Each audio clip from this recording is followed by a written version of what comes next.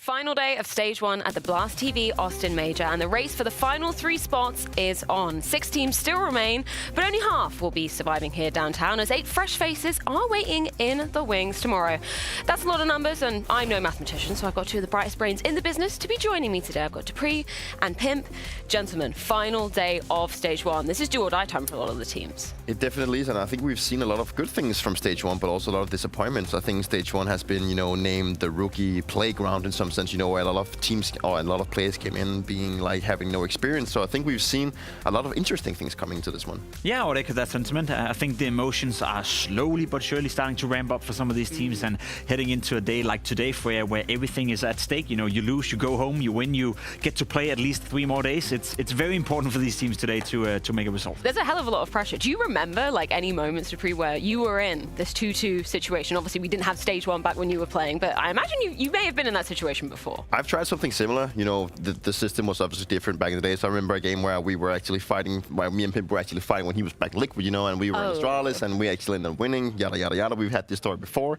But obviously, it's all about making it to Stage 2. Some of the teams that we still have going on today is teams that maybe we had more expectations of. So I think it's also a part where they just want to get over the hump and actually make it into Stage 2, where they get everything reset and they can start off the bat again. I think I'm the player in the world who's been in the most 2-2 games and lost the most 2-2 games in my career.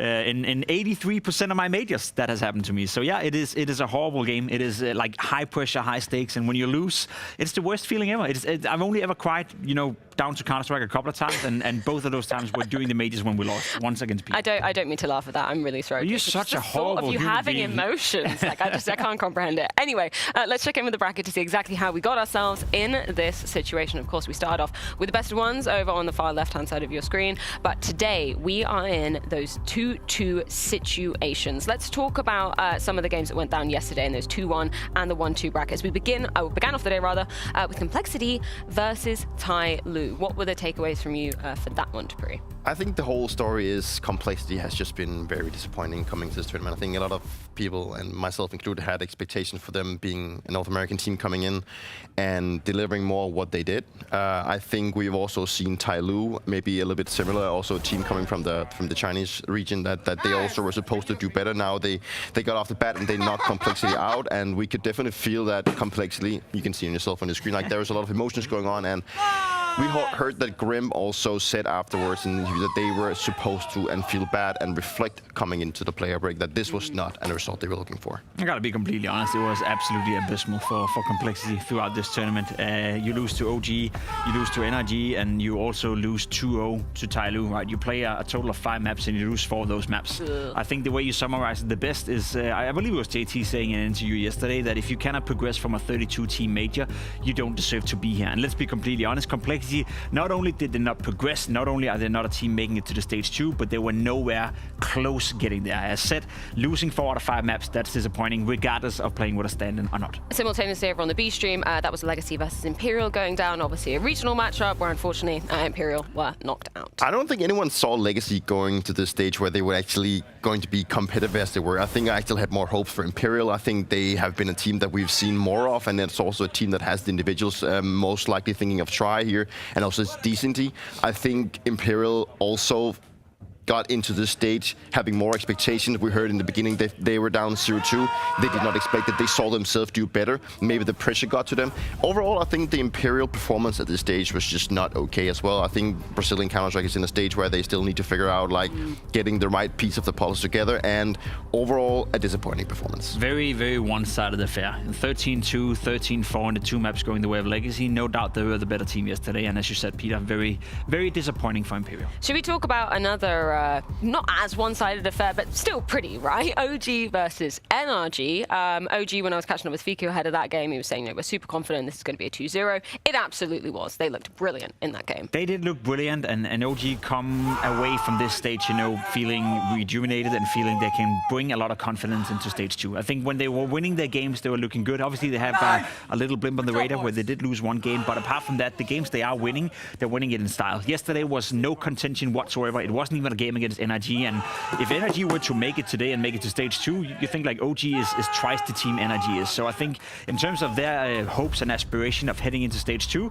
I think they can be very proud of what they've done here in stage 1. Are they in the same caliber as where we're putting, like, you know, the heroics, the baits? So they're slightly below, yeah? I think they're almost on par. Almost there? Yeah. Yeah? Okay, cool. Promising stuff moving into stage 2 for OG then. Obviously, NRG will be battling for their spot today in our first game of the day.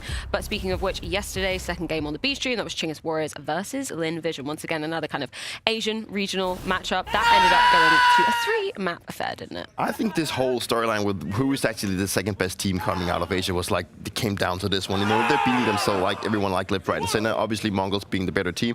I think Lynn Vision obviously came out on top on this one. Now they find themselves in the 2-2 bracket where they can actually make it into stage 2. Something that I did not personally expect myself, but it's a great step in the right direction for that region. Yeah, it is a great step in the right direction. I think Chinggis Warrior were a little bit lucky surviving the first day, to be completely honest. I'm not sure. They got a win here, but the way they were playing yesterday wasn't good enough in order to progress. So it's fair enough they got eliminated. Obviously, on our screen, we've got the BetBoom Wildcard matchup going on, which was, very close affair. BetBoom edging it out. The most interesting game of yesterday. You know, we saw it going back and forth with multiple overtimes games. I think it was great to see that BetBoom actually managed to clinch himself going into stage 2. A team that I have been hoping to do really well. But on the same side, I also think that Wildcard play well, so they also deserve to go to stage 2. Yeah, I agree with that sentiment. It's good to see BetBoom getting the job done. It's just not as convincing as you'd like to see. That first map as well, they really had to fight for that to come back from being down. Wildcard probably feel like they should have won that game yesterday. At least they were in a winning position a couple of times. So for BetBoom to get the job done and make it to stage 2, obviously a good thing, but they still haven't played the brand of Counter-Strike that we expect from them. Obviously, that was a 2-1 matchup, so Wildcard still have one more opportunity today to be progressing to stage 2. That's going to be versus Legacy, but to round out yesterday's action, of course, final game that we saw, Namiga versus FlyQuest. It was actually Namiga that managed to get the win, which is pretty crazy. I think that's the biggest surprise, or one of the biggest surprises so far of stage 1.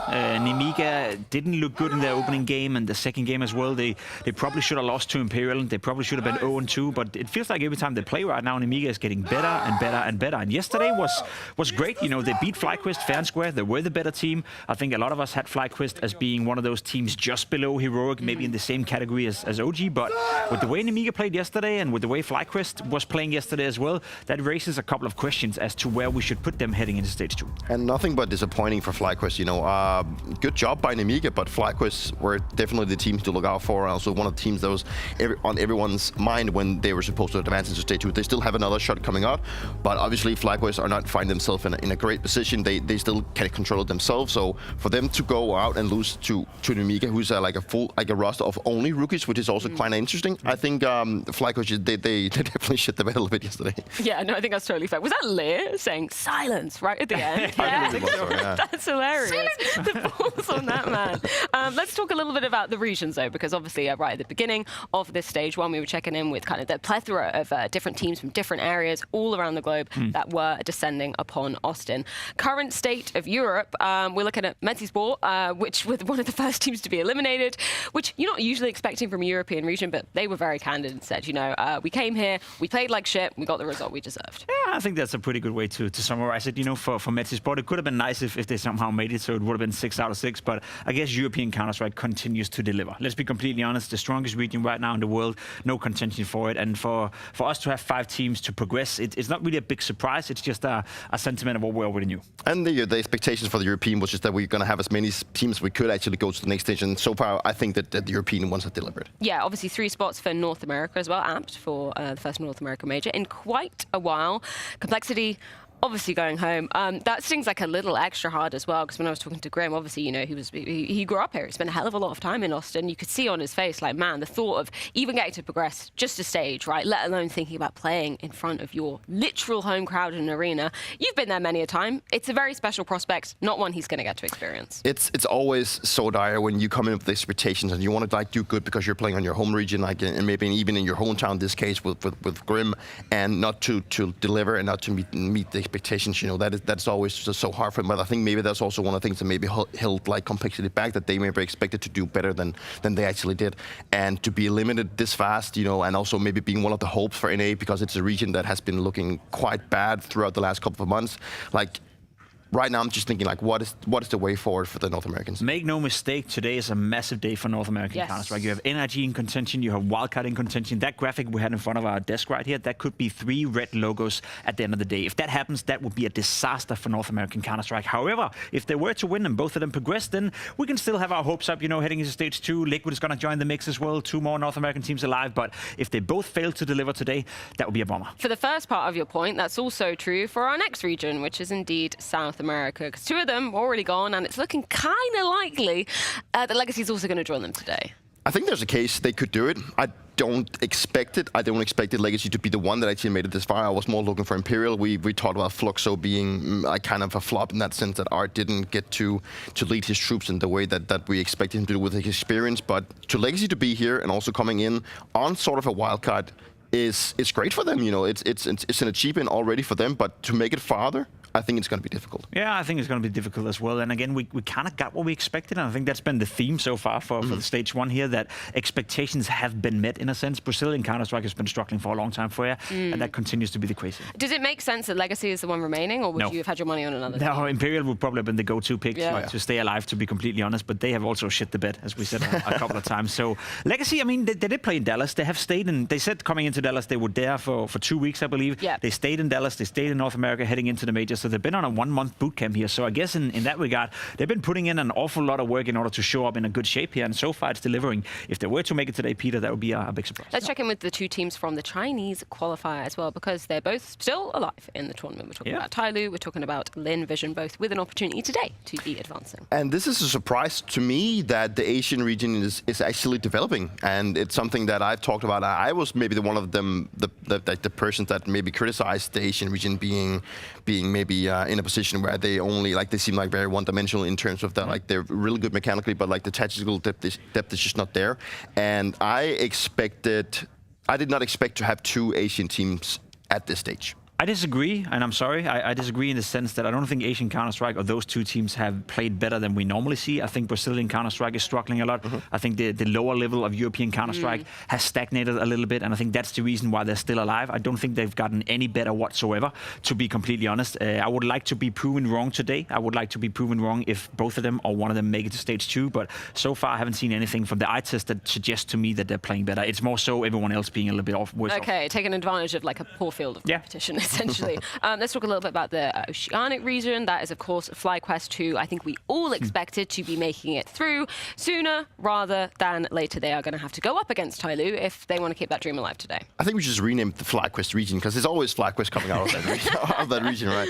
No, but FlyQuest is a team that they've got experience. They've played a lot of tournaments, and it's a core that goes a long way back. It's a team that has developed, and I think it's a team that everyone expected to also move it to stage 2, and now they are backs against the wall. Like, they're in a position where they could lose. I don't think that they're like a super big favorite coming to this matchup, but I actually think that TYLOO has what it takes, and I think it's more about that FlyQuest maybe just needs to rely a little bit more on the individuals. It seems like they're just not really gotten off to like this great start that they want. It seems like they're always falling a little bit behind and don't get to their playbook. Anything but a win for FlyQuest today would be a massive disappointment and a little bit surprising. I agree. They haven't played well so far. TYLOO definitely have a chance, but FlyQuest, they have to win this game. Chinggis Warriors, obviously coming from the Asia region as well. A hell of a lot of people putting them in their 0-3. They ended up going 1-3. Would you class that as somewhat of a win for Chinggis Warriors? In a sense, but I also did watch the game they won against Fluxo, and honestly speaking, I took my glasses off a couple of times because I just couldn't bear to see it. It was abysmal Counter-Strike, both from Fluxo, from Art and the boys, but also for Chinggis Warriors. In that game, obviously, they were the least worst team almost, and that's the way I want to describe it. And I would love to be positive, I would love to be nice, but they have a lot of individual skill, but it was clear to see that they're still a year or 2 years behind in terms of how they approach Counter-Strike and play their advantage situations. They had the better individuals in that game, but apart from that, they showed nothing at this tournament. I think the bright spot maybe for Chinggis Warriors is that they've got some experience coming here. I think they got to play at the biggest stage. They got to play against some teams that are maybe a little bit over their caliber, but not too much. So for them to go here was probably a development, and I think that is what they're going to need to actually develop. There's only one way to learn. That's by doing it. It's very true, and there's only one way you should be watching the games today. That is over on blast.tv, because you guys can be watching in 4K, alongside playing all the Counter-Strike games over there as well, including that bracket simulator, which is going to be so interesting as we move on into that stage 2. That does mean we do need to be heading things to a quick break. When we're back, first game of the day, NRG versus Lynn Vision.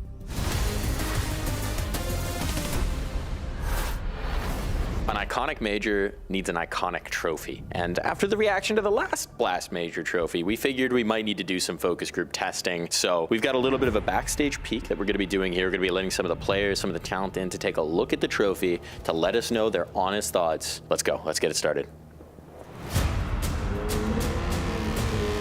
We've got a little bit of a secret for you here. We got a little bit of a teaser. So we want to know your raw, unvarnished take here. This bin is the trophy. It's the bin. You figured it out. Damn, Blast did it again. Wait. Waiting. 3, 2, 1! What the fuck?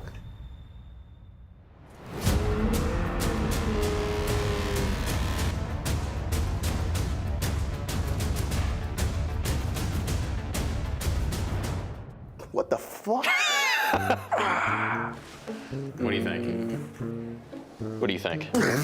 What do you think? What the hell? Too small. Too small. Wait. I think it's cool. What do you think? I don't think I like it. No? I'd love to see a player lift this up like this and then it just breaks. By the horns? Moo! Yes. And why is this? It's because of Texas or what? The Longhorns. I think it's cool. I think it's really different from what I have ever seen. I don't know if you remember the reaction to the Paris trophy, but we're maybe looking to avoid some of that. And then what we got some like, what is that? Fire eyes on it. You know, it couldn't be worse than the Paris major one, so, you know, it's just a step in the right direction. I don't know, but I think my idol Monastic get hit.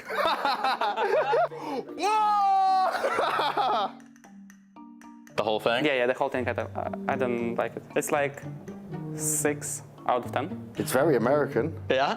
It needs a cowboy hat. Now, I do have a secret to tell you. This is not the trophy. Okay, thank God. This is a fake we made. So you just trolled me. We are trolling you. We made it in Blender. Honestly, it came out better than we thought. There is a different one. It's mine. It's mine. You can't keep it yet, but maybe after the event we'll give it to you. It's mine. I'm the Austin Major champion. Is this like the city of Austin? Yeah, it's the city of Austin skyline.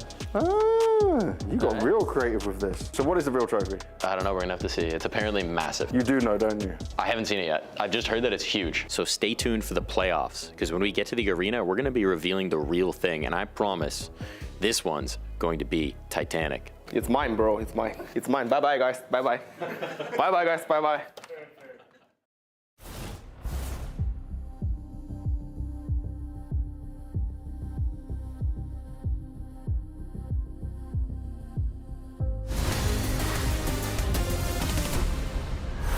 Six teams ready to take to the booth today, but only 3 spots remain here at the Blast TV Austin Major. We're in stage 1, which we kind of branded as, the stage of the newbies, the rookies that have been entering the major chat, because we've had a hell of a lot of them and a lot that have been delivering some impact, right? Let's start off talking about Mizea, obviously, because we're going to see TYLOO playing later on today. He's been delivering on all fronts, super consistent, right? Yeah, I think like the talking point for TYLOO for a long time has been G, obviously, and obviously a guy that maybe we've only talked a little bit about yesterday was Mosea, and I think he's a guy that has been very instrumental in how TYLOO has been playing at this tournament. We see that he has actually been the best delivering person inside of TYLOO.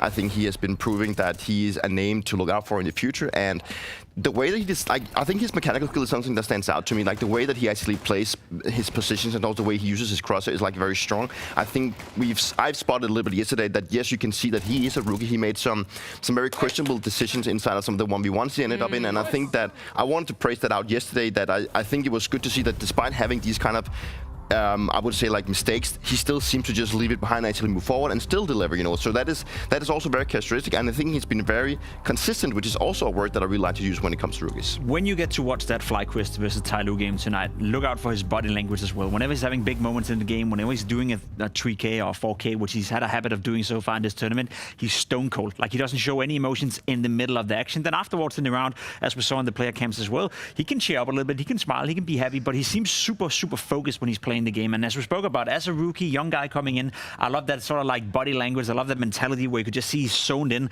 and he's delivering. Mechanically, how would you describe him? What have we seen him deliver in that department? I think he's really good at like clearing out his angles, but also understanding where to put his crosshair. At times, it seems like even if he gets stressed inside a situation, he just seems to always understand where his next opponent is going to be. If he's in a position where he actually has to go for multiple angles, he's good at isolating angles, which is something that is like very crucial and very important when it comes to being a good mechanical player, because it can be so easy to just get overwhelmed with what is actually coming at you. But he keeps his cool and he actually keeps delivering. Obviously, they're going to be facing FlyQuest. So let's talk a little bit about Nedic, the newest member of that FlyQuest squad, new to majors, obviously, as well. Hailing from New Zealand, pimp. New Zealand. He's not Australian. There's a difference. Chad, I got you back. He is from New Zealand. Maybe he should move to Australia at some point. I don't know. Anyway, Nedic has been a positive surprise ever since he joined FlyQuest. I think we saw the first glimpses during IM Melbourne, where he came in and was a little bit of an unknown quantity, so to speak.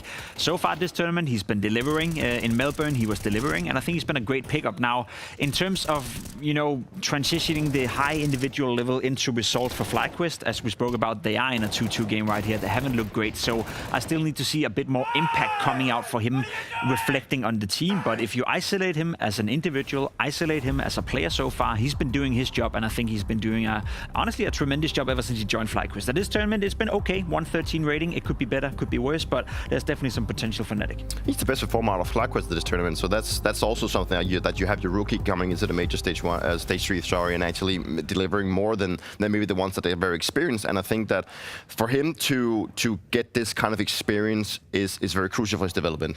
Yeah, let's talk about one more rookie. That is indeed George. Why have you picked up on him? I mean, NA Hope, we spoke about it, big day for NA. They need to get at least one win today, maybe two, and I think George is one of those players that would need to step it up in order for him and NIG to have a chance of winning today.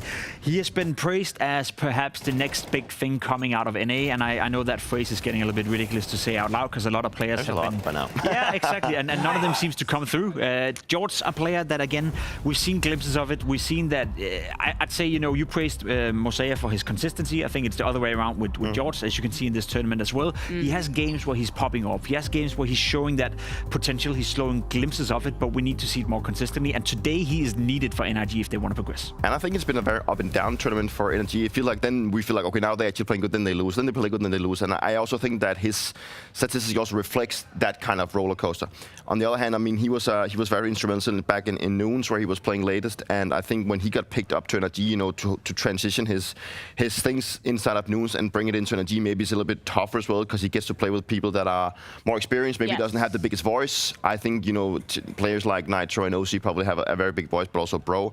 But I think overall, like the team just needs to get a bit on the same page. It feels like NRG are still in a position where they are not like super comfortable. It looks very like insecure sometimes when they play, and they definitely need to get their things together now. Yeah, for certain. It literally is do or die time as we can check in with the Blast TV bracket simulator. I teased it before we had to break. Now we can show you what it is all about. So should we make any selections here, gentlemen? Do you want to make any bold predictions with this? Because obviously we're over on the right-hand side of the screen, and if you go to the webpage yourself, that will influence the stage 2 matches as well. We know some of them are set, but some of them can still change today. I think the Wildcard versus Legacy one is interesting, to be completely honest. I think that's the game where I see the most 50-50 potential. Wildcard have looked great so far, but Legacy, as we said, they've been playing an awful lot of Counter-Strike. They've been in the States here for more than a month. I could see a bit of a surprise happening there. I'm almost willing to go with Legacy, to be completely honest. I'm going to disagree with you. I actually think that Wildcard they had a really close game against Bedboom yesterday, a game that they might have just as won. I think that Wildcard has a really good chance of actually making it to the next stage. I think both Fusi and Sus, the two Swedes, we've talked a little bit about the Swedish scene being in a quite of a downgrade as well, but I think they've actually delivered very well. So for me to see Wildcard going forward is not going to be a surprise. Well, that's going to be going down later on today, but first game of the day, that is going to be NRG versus Lynn Vision. So let's go on ahead and check in with Nitro. Nitro, before we dive into today's matchup, I just wanted to have a quick review with you of the entire tournament so far. What's the biggest strength you feel like NRG have shown so far at the tournament?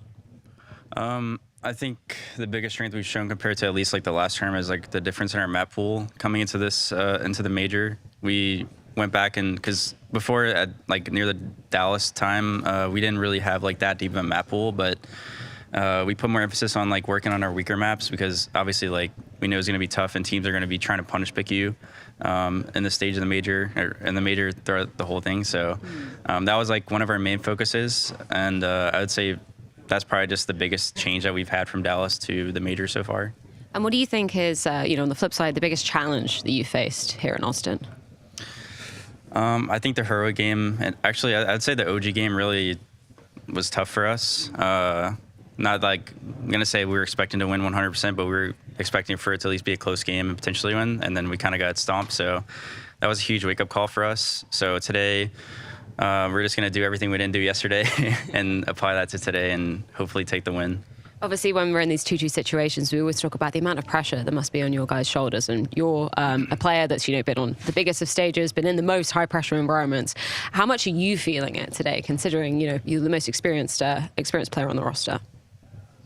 It's hard to say. I don't really feel that much pressure, to be honest, because if I know for sure if I were to feel pressure, I would play a lot worse and maybe not think as quickly. And I'm just trying not to think about anything else besides the opponents today, and making sure my guys are all on point and making sure everyone understands the game plan, all this stuff. Because I know if we do everything correctly, we can win. Just a matter of making sure ourselves look good and feel good. And that's just been the main focus since yesterday, after taking the hard L to OG. Is there anything particularly notable about Lynn Vision? Because I was just looking back on, Patriots TV officials. Doesn't look like you guys have ever played them with this roster. So anything you kind of picked up in terms of the preparation I'm sure you were doing last night? I mean, when we watch our games, they kind of have their own little meta in China and stuff. And it's a bit different from what we're used to and what we see when we see Tier 1 tournaments. So a lot of it is just kind of see their philosophy for the game and how they think about the game and how they like to play their CT sides versus us, and how we can, try to figure out where their gaps are, where their weaknesses are. We scrimmed them a couple times actually, so we kind of have an understanding of how they play and how they approach the game. So that was actually huge for us in this stage. So yeah, that's pretty much it. Very insightful as always, Nacho. Best of luck. Thank you. Practice is one thing, officials are a whole nother ballpark, because when we're looking at some of the individuals in these officials, Jacob, NRG, they're still leaving a few areas to be desired, right? Yeah, let's be completely honest. Let's apply some pressure. He said he didn't feel the pressure and he doesn't necessarily thrive under pressure. Well, I want to apply pressure to some of his teammates then. OC is a great example of a player that has been under-delivering so far this tournament. He is the biggest star within NRG. He's the highest rated player the past 3 months, but so far this tournament, Peter, he's been absent. He has the AWP, he has the most expensive role in the game, and he's shown us before that he can be the difference maker, especially when you talk NRG playing Tier 2, Tier 3 opposition. So far this tournament, he hasn't been delivering. Today has to be that day. Otherwise, NRG are at risk of not making it to the next stage. They need OC, especially coming into a map like Dust 2 being the first one out of NRG as well. I think Dust 2 is very instrumental for you to have your Opera actually walking around. He needs to be very mobile. But they just, sure, OC needs to step up, but I feel it's also a team thing. I think the entire team has just not shown up today. I think actually the one that maybe has stood out the most to me to have shown most character is Nitro. I think he's he's also the leader out of the squad. So for him to also lead his troop has been very nice to see. But OC definitely has to get his things together and actually start performing way better than he's done. Is it just one individual that you're desiring more from, or is there maybe a couple other names you can throw into the mix? There's another guy that I've been praising so far this tournament for his, I guess, his body language and the way that he was dictating what maps the team wanted to play. We heard from Bro saying that he suggested to play Anubis, even though the rest of the team wasn't necessarily sold on it. I like that character. On this server, though, Bro hasn't been delivering either. Coming into this tournament, he's poising a 1.15 rating the past 3 months. At this tournament, he's down to 0.90. Again, as you said, Peter, it's not one player. It's not like we're singling out OC and Bro and saying they are the reason they're not playing well. We had the same conversation with George, but these individuals that are your playmakers, that are given a lot of responsibility on the server, when it comes down to this very moment where you have to win, where you have to step up, those are the guys you look towards. And Bro hasn't been stepping up as of late, and we need to see that today as well. It's no thing. I mean, we need both OC and Bro to step up. I think it's they need their individuals to show up now. And I think against a team like Lynn Vision, an Asian team that maybe they said themselves they've scrimmed a little bit. They have an idea. They feel like the prep has been working in their favor. I still strongly believe that at this point, where they know stuff about them and they also talk about the meta they are playing is a little bit different. They need to just focus on themselves. They can get to a point where they maybe focus too much on their opponents, but right now I think it's all about themselves. And that's the reason why we're bringing it up, right? It would have been different had it been against a European team, but against Asian Counter-Strike, against Lynn Vision, it's a lot about the individuals. So the viewer may think, yeah, you're pointing out a player, you need to play better and then you win. Yeah, it's that simple sometimes. Counter-Strike can be simplified, especially when you're going up against Lynn Vision, who has a tendency and has a habit of relying a lot on the individuals, which is why we're calling out for the individuals of the NRG side to match the output from Lynn Vision. I don't often call for predictions, but anybody want to make a bold pred about how this series is going to go down? Who's going to be making it to stage 2? I think it's actually so open. I'm gonna have to go with NRG. I think that the whole idea about playing an NA major and that they have it in their own hands is going to be very instrumental for them. So throw NRG 2-0. We're going to need all 3 maps, and I'm afraid it's going to be Lynn Vision. Oh, okay. Well, we do have our analysts with their predictions locked in, so it's time to get this game underway with Anders and DDK. Yeah, thank you so much to the desk. I am excited. I think this game is actually going to be a lot more fun than people expect. Dan, how are you feeling? We've got to send another team home here. I mean, but also we've got to get someone to qualify. It's exciting. Yeah, it is very exciting. I think this is going to be a really, really good match, actually, because I think the map pool, I think it gives NRG an edge. I'm not sure I agree with Pimp with the he looks so confident in the victory there for Lynn Vision, because we do have an Inferno in the mix. That is a map that we saw NRG play pretty well, opening against Complexity. Right. Very early on, and we saw that Lynn Vision, despite winning it yesterday against Chinggis Warriors, it required Starry to go nuclear and have lots of incredible individual moments, lots of clutching. That's really where they made the difference, but the fundamentals, they were not better than Chinggis Warrior on Inferno. I would agree with that. Like, it was a really tough game, but they managed to find a way to pull through, so we'll see if they could do that again today. Welcome, ladies and gentlemen. It is Lynn Vision versus NRG. We're going to begin on Dust 2, with NRG starting on the CT side, Lynn Vision on the T side, and it's looking pretty vanilla at the moment. There is some grenades there on Call Me Sue, so they can make the cross for long. Pretty standard stuff here. We'll see if they can win the opening fight against George, who's going to get some backup. Nitro's actually coming in to help him out. What a great flashbang and some headshots to follow. George taking down Amelia and Starry both. That is such great timing. Yeah, really patient, calm shots there from George. Like, waiting at that flashbang. I mean, that was a great sequence, and they are locked out here. Lynn Vision trying to make their way through. They're super committed into this choke point, but it feels inevitable at this point. In fact, not a single player dying. And George looked so calm.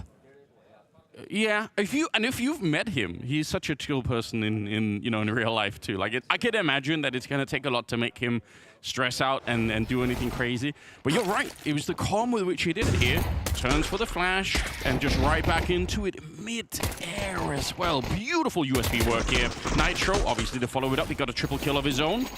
So that's what you want to see. NRG off to a bit of a start, and I'm gonna be honest right away. Like, okay, OC. I am going to be a little bit biased for NIG here, just for the America factor alone. There's a part of me that really wants to see this work out. But Lynn Vision is such a fun team to watch that it's hard not to get swept up in the madness. Yeah. Last time we saw them play, Amelia was crazy on this map. Yeah, they were really... They had a lot of really cool answers and solutions on this map, so it's such a comfortable place. I think for both Lynn Vision and NRG to find themselves. That's why I think this series has a lot to give. Because we start off in really comfortable territory for both sides. And, I mean, right now, normally in this kind of spot, you're looking for just a guaranteed bomb plant. So many teams love to get up cat, because that space gets given by the CTs, and you get that short plant. That's very often what we see, but this time, it's going to be a B split instead. Yes, setting up the double smoke here, which... You can do a lot of different things with it, depending on the timing. Looks like they're just going to be walking through and not really waiting inside of it. But yeah, that means they can all pop through at the same time.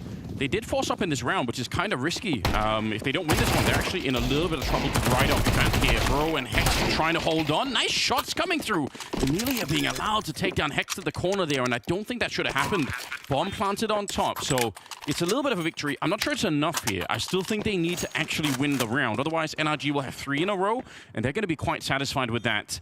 It's Amelia holding the angle. He does get the dink onto George, but it isn't enough here. Try to catch the scout in the middle. I don't think that matters either. OZ goes down. Now the Deagle's out. He finds a shot here. Needs the head on to Nitro, but he hasn't got it yet. And Reload is in. He can't quite find it. It's good damage. It's a lot of rifles gone from the NRG side, but I still think NRG are going to be okay with this. Lynn Vision, the bomb plant, yeah, it's helpful, but they're still behind economically. That looks very doable. Starry with that Deagle at the end, especially what we saw yesterday from Starry's Deagle. And the shadow teasing the peak. Yeah, very close round, very close indeed. Certainly could have gone Lynn Vision's way. Here's some of that Deagle action, and it's you got to be very wary of that. And I do wonder, we saw Nitro talking about it, that they've had some practice against Lynn Vision, although it's not too much. And the question remains to be seen as to whether or not that practice will be enough to have a good reads on how Lynn Vision do interpret the game. Because, Nitro is experienced. He knows that you have to understand your opponent. You have to understand their philosophy of the game. But like you said, coming from a completely different region that's very different to North American Counter-Strike, very different to European Counter-Strike. Yes. There's going to be some calls you're probably going to make that don't end up working out just because you get the wrong feel of how the opponent will play the spot. I think that's true, and it might even be, I think you could make an argument that even if you know, the fact is you've played your whole life, like 98% of the time you're playing against something that feels different. So, telling yourself before the game, well, you gotta remember they're doing this, this, and this. It's like, yeah, but in my bones, I'm gonna feel that something else should be happening. And I think that is one of the things that's made it really fun to watch Lynn Vision here, is that they do have a bit of a different approach. There really are times when they're doing things that just you don't normally see. I was tweeting a little bit about it on Nuke, where we saw, Emilia as the sort of solo lurk player actually initiating some fights, which is really, really rare, because normally if you're lurking, well, you're not also going to be the first point of contact, obviously so. But they have a different opinion about that, Lynn Vision. They're actually doing it differently from, I would say, pretty much every other team in the world. So it can be hard. It can be really hard to read. We're not just saying it like, oh, they're playing Chinese Counter-Strike, it's different. No, they definitely are. If you go look at the demos, you can see that they are doing things that are significantly different from everybody else. And for me, that's super exciting to watch. OZ going to get caught by Westmelon. They forced into the round here, and he will pick up Hext as well. So a little bit of a challenge early on to NRG. It's a good headshot from Nitro. He swings wide, but he will get taken down by Starry. So a 2 versus 3 here. The punishment continues. Starry, even as he's jumping up, getting the headshot onto Bro, and leaves George on his own, but actually gets the kill first. That's a bomb in the middle. Emilia going down. Oh, no. A little bit of a challenge. Oh, wait a minute. The bomb was on Saka, but he's going to come back. Yeah, this is really, really risky. Obviously, you might be expecting that George would cross to sight, giving him 3 clearance above, but George is going to take down every single player. It's such an incredible read from George. We're just talking about the reads and the double back. It's definitely not a bad play at all, but George just one step ahead. Yeah, you're absolutely right. Definitely, Saka was thinking there at the end that he's going to go to the B bomb side, like you said. How wild. But back-to-back rounds where it's down to the 1v1s, and NRG win out. This time there's no bomb plants, but now there's a bit of a loss bonus. How crazy are Lynn Vision, though, is the question now. Are they ready to try and do another force-up to keep the pressure on? Because what they know is if they win the force-up, they will crush the NRG economy, and then they can be right back into the, like, all is forgiven. They're back in the half already. But if you force up and you fail, you're just making it worse all the time. Yeah, and I think, Lynn Vision are pretty unhappy about losing that. It's not just like a 1v3, but it's a 1v3 where George, he got given opportunities. Right. If you're Emilia, you don't have to find the trade frag there. You still have a 2v1 with lots of time and the bomb. So certainly not a great spot. I fully agree, right? And I think that is one of those things that Lynn Vision have probably been hoping to figure out in the days here at the Major in Austin, because you don't want to see that. It would have been better, you're right, to just walk away, have the 2v1, you probably win that one. Okay, they did buy a little bit. It's a half buy, right? They didn't invest fully into it, so they've got some armor, they've got some Tech 9s here, but they're keeping it reasonable. I like this compromise. Yeah, and we might see what we mentioned previously, which is, that play for the short plant, and then try to get back towards short, maybe leave some players there. You don't need to send everybody deep onto the site. But can they get there? That's the question. It's going to be a gauntlet run. I mean, they could probably get the smoke and the flashes to get past OC. The smoke already is pretty nice. Flashes are coming through. Nitro playing right in front of it, though. And he's actually going to join the pack and sort of walk up behind him. It's great movement from Nitro. And the spray! Last bullet headshot onto Emilia. Westmelon and Saka, the bomb plant now very far away from them, you can tell. And George swings in. It looks like the mechanics on George are really sharp here this morning. 7 and now 8 kills to 1 death on George. And they denied the bomb plant. Yeah, totally agree with you. George is looking quite clean this morning so far, quite clean and calm as well. That was the first word that came to my mind when watching George in the opening pistol. But yeah, really nice move, great counter for Nitro. It's a solo play, but it's very hard to deal with that if you have good timing like Nitro did there. So easily wrapped up that anti-eco, NRG 4-0. No bomb plant from Lynn Vision, but they do have the full buy. AWP featured here on Zach. Zach has been pretty awesome. We had great moments on that AWP from Zach yesterday against Fingers Warriors. He's one of those mashy AWPers, you know, fairly high sense. You can tell when he goes for the flicks, and it is fun to watch. Smokes in the middle. And just the default coming out here. And typically, Lynn Vision's default here does involve holding long, let's say, pretty comfortably, you know, up front. You could see Starry's out there, holding upper dark as well. That looks like that might be a challenge. That smoke actually lands behind them. Komisu is aware that someone could be pushing up. That smoke is deep enough that it's doable. Oh, OC caught off guard here. And if he wins that fight, that's almost going to be the round. But Hext on the other side will keep it alive. That's really important. Yeah, able to fall back into the site, and Lynn Vision, they do have the bomb still in upper dark, and they might be looking to work their way back into a B split, especially with that pick in mind. Oh yes, that they got AWP down, and they will know also it wasn't picked up again. And in fact, the B site has been given now by NRG. Playing more retake on it, that makes a lot of sense if you can't defend it with 2. And that's exactly what's going to happen here. Hex will try to get 1 on the entry. In fact, he does get 1. Makes it a lot easier for this retake. But there is a confounding element, Anders. We've got that player on cat for Lynn Vision still. Yeah, Amelia's here to catch him on, but there's another flank coming in now. George has managed to walk his way down into lower dark, so they're going to try and plant the bomb right now, but let's see how close George will be. Hextus in the window. This sandwich could be epic for them, but Saka gets 1, and Starry's jumping and picking up Hex at the same time. And they couldn't even rotate here. Oh no. Just 1 player left. But that's short. Why did I think that? Am I crazy? Have I been taking crazy pills, Dan? I think every day, Anders. Yeah, it's not at all impossible. Maybe they just look too much like each other. Yeah. Well, I mean that was. What do we do if we have twins playing and they just have the exact same, you know, like they just look like each other? I know that would be pretty awesome, but I don't even know if we've ever had that situation. Like, wouldn't that be like the most awesome setup for a site? You can both sort of like read each other's mind with the twin powers.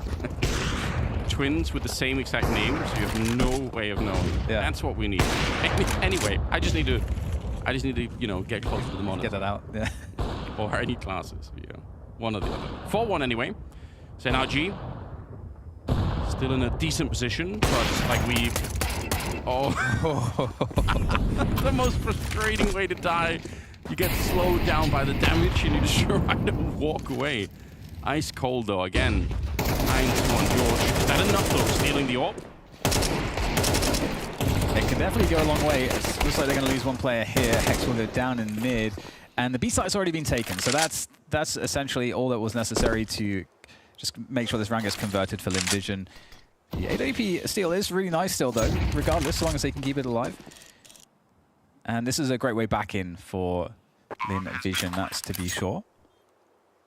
I mean, this is where the logic of forcing up that much and keeping the pressure on early on, it pays off, which there's no guarantee that it will. You can also just go on to lose, you know, many more rounds, but the fact that they kept the pressure on, they kept doing, you know, force buys, half buys, when they eventually win a round, then the CTs are wiped down in this fashion. So very nicely done.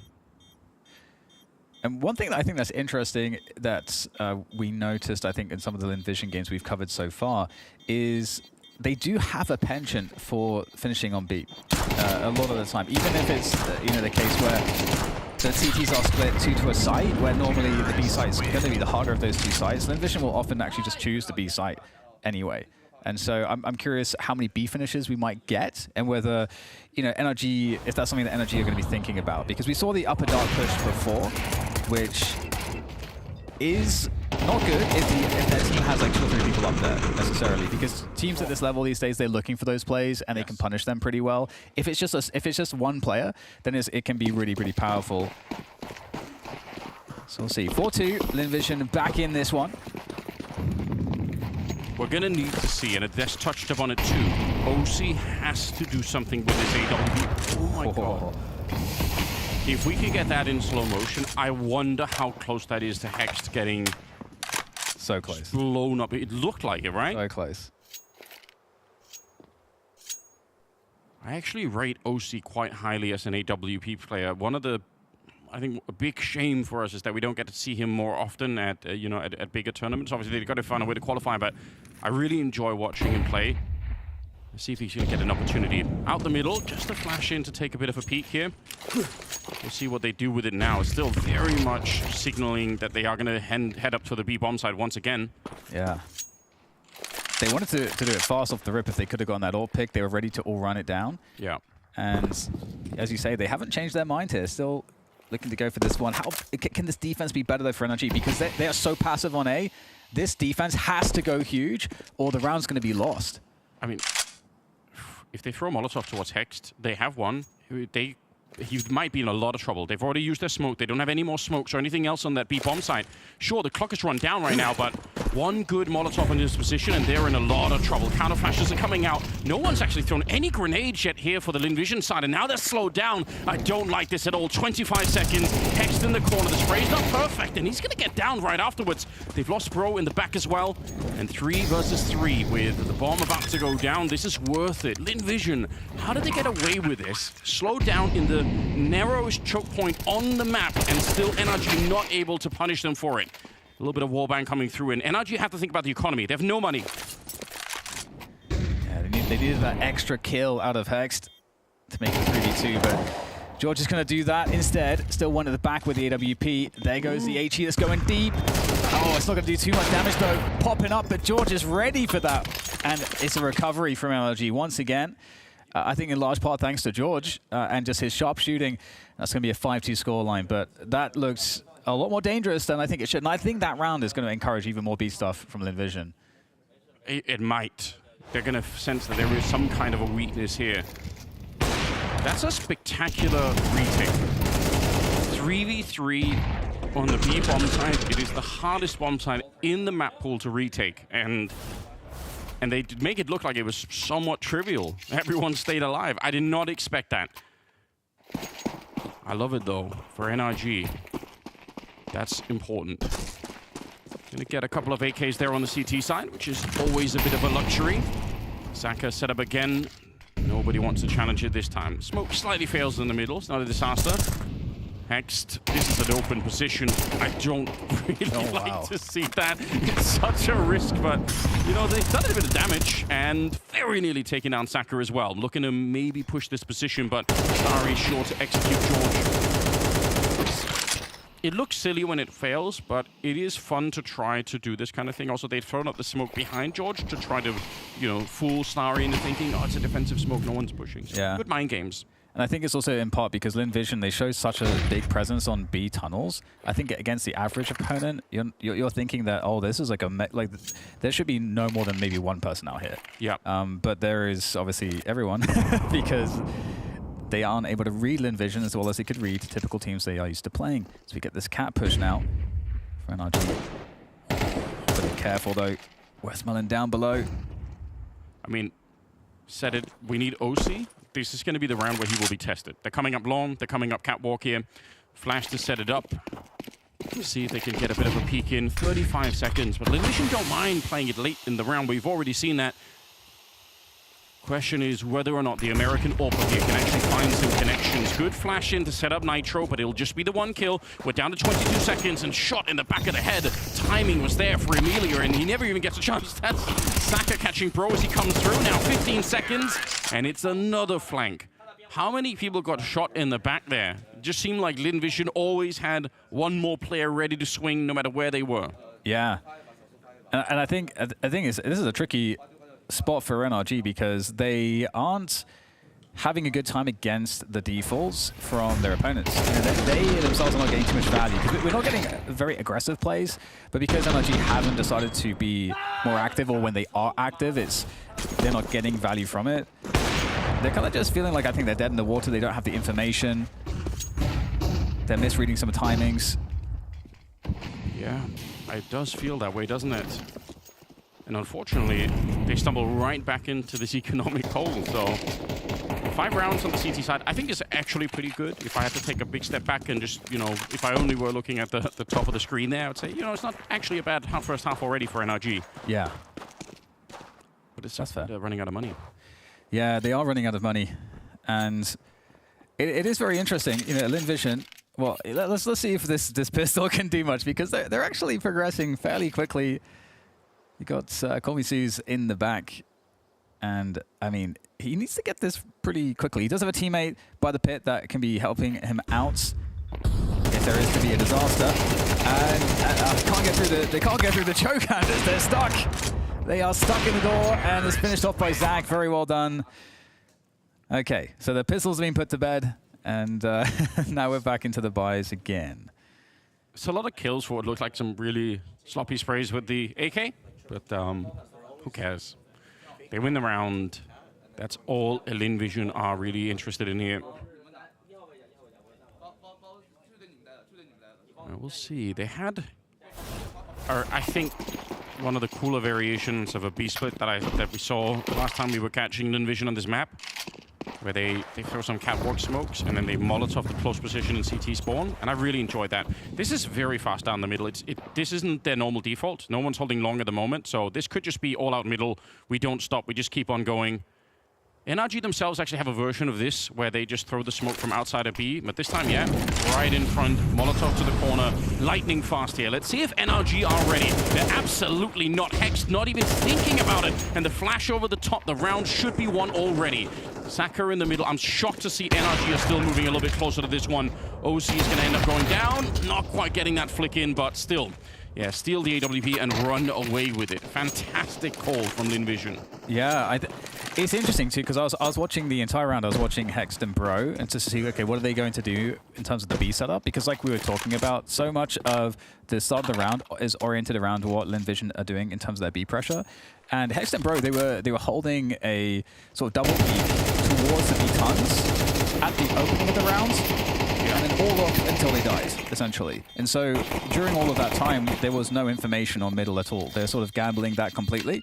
And so, you know, that might be, you know, one of the adjustments that we would want NRG to make. Because NRG are playing it kind of standard where they're just doing two on B. Yes. And then, you know, they start with 3 to have, you know, long control or to have contention there if there's pressure. But there rarely is against Lynn Vision. So, you know, one of the adjustments might be just a 2-1-2 to at least keep the tabs on mid to prevent the play that happened here from happening, where you just come up and you're shooting someone in the side of the head. That shouldn't really be happening for NRG. No.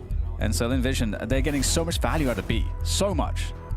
And it's a bit counterintuitive, because normally we say, oh, you know, they go B so much, isn't it becoming obvious? But at the same time, the other bonus that you get for it is just the frustration for those B players in not being able to hold it. It can also accumulate. Did notice as well they were shooting Hexed even long after he was dead. I imagine, you know, they don't. I mean, I hope what it does is just invite some more trash talking out of Hexed. I'm missing that already. I enjoy that so much. But he hasn't had really many opportunities to. Still OC on 1-7. Bro is at 3-8. Yeah. Got to point that out too.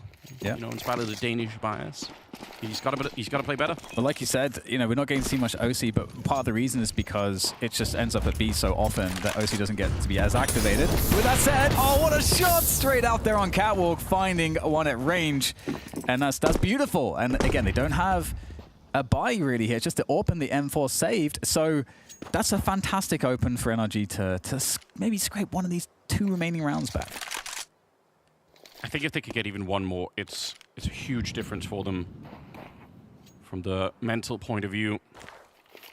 Smoke here for the doors. A little bit further up. All right. Can never tell if it's for the door or if it's for the double mid smoke. They can both be thrown from that position. Westmelon slowly creeping forward into the middle. Got the AWP versus AWP battle brewing in here, and it's OC. That's a nice flick. Ready. About time that he did something.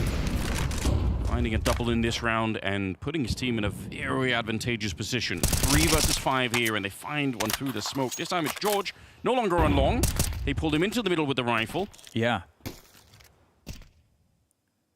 And NRG, they don't have to do anything special here at all. 5 versus 2. Okay, maybe make that a 3 versus 2. 2 quick kills there from Lynn Vision as they try to find their way through some of these challenges. And they only have 25 seconds to plant the bomb now, so time is now starting to be an issue. Flashed out of mid doors.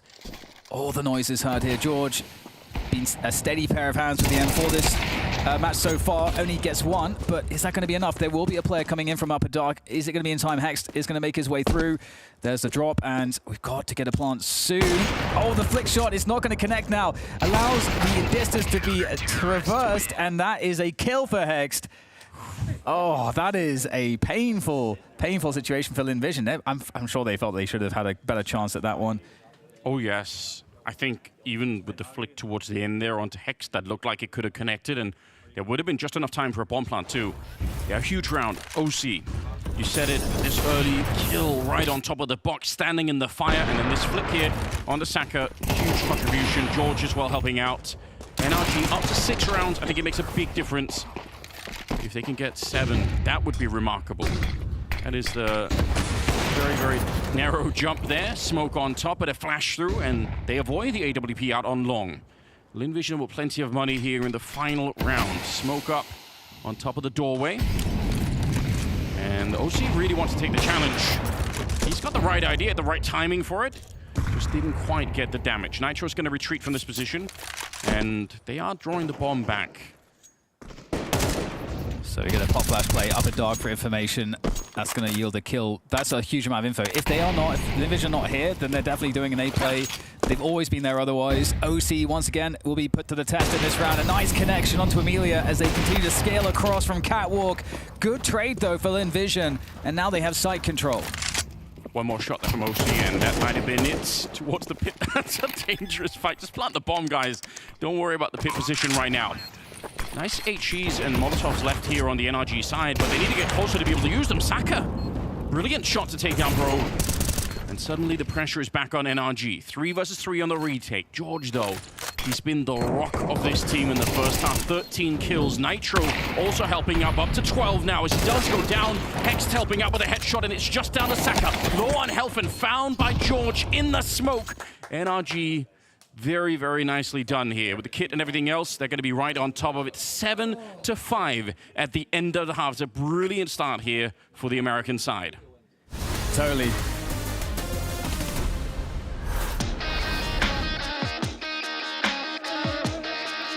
First started playing Counter-Strike in 2015, and it was just some friends that I played Minecraft with. They showed me the game, and then I started playing competitively in 2019, like ESEA Open, and then 2021 when I joined Triumph. The first time I saw like I could make money doing this. The early teams, no one had like a ton of experience on those teams, so it's kind of like you're just learning together. So you grind your way in the lower ranked teams, and then you make your way higher. It's a great environment, energy. You know, we have all the NA players, so like 4 of us, 3 of us being American, 3 of us live in a house together in Texas, and then Nick is also like in the same neighborhood, so we're all like around each other, go hang out and stuff. And then Alex being from Denmark adds nice like variety. Has it been something that's been appealing to you is to stay local, to stay to your roots? Have you ever thought about going international? I've definitely thought about it. It's not like it's an easy decision to make, and I definitely prefer to live in the US, but for the game, you know, it's almost like inevitable at this point that you have to be in Europe most of the time. Like if you're not qualifying to lands, then you're really not like improving. You have to be in Europe, or at least, you know, now that teams are here, you can play them here, but you have to be playing the top level teams or it's just way too hard to improve. So it's definitely like a move in the future potentially, but right now it's not exactly necessary. Well, obviously qualifying for the major here is a big accomplishment. To be like, it's the first NA major since I like started playing competitively, so to make it really special. Be honest, do you feel any pressure? I mean, the pressure was qualifying. Maybe after making stage 2 and 3, there'd be pressure because you want to get to the arena in front of the home crowd, but right now there's no pressure the rest of the season for us. We made our goals. The first goal is just to get a couple of wins here, like hopefully make stage 2 or 3. It would set us up really nicely for the next season in terms of VRS points. If we could get any sort of like decent wins here, so just making, you know, taking a stage at a time. Yeah, I mean, it's definitely nice, like you're in your home country and everyone's coming here to experience it. Austin's like a great city as well, probably one of the best cities in the US, so it's nice there's a big event here for everyone to experience.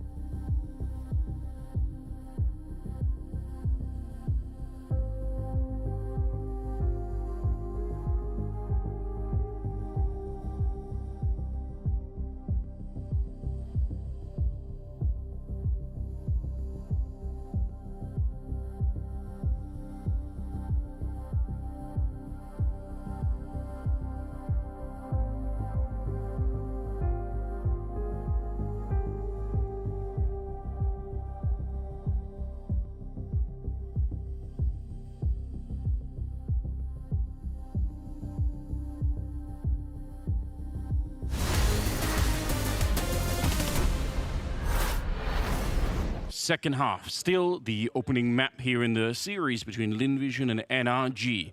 Trying to keep their major dreams alive on both sides. We're on Dust 2 to begin with, and now NRG are going to be on the T side with Lynn Vision on the CT side.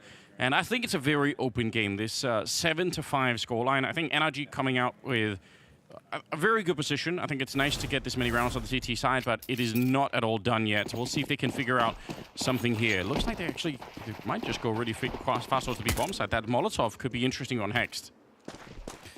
Yeah, they are looking to go pretty quick. I mean, the potential's there. And they are making their way through the upper tons contact style.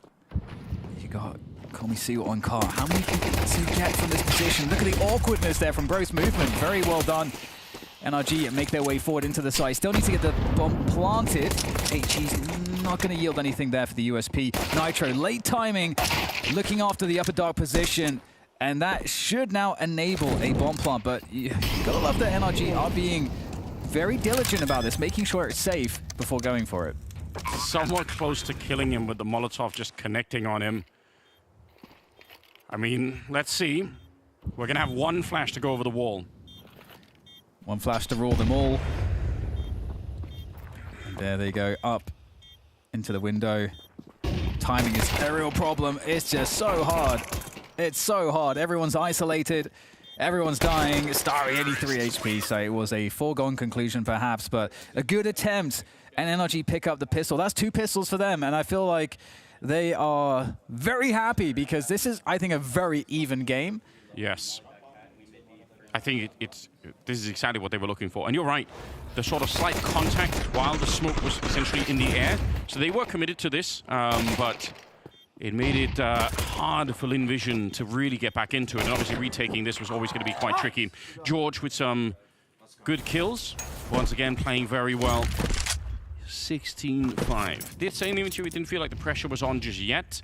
It's just about, you know, trying to get to the next stage and the next stage. And he's probably right. Like, if they are within grasp of the arena part of the tournament, that's going to be different. That's going to feel like they really, you know, want to make that. But right now, that's still off in the horizon somewhere.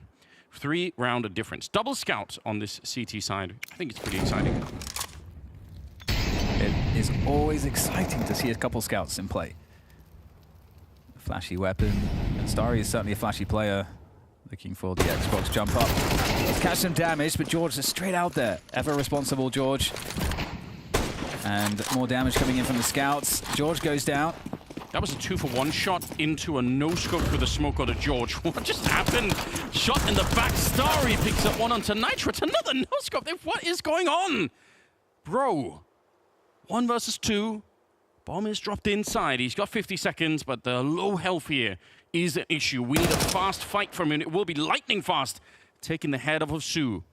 And Starry's on the other side of it. By the box. It's the right idea that Bro's got. If he had the bomb, it would be a lot easier for him to dictate this fight. But as it is, he's going to make a choice to run all the way back around. And got to be careful he doesn't give away any noise. Starry doesn't look like he's thinking about it. Now he finally is. Just in the nick of time he was looking there. Wide swing comes in and the spray is immaculate for Bro. 4 kills in the round. The Dane is going to be able to save NRG in this one. Wow, that's a big performance there from Bro.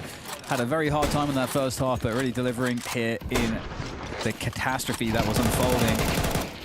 And doing so very calmly as well. The swing right at the end that we saw out of the upper dark was just so decisive.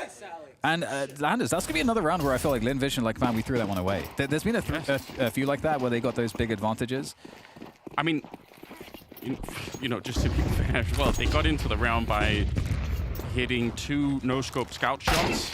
Okay, that's pretty good. Sorry. Yeah, no kidding. Pushed up the middle, taking down OC. Swinging back around the CT spawn, and we'll be able to find Nitro if he'd had that headshot too. It might have been the unraveling of the round, but Hex at the same time is doing great work. He's going to secure the B-bomb site, which means they can rotate back. And I think, I don't want to call it round winning, but this is really close. Let's see if Lynn Vision come back and they even check this corner. It will be hard to check. Yeah, Sue has a Deagle. We've got a P250 on Westmoreland. Other than that, just a USP and a P2000. So you would think it should be okay for NRG here. Just need to get the bomb down and life will be easy. But this is pretty quick here. Lynn Vision onto the flank. And if they manage to get multiple players attacking at once here onto George, it might be a good look. Trying to use the movement there, but really well done by George with the Galil. And now it's just a 3v2, so I think the hardest job has been done there for NRG now. But my God, Lynn Vision making them work for every single round. It's another one of those situations where, sure, he's fighting unarmored pistols there, George, but just very calm, very smooth, not stressed, even if they're pushing two people through the smoke. It's very easy to miss the first couple of bullets in that kind of a spray, and then the panic just sets in. You're like, oh my God, I don't know what I'm doing anymore. Not this time. George up to 20 kills. The reason right now that NRG are this far ahead, there's just no question about it. What a huge impact to have. Yeah, absolutely. Totally agree with that one. Nice shot from Starry is very dangerous with the Deagle. I think it feels like Starry's figured something out with the Deagle that most other people haven't. We've seen just iconic rounds in this tournament from him with just that weapon alone.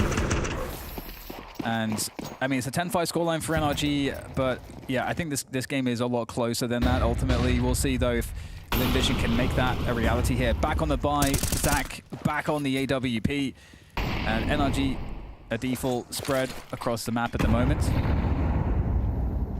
Someone's been studying. Yeah. They did get Sue down to 50. It's the kind of counterplay you make when you've been watching a lot of demos, and you know that he just defaults into that position, and you're like, all right, you know what? Let's try and punish him for it.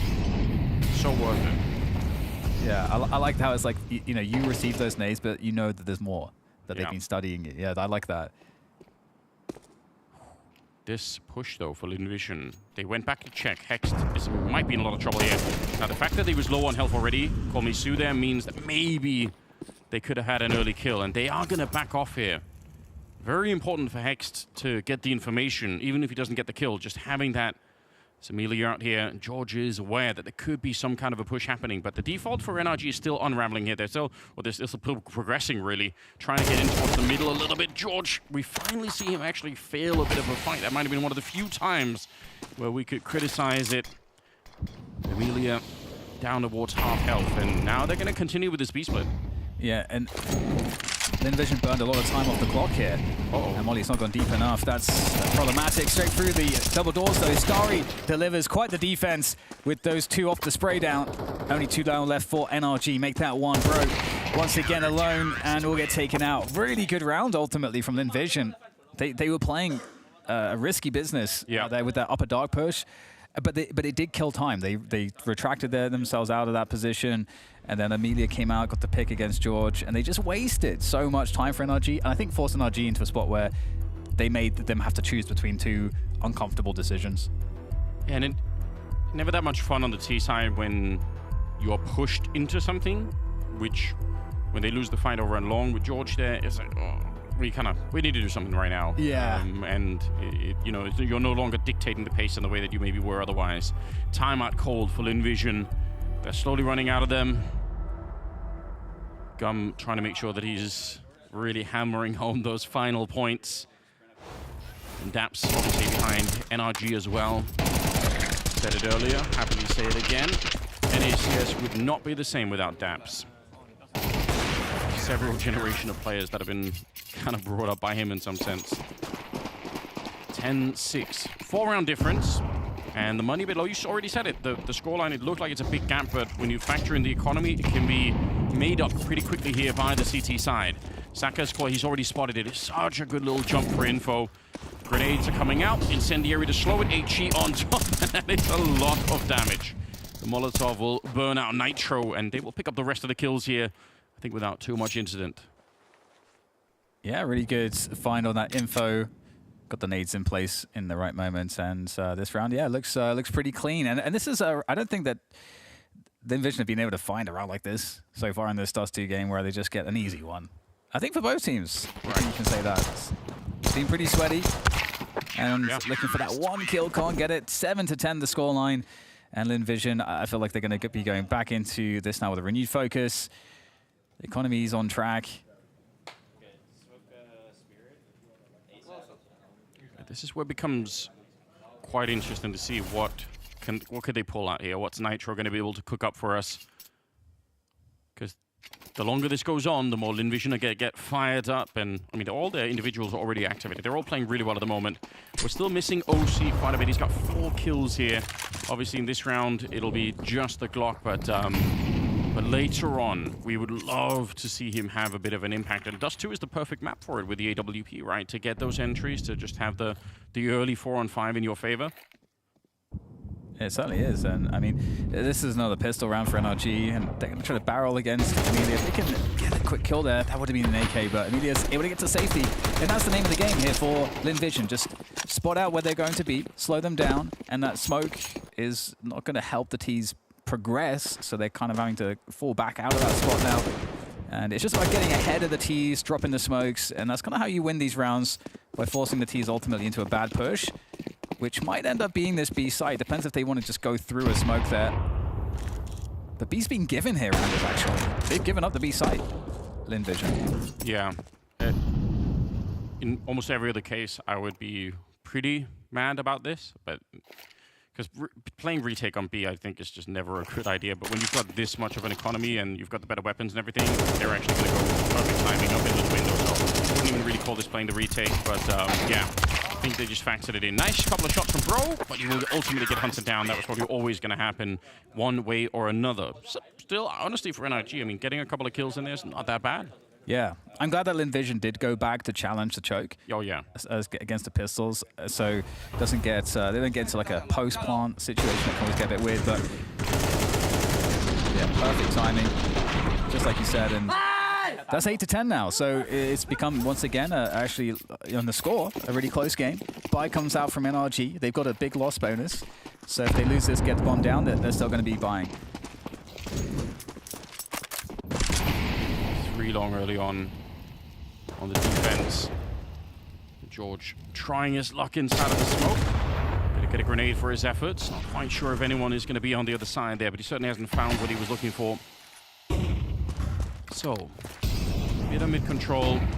Gonna try and see if they can end up towards that catwalk position, although Saka, some of that smoke did not get blown up all that much. Another HE in spawn that he can go pick up. It's a nice catch. Very good. Especially if it's a B split, right? You can always run in and pick up that HE and try to help out. But yeah, we're going for the defaults. It looks like it's going to end up with an A split, and there is a bit of a crossfire out on longs. I think the big question will be whether or not they can, you know, force Saka back towards catwalk so that they can isolate the fight that's happening down there against Emilia. We'll see if that's going to be doable or not.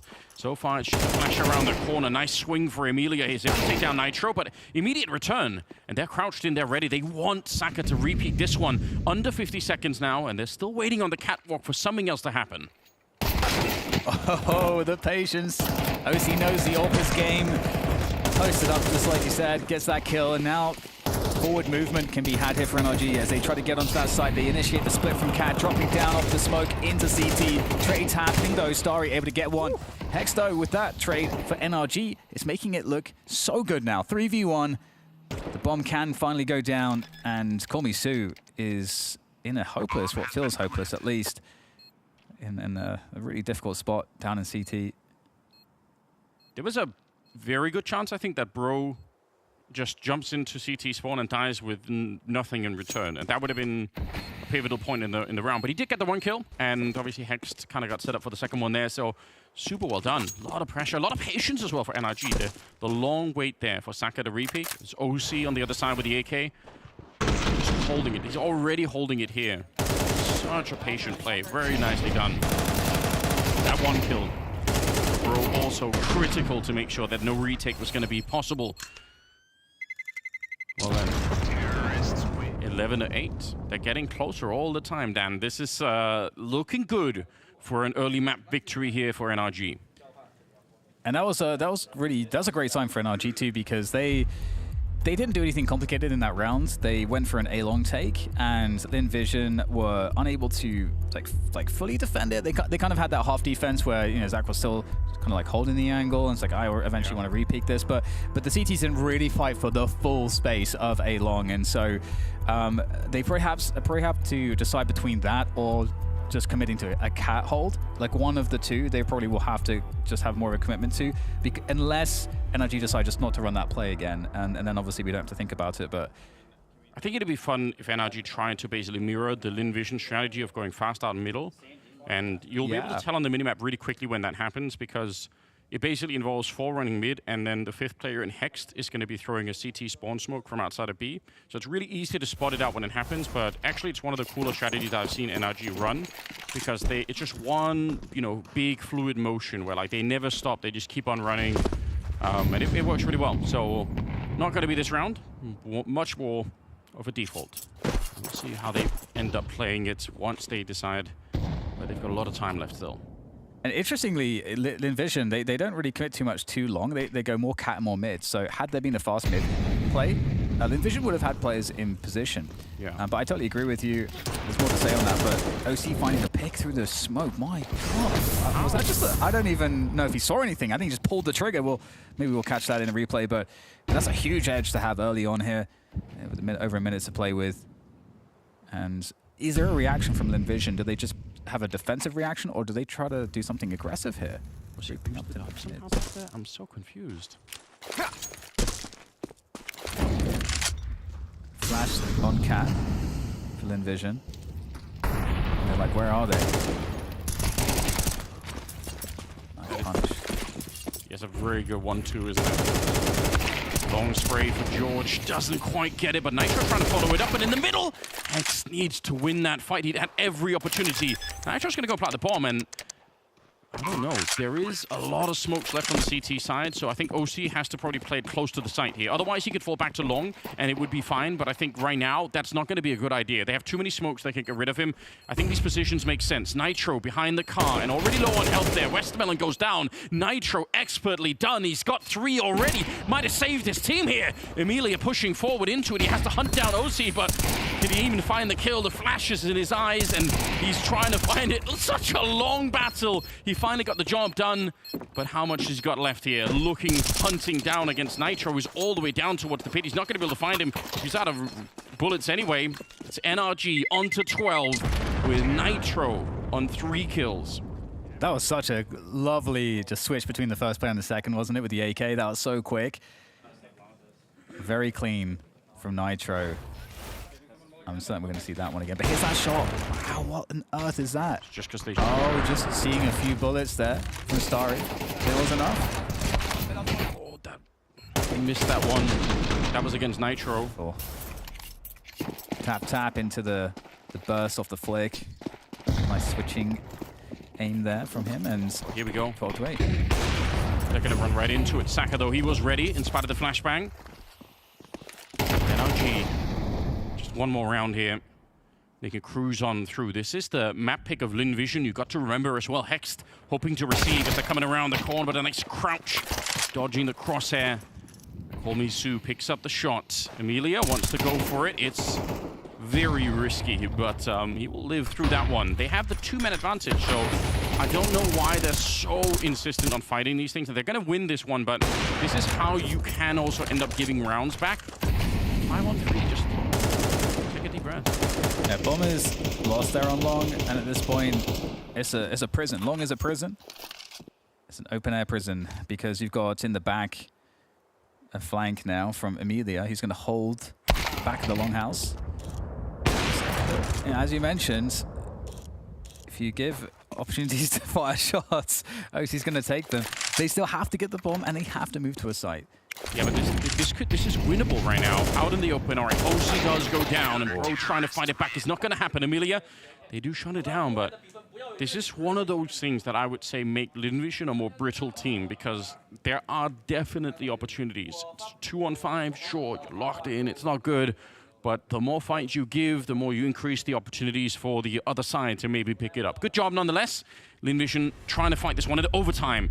There's so much on the line here, and this is the map that they felt really comfortable in throughout the tournament so far. It's been kind of a good home map for them. Might be betraying them a little bit at the moment. Yeah, I think NRG have had some really, really impressive individual moments. I think for sure that comes into play when we think about how close this game has been, how it's come down to some of these clutches, how we had some of these, you know, these potentially back-breaking rounds from Lynn Vision that can kind of get thrown away at the end. I think the George 1v3 is one of those really big ones that comes to mind, because that was after losing the pistol, so it would have reset the energy economy really severely. Yes. So there's a lot of moments like that in this Dust 2 for Lynn Vision. NRG, as uncomfortable as some rounds have looked, definitely the better team right now. Scout instead of the AWP. Tech 9s instead of AKs, and a Galil on a Hexed. Outlaw, though, I like it. This is going to be speedy. Why slow it down? You have the weapons to keep running. I wish they would have gone through the smoke as well, but they are going to call it off. And while in the meantime, Lynn Vision are checking the rest of the map. They know everything at the moment here. Fight continues, and I would still say for Emilia, it is not worth it. Yeah, this is actually a pretty tough spot. Do they have a smoke for the cross? OC deploys that right now. There we go. And that's going to get them beyond this, potentially. How aggressive are we going to be with that AK here from Starry? We know he likes to get aggressive. Oh, again, Starry gets punished from the traces through the smoke.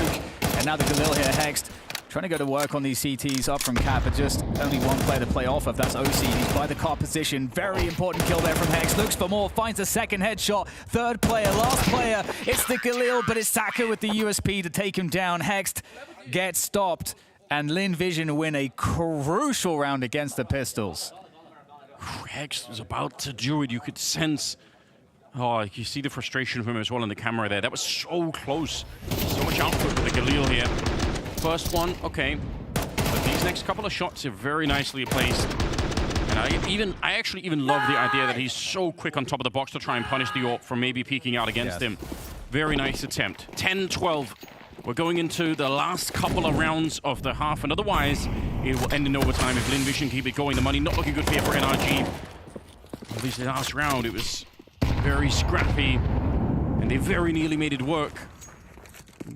Should mean that they're going to have one last crack at it in the 24th round, where they will have some money to play with, and they can try to end it in regulation before that overtime hits. Nobody wants that right now. If you're on NRG, that would be devastating. And all they have is a P250. There's actually nothing else in this round worth a damn. So see if they can even get a single kill. That would be impressive. Doesn't look like it's going to happen. And no, they'll get shut down. Full Glock save almost. And this is it. Right down to the wire on the map 1. And this is the... Okay, this now is the 2-2 match, so you either move to the next stage or you get eliminated from the Blast Austin Major. And this first map is super important, Anders, because this is even ground for both teams. It really does make a difference, doesn't it? It's just buying you the safety. They've been pushing long. Look at this. Look at the setup. Down the middle, they're going to walk it. So this might be the faster B split. Hexed, yeah, he's going to be setting up for the smoke over outside of the B bomb. So that's exactly what I talked about earlier. He's going to smoke up CT spawn. They will not stop in the middle. Once that smoke is up, they have to keep going here. Let's see if they're ready or not. They've saved it for this. They've been conditioning long, and now they're going to try and go for it. Saka will find the first one. The flashes everywhere. He thought he was inside of the bomb side, I think, but he just wasn't. He couldn't make it through. Call me Sue gets the first one. Not many bullets left, and he gets knocked out by George. 3 versus 3.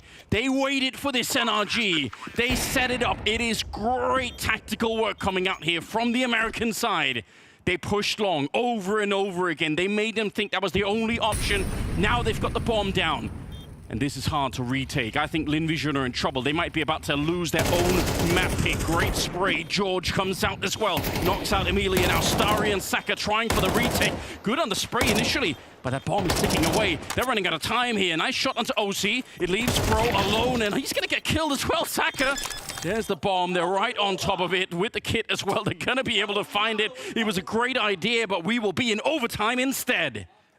Overtime, it just makes sense with these two teams. Lynn Vision, though, I feel like them bringing it back to the OT, I feel like this has to give them an edge going forward because they've been fighting from behind. They lost, let's not forget, they lost both pistols. And in addition to that, they lost a bunch of clutch rounds as well. So usually if you do all of the calculations, if they are forcing it to overtime, that means that they kind of had to play better in the straight-up Counter-Strike. So that is the reason I say that. Going into this overtime, I feel like NRG might be feeling a little bit like, even if they're not consciously recognizing it. We should have closed this one. But we'll Yes. see what can happen here as they continue on that T side. They should have closed it. Everything about what they just did is so smart. Good understanding for Nitro and Daps to set all of this up. Like, they set the whole thing in motion 3 or 4 rounds before they pulled out this last stop. And it actually worked. And then they failed in the 3-on-3, unfortunately for them. But now the reset is in, and I don't disagree with you. I think Lynn Vision are going to be in a pretty good state right now to pull it back. AWP on Saka here on that short position. Hoping to catch them. Very tricky stuff. It's also dangerous because if he stands up too quickly, they could be pre-aiming it. Gonna end up falling back from it. They are really ready for a beast split in this one though, Lynn Vision. Yeah, and this map win is so important for Lynn Vision. We'll see if they can get off to a good start here. Just under a minute left now, and NRG starting to try to at least threaten Catwalk, but you've got Amelia getting singed a little. Is trying to ask questions of this, expecting there to be, you know, the cat taken away by the T's at this timing, but there's not been anything there. What does that mean? Is it a B play? They've crept into A long now, NRG, and I think with the incendiary falling to car, that is going to be now telegraphed for Lynn Vision as they bring back the 3rd player. I agree, it is definitely telegraphed. That doesn't mean it's necessarily easy. Oh, they throw up the flashbang so that Saka could throw it. Westmelon wants to peek into it. Smoke, even with the flashbang, you couldn't see a thing up there. AWP missed shot for Saka, and now they're getting a bit closer. We're down to 14 seconds. George again, good shots coming through. Nitro trying to help out, but the fact is, they're running out of time. Hext, he was supposed to be the lurk once the bomb was planted, but it never will be. OC will have to run away on this one, and even that is not going to be allowed for Westmelon with excellent defense. For a minute there, or for a second, that double kill on George looked like it was enough. Yeah, Westmelon with a nice just jump up to punish the player that took down Amelia, or rather from the jump up position. Really, really key stuff there. This is it, precisely. That's such a strong kill from Westmelon, winning all the 1v1s. When he got break down into the chaos, this Lynn Vision team doesn't feel unfamiliar at all to those moments. They feel like they thrive, I think, in a lot of these very chaotic gun battles, and they open up with that important victory there. I'm going to pull out, you know, another favorite cliches that you will hear me say every once in a while, but if you're having a game like OC is having right now, yes, it's frustrating. You're not contributing all that much at the moment. Find one round. Just that's the only goal. Just find one round where you can make the contribution. Now, he's had the one, I think, you know, a little bit earlier where he got a couple of good kills with the AWP, but in total, he's got 7 kills, and we're in overtime now. So obviously, that's not going to be good enough. Doesn't mean you can't walk out a hero from this game. Just that one round is all you're looking for at the moment. I know OC is so much better than this. Oh, he's gonna get blown up. Why did you say any of this? Brutal pick from Saka. That was the most disgusting setup that you just had there. I'm so sorry. In the dark, Westmelon is holding it down. Traded out though. 3v4 for NRG. On the T side it does too. You can still put something together with this much time. And especially with George, has this forward position. There's no AWP out there right now. So that does make it a bit safer for George to try to find a pick as NRG try to work their way forward. And again, this map is huge for Lynn Vision because the next map is Inferno, and NRG are much more favored on that map. So this is kind of a must win, I think, for Lynn Vision. And they're starting to wonder, like, what are the T's doing? So we got this information play now on Catwalk. Amelia's looking to see, okay, no one has taken cat control. And we can see NRG have just frozen positions for the last 20, 30 seconds. They're so active on the CT side, in spite of the fact that they're in a 4v3. Now, it's going to work out for them, but if you're used to watching European Counter-Strike, it's so uncomfortable to watch because you can just think of all the ways in which you can backfire. But obviously, I think it's the same reason why Bros was not expecting it. He's like, why on earth is somebody pushing middle in that moment? Nice shutdown here. Yeah, that's OC.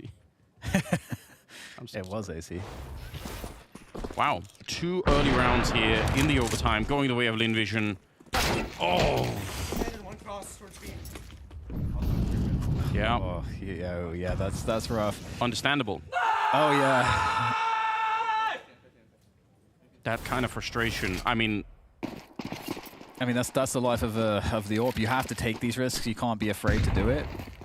Sometimes that's how it goes. And it's a fast long take from NRG this time. Oh, they're so aggressive. They're not stopping. They're not stopping. And they're taking down Amelia instantaneously. This is what we were asking for before as well. Can they just keep it rolling forwards now? Starry's close by the cross. He gets flashed in. It's a great flash! Oh my god, Starry! A quad kill spree on a long to completely shut down NRG's chances. They had everything. The pace, the timing, the kills. All until Starry stepped up, looking for the ace. He is denied, but he's more than contributed. I have rarely seen anything like that. All the bullets, all of them headshots as well. That is a grotesque display. Hexed, I mean, he can't win the round from here, surely. Got about a minute on the clock trying to see if he could jiggle out a fight. It's going to be Saka to take him down 3 in a row in the overtime as Lynn Vision look to reclaim their map. Stealing it out from under NRG. Here's the flash that sets it up, but this, ladies and gentlemen, this is madness. Oh my god, that is just grotesque. Starry is so incredible, Anders. I can't. The amount of rounds in this tournament we've seen that he just completely takes over the entire round with individual prowess that is just unexpected by every single person on the server. There's definitely something special about Starry as a player. I think that's something we've learned this major. Oh, yeah.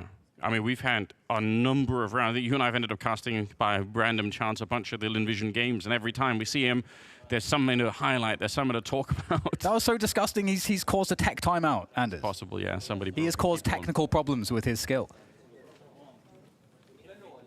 He doesn't care. I'm going to be honest. That's a spray that is going to be studied because people will want to know, how how do you control the spray pattern when you're also moving to the left? Like, it's just so mental, isn't it? Well, we have to think about that later because we're back into the second half of overtime. Lynn Vision just need 1 round. First to 16, if you're not familiar with the format, if you're new to the Counter-Strike Major, then, you've joined at the perfect time, really. It's OC in the middle. Important shot here. I said it earlier, and unfortunately I set him up for failure, but it still remains true. Fine, that's 1 round. Now, in regulation, Lynn Vision loved to punish that beat defense. With Hexton Bro, they felt like it was weak. They just keep on doing it, and they're signaling now in the overtime, we're going to do the same thing. We're back doing it, be careful, guys. It's all one big mind game, as they are going to be going for this catwalk situation instead. We'll see how fast they will be. It doesn't look like they're going to slow this down. All of them committed in the 4-on-5, and a bomb plant's got a very good chance of happening right now. Yeah, this is definitely a bomb plant. Got that cat plant to play with, and with the NRG, they've got long control, 2 players, so they have a decent setup. If they can retake, okay, they're going to ignore cat completely, so this is definitely a viable way to do this. If you've got good util, and they've got a couple incendiaries left, so they can set this one up nicely, Anders. It's definitely good, but the first kill would be all important. If they fail the first shot here in RG, then it's right back on. Hexed, important kill onto Amelia. Saka scoped up, it's very uncomfortable. He has no idea, and they're jumping right on top of him. Call me soon, a 1 versus 5. It's a great headshots, but it won't be enough. NRG will continue a little bit longer, and Hexed, okay, he's starting to feel it a bit more. I like that. They need to win the next 2 as well to get this one into double overtime. Double overtime. Let's do it. I'm so ready for it. That's how I feel.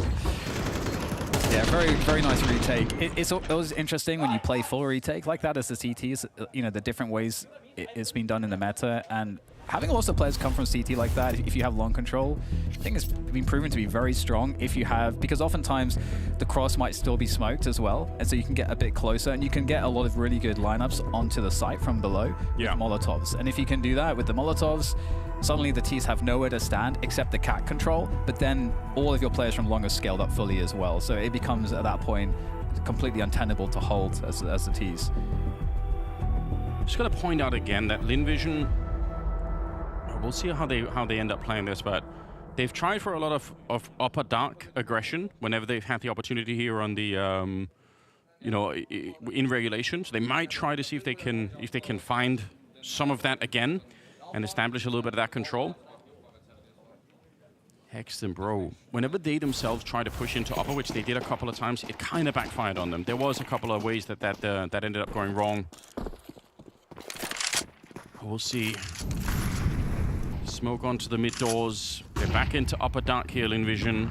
This is what they did in regulation, and it worked. But this time, NRG are more ready, at least. They have more people that are closer to CT spawn. Nitro is swapping places with OC down there, so at least if they can delay this just a little bit, Nitro can get there. They have 3 people at the site. Let's see what Lynn Vision can do. Jumping onto it already. Bro trying to reposition. Hext with a nice position, but he doesn't get anything for it either. Bro has to do it all on his own, and he only gets the one. Lynn Vision, this has been the formula that's been working for them. You are totally on point with that. It's been so reliable. It's a friendly HE. While they were planting the bomb. I don't know if it's going to make a difference or not, but the fact is, NRG, if they can't do this retake, they're going to lose the map, in spite of being so far ahead. 10-5 at one point in favor of NRG. Now, they're 1 round away from losing it here. More grenades are raining in. There's another HE from Amelia. Hopefully, they will not throw this at their own team. But that clock is already ticked so far. We're going to see the flash coming in from OC, and then they're going to go for it right through the window. Nice kill from George. He gets a second one. Flick onto Saka. How? Call me Sue back here is going to go down. How did they get the retake? A quad kill on George towards the end. That should have never happened. Okay, all right. Okay, I guess these guys are not done with this game just yet. That doesn't make sense, but I am here for it. That's a crazy retake. Again, George he's been the truth for NRG on this map. It does too. Just the absolute truth coming through in so many just desperate rounds, and this is the most desperate of rounds. That friendly HE that they dropped on themselves actually came back to haunt them here. Pretty sure that's what made a big difference at the end of it. You could see the assist from Amelia on the Saka. They were just low enough on health that it made it a little bit easier. I can't believe what I'm seeing. 15-14. And we are going to keep it up. That's a lot of smokes in the middle. Oh, Lynn Vision might keep going for B because they're like, we're so favored there. We would win that like 9 of 10 times. That's just unlucky. But there is a potential trap. Oh my. Oh, that's not bad. I thought it was going to be even worse, to be honest, but yeah.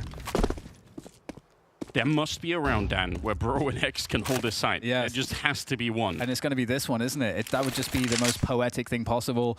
And, you know, for Lynn Vision, obviously that would be disastrous. We'll see if they can just breach this once again. So often Bro and Hex have been completely overwhelmed by the forces of Lynn Vision on B, and they have no assistance. So once again, Anders, it really truly is all on Hex and Bro to hold B. Yeah, here we go. Flashes coming in around the corner. Bro and Hex put to the test once again. And this time the early spray is good. Hex with the double and Bro to follow it up. You said it. Poetic that they finally managed to get this done to save the team. But they're looking for double OT. And the only one that could stop that from happening right now on the Lynn Vision side is Amelia. 1 versus 3. This is a monumental task. 30 seconds. He taps the bomb once. He's hoping for a mistake. It's not going to happen. OC finds him in the window. And we're going double OT, ladies and gentlemen. This is beautiful. I love to see this. It's also hard for the teams because what it means is if the map goes, or if the series goes all 3 maps, it becomes a real marathon game. Yeah. I don't believe in fate, Anders, as we've covered before on broadcasts that we've done together. But you know, fate loves irony, and like if you have a round that's just so reliable, obviously it is. You know, it is the moment when it's the most important for it to work for you that it gets most glamorously shut down. That's of course. Yeah, you're right. Yeah, the universe has a sense of humor like that. I would agree with that. Flick here from Saka. They still haven't done Lynn Vision the sort of more interesting B-split that we saw earlier in the tournament, where they essentially throw catwalk smokes that land sort of slightly towards CT spawn, and then they Molotov the close position, and they just do a B-split, but without the CT spawn smoke, which is the thing that everyone throws all the time. So just pointing it out because I was watching way too many demos, and I was excited by that one play for Lynn Vision. So we'll see if they can find a way to pull it out now that we're in double OT. Money's restored, obviously. First to 19 now. The math continues. You have to add 4 every time. Yeah. It's not hard. Well, now I just feel bad. I shouldn't. It might, you know, shouldn't be. I believe in you guys, even if you are watching on, you know, watching Counter-Strike esports. You've got it. Watching in 4K, I hope, or on Blast.tv, by the way. Yeah, you better be. Or 45 seconds. This is slow. This is super slow. I'm really interested in this. Normally NRG will play 2-3, not 2-1-2 in this spot. So it's a slight difference.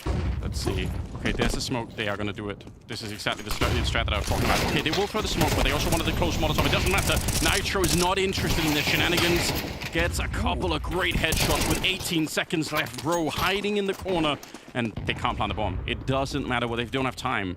But they did also have the catwalk smokes, which is how it was a little bit more clear what was going to happen there. Nitro just playing out in front, though, and took the fight straight to them.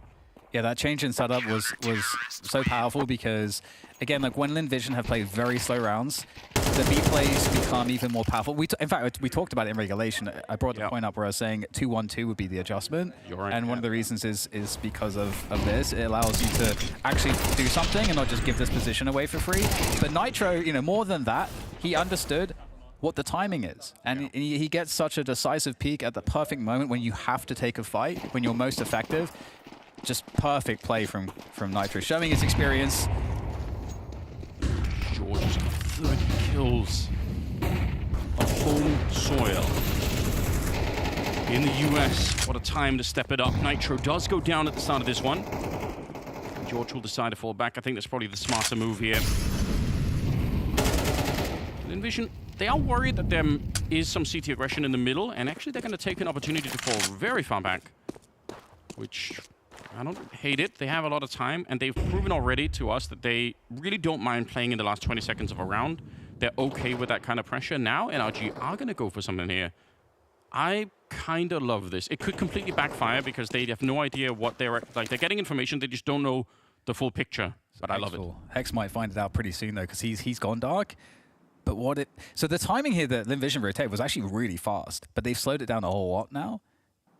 And so they still have a timing if they can take down Hex, but Hex, how many is he going to get? Oh, he actually gets 3 from that. That is so huge. And he spotted the final player in that position as well. So and there's another one given as a gift to Bro. And it looks really good now. Amelia has to run through the flames. He'll survive, but I mean, a 1v3 still needs to get the bomb down. And there's someone on the flank. He's going to take the 1v1, but it's not going to work out. That's 17-15 now for NRG. Quad kill for Hext at the end of it. The timing again to take the peak just as they line up for him. So well played. What a bit of justice for Hext as well, who was really getting bullied to begin with over at that site. We've talked about it almost endlessly now. How hard it's been for them to hold the B bomb site. It has to feel great.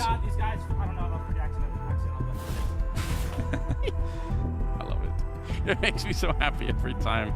I wish there was more of it. Okay. Timeout called. Obviously, in every time there's a refresh of the overtime, you get more rounds or you get another, timeout to play with, which makes sense. I like that rule, so that you can get your coaches, locked in again. Well, let's see what happens now. What's the call here for the Lynn Vision side of things? Yeah. I think their initial adjustment to run through T-Spawn was really good there, but it's just risky. And I think they didn't like the risk that you have to take going back into Upper Dark. And that's a lot of AKs on that CT side now. So you could see NRG were sort of anticipating that it could have been more of a long, heavy play. So they rotate 3 people out early, but that's not going to stick. And already by the time I'm finished with the sentence, they're already rotating back into the 2-1-2 again. Yeah. Yeah, it's been a lot better for them. That is for sure. But it does make late long retakes or for the Ts. It makes that better. So that's one thing that if Lynn Vision kind of get a sense that this is how NRG are playing, that's one thing they could do that was effective. Going up cat's also pretty good, but it's not quite as good as that long take first. There was one round in regulation where George was trying to push long. So we know that he at least has the thought somewhere in his head. Long pushes are really hard on the CT side. Oh my god! What just happened? That wasn't the box player. That was the catwalk player behind him. I don't know if we even have a slow enough replay to catch that. I did say it earlier. OC is so much better than what he's shown on this Dust 2 map already. And this is one of the reasons why. My god. 17-15. NRG looking to win 3 in a row here on the CT side. Nitro getting just pushed back a little bit here, but they're trying to push this A bomb side. Forcing the cat plant, but there's 2 players on cat here for Lynn Vision already, so that's already understood. So we actually saw this round already, but it was a 5v5 retake. So you like NRG's chances better because last time they crushed it. 3 retaking from CT and 2 from long. Nitro and George have checked that there's nobody long. It's a really smart move. They just take the extra seconds to do that, and now they're going to go for it. Westmelon, grenade on top, and Nitro with the headshot. They've taken out George, though, but Hext's coming back into the round. Saka trying to snipe them as they jump across. He's going to get the one, but the real ace up the sleeve is Call Me Sue in the corner here. Gets the spray down, but instantly found, and now the question is, can Saka? No, he can't. He wanted to get close to get the jump, but they're already on it. The full-on defuse, the great retake coming in, and it's 3 in a row for NRG, putting themselves back into a winning position. Maybe they can do this in double OT. Oh man, you can see how difficult. You can see how difficult it is there. Oh yeah. For both sides, but obviously Lynn Vision a lot worse for them right now. Here's that flick. The slow motion doesn't even help. No? Can we slow down the slow motion?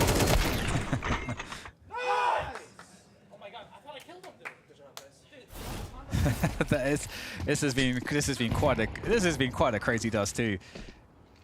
I really love it. So look at where Hext is. Alone in upper. Okay, not going to be too much craziness this time. He is just going to be playing it safely. For a second, I thought they were going to try, because in the regulation that last round they should have won it, right? The 3v3. Looks like it's going to be pretty heavy catwalk, and honestly, might just keep on going. They've thrown no utility, and now they're finally going to do it. Saka gets one, but he's instantly traded. That is worth it. George with a double opening, 32 on him, and this could be enough to finally kill Lynn Vision on Dust 2. 3 versus 4. Bomb is a little bit delayed right now. OC, can we get it closer? Nitro's the one to have picked it up now, but they're trying to be sure, NRG, that they're not getting jumped on just as the bomb's being planted. Missed opportunity there. OC doesn't quite get the shot, and George jumping up into it. Taken out by Call Me Sue. Lynn Vision have to win this round, or they're going to lose the map. Nitro and Hext holding tight, looking for the headshot here, but Call Me Sue, I don't know how he navigates it, but he does. Finds the headshot. Hext alone. And they're all coming for him. The bomb was never planted, in spite of the fact that they had the opportunity to. What a retake before the bomb is even down. That is a spectacular round for Lynn Vision. It really is, and they need to put 2 more together right after this as well. Can't put a foot wrong. And I mean, these are the moments that you love with competition, because for NRG, I mean, we've all been there. You know, if you've played, you know, Counter-Strike, then you've probably been in a situation where you're ahead in an OT. Yeah. And you feel good because the tension's relieved in a pretty big way, and then suddenly, round by round, the other team claws it back, and you have to start from square one. And then the other team feels relief, and you feel like, oh my god, we just threw it away. And so you go through these cycles of just incredible like build-ups of tension and relief, and it's a lot to perform still under all of that. And yeah, and I mean, the more OTs you stack on top of it, the more that pressure just mounts. But they do have a little bit of a release valve in the sense that, you know, they get the timeout, they get daps into the conversation between him and Nitro. That's a lot of Counter-Strike experience, I'm not gonna lie. Nice little attempt there for OC. George running out, but keep going. Looks like he's feeling comfortable in that one. Immediately takes some damage for it, and maybe that is enough. Back into the default. And Lynn Vision also not with too much excitement at the early stage here. Westmelon's been playing this position quite a bit, and I would say in the European meta, you're going to get Molotov'd and spammed if you try and play here a lot. I haven't seen that happen yet, but also Starry in a fun position where you can block the smoke if they try and throw the cross smoke or the CT spawn smoke. You can body block it from up there. Yeah, and you've got George in that position, trying to get information. If you can get like a shot fired back, that's going to at least be an indication of who's playing where, if it was the AWP, which we know that it was. Here comes, oh, he's jumping up on the other side, he's back at it again. Oh, not quite blocked, but still standing inside of it. Westmelon right in front, and Starry's there with him. This is a really great setup, and bro, I don't think he ever stood a chance. 40 seconds left now. If Saka hits the shot, they're very close to winning this round, but the flash is right in his eyes. Scopes up right into it. And Now the smoke there blocking them. Nitro's down, but this time at least NRG looking to get the bomb plant, even if it's costing him quite a bit. OC with a little flick catching Emilia as he's trying to get him behind, but he can't get more than that done. It's all on George to try and save the day once again. Ice cold as he's been all throughout. He does get the headshot of the Westmelon, but it's too much of a task. They're asking too much out of George. He needs some kind of backup here. So another round as we are very close to triple OT. One more chance for NRG. One more chance. And this is the round where it's so hard for both teams. I mean, obviously Lynn Vision, I mean, credit to them, still looking just as focused as ever. And NRG, they've got to dig deep. If they pretend to play the same round that they did at the end of regulation now, with Hex, smoking CT spawn, but then do something different, it would just be so much fun. Just for the setup of it. They're not going to do anything like that. It's just a regular old default zone. Yeah. But they did have the timeout, so I wouldn't be surprised if this is one of those rounds where Daps has already laid in the groundwork for a bit of a plan. We'll see what that is. Early catwalk control being attempted. And Lynn Vision playing very far back on the map. And we have an investigation attempt potentially here from Lynn Vision. Are they going to press on? Well, there's a lurk smoke. And the counter smoke thrown in response. B-split initiated. Starry's in the smoke, and he's going to go straight out there. Finds one before going down. Yeah, OC shooting him in the back now, coming in with the Tech 9. Westmelon in the middle of the reload here. The window player goes down. Hexed. That's so well played. He's had a huge individual recovery. 55 seconds, but he has to wait for the team to get there in OC. He gets one more, but unfortunately, it leaves Bro here. The text goes down, and he can't quite get it. Triple OT, ladies and gentlemen, to try and solve this one. Dust 2 just will not end. Oh no, this is so bad for NRG. Again, I talked about it before. You're feeling amazing with NRG being NRG, like such a big advantage. You just have to win one round. You get multiple chances, and you can't get it done. You can't get it done. And so now for Lynn Vision, again, the confidence kind of swings back in their favor a little bit on this OT as we are looking to find out who can win the first map of this best of 3 series. Again, it decides who gets to advance and who gets eliminated from the Blast Austin Major. And I mean, you don't want to get eliminated, Anders. You want to make it to that next stage, obviously. And if we look at the best of 3 as a whole, the second map being Inferno, to remind the viewers, that is the only disparity in terms of strength across this entire series is Inferno, and it's Lynn Vision being weaker on it. Yes. That's the true thing there. And I think NRG are huge overdogs on that match. Yeah, so there's a lot of pressure here. Really on both teams, right? Because NRG might know as well. We could actually beat this a 2-0 potentially if we win this one. And they've been close a number of times. Again, in regulation, they had that, I think it was 10-5 lead. And then they've had the 3-0 here in double OT. Now we're in triple overtime.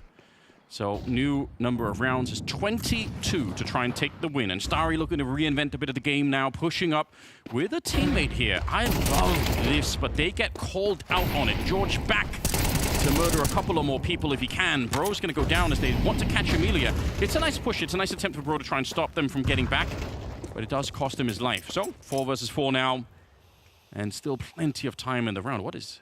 Oh, I think Hex wanted to. I almost wanted Hex to push in that smoke, but he's going to be chill about it. Oh, that aggressive smoke on Catwalk there, that certainly sends some alarm bells NRG's way, because that is indicative of a cat setup. Why would you smoke so deep?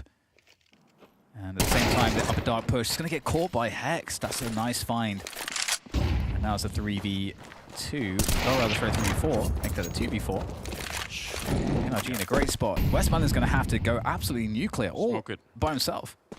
I mean, they could wait, but in theory, you could just smoke it and run through. Yeah. Oh, what a nade. Gee. That could have almost been a double kill with it. Saka goes down. It's just Westmelon, but they are very low here. Got to be careful. Hex with a very good conversion. And I've got to point this out. Both Bro and Hex at the start of this game, they were some of the key reasons why NRG were failing to win rounds on the CT side. They did not have a good time individually. It was pretty rough. They've had a crazy resurgence in this game. Hex is playing so much better. In spite of the frustration, Bro is still doing way better than he was at the start of it, so very cool to see. The only one that I'm still missing is OC. had a couple of good moments, but you can tell that he's not feeling it. He's not quite in the groove of the game at the moment.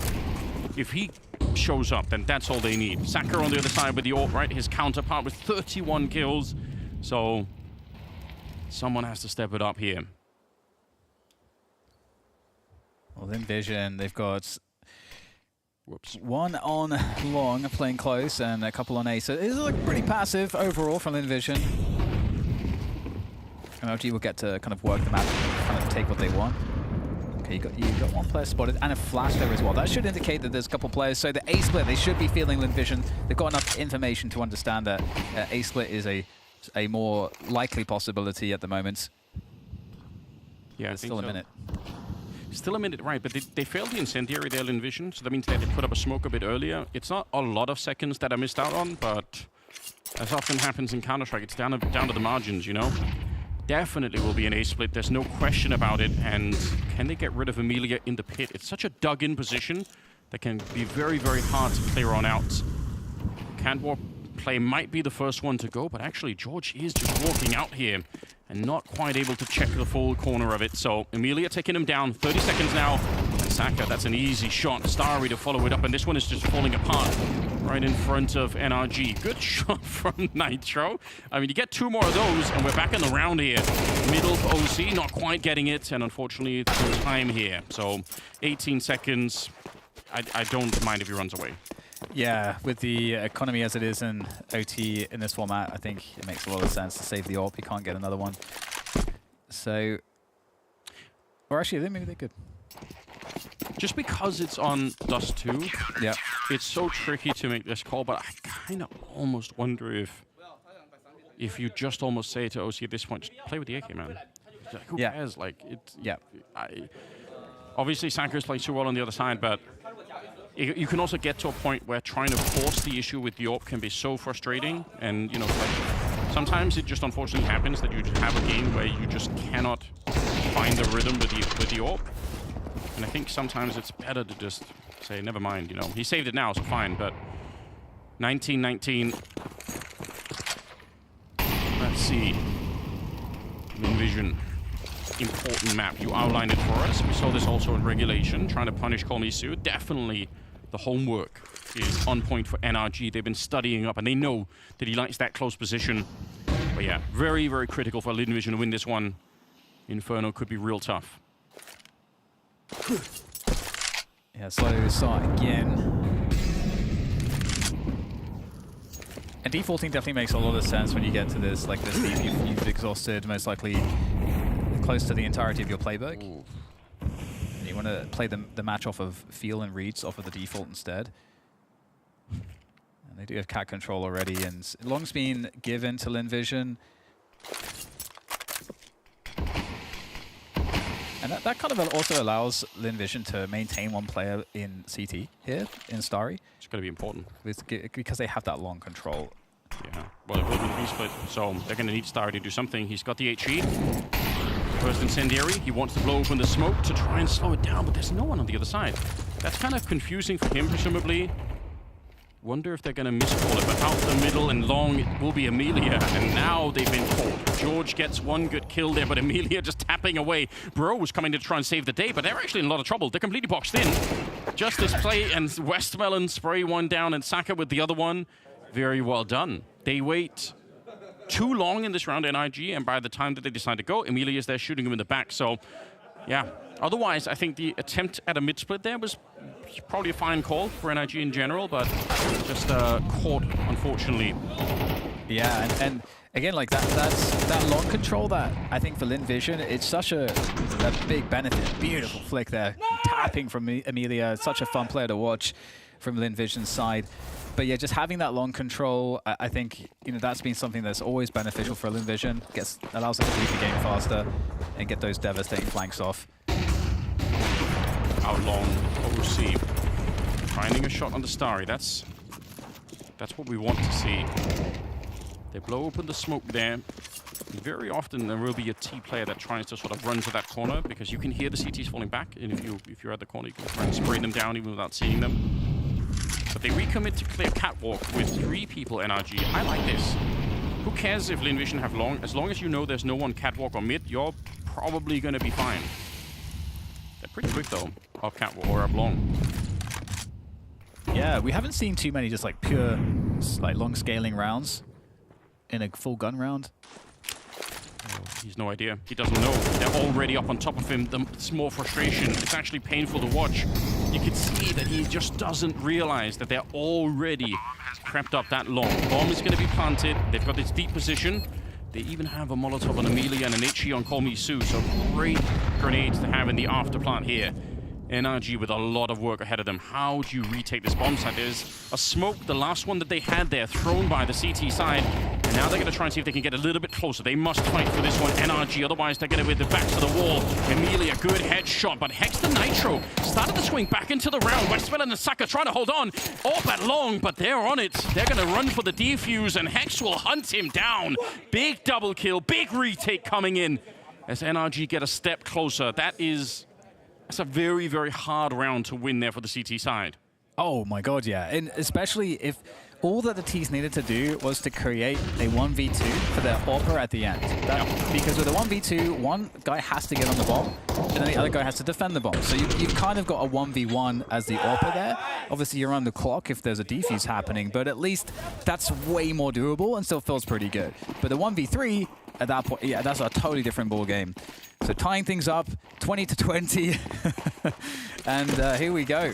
Back on those B peaks, will we find something here for Zaka? I mean, surely you don't test this. You know that this has been so commonly looked for. Bro goes down, he tests it, and another one in there with Sue, and suddenly problems. OC's back in the window. He's trying to deliver a defense, and he's in there, and he has sent them back surely, but they're going to have to press forwards here. They've lost so much. No, they get the bomb, and they're out.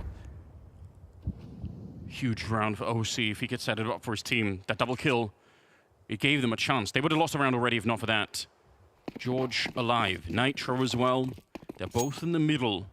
They can't hear the footstep at this range, and they have another problem, which is the fact that Amelia is behind them on the catwalk, so they have to be careful. George might have found a beautiful position. He misses the tap early on, but will not miss Starry. Great work. Amelia now actually hunting for it. He's already done a lot of damage onto Nitro. Wants to go for the fight. He is relentlessly aggressive. He's got no fear.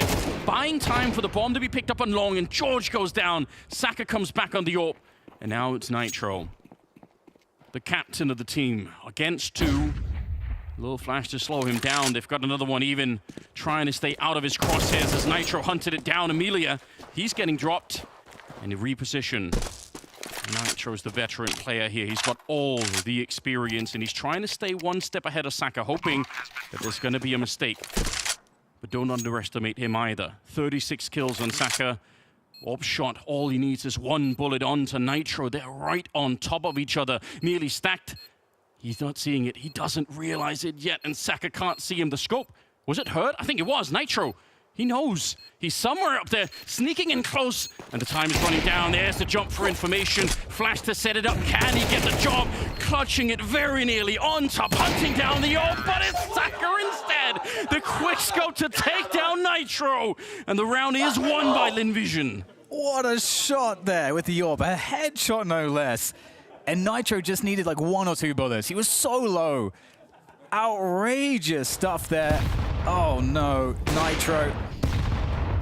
I don't know that he realizes how close he was to winning that clutch.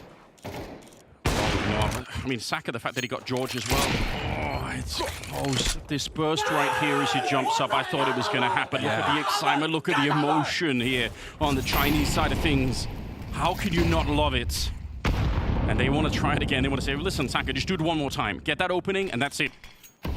They're one round away, Lynn Vision, from winning their own map pick here. It's triple overtime. Otherwise, NRG will find a way to continue the series if they can pick it up. I don't think Bro's making that jump peak for the next 6 months. I'm just, I'm just saying. But they did reposition after the smoke went down on the choke. And Lynn Vision now back in advantage, 21-20. One more round. So much tension. We had a brilliant round from OC. That past one. Only outdone by Zaka at the end. Look at the pressure here. clearing catwalk with almost nothing. What, a flash and a Molotov just to put some pressure on. They've got very little information. It's going to be down to the same thing. They're back to the same well.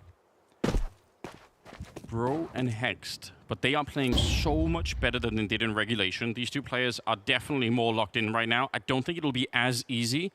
And Nitro is nearby if it's a bit slower as well. You could see the crossfire being attempted here. It's Bro with the early damage pushing forward into it, but Hexed not activated yet. Nobody's checking for it yet. They are thinking about it. You can see Starry's looking, but now up in the window. OC going down, Nitro trying to help out. They line up for the spray, but it will only be the one kill. And now Nitro and George are in a lot of trouble here. 15 seconds.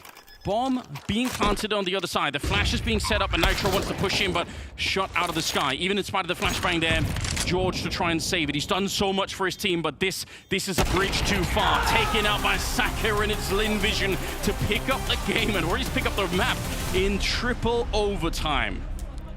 Wow. 2 rounds required and a true emotional roller coaster just on map number 1 of this series. Let's talk about a back and forth affair as well. NRG with the initial advantage, Lynn Vision fighting back. Then it looks like NRG are going to twist it back in their favor. Lynn Vision managed to close out what was an incredibly scrappy affair, and you can see the frustrations from Bro just there, literally hitting his chair. I think we finally got a game that resembles what the major's all about, Peter. You've been asking for emotions, you've been asking for teams who really wanted to win, or people who would lose their emotions, lose their control, and lose the body language throughout the game, and we finally got that game. It was back and forth, as Freya said. Both could have won, but wow, that was down to the mental side of it, right? Both teams were losing it various of times throughout that game. They were throwing words at each other left, right, and center. We saw teams, players standing up, being loud. We saw so many emotions going back and forth. And I think, like, looking at the game was very exciting, but if you look at it in a more like a beauty way, then it was definitely not beauty. Like, it was like each team took turns on just throwing rounds away where you did not imagine that would be possible. Should we take a look at one of those instances straight off the bat? Because this is round 24, obviously what pushed things to overtime, where we thought NRG could have had this one in the palm of their hands. Yeah, they probably should have, you know. I don't know what the hell they're doing. A 3v3, the bomb is down on the B-bomb side. OC decides to stay out here, and that's fair enough because he has a mate close to him as well. 2 players from Lynn Vision are going towards Dark. A smoke goes down, so one player then decides to go back. At this point, it's almost unlosable. For some reason, they decide to take the fight right here, but they can't really figure out what's going on. The player pushing out of Dark gets a freebie. All NRG had to do right here in this position, knowing that there was no one coming from middle when they peeked out the first time, is choose, do we fight the tunnel guy or do we fight the middle guy? But for some reason, one guy fights tunnel, OC is fighting the middle guy, and the third guy is not really sure which one to help, and they end up losing it, Peter. Unacceptable. It's like very unacceptable. Like the whole fundamental part of how they played around. I mean, I would have probably loved them to use the smoke in a different way. Sure, they had OC standing on the scaffold. I liked what George actually, he realized that he had to go and create like a crossfire with him. So I think George made like an individual really good decision, but like when they actually got to the point where they needed to like close out the rounds and play correctly, it just seemed to fall apart, and they just completely fumbled the ball. I don't know whether we can just play round 29 once more, because this was George like somehow making a dire situation still winnable for NRG, right? This was a situation that Lynn Vision shouldn't be losing. Another 4v3, the bomb is down. A 3v2, then George comes in and he does a tremendous job at keeping this game alive. Again, Lynn Vision at match point right here, probably could have won, should have won. So give it up for George. But I think those 2 rounds are kind of resembling what we saw throughout this entire game.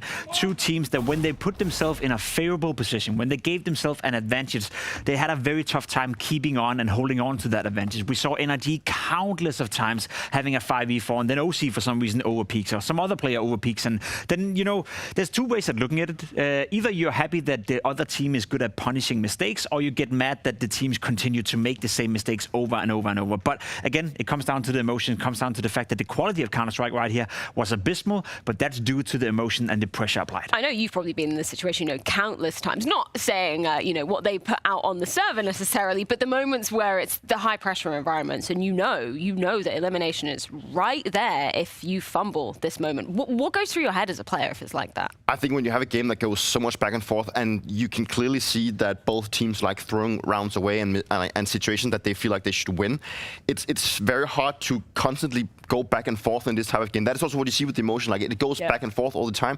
And then you finally get like a 3-0 lead inside of an OT. You think, okay, we just need one more round. And then once again, you go to another overtime. You're thinking, how did we decide to throw this one away? And I think that is like it just narrows down to when you get into so many overtimes, when there's so much on stake in terms of playing at a major.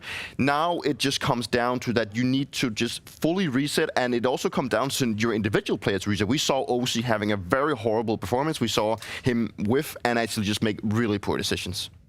Yeah, it's hard not to back that point up. I think we saw plenty of moments where OC didn't really deliver up to what we expected. We highlighted him coming into the game saying that he is the star player. He is the highest rated player heading into the tournament for NRG, but so far he's been the most disappointing showing out of all of them. And that was what was so rough about this particular map, right? There were kind of countless situations where we looked at OC and he was in, as an AWPer should be, in those instrumental positions where you should be having so much impact. There's a couple of rounds that just come off the top of my head throughout the duration of this map where, he had the positioning. All he had to do was hit the shot. He didn't. He just had a rough game. You see him dying right here. You see the frustrations. At this point, he definitely did not have a great game. He was a big part of the reason as to why it went into overtime. This one right here is not cool. He has a deagle, and he cannot kill the guy coming out right here. And that's the Starry round where he ends up getting 4 kills. Take nothing away from Starry, but there's a world where OC hits the first deagle shot, and that never happens, and NRG wins the round. Now, it was the map pick of Lynn Vision, right? And that's why it's going to feel so hard for NRG. They came so close,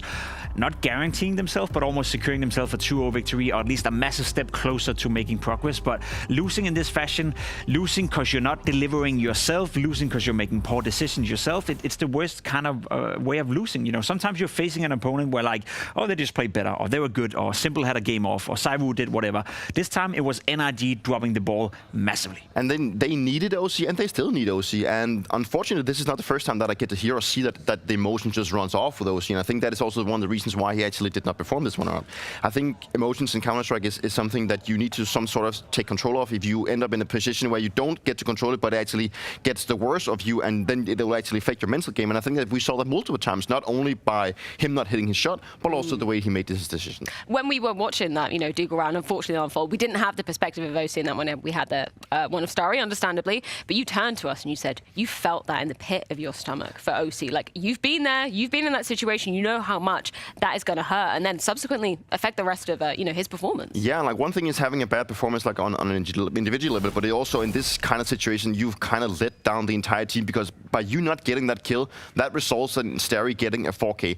And at this point, you start hammering your head once more, because you feel like, right now, I am the sole reason why we are not winning this map. And that is super hard. And as a player, and as you mentioned, like, I could feel it in my stomach. I have been in multiple cases where I've felt like I need to step up because I'm letting my team down. And one thing is letting yourself down individually.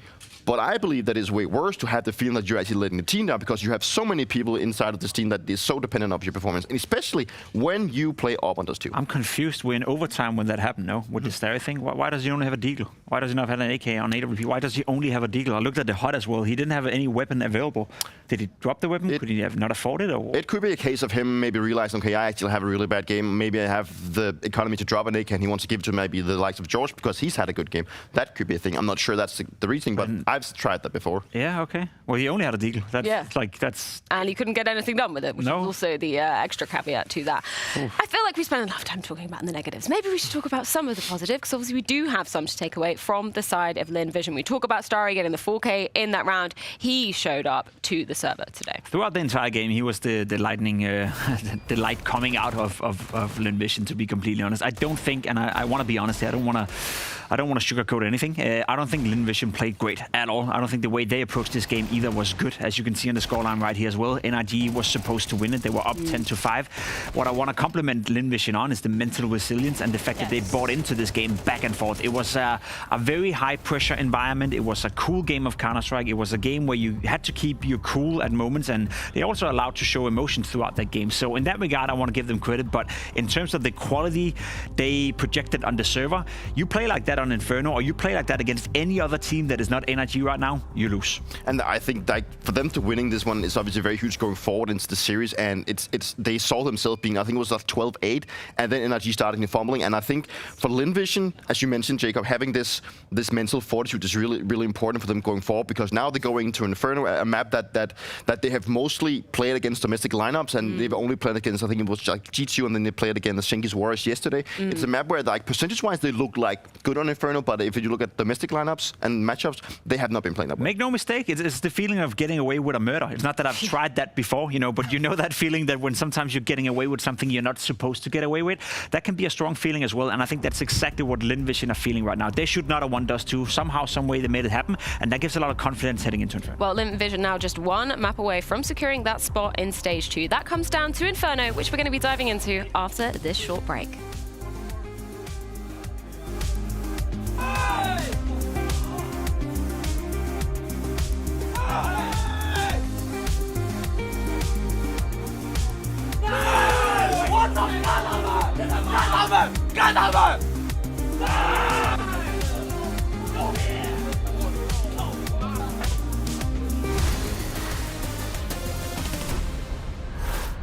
An iconic major needs an iconic trophy. And after the reaction to the last Blast Major trophy, we figured we might need to do some focus group testing. So we've got a little bit of a backstage peek that we're going to be doing here. We're going to be letting some of the players, some of the talent in to take a look at the trophy, to let us know their honest thoughts. Let's go. Let's get it started. We've got a little bit of a secret for you here. We got a little bit of a teaser. So we want to know your raw, unvarnished take here. This bin is the trophy. It's the bin. You figured it out. Damn, Blast did it again. Wait. Waiting. 3, 2, 1! What the fuck?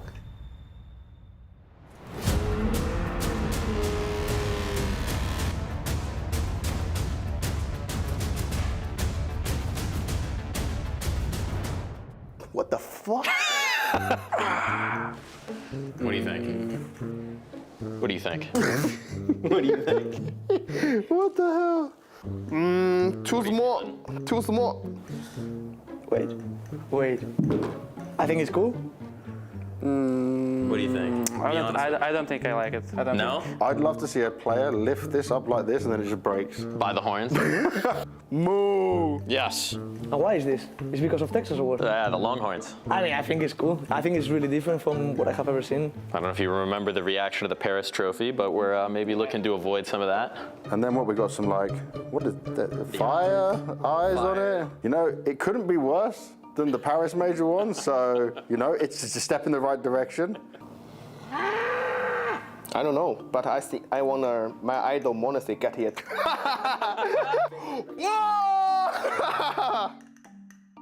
The whole thing? Yeah, the whole thing. I don't like it. It's like 6 out of 10. It's very American. Yeah? It needs a cowboy hat. Now, I do have a secret to tell you. This is not the trophy. Okay, thank God. This is a fake we made. So you just trolled me. We are trolling you. We made it in Blender. Honestly, it came out better than we thought. There is a different one. It's mine. It's mine. You can't keep it yet, but maybe after the event we'll give it to you. It's mine. I'm the Austin Major champion. Is this like the city of Austin? Yeah, it's the city of Austin skyline.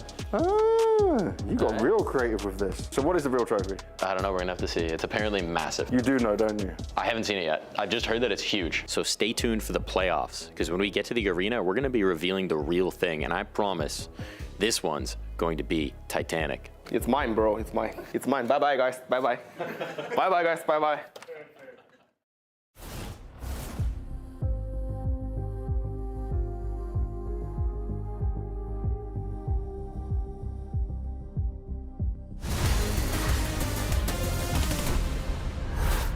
Some of the big dogs are now in the building. We've got Nico, Manasi on the side of Falcons. We've also got Simple donning his FaZe jersey. Of course, they're arriving ahead of their start at the Major tomorrow. But we've got to find out the final 3 teams that are going to be meeting them.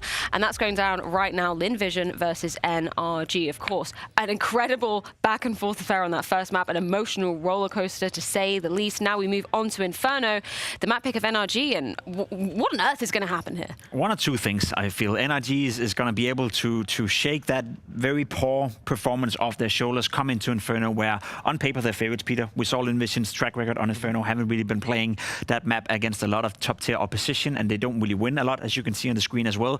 NRG are the favorites, but it also could be the case that mentally they're completely checked out after that game, and then Lynn Vision will just roll over and win.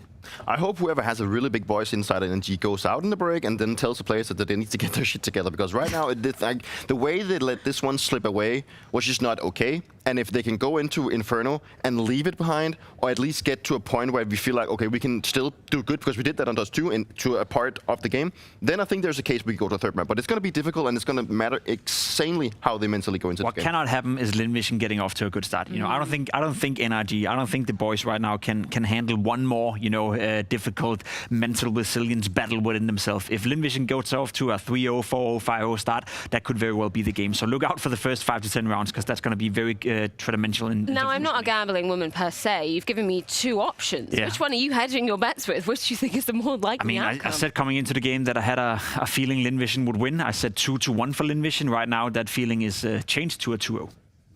I still think that NG can bring it back. I know it was a tough first map, but I have a feeling that if they win Inferno, they bring the confidence to the third one. Well, Lynn Vision taking their map pick of Dust 2 after an incredible nail-biter affair. Now we move on to the grounds of Inferno.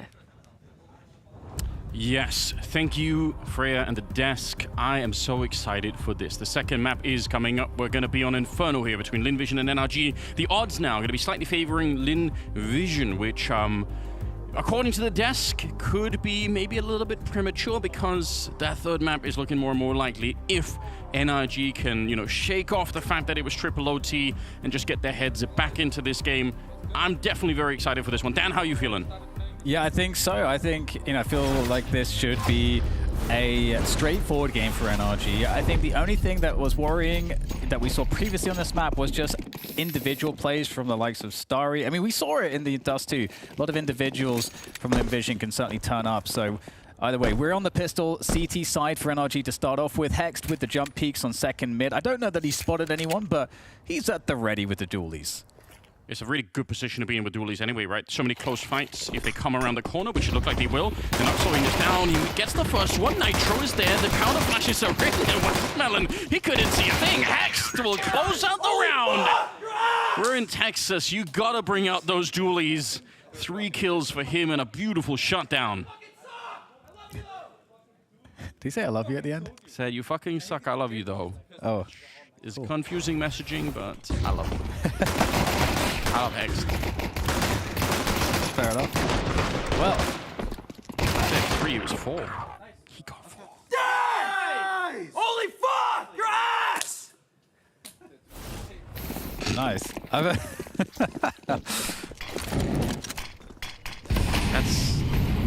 That's his personality, and you know, I just want him to be him, you know? I don't want him to change at all. You gotta remember as well, Lynn Vision started on Dust 2 by shooting his corpse for a full minute after he was dead, so they definitely know what he's about. They know. They absolutely know. That They're grenade, opting into the mind games. yeah, I mean, why not? If they're flexing into it, I kind of appreciate that. We've got tech lines. This is dangerous. Nitro going to get overwhelmed, and there is only one more player at the site. It will be Bro, who is at least going to be able to smoke them off here. So it's a good position to be in. Backup is coming. And then Vision frozen outside of the bomb site. They're going to be going through, and as you say, Pro at the ready, MP9 in hand, and that's a perfect way to start it off. Oh, hello, a bit of extra spray, punish. Oh my god, a Dink comes in looking for the finish there. There is blood in the water. Westmoreland wants this so badly. Oh, how is he alive? How did he survive? I feel robbed. Everyone just was robbed. I don't know. You're right, he got dinked so quickly that probably should have been dead in the round. It also means there's no bomb plant, which, yes, you know, maybe a bit of a shame here for the T side of things. Oh, they got closer than I was expecting in this round. Holy shit! I just like lost like 10 pounds and hid behind that fucking wall right there. All right, sucking in his stomach a bit to try and I like it. It's second round for NRG though. We do expect them to be good on this, and I think you know, Jacob outlined the condition for which they could lose it, which would be involving, you know, losing the first 4 or 5 rounds and just kind of spiraling mentally. the fact that they're already winning a couple of rounds here early on, I think is a is a good indication that they're going to be able to ward off that kind of a collapse. Yeah. Positive sign. Positive omen. We want that because we need that third map. I think the series has been great fun. I've really been enjoying it. We need a third map and nothing else because I just want to see OC actually play Counter-Strike. He hasn't really done that yet. The other thing too is that the third map, it's as Anubis, both teams have 5 maps played, both teams have 80% win record on it. Let's go. So again, we're not talking too much about the quality of opposition necessarily, but just so that you guys have a number. I've thrown a number to support our argument, Anders. Okay, you're bringing everyone on the court down. I'm going to press you for it, but I appreciate the thoroughness. Yeah, you gotta have sources. You need to have receipts. You have to have citations. Writing a paper now. All right. Right. Yeah, exactly. Well, regardless, it does kind of mean it's a good story for the series as a whole because there's a good chance it'll end on a map at least where, if nothing else, both teams feel somewhat comfortable, even if I think it's hard to feel comfortable on Anubis. But we'll get to that later because right now it's Inferno. 3-0. Lynn Vision, they have AKs out. And it's a bit of a bonus round situation with 2 MP9s still on the NRG side. They have a lot of money in the bank already. If they win this one with the MP9s, I mean, it's going to be a booming start for them. Yeah, the early utility to take that top banana control or at least force the CTs back or get them to throw a bunch of stuff in return. That's, some of the outcomes you're looking for. And they have forced the CTs back, and the CTs are now with 3. An extra player's rotated to the B site as the timing comes in top mid, but the spray down is excellent here from the CTs. Amelia with a nice trade, and that's actually going to create a very winnable scenario here, Anders. A 2v3 post-plant. Well, even more so because the early double nade there onto Nitro and Romans, they're very low on health. So yes, sure, it's a 2v3, but in terms of health, might not be exactly like that. Bomb gets planted, more grenades keep landing on the site. Amelia having a hard time finding any kind of security as there is a player coming in from the apps as well, sneaking through there with the MP9. It's Nitro on top of it, flash in, and now he's down in the smoke. He can't actually see them here. It's a bit confusing. George on the other side trying to help out. He will get the shot, but he goes down, traded through, and right in the smoke.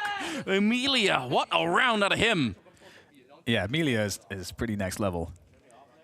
And NRG, they had that's a tough one. That's a tough one.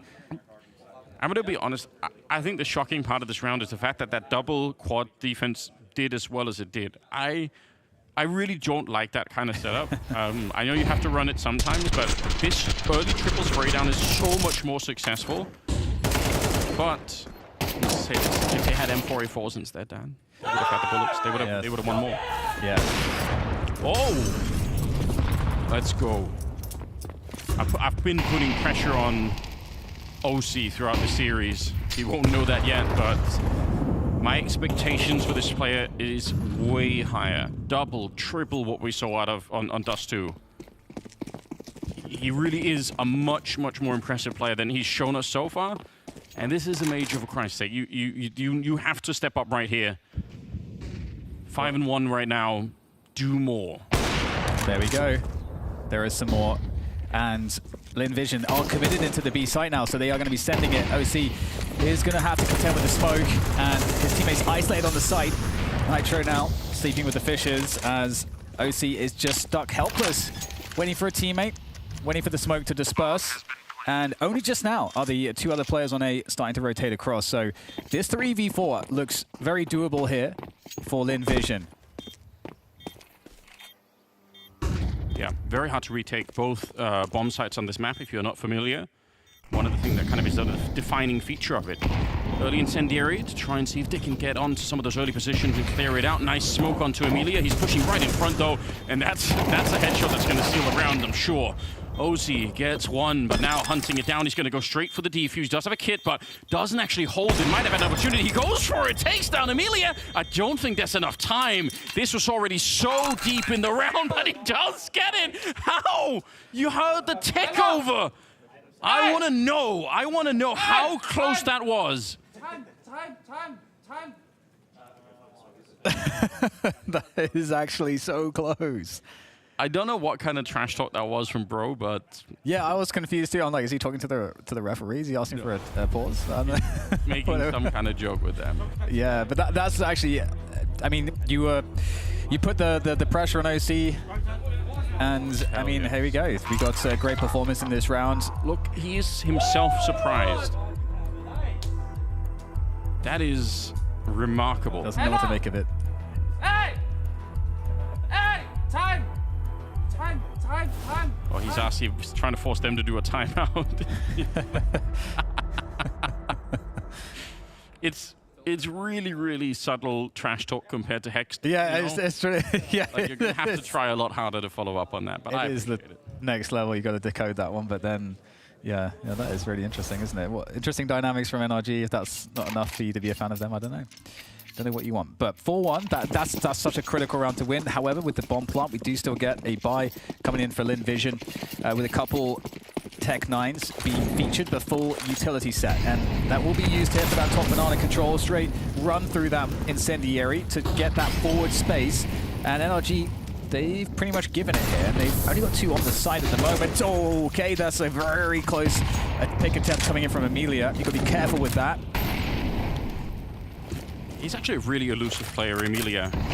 We saw some crazy tricks out of him on Nuke, where he was managing to sneak through, smokes and just like navigate a certain angle. And the pathing here for him to try and open for the kill was really, really good. There is a chance he can find that shot, even though he's under a lot of pressure.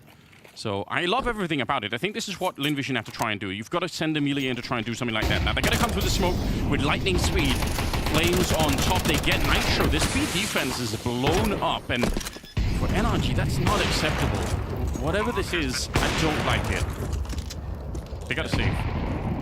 Yeah, it's a tough one, and it's a good call for Vision just to go for it. I mean, a lot of these rounds, NRG have been playing like 3 on B, where they will maybe, even if they start with 2 on B initially, they bring over a 3rd player. They've been doing that quite a few rounds, but for some reason they stuck with 2, or maybe their timing was a bit different.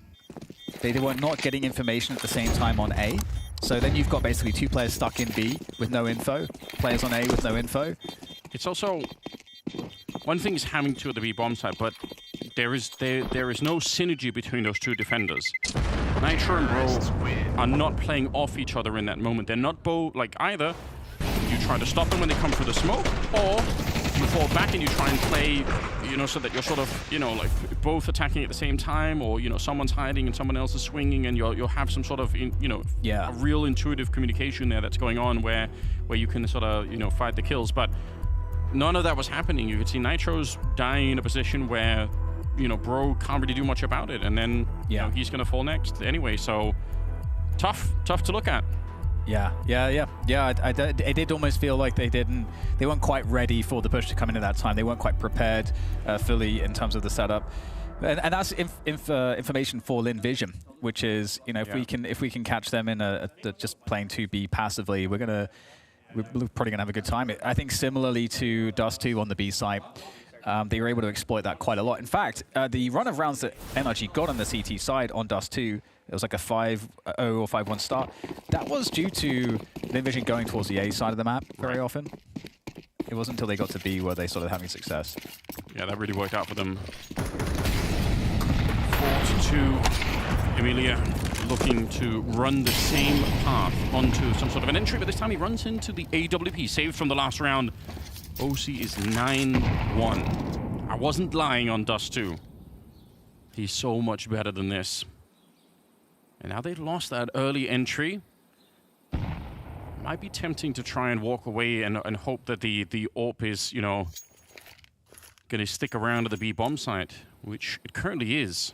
OC hasn't moved that much, which actually is a bit unusual. Typically, you take a shot, you run somewhere else. OC flashed out of the position, going to try and throw out a bit of utility to hold them back.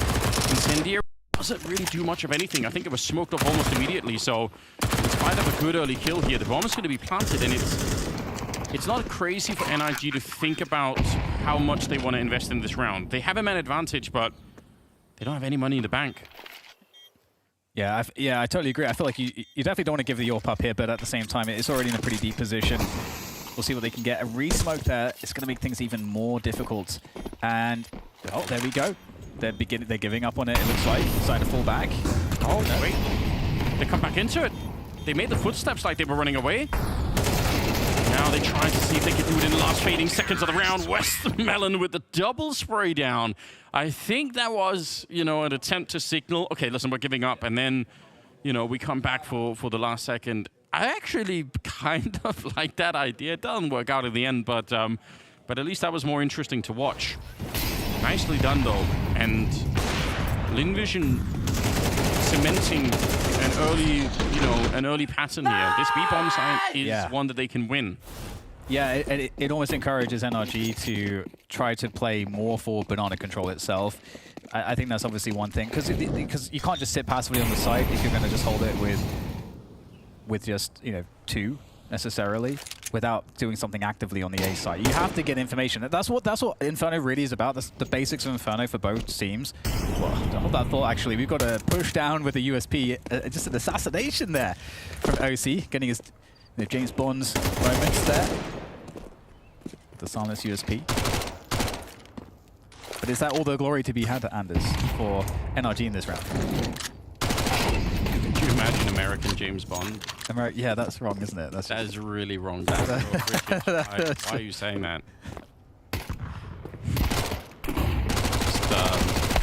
We'll leave it at that. Westmelon does go down for some reason. Nitro here. I mean, again, possible to get a quick double tap, but he fades back into the smoke, unfortunately. Sort of wish he would have stuck around. Should give an opportunity for a bomb plant. Emilia out there looking mechanically. You can't really question this player. And OC with the AK. Far away, which he should be.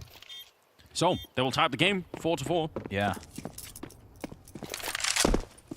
And one thing too, you know, that we'll see this next round is okay, is there an adjustment that NRG have made? You know, because I think you're totally right that a pattern has emerged, much like it did on Dust 2, that the B side is being heavily targeted. And let's not forget, Lynn Vision are not super comfortable on Inferno. This is not a go-to map for them. It's not a map that when we've seen them play in the past, where they have a lot of complexity. They're missing some fundamentals on this map, so they need to survive by figuring out like weaknesses like the B site here and really getting as much value as they can from it before it gets shut down. Okay, what is you just got me through? Would Money Penny be cash dollar in the American James Bond? I'm done. All right, I'm out. You're the one that said that we should give up on it. I know. I couldn't. My brain couldn't. Starry is missing from the game, which is weird. 1 and 8, but they're still winning the round, so kind of who cares?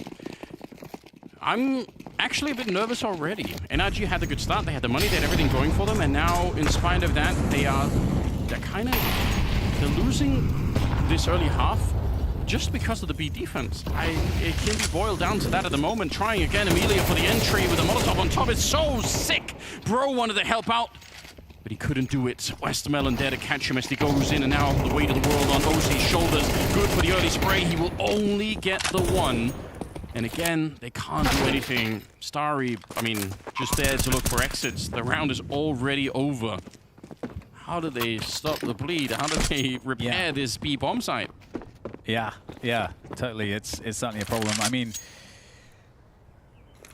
you don't want to get to the territory where you overthink it, right? And be like, okay, we're going to stack 4 players there, right? But you know, but the thing is if they don't have, let's say, you know, they have top banana holding, like, you know, tactics they want to run. Like we saw the beginnings of that in that round. We saw them dig in a player to the sandbags. They were trying to defend the half wall, and what they had there wasn't sufficient for that. Seemingly, they still got, you know, run over. So maybe they have some other looks that they can go to. But that's really the starting point, Anders. You have to be able to you know, create a scenario where the CTs just can't run over you like that. I mean, obviously Emilia is just exploiting that over and over again. But whatever this setup is, and again, you can see between Nitro and Road, there is some fundamental disconnect between those 2 players at the moment that's leaving them both very vulnerable. Such a shame. Timeout called. I think that's a good idea here for NRG to get things back on track, you know, just to stop. But I mean, again, the problem is going to be the economy as well. That they're not in a good position all of a sudden. Well, and this is the thing too, is that if let's say there's a world where NRG are able to just, you know, stifle this banana take that's continually just winning the round for Lynn Vision, right? You hold top banana. Then at that point, you force Lynn Vision, like, you know, you'd force most T sides to then have to go back into top mid, you know, back into the apartment's control, and then you get the seesaw situation happening, and then maybe a rehit comes to banana later. But you can't even play that part of the game yet as the CTs because you can't stop the banana control. So that's the initial thing to solve. But it looks like actually we're having a different opener from Lynn Vision. Yeah. They decide they don't want to run up banana one more round.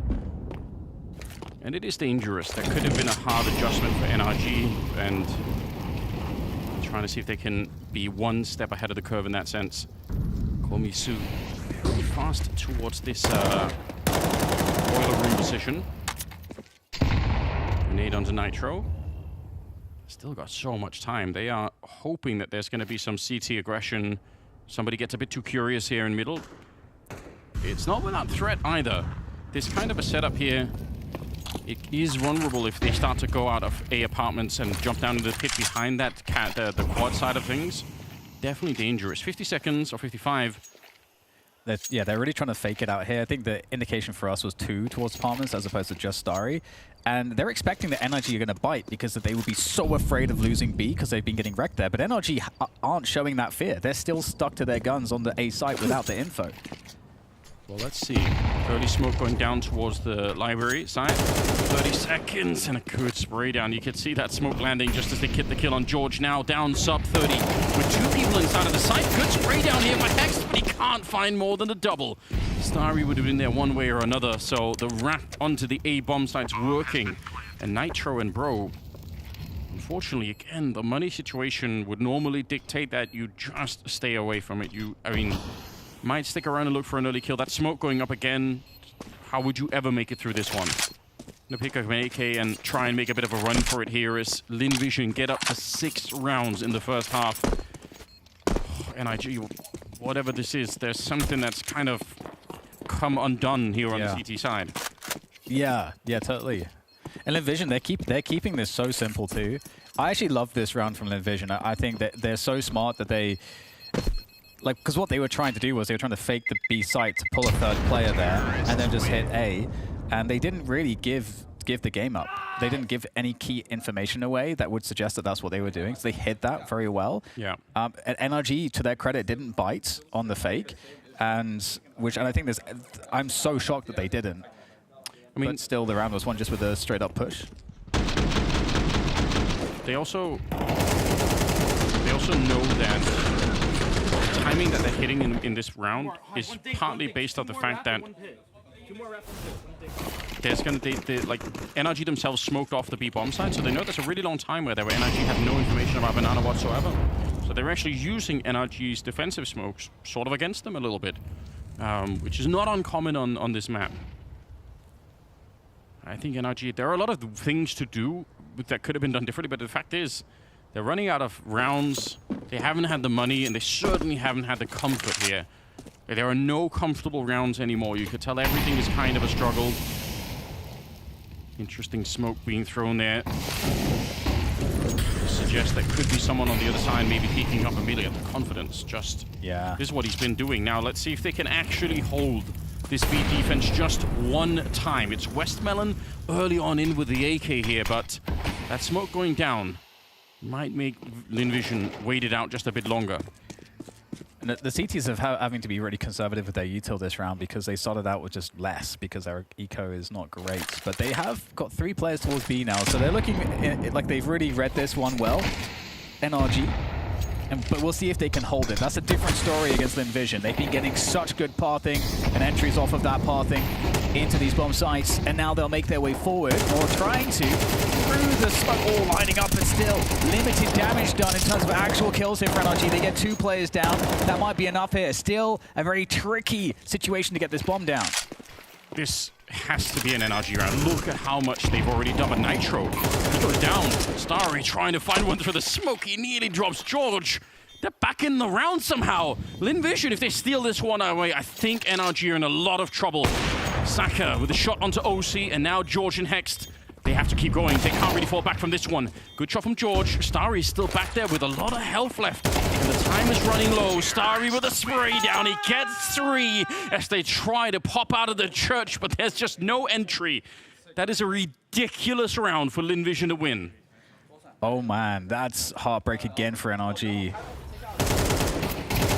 It felt like they had such good positions going into this. They slowed the push down. They forced a really awkward entry, just trying to squeeze.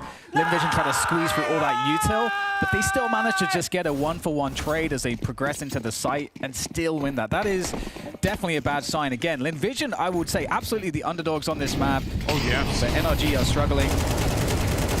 They are immediately anticipating the forward push there. Important shot for Nitro to take one down for the smoke, but at the same time, 4v4. If you're new to Counter-Strike, typically say those even trades are going to be favoring the T side, all things being equal. 3 at the A-bomb side for the defense. Nitro's alone. That B defense has been just such a problem for them. Smoke up here, which OC is playing in front of, and he can do that for a while.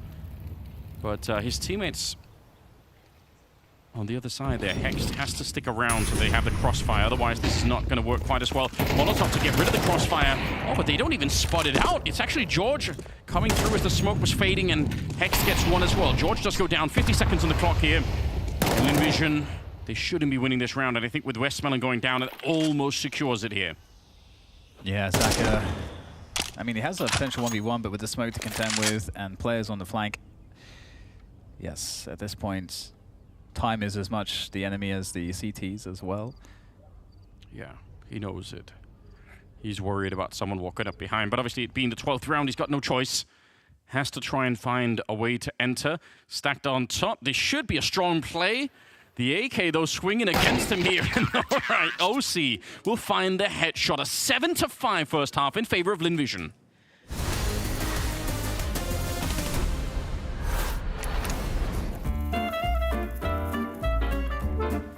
Hello and welcome to the Culture Clubhouse. We like to discuss the cultural implications of Counter-Strike plays. That's something that's quite close and near to our heart. Yes, no play is created equal.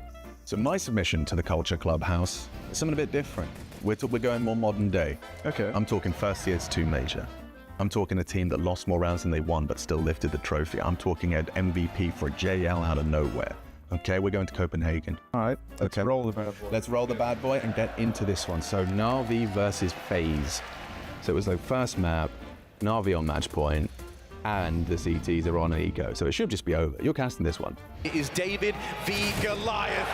This round was wild. Scrappy had everything. Na'Vi can feel this. They want this. Just a pistol of Brokey. It felt like this was going to keep going, right? But then JL had other ideas. JL, can he save the day? Can he cook something up here? I mean, picking up the bomb, how long has he got now? So 30, no, less, 18. I see this little Brokey hesitation there. He's going back, he changed his mind, which gives him this little gap to slip out short. Gets that bomb down, and then he's running at him. He's running at him, he's running at him! A haunting clip. That like causes too much pain to me. If that had just been, a second different, it could have been a whole different story. All the pressure is on Rain's shoulders. No kit means it's done. The kill. And JL has arrived in the Royal Arena! JL gets an MVP at the end of this major, lifts the trophy. That's also after kind of making even just like a debut in Paris at the end of CSGO. He comes in a CS2 with a vengeance. This isn't the history club though. No, you're dead on. This is the culture. Yes. Cultural impact builds up over the course of the game, right? And so this one, like, is it a good play? Yeah. Yes. But is it the defining play that won them the major? I don't think you can say it is. Would you say that it's fair that it cannot be more than a 6 when that is the case? Yeah. I'm thinking that too. But something you haven't considered is that individual brilliance is kind of in the fabric of Counter-Strike culture. So I'm willing to say, like, for individual brilliance, a 6. 4 for the culture score. 6 for the individual brilliance. All right. Yeah. Okay. Well, I mean, that's just another great day in our lovely Culture Clubhouse. Thank you, Harry. Thank you, good sir. Yeah. Thank you, good show. Rippity pep.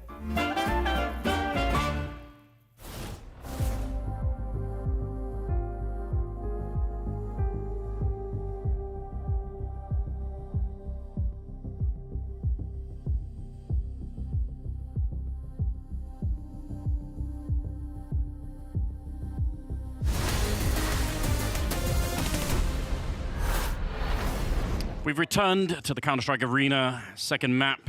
This is elimination on the line for either NRG or Lynn Vision. It was triple overtime on the opening map of Dust 2 with Lynn Vision just barely squeaking through and taking down NRG on that map. Now we're on NRG's map pick of Inferno, and I am not feeling good about this. I actually feel a bit disgusted at that early first half there for NRG. I think they could have done so much better. Something has really gone wrong here. Lynn Vision now in prime position to steal this one away. NRG on the T side. They must get something done. And look at Lynn Vision, what they're doing, pushing down the middle, executing George to begin with. It's Saka. A brutal start here. And NRG now slowed down, having to react instead. Their own plan is out the window. Yeah, Zaka is dug in here in this very deep spot, trying to escape. That is bold to try to jump out of that. Gets punished by Hexed, and the fight continues. Damage exchange, apartment's lost now. Bro's going to be taking that position away for NRG. They need this pistol very, very much.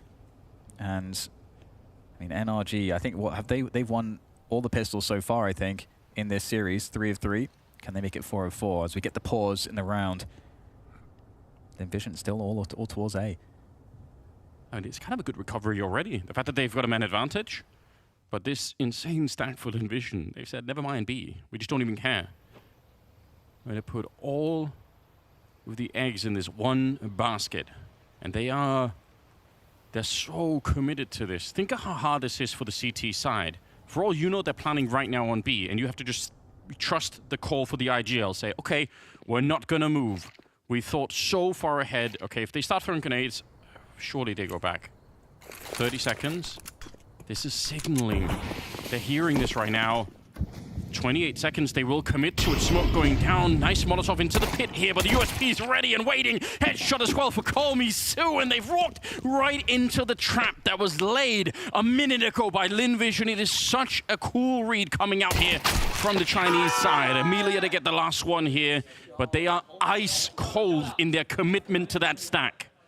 Yeah, you love to see it. That is a great protocol on their team, and just great discipline to just hold steady no matter what. To just like give up like all of that, like you said, all of the racing thoughts of they could be doing this, we could be losing out on that. But that's why the protocol's there, you know, because you're 3 players, you're not going to win the round if you're running between the sites here. You need to gamble, and it works out. I mean, if they planted on the B site, well, that's what you're saying. We concede that. It's so hard to communicate, I think, because we can all see when people get crazy 1Ds, you know, how impressive that is. It's very hard to communicate how hard it is to do nothing on the CT side in a round like this one. Definitely not easy. Saka's already seen just the front of the gun barrel there with the Deagle trying to do something in the middle. They're not getting chewed up a little bit here. Good shot from OC. They're trying to push forward. The Molotov is kind of keeping them back, or the Incendiary, making sure you can't easily catch them. Nade goes out, and a flank is coming in. It's Westmelon shooting him in the back, and pretty quick round here. Now, they will be able to buy in the next one. This wasn't some sort of crazy force-up. They just had, I think, a Deagle to play around with. So, surely for NIG, if they can't get this team online in the second half, early on here, I mean, they're going to be in a lot of trouble. There's something emotionally you can just tell that's come apart on this team. Yeah, it does feel like there is something that doesn't see is unfixable right now that they're just having to like figure out as they go. It's like that lack of continuity. I don't know precisely, but either way, it is still recoverable for them. Banana is taken away from Lynn Vision. And Lynn Vision actually deciding to, in light of Banana being taken away, to like start rotating someone off. Okay, what a grenade. Oh. I'm impressed. He was grenaded down, he was dinked, and Bro just stood his ground and said, it doesn't matter, I've got one job right now. One single purpose, which is to get the entry on the site. Here, George hoping to hunt it down, but Amelia swings up behind him. Dinks George as well. Down to 42, or maybe not dinks him, but at least do some damage. Hex's going to win the fight against Starry. That's all the way across the map. 1 minute on the clock here. And a 2v2 that could very well be tournament-defining for NRG. This early buy round has to work out. Lynn Vision way too close to knocking them out at the moment. The bomb has been picked up again, and you can see here the CT side still throwing in some flashes, still trying to slow them down and make it uncomfortable. They could fall back to A if they wanted to. Oh, George. I'm not sure if there's indecision there or what exactly. The knife came out for a second. And now they're both gone down. That feels like indecision or communication. I'm not sure, but it seemed like there was some hesitation there, Anders. Yeah. From NRG.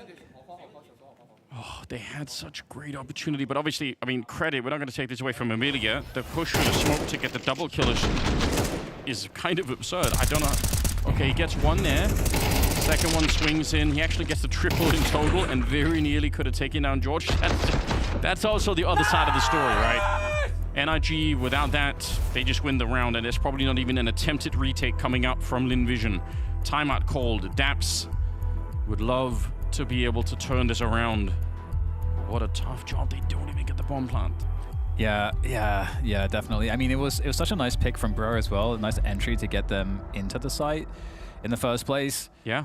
But, and you know, I feel like it showed a lot of confidence from him, but yeah, being unable to convert there is a challenging prospect.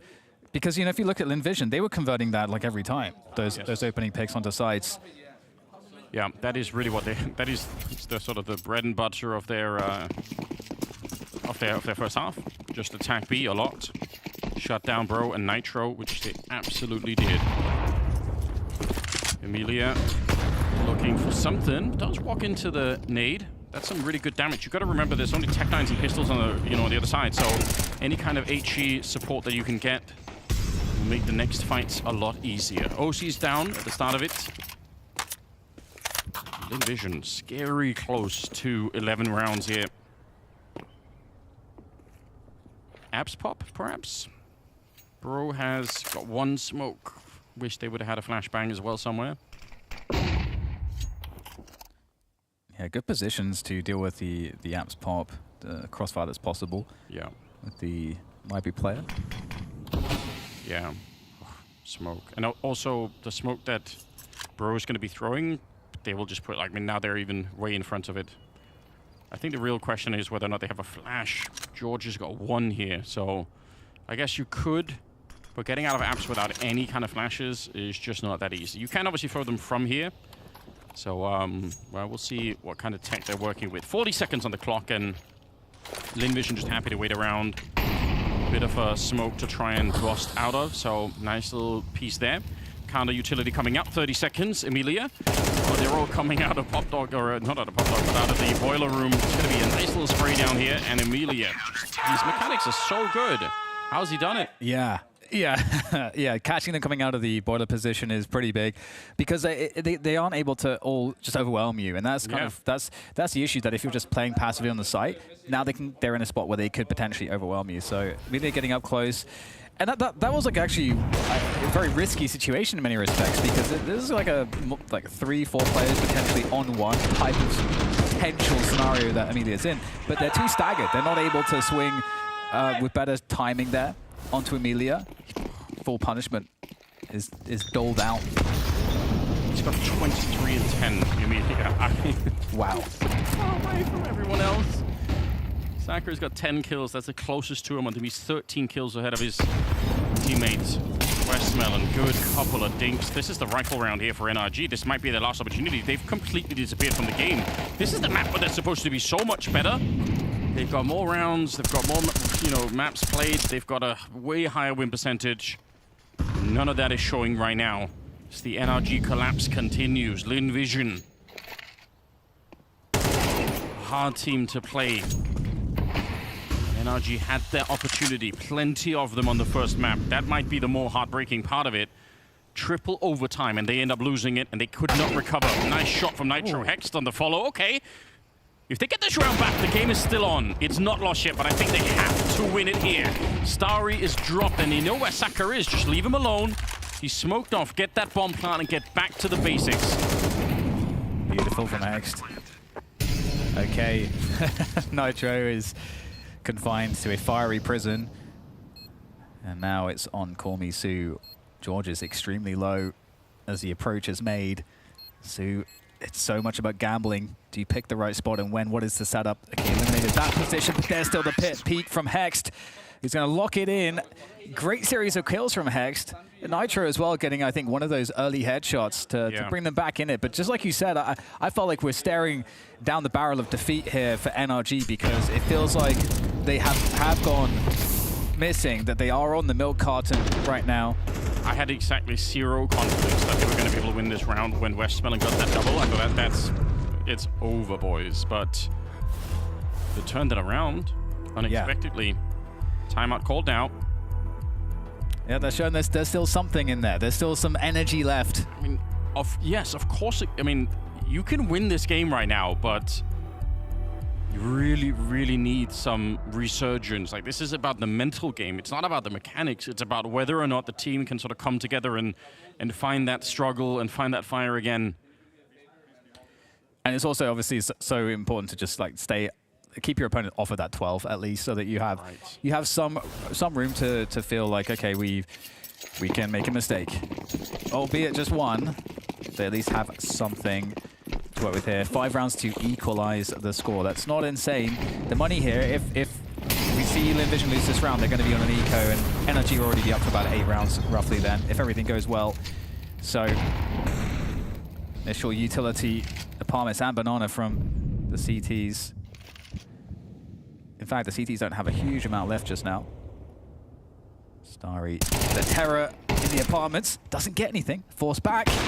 And Zaka also forced back after a win. That's space gained here for NRG. Yeah, they really want to speed it up. They're just running him down before they can even get a chance to reload. Starry, what does he do from here on out? He's got some bullets left now, but still overwhelmed. The sheer speed with which NRG managed to get through. And it's not like they were right next to the pit. They actually had to run quite a distance. Sue and Westman, a better choice to walk away. I don't think it's, again, not going to be worth it when you look at the money here. So 11-7. I mean, they are right on the edge, NRG, but they found a way here. I want the comeback so much into a third map, Anders. I really do.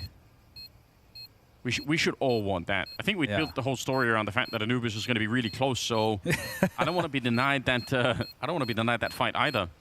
So just a couple of things, right? The early spray fail for Starry there in Pop Dog is they know he's running back and reloading, and then the missed AWP shot means now they've got 2 people that are retreating, and I just say, all right, even if one of them gets the reload in, let's just try and see if we can hunt them down. And obviously, this shot here from Nitro, that kind of opens it up. Super well played. The thing that's scary for me is that they don't know that there's an AWP on the other angle there on the Apartments, but to dry peek into that's like super scary, because there's a round obviously where Zaka hits that shot, there's a round where Starry gets that opening kill, and these are just raw gunfights. Normally, you know, the Ts will use utility craftily to ensure that they can close as much distance towards the site before they're at risk of actually losing players. However, we're back into the next round here, and it is a couple saved M4s, and that's it really for Lynn Vision. P250, 5-7 on Amelia. Oh, that's great. That's the 3rd time that he's gone back to shoot through like that, and the first 2 he didn't really get anything for it. Does get the kill on OC to begin with. And when you only have 2 rifles like that, I mean, obviously that is the power of buying the M4A1 to some extent, is the fact that you can shoot through the smoke like that, making it much less obvious exactly what your position is on the other side. Hext trying for something there, but they're going to lose George. Getting through the smoke. Not exactly the start you're looking for here against just the 2 rifles, but both of them have found a kill. Now they're boosted up back here, which the advantage is, if you see this, you know that there are 2 people, but the disadvantage is very hard to peek. Bro was taking a look. He didn't really see anything. Good work for Hex. There's still a player in the pit, though. Starry with a USP, trying to walk up against him. He spotted it out. Good work so far. If he wins this fight, then he's cleared the bomb site, and that might be enough to win the round in spite of some early struggles here. Goes wide, and Hext, so well played. Great initiative to be able to do this essentially on his own. Yeah, and it, like you say, it essentially kind of wins the round for the team, because now you've got Lynn Vision out of position. Without really any opportunity there, but with Bro going down, that is somewhat annoying.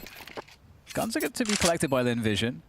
Are they going to try to attempt this? They don't have a kit, I don't think, available. And I think that's... Oh, actually, there's a kit on the site. Thank you very much to the production there. So that makes it doable, but they seem slow. They seem slow, Anders. I think probably more than anything, they just want to try and see if they could do even more damage. It's already a great round, right? If they can save the 2 M4s or the AK here and do a lot of damage onto NRG, that's already kind of awesome. Westmelon getting one. Again, I don't think winning the round is an option any longer. Hext will 3 kills towards the end. But to some extent, as they're calling out here for NRG, you can hear, they're going to be on a full buy anyway. They take away 4 rifles on the T side, so they're sort of paving the way here, Lynn Vision, for a later round in which they're going to be able to slow down the economy very, very early on. The fact that they win this round is, I mean, NRG, they could have lost this. Oh, yes, for sure. Like you say, the Hex play there into the A site was... Everything kind of came from Hext in that spot. And so with NRG, it doesn't feel like they're winning rounds with the consistent formulas, and that's the thing that has me on edge constantly for them. But a play again behind what used to be a car, but is now some just lame barrels instead. True. A little bit of a deep nade. It's not too bad with the damage there. Deep banana control, which is something that NRG themselves on the CT side, they haven't really managed to accomplish. They were always struggling to just hold the top of banana to begin with. Quick turnaround as they will try to get out of apps once again. They might have found a weakness of their own, making the jump down into pit. It's a nice start, but Starry, the double kill, one of them with the HE, will really slow things down. OC's found a headshot, but it's all it's going to be for the round here. Nitro getting dropped next, and Bro, he was the lurk flank to go around on the other side of the bomb site. Now he's on his own, and he can't win that fight against Call Me Sue either. So Lynn Vision able to stop that pop into pit, which they've tried to do quite a few times already. Yeah. And I think, you know, from NRG, what you're seeing also is them keeping it really simple. You know, I don't think that it really mattered to them how many CTs are on the site. They were just going for this. Trying to, I think, do what Lynn Vision did to an extent, where just trying to keep the game as basic as possible. And sometimes when you do that, like the whole reason why you won't see that really from the top 5 teams is because on this map is because there are, with more skill and layers, ways to make it even more favorable for yourself. This could be it. This could be the last opportunity. NRG, they need overtime. They need 4 in a row to stay alive in the major. Lynn Vision have done so well. No one saw this coming on a map like Inferno. They don't have a good track record on it. Tech9's towards the B bomb side as Bro goes down. No entry found. They have to keep. They can't really fall back. They might as well push it all in right now. All the chips to the center of the table as Westmelon and Call Me Sue. There's the Molotov and Amelia with the shot, and they survive. Lynn Vision with 3 overtimes on their feet now as they take out NRG in 2 maps.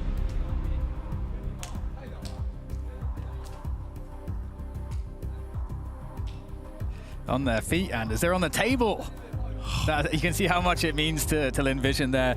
But NRG, you know, very quickly for them, commiserations, of course. You know, North American Counter-Strike is not where a lot of people want it to be, and I think a lot of people were obviously posting their hopes on some form of a run here, especially with, you know, Holzerk not being able to make it for Complexity. NRG, another, you know, very big brand in North America. So very sad for them, and they're going to have to go and sort of analyze, diagnose what happened. But for Lynn Vision, you know, team from China, that's, you know, we don't get a lot of teams from Asia making runs at tournaments like the majors, so really awesome to see. And especially Amelia. I love that Amelia had a massive game here on Inferno. No, it was sick. Without him, it would have been a different fight, no question about it. But yeah, impressive stuff here for Lynn Vision. Very, very cool. We're going to throw it over to Freya for a bit of an interview. Sadly for NRG, that does mean the end of the line. I've got Hext here for a few words after that series. Just going back to Dust 2, like, I can only imagine what an emotional roller coaster that was. We saw the frustrations from outside on the cams. Can you tell me what the emotions were like inside the camp when you go into multiple overtimes, you've got opportunities, but they slip away from you? I mean, honestly, it's pretty good. We were kind of getting upset, but then we like reeled it back in for the round, so I think that was pretty important. I think we just made, like, the calls were good. We just made small mistakes, and it really costed us the game. Yeah, that's pretty much it. And coming on to Inferno, obviously, you know, it was your choice of map. It's a map that we haven't really seen Lynn Vision play all too often outside of the Asian region. You have a strong start on it. Where do you feel like it kind of falls apart for you guys? I think we were playing more towards A than we should have been, I think. They were hitting B a lot and were favoring towards B. And then when they came A, we destroyed them. So I think we just had to honestly play more heavy towards B. But I don't know if we did. I honestly can't remember right now. No, I can imagine that there's a lot going through your head right now, probably a lot of things that you're going to be talking about post this event as well. Can you tell me what's in your head right at this very moment, knowing that you were that close to making it to stage 2 and unfortunately eliminated? I mean, it's quite disappointing because we had, we just thought we were going to make it, honestly. And there was, I don't think there was any doubt in anyone's minds that we weren't going to make it, at least on this team. So it was quite disappointing, but I mean, there's nothing we can do now, so. Obviously, you're going to be going to the player break a little bit earlier than you would have hoped. Anything that you're going to be looking forward towards, coming out of that player break? Anything on the horizon for you guys? We just have EPL so far, and then whatever invites we get, if we get any invites. So, so right now, I think it's just practice, honestly. So. And anything you want to say to the NRG supporters that have been rooting for you out there? I mean, I'm sorry. I mean, we should have won. Just hopefully you keep supporting the org and this team. But yeah, thank you. Thank you so much for your time, Hex. Unfortunately, the end of the road for NRG here in Austin. It is indeed end of the road for NRG here at Austin, and I gotta say, Peter, regardless of all the emotions that we saw here from NRG, regardless of the level of gameplay, Hex kept it pretty composed there in the Lucent. He definitely did. He was touching on the whole thing that they felt that those 2 slipped away because they made minor mistakes. It on the outside it looked more like a major mistake. I think that they never really recovered. They did get off to a better start on Inferno, but in the fact that they did not convert anything, it just looked uninspiring for NRG, and for a long time it just kept going and spiraling more and more out of control for the team. On the flip side, though, Lynn Vision qualifying for stage 2. Of course, we have Kumisu up here. First of all, massive congratulations. What's going through your head right now, knowing that you've got at least a couple more days here?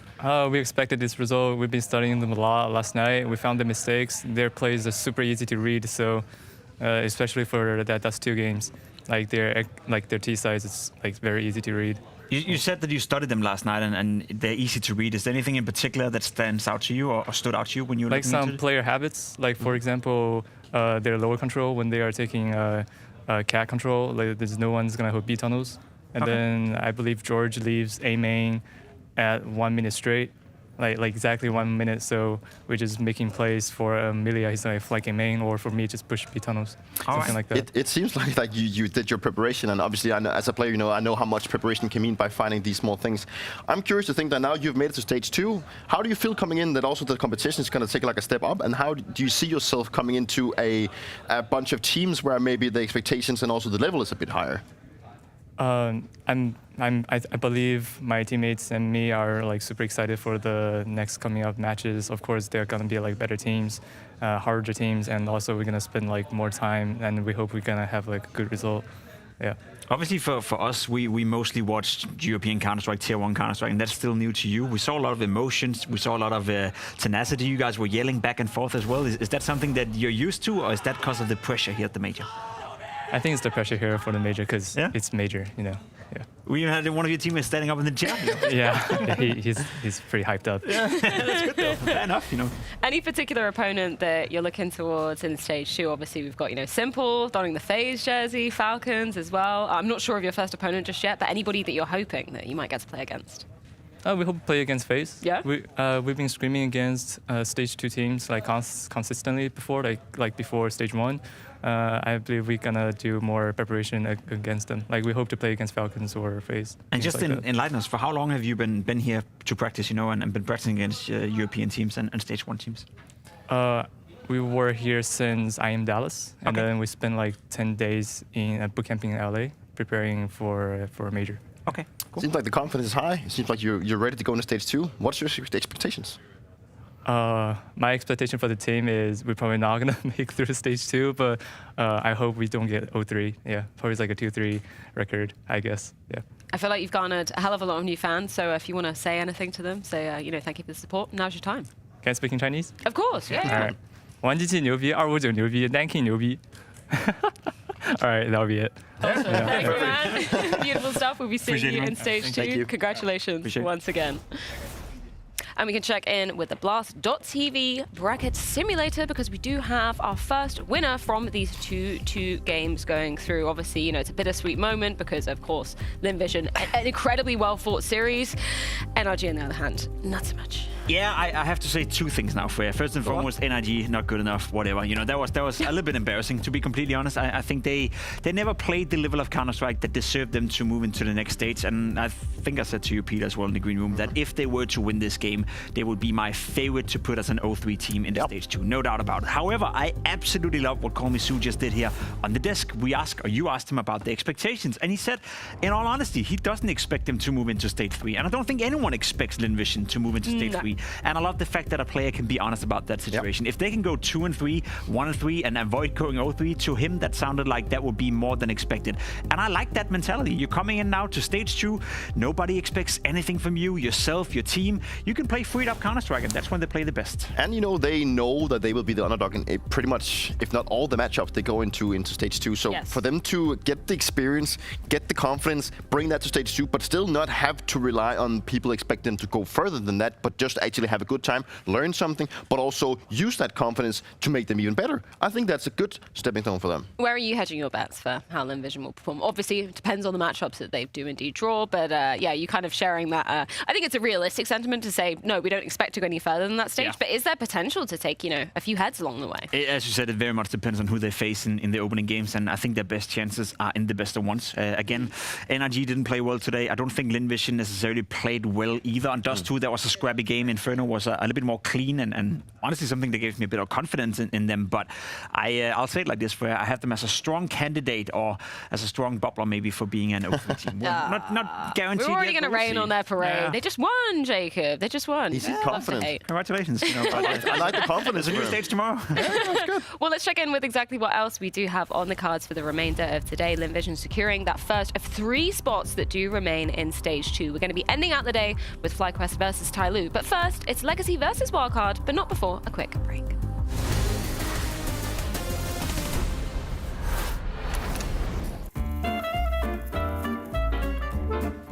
Hello and welcome to the Culture Clubhouse. We like to discuss the cultural implications of Counter-Strike plays. That's something that's quite close and near to our heart. Yes, no play is created equal. So my submission to the Culture Clubhouse is something a bit different. We're going more modern day. Okay. I'm talking first CS2 major. I'm talking a team that lost more rounds than they won but still lifted the trophy. I'm talking an MVP for a JL out of nowhere. Okay, we're going to Copenhagen. All right, let's roll the bad boy. Let's roll the bad boy and get into this one. So Na'Vi versus FaZe. So it was the first map, Na'Vi on match point, and the CTs are on an eco. So it should just be over. You're casting this one. It is David v Goliath. This round was wild. Scrappy had everything. Na'Vi can feel this. They want this. Just a pistol of Brokey. It felt like this was going to keep going, right? But then JL had other ideas. JL, can he save the day? Can he cook something up here? I mean, picking up the bomb, how long has he got now? So 30, no, less, 18. I see this little Brokey hesitation there. He's going back, he changed his mind, which gives him this little gap to slip out short. Gets that bomb down, and then he's running at him. A haunting clip. That like causes too much pain to me. If that had just been, you know, a second different, it could have been a whole different story. All the pressure is on Rain's shoulders. No kit means it's done. The kill. And JL has arrived in the Royal Arena. JL gets an MVP at the end of this major, lifts the trophy. That's also after kind of making even just like a debut in Paris at the end of CSGO. He comes in a CS2 with a vengeance. This isn't the history club though. No, you're dead on. This is the culture. Yes. Cultural impact builds up over the course of the game, right? And so this one, like, is it a good play? Yeah. Yes. But is it the defining play that won them the major? I don't think you can say it is. Would you say that it's fair that it cannot be more than a 6 when that is the case? Yeah. I'm thinking that too. But something you haven't considered is that individual brilliance is kind of in the fabric of Counter-Strike culture. So I'm willing to say, like, for individual brilliance, a 6. 4 for the culture score. 6 for the individual brilliance. All right. Yeah. Okay. Well, I mean, that's just another great day in our lovely Culture Clubhouse. Thank you, Harry. Thank you, good sir. Yeah. Thank you. Good show. Rippity pep.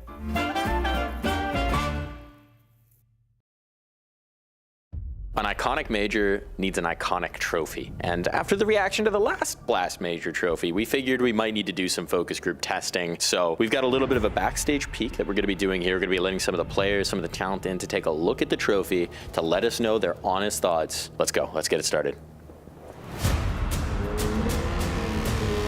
We've got a little bit of a secret for you here. We got a little bit of a teaser. So we want to know your raw, unvarnished take here. This bin is the trophy. It's the bin. You figured it out. Damn, Blast did it again. Wait. Waiting. 3, 2, 1! What the fuck?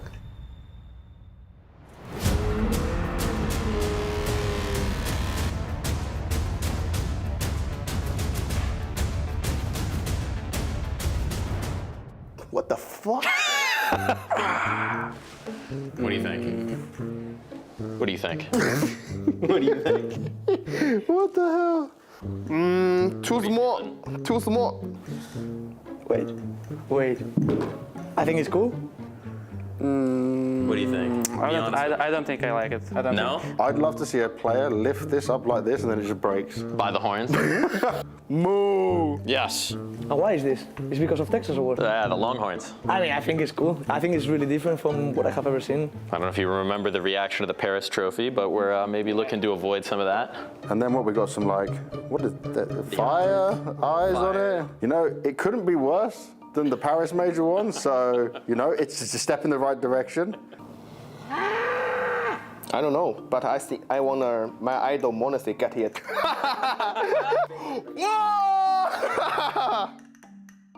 The whole thing? Yeah, the whole thing. I don't like it. It's like 6 out of 10. It's very American. Yeah? It needs a cowboy hat. Now, I do have a secret to tell you. This is not the trophy. Okay, thank God. This is a fake we made. So you just trolled me. We are trolling you. We made it in Blender. Honestly, it came out better than we thought. There is a different one. It's mine.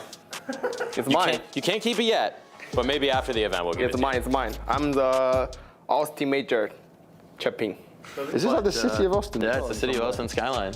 Ah, you got real creative with this. So what is the real trophy? I don't know, we're gonna have to see. It's apparently massive. You do know, don't you? I haven't seen it yet. I've just heard that it's huge. So stay tuned for the playoffs, because when we get to the arena, we're gonna be revealing the real thing, and I promise this one's going to be Titanic. It's mine, bro. It's mine. It's mine. Bye-bye, guys. Bye-bye. Bye-bye, guys. Bye-bye.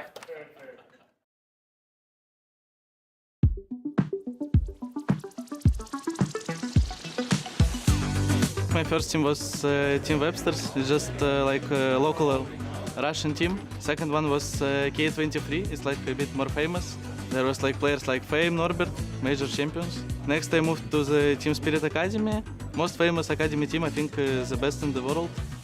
Then I moved to Bad Boom and here I am. Academy teams, it's more about like the most basic CS that you can learn, and if you learn it well, in future you can be more creative.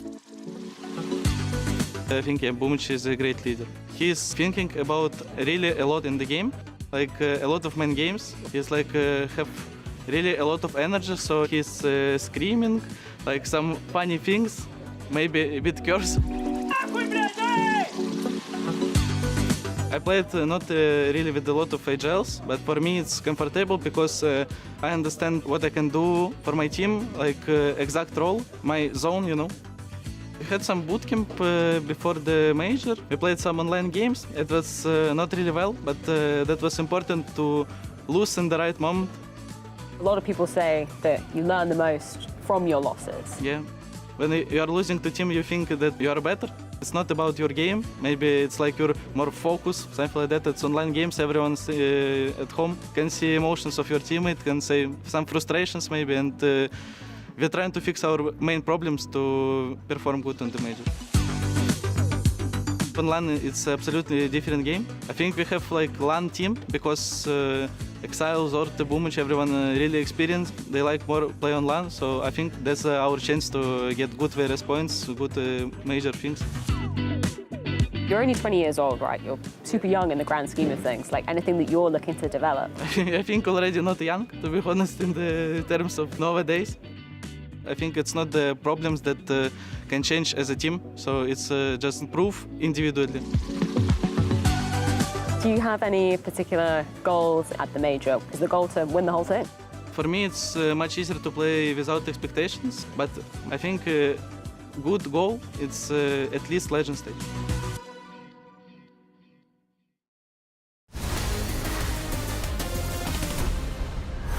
Lynn Vision already securing one of 3 spots available in Stage 2 today. Now it's time to find out who else will be joining them. That's Wildcard versus Legacies. We had to switch up in the booths. We also had to switch up here on the desk. I've got the pleasure of being joined by Maui Snake and Moses to guide us through the last 2 best of 3s of Stage 2. We have the pleasure of being joined by you, Freya. Thank you, man. Yeah. Thanks. That's what this is. I'm loving, so I just asked what it was called, the bolo tie? Bolo tie, yeah. I always think bolero tie because of the little bolero things Balatro everyone tie. wears. Yeah, no. No, not quite I'm not thinking of that. yeah. No. Okay.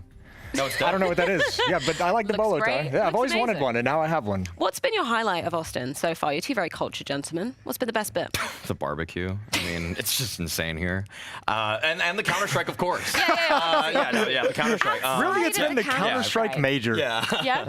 Tacos and margaritas. The food and drinks are exceptional here. It bangs. But none of that silly business today. We're here to talk about Counter-Strike and Counter-Strike only, and we begin by talking a little bit about Wildcard.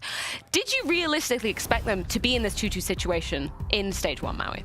No. Wildcard, for me, were flirting with the idea of a 3-0 finish for the opening stage. For a team that was able to make it to the top 16 of the Shanghai Major, I knew that they could ramp up on LAN. Unfortunately, some of the losses that they faced felt very uncharacteristic. The way that they broke down in situations felt like there was a lack of coordination. Not the Wildcard I remember from 6 months ago. And it's weird, too, because I know, like, when you watch them play, like, Susp and Fuzi are playing so well. Like, you can point out, like, 3 guys and play, like, these guys are awesome, but, like, these like, collapses right at the end, these mistakes right at the end are really, really hurting them.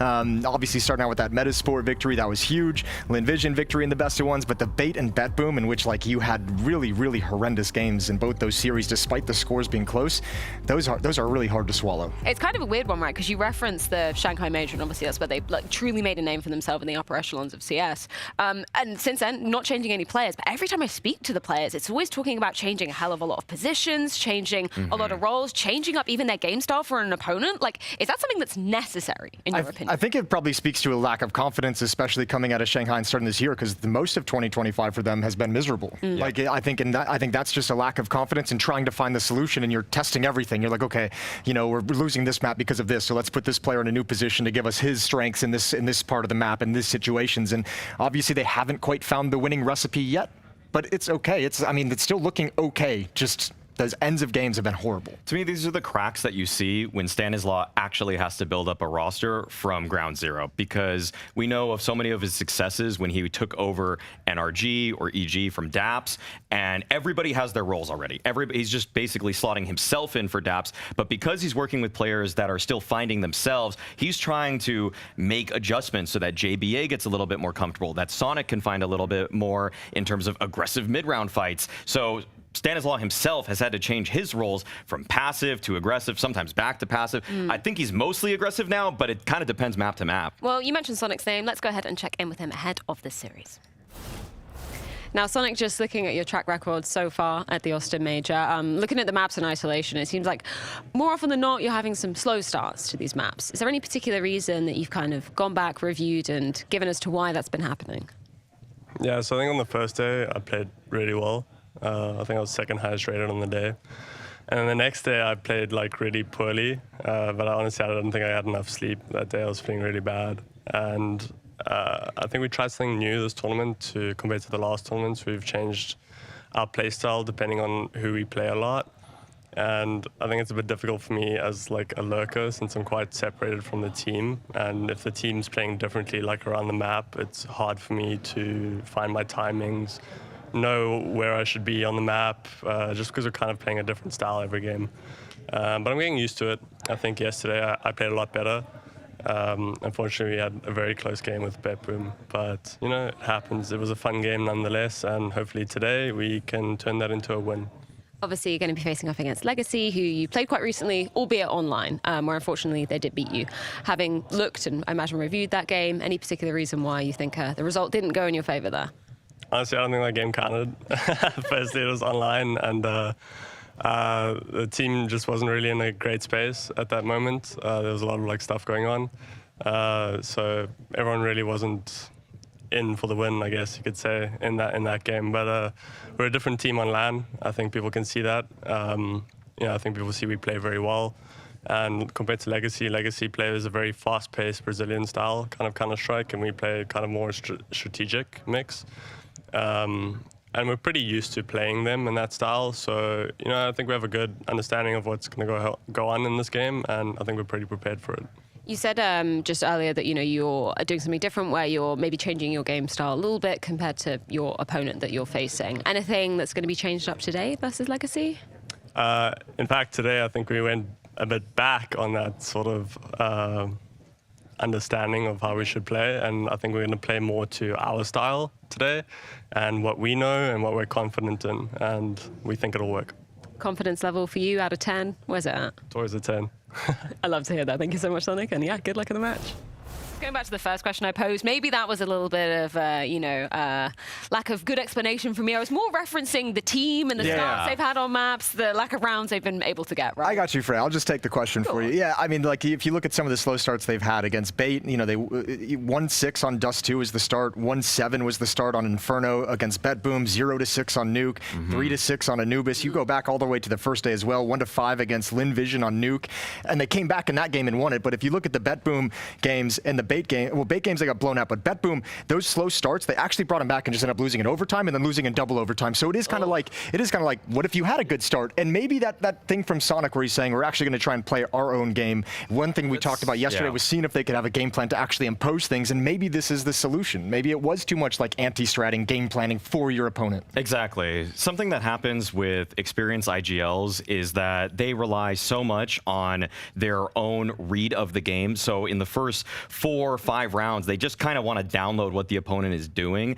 and then they create a counter in the middle of the half. Stanislaw is the prime example of that. I don't always see him going to a game saying, we're going to take mid control super aggressively for the first 3 rounds and make them adapt to us. He's usually the one that's doing the adapting. And to his credit, he's a great in-game leader. He has a lot of counters, but it would be great to see them come in with a little bit more force, showing that you need to make your game plan in adjustment to us imposing ourselves on the map. And in MR12, like, if you get out to like a nice lead like that, like, it's so devastating. You have control of the economy that you can just repeatedly punish. If you can never get out to that early lead, like, so many easy wins come from those first 5 or 6 rounds where you can just kind of bury a team and never let them truly get into it. And Wildcard doesn't have that luxury. They've only had it once, and it was against Metasport, who turns out they might have been the worst team at this event. Yeah, I think we can just put them in a category of their own, let's just say. We see Susp on our screen. What's been the story of him so far, this event? So Susp, in general, has been such a great space taker. I mean, Adam B, unfortunately,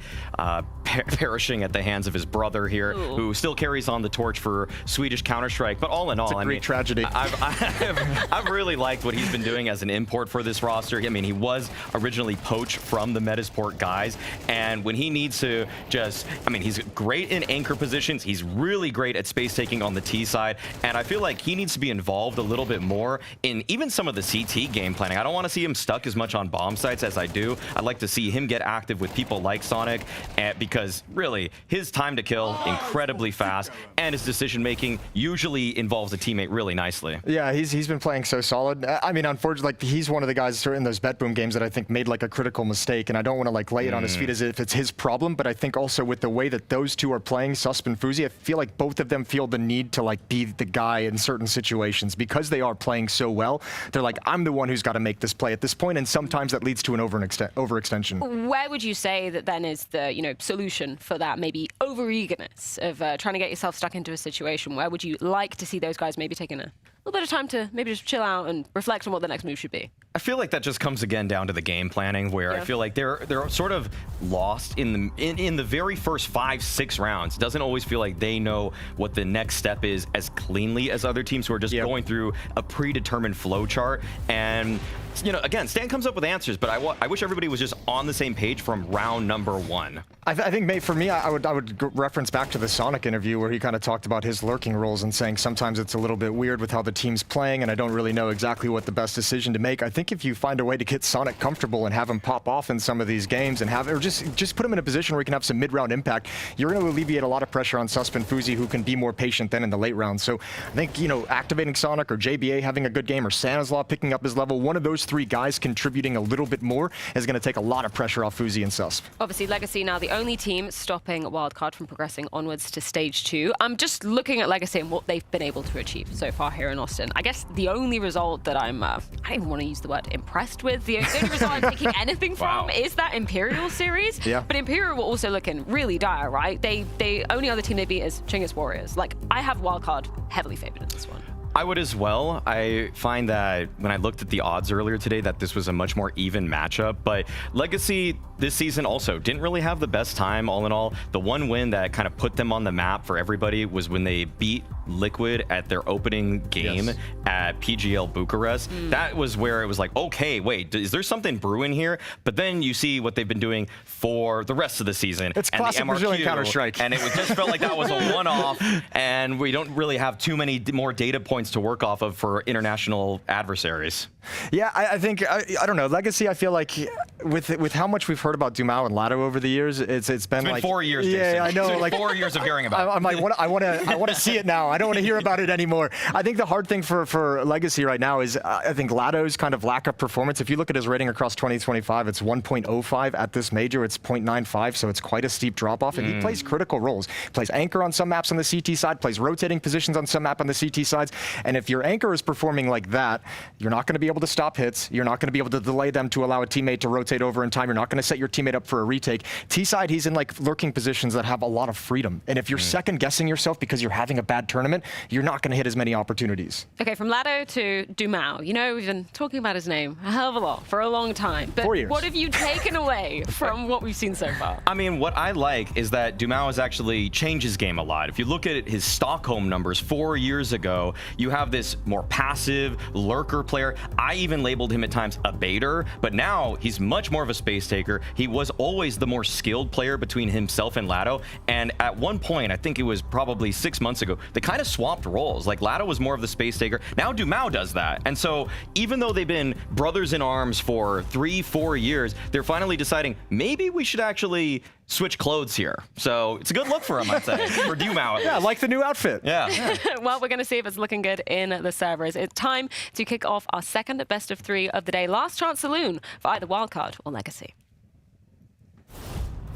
I'd like to switch clothes with Jason. I think that bolo tie is really framing You'd him rock nicely. it? Yeah, I think I could rock it. I think we'll go bolo. Perhaps stage 2. You know, we'll elevate it. And as we concluded, or as we are about to conclude, stage 1, of course, stage 2 looms, but 2 spots, 2 games, that's all it is. 2 seats at the table. Yeah, and coming into this one, that's what me and you have got to digest. Wildcard coming into the favorites, coming in as favorites according to our bookies.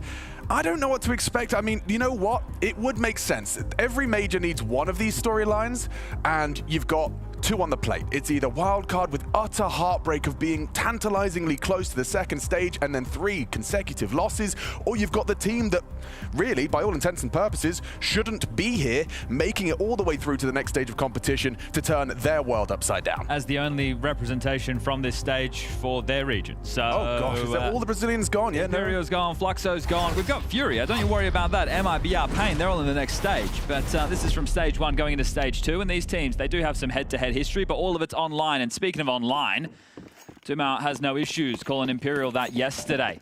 But this is a LAN match. Sonic said, oh, hold up, we're straight out of the gates with some aggression. Speaking of Sonic, his name first in the feed. Yeah, and it's not going to slow down. You talked, or you heard the Des discuss quick starts or slow starts. This is looking like it's going to be a very convincing pistol. There is a bit of a biff in absent, baiting them into Stan nicely. Well done. Fozy just falls away. Stan hits his headshot. Looks like Stan's going to get run down here. 99 damage inflicted. He actually rounds the corner. Dumao was in hot pursuit. Playing deathmatch now. Dumao should be found in a moment's time. Needs to get himself a pistol back. Don't you worry about that. But I really like this from Wildcard, setting the tempo out the gate. And if you go back to the last head-to-head that these two played against each other, it was a 2-0. It was, again, online, and there was no pistol rounds won within those maps in favor of Wildcard. So already we see a difference maker. Now, the pressure of the environment, finding yourself 2-0 up, the euphoria of knowing you get 3 best of 3s, well, that all kind of slips away quite quickly when you find yourself in the 2-2 match. But some really solid shooting. I love the team play on display in that pistol alone. You know, we had someone baiting for Stan on the stairs, Fozy doing that, and Stan throwing that flash for Sonic's aggression. Wildcard starts strong. Looks like the 4CB is in play. Tech9's Kev. And no early fight for Doom out. I'm always curious with this, right? You are going to have to wait things out because you can't have the same crowd control utility you would, and you definitely don't have the same firepower you would if a plant came in. So you're going to have to take your time if you are Legacy. We're grabbing this second mid space with Lado, Lux, and Nissim overseeing business. Doom out, Sadson over towards T-Stairs for now, and setting up some key pieces of utility. A few things I've noted with Lux's calling, now he's only new within this roster and new to the in-game leadership, is he has a couple of these gimmicky calls, right? He'll throw out these smokes and then hope that it forces a rotation and they're able to peel off the top of that. We're seeing that again. So misdirection over towards A, now up Banana, and a good nade. Solid damage here. Over 50 spread amongst them as they do start to pincer in. Oh, good headshots. Hang on, B open for business. Fozy almost found another there through the smoke, so 2 back, the retake's on. Yeah, significant damage onto Sadzin as well. And see a kit between the 3 of these, so getting back into this will be tough, but if Fozy can find another, there is a chance. Stand up Banana late, JBA with Fozy over towards Ruins. This is going to be a necessary trade from Jaba and Fozy. Okay, where's that MP9? He's gotten one onto Sadzin. Can he finish off the job? It's getting awkward, getting light on time, running light on bullets. Doesn't look like they've got the time for this one now. That no kit either. Wow, second round forced by no plant in the first. Legacy have pulled it off. Stan, what can you do with this? I mean, you're dead. The bomb's going to take you down. He's walking away. Best he can do is deny this M4 for Doomau, but it looks like he's just going to run into his demise. Back turned, will lose everything in a massive round as Doomau lets out a roar. He's been chatty, hasn't he? Yeah, and a shout over the fence. Lux likes the taste of that one, and that's a massive round to win early. You see the defense on the B side there, so you can see they get caught off guard. This defensive smoke, it completely removes the second piece of Sonic from the hole. It puts all the pressure on Sus. He steps out. He gets deleted. It only seems competitive because Fozy finds 2 through the smoke. Otherwise, there's absolutely no chance in hell. And then they'll be winning that round. Timeout taken immediately, and Vins, I think he wants to stop things from spiraling out of control, at least mentally early. They are going to force buy back. We've seen plenty of 5-7 action as Chucky coach on the other side. Doesn't feel like he has too much to say. So an early timeout called. And the tilt factor, or maybe the pressure, something that's gotten to Wildcard in a few of their games, but those are the type of rounds that you need to be converting. Your opponent's map pick, you've gone with Nuke. I thought that maybe there was a conversation to be had about Anubis because Wildcard have had some up and down results on Nuke throughout this event, and I think 3 out of their last 5 maps of play have gone to overtime, so you can see the speed wobbles. But the odds don't shift too much with the back and forth of the Force by Wars. Let's see. How long will this continue?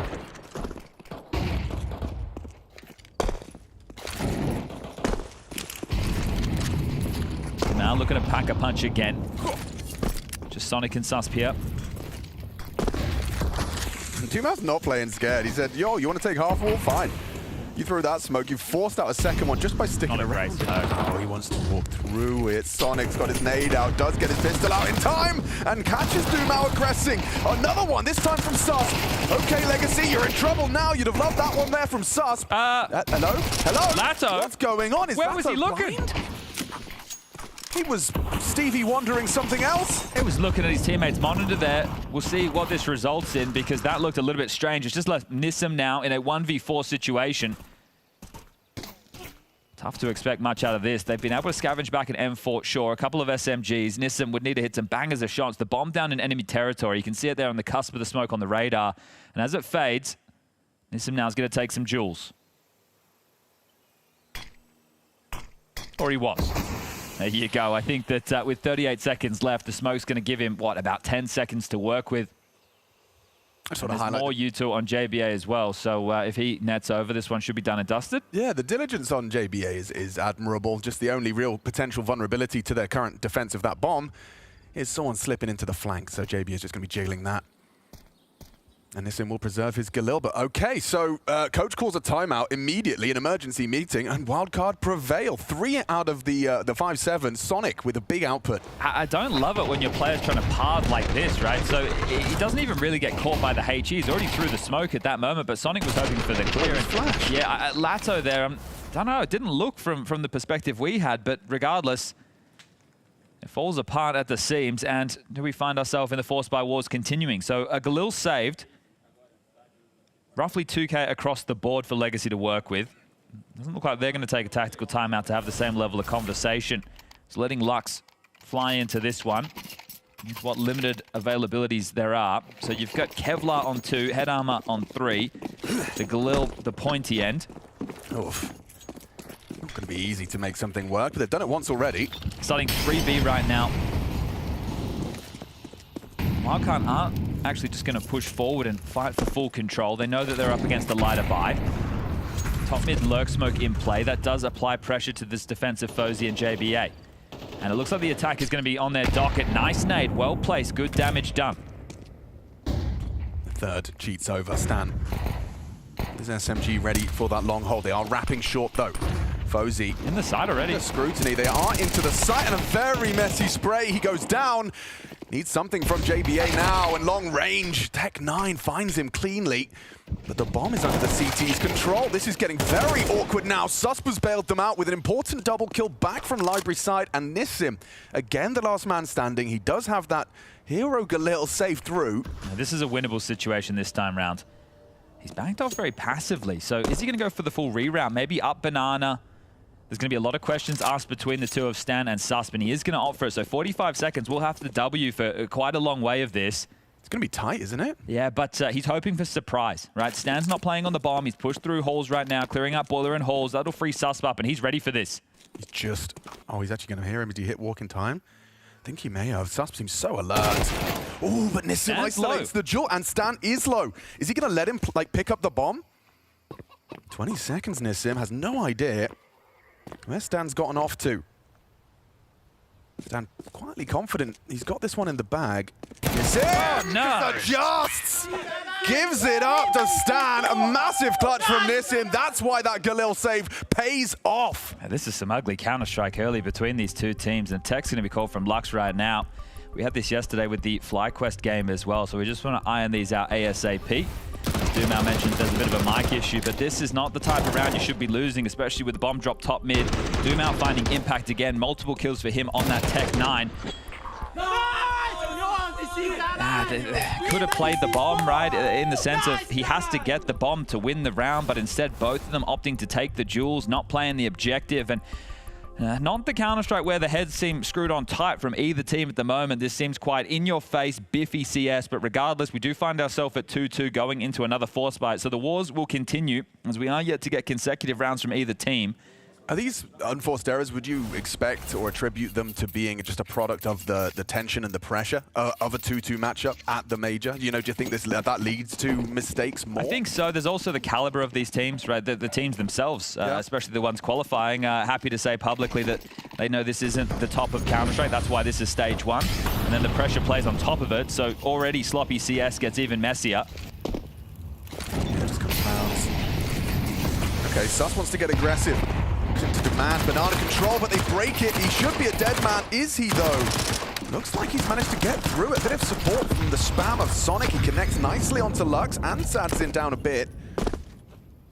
Do you want to keep fighting for that deep banana control? Sonic thinks twice about it. Will retain, fall back. Very light on in the defensive util. Lado and Nissim have boiler control during all of this, so you can take a bit of a breath. This one doesn't come with the same early punch that we've seen in the other rounds. We'll settle into the 60 seconds. Legacy going through the default map control. Lado now cheating back to join the pack of the rest of the teams. Nissim will deal with the lurks. So this applies pressure onto Sonic as Susp as the B defense. And right now, with the setup being highlighted by our ops team, they are playing out of sight. Sure, this means that you won't be having to worry about mollies in your face, but if they execute in and you can't stall them out, you will lose the sight. So there could be the potential for a save. There'll be no third man cheating over. Oh, they're in so much trouble, so much jeopardy. There's almost no chance that Susp and Sonic get anything done here. That's it here. Susp does get hit one, but round is over. Yeah, that should be the expected result with that type of a setup. I can understand why, but if you're more side-centric and your rotation is far away, then at least you're going to give yourself a bit of a chance to be able to battle into the round if you go 2 for 2. But the rotation, it was so heavily gambled that, hey, we're just going to focus on our own bomb sites. And that means JBA, Stanislaw, and Fozy are just going to have to retain their guns. So Fozy with the M4, the other two with the pistol upgrades, and into the next, it is going to have to be handing over the reins right now of the economy from Wildcard to Legacy. The Force by Wars cannot continue. You take the 1900 loss, you use the weapons that you have to the best of your abilities. Great little double there from Sadzin. And then you buy into the following. But when they went for that second wave banana control, the fact that they don't get anything, that's like their gambit. That's where, okay, so we either need to get the space or we need to get a kill when they didn't get either. So it just puts Wildcard in an unfortunate situation. Now, Wildcard haven't had any issues battling back into games late. And coming into this, the odds have them as the favorite, but in the head-to-head, again, reminding everybody that these teams have played a bunch over the last year of Counter-Strike. It's all been online. I'm sure with some of those games, if you go back in the history books, maybe Fozy and Sus were even playing from overseas. Now, you got to dig in and see, but one might have some pace to it. Alex, straight up the guts, heading fast towards A. Yeah, what's he supposed to do here? Stan feeling the pressure immediately, underhands the smoke. That might give him some fights that he can work with. If it's not for the break, Lux is going to expose him. He's in the open. Got the dink. Not bad damage output. The rotation is heavy in CT. Just JBA on site. Oh, spots one, spots two. Hard to track. Moving targets. Goes down empty-handed. And Lux is lingering on long side. So upon the fade of that smoke, he should be able to clean up anyone left. You can see the thought process there. All right, we'll put the two save 5.7s on A to try and find some damage, and we'll set the two USPs up with the saved M4 on B. Now the USPs will become the guardsman for Fozy. Sure, it's like, okay, well, you're going to be buying next round anyway, but there's still going to be limitations in the purchases. So they're going to be 2,400. Oh, okay, well, there's one of them, dead. And they're going to probably continue this hunt. Nissim looking to add to his total from the Yakinda School of Thought. Getting so close to the screen that you're mind melding with the monitor. So just need to find Fozy now. I'm over halfway gone, and Fozy and Susp have had some very impactful moments throughout the games that we've covered. Sonic doing great on some entries. JBA with that Deagle round, if those remember. But right now they need to piece this together in the most pressure match they've played so far. And Fozy will get a kill for his troubles. So holds on to the M4. This is going to at least lighten the load on the buy. Now, this is going to be the first rifle round for both teams, and we're already 6 rounds deep going into round number 7. So the Force by Wars, the fact that the T's come out on top has really hemorrhaged the start of this game for Wildcard.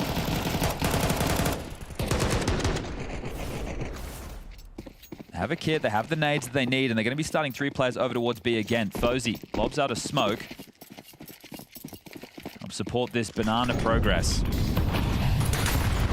Okay, Dumao. Okay, Dumao just gets aggressive, and Susp, he greets him with his M4. Chip damage of the nades, reaggress, costly. Susp goes looking for more, and they both go down. Thankfully, Stan is here, but he can meet a similar fate if he's not careful, has to back away.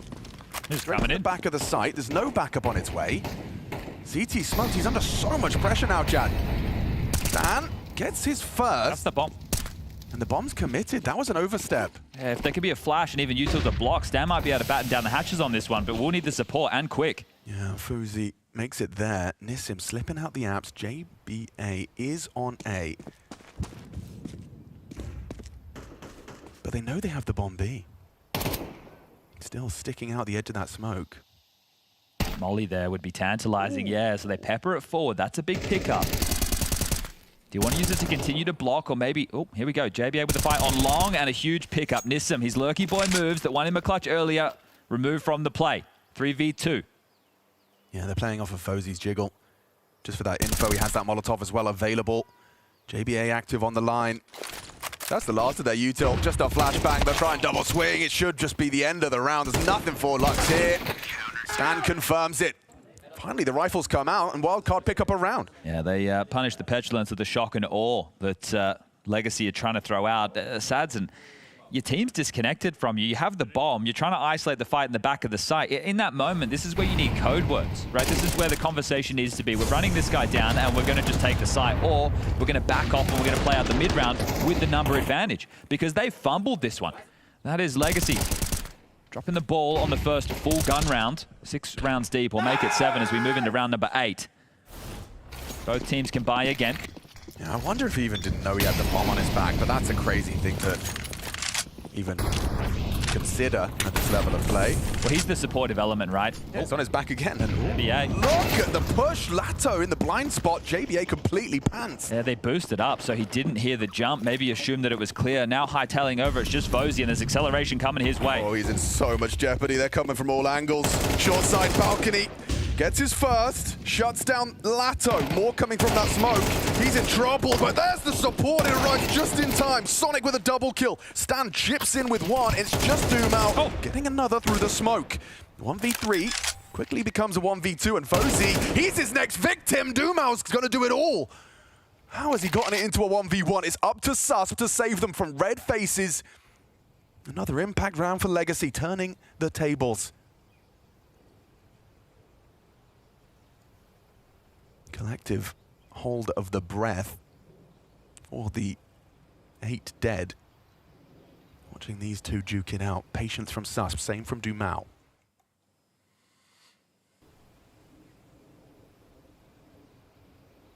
Not overplaying his hand here either.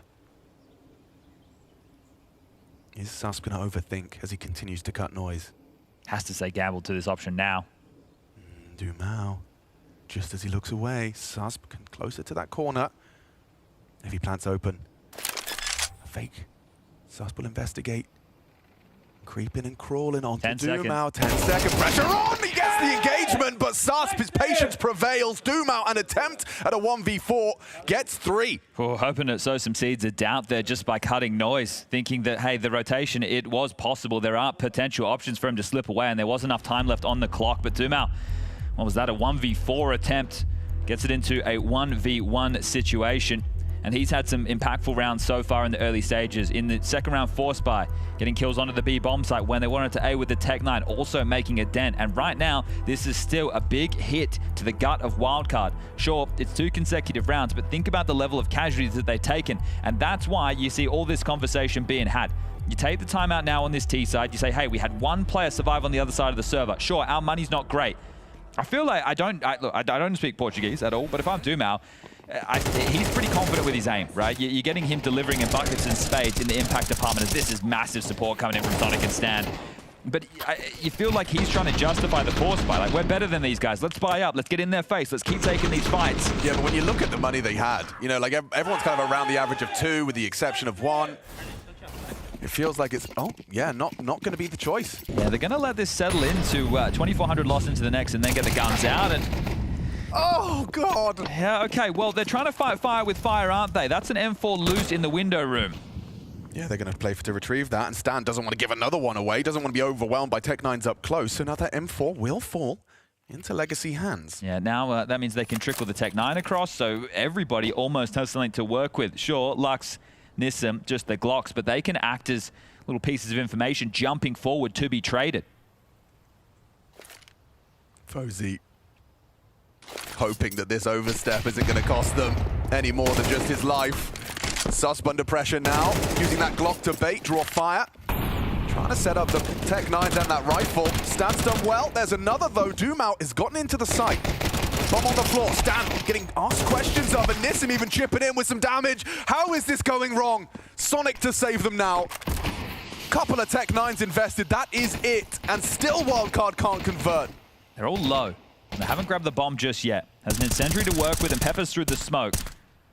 Now playing close to it, wants to find even more impact. 3 in the round as he slinks through. The bomb's picked up, darts back to the side. Bomb to be planted, 40 seconds now on the clock. The incendiary lands. Oh my God, it him hit. Away from the plant. Does he have the angle for the wallbang? Tough. Despite their low HP, this has to be played perfectly if he wants even a chance at saving Wildcard's bacon here. He knows where 2 of them are, or at least a presumption as to Nissim. Oh, tip of the head, held by Graveyard, and that's a massive one. They were so desperate to try and wrestle for control, Chad. They didn't choose to invest, and yet they still win the round? It's Dumao again. Right, this kid within this team, back when it was Barton, Lato, Dumao, I know that Yanko was something that held out hope for this team for an awful long time. But just this type of aggression and disconnected, sure, there's a flash in the mix, but it's on your own, and if you're not hitting those initial shots, it is just going to get peeled apart. Both of these teams have lost some absolute mares of rounds so far, and we're only 9 rounds deep in this series. It's really got its own flavor. That was where it was a 1v1 with Doom and Susp in the previous. Then you get yourself into a 1v3 against essentially an eco, right? In my books, that's an eco. Yeah. And now you have to force buy again. You lost bonus, bottom of the barrel, and you didn't have any residual cash to work with in the first place. It's just absolute hell for Wildcard in this half. I mean, for both, it's been chaos, sure, but it feels like Legacy have managed to tip the scales in their favor. As long as they win this one, the half breaks open. It'll have to be an eco after this. Okay, well, Sup's gonna have a go. Oh, a bit of a shortcoming out of Doomal, but don't you worry, Lux is here. Quick triple on the swing. Nice try. Okay, well, just Stan and Fozy now, and this is going to be pretty desperate. It's an MP9 and a 5.7 combined. Maybe holding onto it feels like the best option, but they run into Stan. They'll continue the onslaught on towards B, and Lux, well, he's going to be chasing down the potential of an ace. And this one has ramifications. This round is worth 2. So give the newly anointed in-game leader that opportunity. Man of Pain, he would love to get through to the next stage to play against Pain. Sydney stage 2 teams rocking up over the last couple of days. Fozy, he's close by, but diligent stuff right now from Legacy. Bomb will get planted. As Fozy is going to be fortunate if he can get away with his life. So backing off before the smoke fades appears to be the best of the options. They'll have only the 1900 loss going into the next, so he's going to retain this MP9. And there you have it, 6-4 with an eco up next. So likely 7-4. You could even get 8 rounds in this T half. So this in-your-face Counter-Strike continues.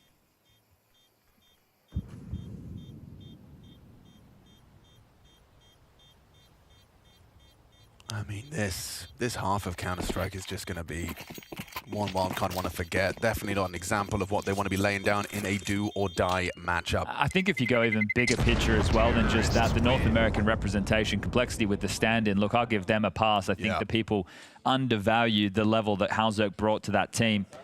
You had NRG falling at the hands of Lynn Vision, and if you lose Wildcard to Legacy, the team that we're saying shouldn't even be here. Man, what does that give you? That gives you M80, and it gives you a leash. M80 and a leash, yeah. Yeah. You also got NAF and Twist, but they're in stage 3. Yeah, okay, sure. But and then they're Canadian. Yeah, true. Yeah. For the actual American flag flying. Not many of them around these days. Not many. Moses and Maui on the desk. That's right. That counts. Fozy actually is going to get some friction here. Completely overlooked Black. Oh, and he goes straight for a wall bang. I do love watching the Brazilians play CS. There's always a little bit of something else, isn't there? It's pacey. It's certainly, you know, high variance plays often. You'll go for something that won't always necessarily work, but when it does, you can imagine how frustrating it's been for Wildcard, some of the ways in which they've died. Look, with all of this said and done, considering the topsy-turvy nature of this first half of play, if Wildcard still walk away with a 7-5 half against them, that's fine. Yeah. Right? I think that it's about shrugging off those frustrations, and if you get this final rifle round, you're going to be quite okay, right? Even though you know that you've definitely fumbled a couple of key rounds and it's gone vice versa. So in my mind, if they are actually able to win the final round, get themselves up to 5, go into the halftime break, take a bit of a breather, and then come back in and win the pistol, and then this time not flub their lines, they're still in Inferno. It's not done yet, even though it's felt sloppy. Yeah, I mean, it's just that Nissim clutch, the Tech 9 round, it's just been, yeah, suboptimal.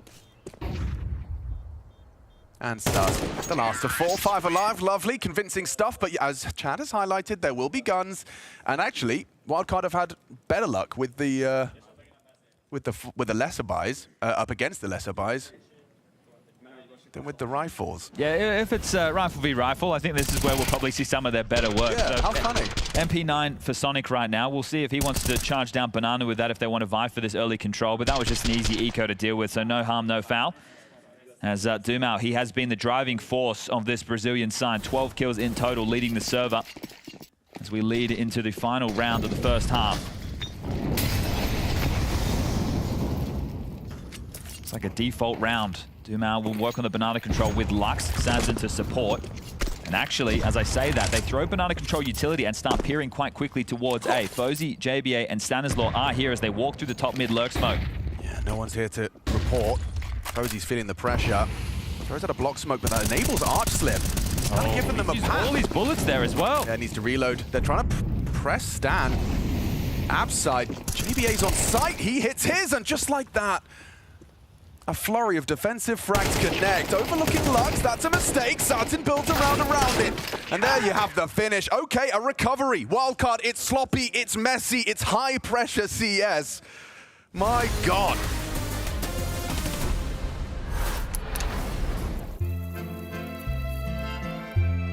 Counter-Strike, like a fine wine, has aged well.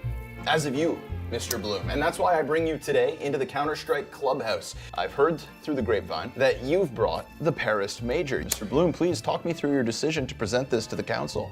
Well, how right you are. I went down to the Clubhouse archives and I happened upon this one. This is at the Paris Major Grand Final, the last round. We're talking overtime, on nuke, home crowd. Everything is on the line right here. Apex and ZywOo in the Accor Arena, as French as it gets.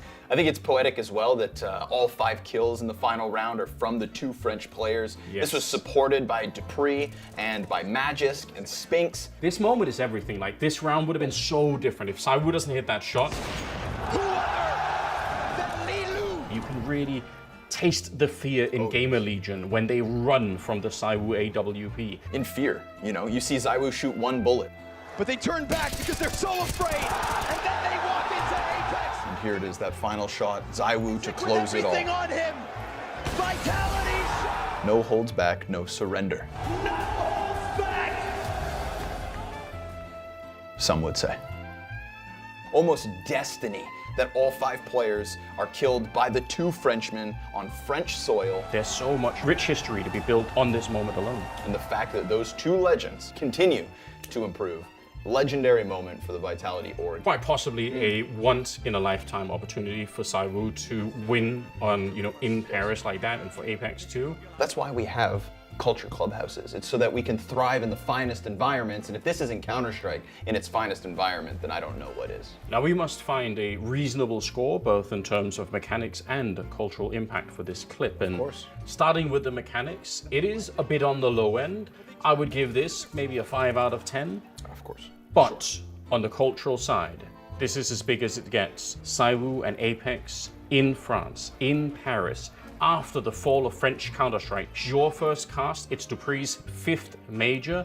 I don't think it gets much bigger. I would say this is about an 8.5 out of 10 for me. Mechanically speaking, I'll raise it just to the 6.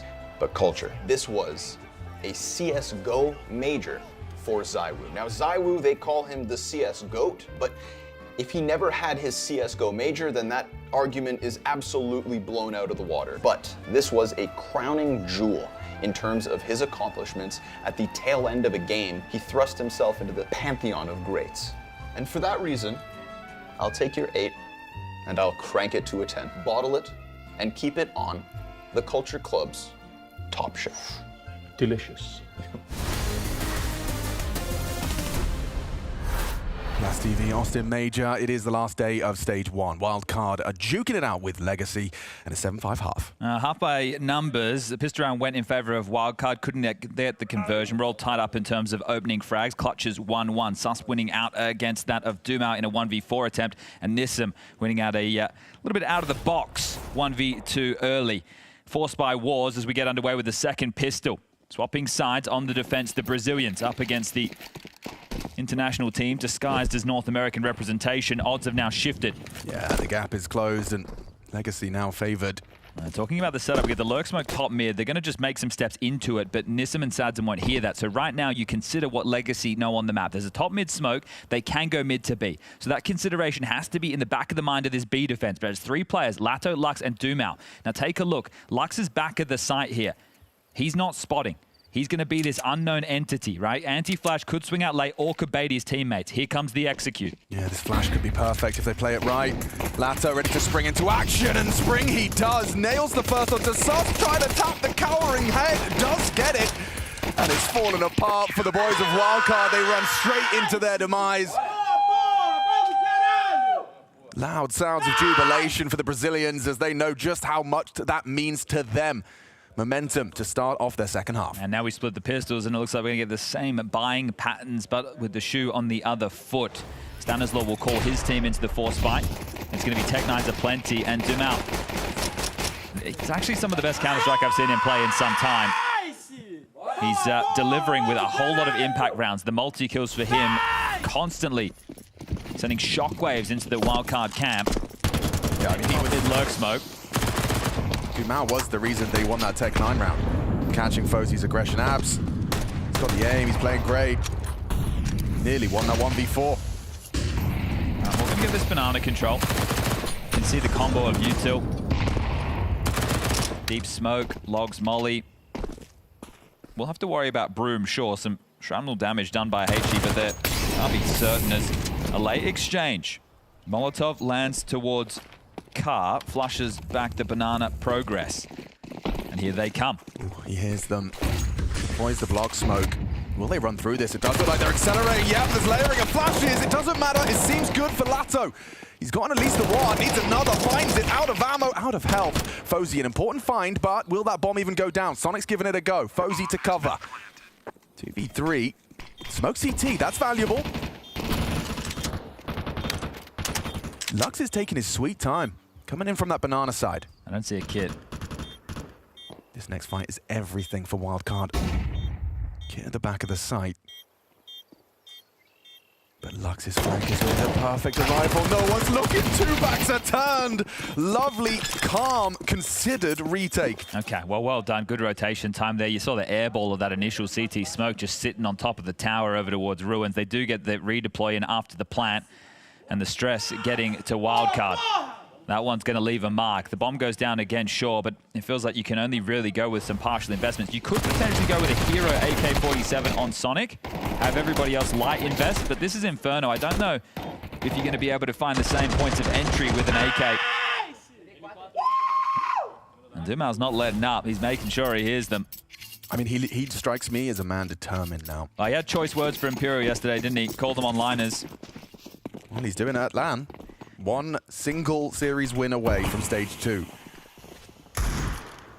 He also was the one that came out and said, yeah, if we play Bestia 10 times, we'd win 9 out of 10. Is that what he said? Yeah, whereas Lux had some kinder words to say. You know, he was like, oh, it's a shame that they can't get their visas.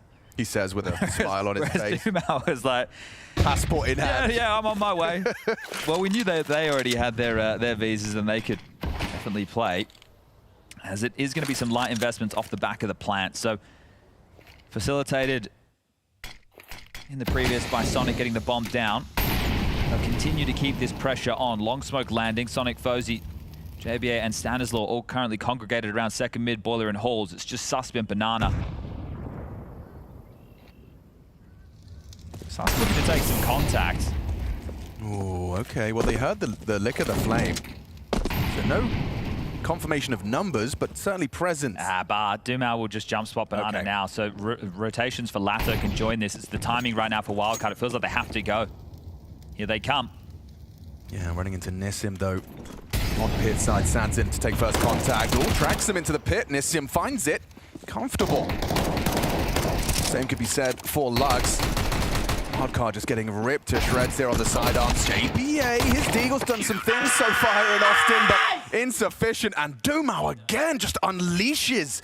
He's got a lot of energy here. He wants to intimidate, he wants to motivate, and he wants stage 2. Yeah, between him and Lear yesterday, quite guttural roars coming out of those two gentlemen. But now the guns will be invested upon. Stanislaw maybe should have managed his pennies a little bit better because he'll be into a Galil for this first rifle round. Dumao is still going to rock and roll with the MP9. And we're going to get a 3-player B defense out the gates. And we get this one in slow-mo. Use that one in the next Jurassic Park movie. Yeah, real. Sadsin with a leafy smoke, okay. So they're going to do a late banana control, right? This smoke will come through. And now they'll vie for the banana control. Oh, if Dumao has a bit of vision, it would make it a whole lot easier. Sus to start to swing. Oh, the stagnades. That's info, though. Lux is the rotating rifler, and he gets a nade kill. So at this point, you should be trying to apply pressure towards A, but Fozzy and JBA were both in banana, and Sonic and Stanislaw, they're not in a position to press the issue. So instead of just holding W and trying to take those fights, you are going to have to reset into the mid-round on the wildcard side of the server. Susp, the Swede, the sharp man on the rifle, not going to be able to help you entry into this as they do get the brackets control, but now there's 4 players on A, and they will come sweeping through. I love this from Legacy. Confidence in and conviction in your rotation. 4 bodies here to receive them. Positionally sound. Wax will have to worry about the potential in the mid to B. 35 though, they'd have to be loud about it. He's calling their bluff essentially right now. They walk through this. Or will they play the fade? Oh, he's hidden. Now it gets the info. Sonic gets the kill though. Doomau is low. Back of the site. Sadsin tucked short. It's going to be all up to this. Doomau, can he get any output on that low HP? Still there's flashbangs. Still there's Nissim. He is in that pit. Hasn't moved the muscle. Fozy will plant. Nissim still present and Sadsin as well. Oh, lovely little walk push there from Sonic. Will remove the pit presence, and now Sadsin, that's not the weapon you'll want for this scenario. An AWP trying to fight back into the site, and Lato's only just arrived. Okay, that will force him wide. Not a good one. Oh, no. Oh, doesn't matter. He's actually hit him straight through. Okay, maybe there's some more to be had here. A 1v2 for Lato. Light on time, needs headshots. JBA, who holds on. Okay, well, JBA trying to find his voice, something to get fired up about. These rounds have been sketchy, but they need to be able to add consecutive rounds on this T side together. The finances in question on the CT side. And Sonic did it all there, didn't he? 3 kills for him, entering in towards A. Doomau getting blindsided by this. You can see he just wasn't prepared for the pathing, was hoping to play Joker in the site. So I think they had a different expectation on the finish. This is beautiful from Sadsin. It gives you some hope on the retake for the Brazilian fans out there, but Lato in a tough situation. Chucky might be a stoic because he ain't saying an awful lot, letting his boys take the reins as Lux's mouth is moving. The mustache man, 4-round difference. You've got 5K on Lato. You've got 3.6 on Doomau. So there's 2 rifles at a minimum, but it looks like they're just going to take the 1900 loss into the next and go for a gun round into the next. They're understanding the 4-round gap, the type of lead that they have, and they will likely allow Wildcard to draw it 1 round closer. And the conversation will be had on the other side of the server. Okay, so normally when a team has just got min-loss bonus, you're expecting a force. So you're going to be on your toes a bit, about 5-7, smokes to block. You're not expecting to walk into an eco. And right now they've stacked 5 players top mid, arch side, ready to peer through. They might just run through this, hope they catch a timing. Because Fozy's AWP, he can only take 1 shot at a time. Yeah, he'll get the info though. They'll be close. They are going to they're very close, Alex. He's going to go down. Oh, no, they've lost it. He's gone. Sonic should be able to farm up here. And no problem. Fozy was definitely going to be screaming. Everybody turn around. Everybody help me.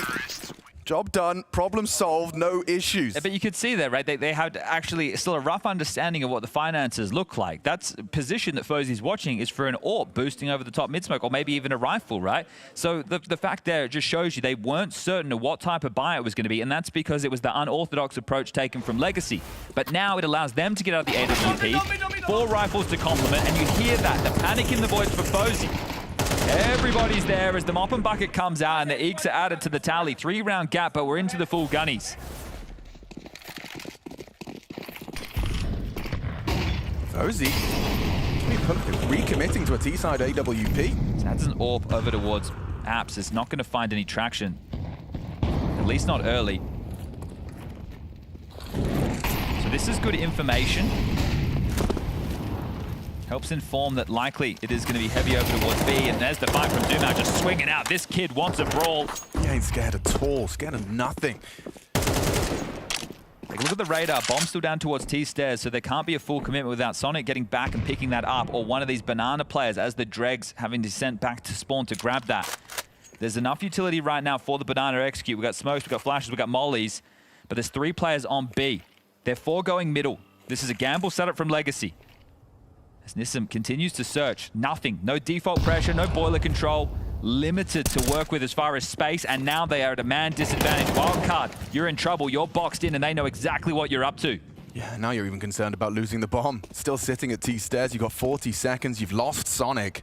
It just feels telegraphed at this point, right? Yeah. When you go into this execute, you're going to have a strong feeling that they're ready for you. So how do you sell any pressure back? They were literally able to linger over towards window and boiler room for about a minute. And then they even find that loose piece of Sonic whose job is to put a leash on that. So this 3-man B setup with rifles can stay, it can stand, it can deliver, and they still have utility to deal with the execute. You better hope that you can get a good timing. Oh, mate, you've just got no time. Full stop. 15 seconds, push through a smoke. 10. So many bodies in defense. The Lux and Lato defense hits. Nothing here for JBA but death. A bullet between his eyes, courtesy of Lux's M4. Job done. Fozy needs to survive now. Yeah, run away. Fortunately, nobody coming from Banana. Oh, they're going to run at him? I can't believe he's hung around. I guess he doesn't know what's on the other side of that half wall, so gets to retain the AWP. Investments immediately made on the beginning of the round. Then tactical timeout called, so Vin's an opportunity to get on the mic, but that's flat. That's weak, right? They didn't have any boiler or hose control at all.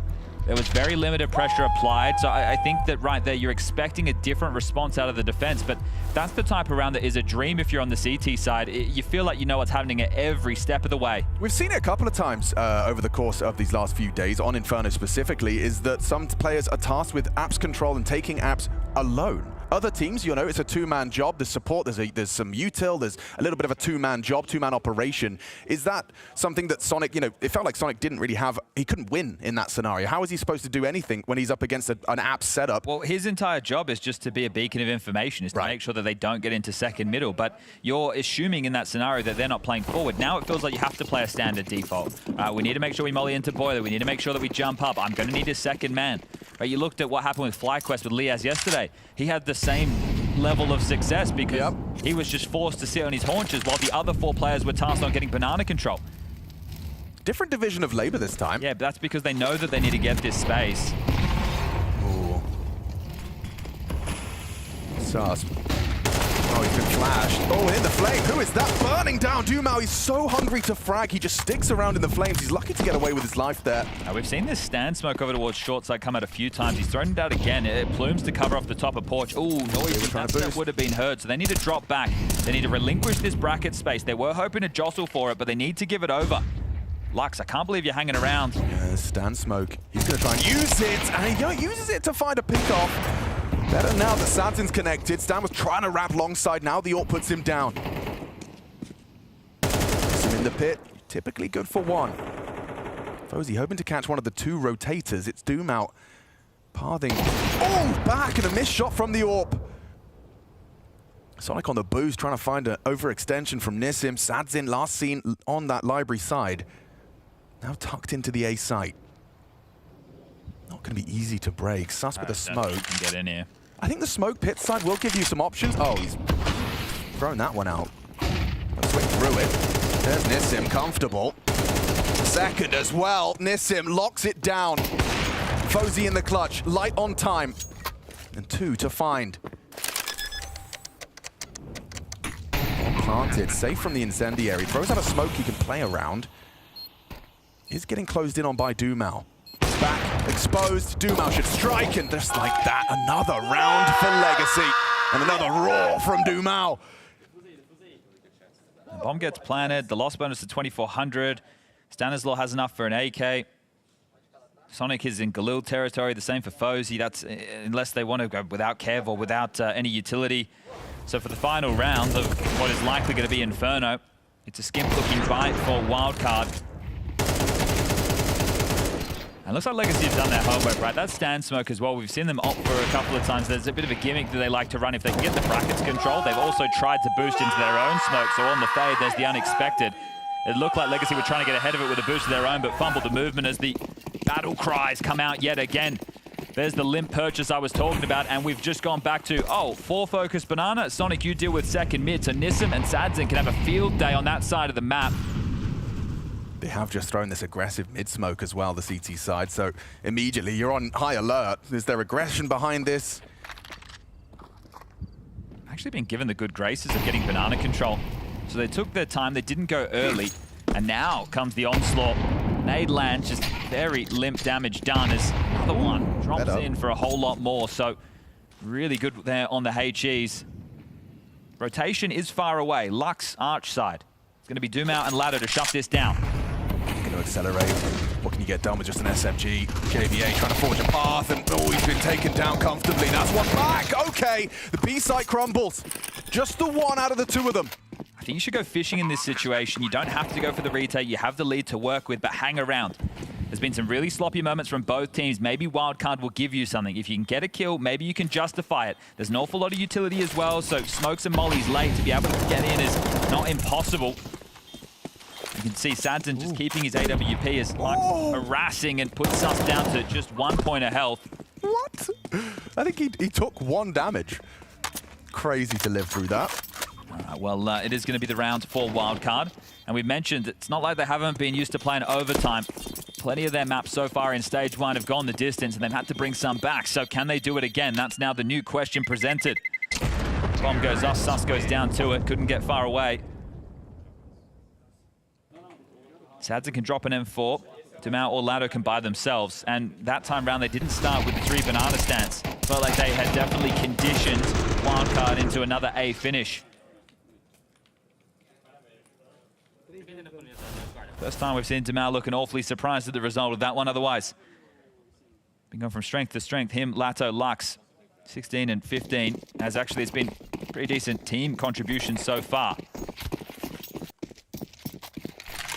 Underway with more of the same, but 3 players over towards B. Far off. This one's got pace. Off shot, yeah, Dumao is getting crunched on. Sus first to go down. Standclaw's back. It's Dumao in that smoke. They're trying to hunt him down. It's JBA that finds him as he tried to elope back. Sadzin's AWP posted. It looks like Sonic's going to be cut down if he's not careful here. Ooh, good nade. When he swings with it, Sadzen under scrutiny. 5 HP, gets away. Drops in, he's being hunted. It's unlikely he gets anything more. Eye on the scope, forced away. This shot, he's in so much trouble, so much pressure, and he was alone. A-side gone. Another round for Wildcard. Is there really a comeback starting to brew? Okay, well that was direct, right? So the fact that they fight so aggressively for that top banana control, they get it, and actually the trades go favorably. It looked like the idea the entire time was going to be to pivot back to A, or at least have the options open to A, because Sonic for once was forward in apartments. Had a good idea of the position of Sadzen, drops out that HE, it lands in his face, unravels the shot, puts a lot of pressure on. A little bit unlucky he didn't actually get the kill there, but has been able to scavenge the AWP out of the hands of Sadzen to give to Fozy going into the next. Sonic's had some really key moments so far. I know he didn't get the kill there, but he's got 17. And we will see these two save. 1900 for them, lost into the next.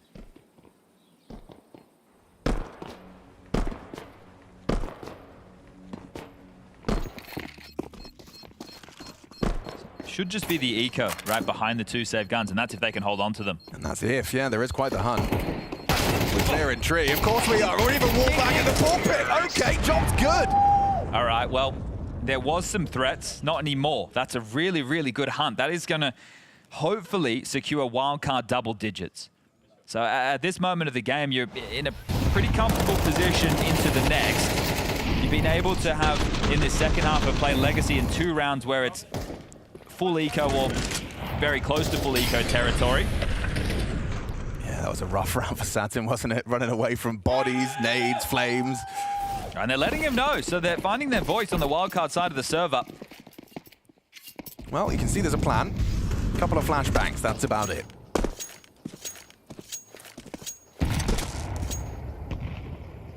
And you have a couple of players with a little bit extra cash to splash. You may as well give yourself an option or 2. Lux will just play over towards A as the canary in the coal mine.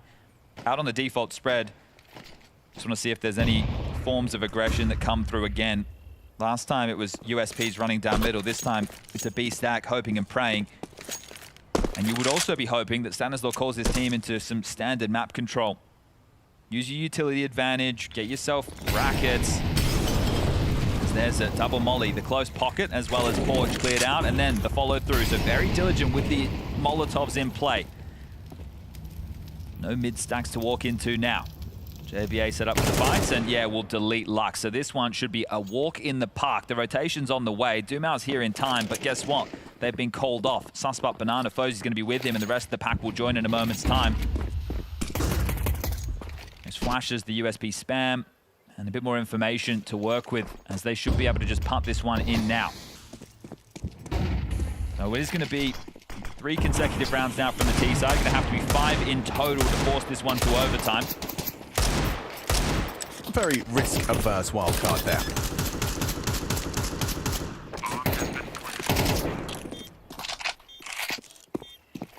been a while since they've tasted the feeling of victory, Wildcard. Obviously, it started with best-of-1 victories over Metasport 13-1. That was an absolute owning. And then it was a Nuke versus Lynn Vision, who qualified earlier today over NRG 19-17 on Nuke. That was their best-of-1s. And then from there, they went into an overtime affair on Train with Bait. They won that 16-14. But since then, they lost 4 consecutive maps. They lost the best-of-3 to Bait, and then they were blown out by BetBoom. And I say blown out, I think maybe they're mental.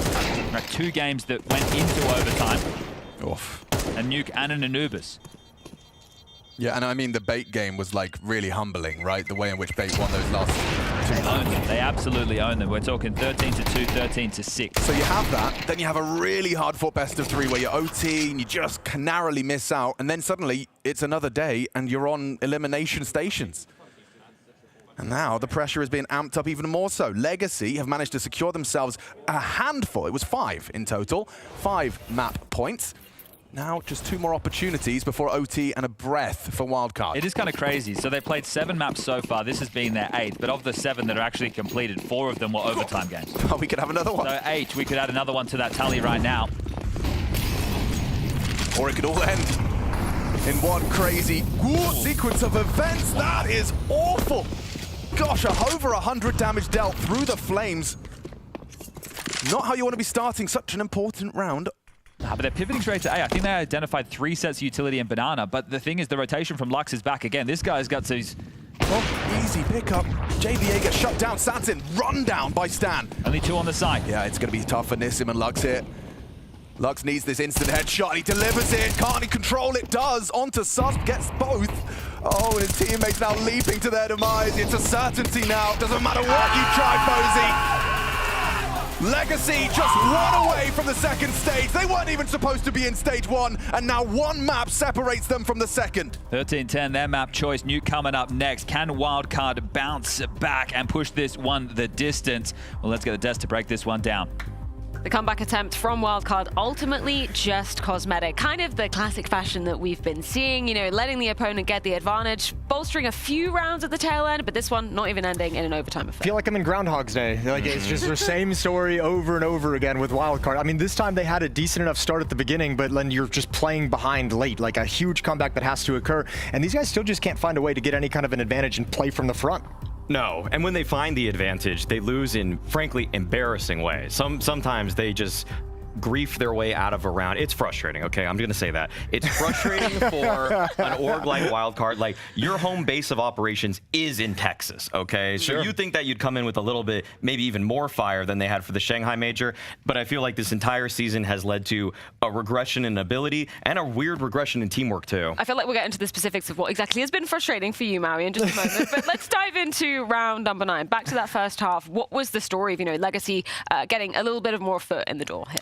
Okay, well, this is a round where Legacy had no business winning it, okay? It begins with a flash play towards alt mid, Fozy gets taken down, but Wildcard, they just get run down completely. Tech9's out for the Legacy side. Like, there's no nades, Jason. There are no nades for them to work with at all, and the counter utility really isn't there for Wildcard either. They just get completely swarmed on the bomb site, and lack of crossfires, lack of playing off of each other, lack of trade ability in the deaths that were here from Wildcard side. Like, they were not prepared for this kind of round whatsoever. And these are the rounds that like just kill you. Like, you're about to like build up some momentum, take a lead, get some good money, and like you just lose a round like that for no good reason. And it's just like, okay, well, I guess we're just gonna lose a couple in a row now, and then we'll have to play from behind again, and here we go. It feels so disjointed, which is exactly the case when we move into the second half with round number 18, where Wildcard are just leaving things like they're leaving things so late, and I'm not even sure what they were trying to do in this one.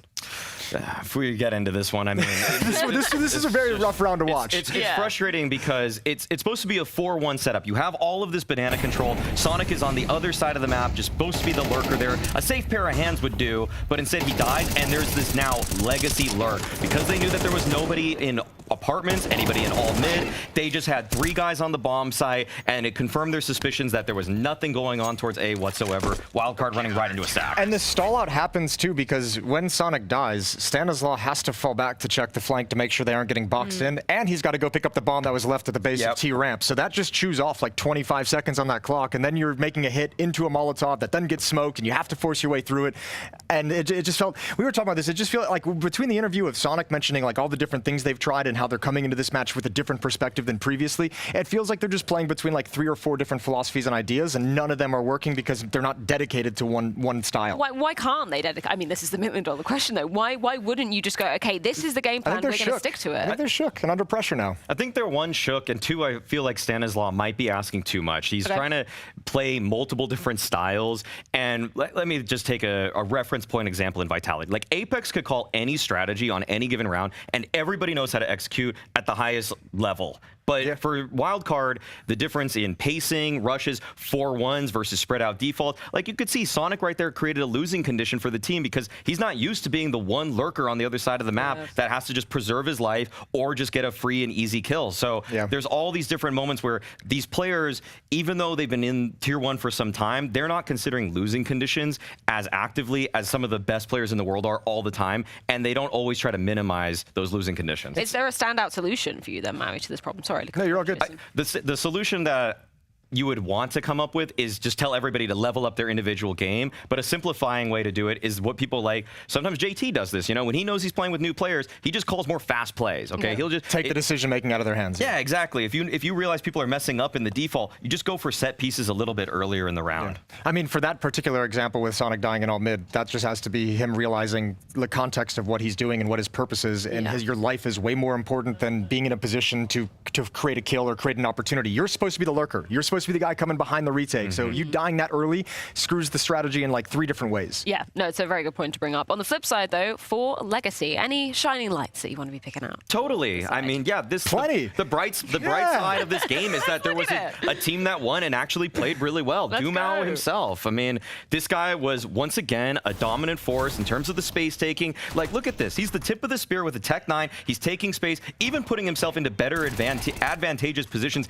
in post plants too. He's firing up his team on top of that, and that's something I love, Jason. Like, you're leading from the front, and you're a moral leader on top of it. Yeah, I mean, obviously too, when you're having the game that Dumao is having, especially to open things up, he was leading the way for quite some time. His teammates caught up to him eventually, but yeah, when you're having that kind of a game, you're going to be active. You're going to be very loud when you win rounds. I would say too, I want to just give a shout out to Lado as well, since we discussed him in the pregame. I thought he had some very impactful rounds jumping up into halls, just doing his role very, very well. Yes. Yeah, I mean, you had good impact from a lot of the role players on the Legacy side, and then Dumao just killing it in the early going and buying time for everyone else to pick up as well. You know what Sonic should do? He should watch a Lado demo. Okay? I'm sorry. That's just like that's the simple solution because Lado schooled him. I'm okay. Like on those lurks and everything like that, just a lot cleaner with the kills, taking the right amount of space, playing, and he plays off of his team so much better in my eyes. Is there a particular area where, because obviously we were prefacing this by saying, you know, Dumao, Lado, they've been names we've been talking about for a hell of a long time, right? When we're looking at that particular region. Anywhere that you've seen specifically him, you know, really coming alive and making those, you know, stark improvements versus his former self? Honestly, I think the leadership was what was holding back Dumao and Lado for a long time. They played with Taco for a while as an IGL. They played with Coldzera as a while for an IGL. True. And as much as the guys on Legacy revere that legendary crew of guys from LGSK, they were not all the best IGLs beyond Fallen. Yeah, they probably stepped away from that experience. Like, never let your heroes IGL you in a game. That probably wasn't a good time. But it's great because Lux has just given that interview. He's like, actually becoming an IGL is like the best thing that's ever happened to me. So shout out. We've gone 180. It's and great. The best thing that happened to Lado and Dumao apparently as well. Nissim was somebody who caught your interest as well. Why is that? Because Nissim's been pretty silent ever since his run. I think it was at Paris with Pain. Maybe it was Copenhagen. My bad. But either way, he was this support player for Pain that always was working well in the strategy, well in the system, but then he kind of knew when to take that one step out of it. If he ever needed at a time, even in this hall setup that he was able to catch Sonic in that one that we highlighted earlier, Nissim was the one that realized, hey, we're in this hall setup, it's been completely silent, I'm gonna go for a peek. He takes that one extra liberty to just see, can I find something for the team? And it doesn't jump off the scoreboard, but I feel like he makes those decisions at safe moments, but ones where it finds massive impact, and in a lot of ways at low low risk too. And he's having a really good event overall. Like coming into this series, he was their highest rated player. He was their best performer statistically. So Nissim's just been high impact for this squad. And even though you didn't see it necessarily all the way through this map, still good performance, still ways to find impact, find information, doing good things on the map. Just to contextualize, obviously this was Legacy's pick coming into the series. Nuke awaits on the in just a few moments. Yeah, but Wildcard like Inferno. That's the problem. Felt like a good veto for that, honestly. No, exactly. And I think that was going to beg the question, like, I mean, is this smelling like a 2-0 for your money, Jason? I'd say like it's over? The biggest worrying thing is if you look at some of the new games that that Wildcard has already played, this is the map where they've started very, very slow. I think like 1-7 against BetBoom, 1-8 against Bait. Like this is a map where they have, or actually Lynn Vision, they had that rough start in the first day. So, I mean, if you're looking at that as Wildcard, you're just like, that's not ideal. Like this map specifically seems to have very slow starts. Yeah. Any final thoughts before we get this one back on the road? I would just say that if anybody on the side of Legacy looks like Siren did yesterday for BetBoom, I'm renouncing my wild card. Okay. Well, we are going to throw this one to a quick break before we get back into the action. Legacy 1-0 up. A team who weren't even meant to be here, now on the precipice of making it to stage 2. Oh, they here.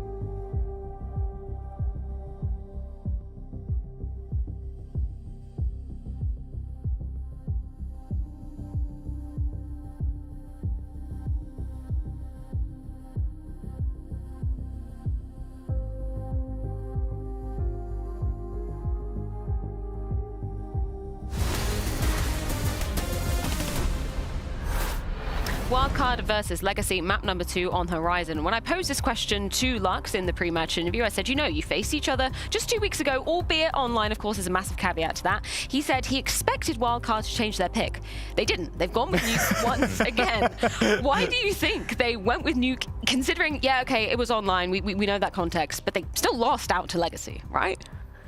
Yeah, I mean, yeah, they did. I think it was like 13-6 or something like that. I don't have a great explanation, because I'd think the same way as Lux, that they'd switch it up when you consider the kind of track record they've had at the start. I just looked it up. It was 1-5 against Lynn Vision. It was 0-6 against BetBoom. Yeah. I think for me on this map, when you come into it, the guy you got to look at is Susp. He had a really, really quiet Inferno, finish with 9 frags, which is rough for one of the top performers for the team so far. But on top of that, he plays the important mini position on the CT side nuke, and he was instrumental in the comeback against BetBoom. So if he's not there, you're missing a critical piece in a critical spot on the map, and you're going to have a bad time. And also, I feel like for the victories that Legacy has had lately on Nuke, you just don't even talk about their opper. You never talk about Sadzin, and without a dominant op presence, I feel like Wildcard's riflers should be able to at least believe that they can match up in the head-to-head in that capacity. And I think Stanislaw actually does put pieces in the right spots. Like, you know, he's going to go for the cross smokes outside. They're going to get into lower. It's just that, and that's sometimes difficult for Sadzin to like find impact, because I don't think he necessarily always puts himself in the right spots. I don't know if he's rotating as fast as some of the better operas. So testing their communication is going to be key here for Stanislaw's team. Wildcard, win the pistol, win the first gun round. You know, you're picking Nuke, you start on the T side. We've seen that a couple of times so far in this. Tough time, but get it done. It sounds like you're asking a lot, but you really are. It feels like a lot. You really feels like are. a lot. Today, it's been a sad day so far, Fairnay, but can Wildcard change those tides? Let's see if it pans out on Nuke. Yeah, let's find out together. Nuke is potentially the last map. Jason's asking a lot, isn't he? He is. Win the pistol and the first gun round? How demanding. He didn't even start with win the pistol and win the follow-up. Maybe he should have done that after Inferno, because the odds have spiraled out of control against Wildcard Legacy. Now the favorites with their map victory in the back pocket, and the wonky nature that Wildcard have, well, played their last, now, I guess, 3 series. It's starting to look bleak out there for North American Counter-Strike. I just think, or like the mental game, I think we know how important and influential it is in Counter-Strike, and I think for Legacy, they're coming in with this attitude of we've got nothing to lose and we've got everything to gain. And for Wildcard, they're playing at this point, they're in their heads. We've just constantly lost back-to-back on back-to-back days. It doesn't feel like it's ever going to end for them. Here we go, T-side, nade the door. Doomau hasn't been caught by that molly on the top of the hut. Running into the side, Sonic's done very well, and Doomau not so lucky. He unloads the full clip, but only gets the 1 output. Yeah, Sonic is the one who continues to deliver, doesn't he? 2v4 retake of the A side, I don't think so. Nissan from the heavens, Sadzin's going to push in through radio into lobby. It's going to be very tough. Some clean clicks required, and, well, the first will fall against him. Fozy, beautiful work from him. Now Nissim is gooshed, and we'll go down to JBA, who tries to bring some of that energy. Yeah, but I would advise them to not celebrate too hard until you get through what could be a bumpy ride in the second round. Yeah, will Doomau happen? That's the question, because he was fantastically influential for Legacy within the first map of play, if you are just joining us. Damn, Sonic was just spam clicking. He did very well to adjust for 3. When we covered off some of the wildcard games earlier in the event, Sonic was fantastic on the T side, getting entry kills in through Squeaky Door. It is going to be the 4th fight. Scout for the Aura of Sadzin. 2 5.7s, an MP9, and a Deagle for Nissim.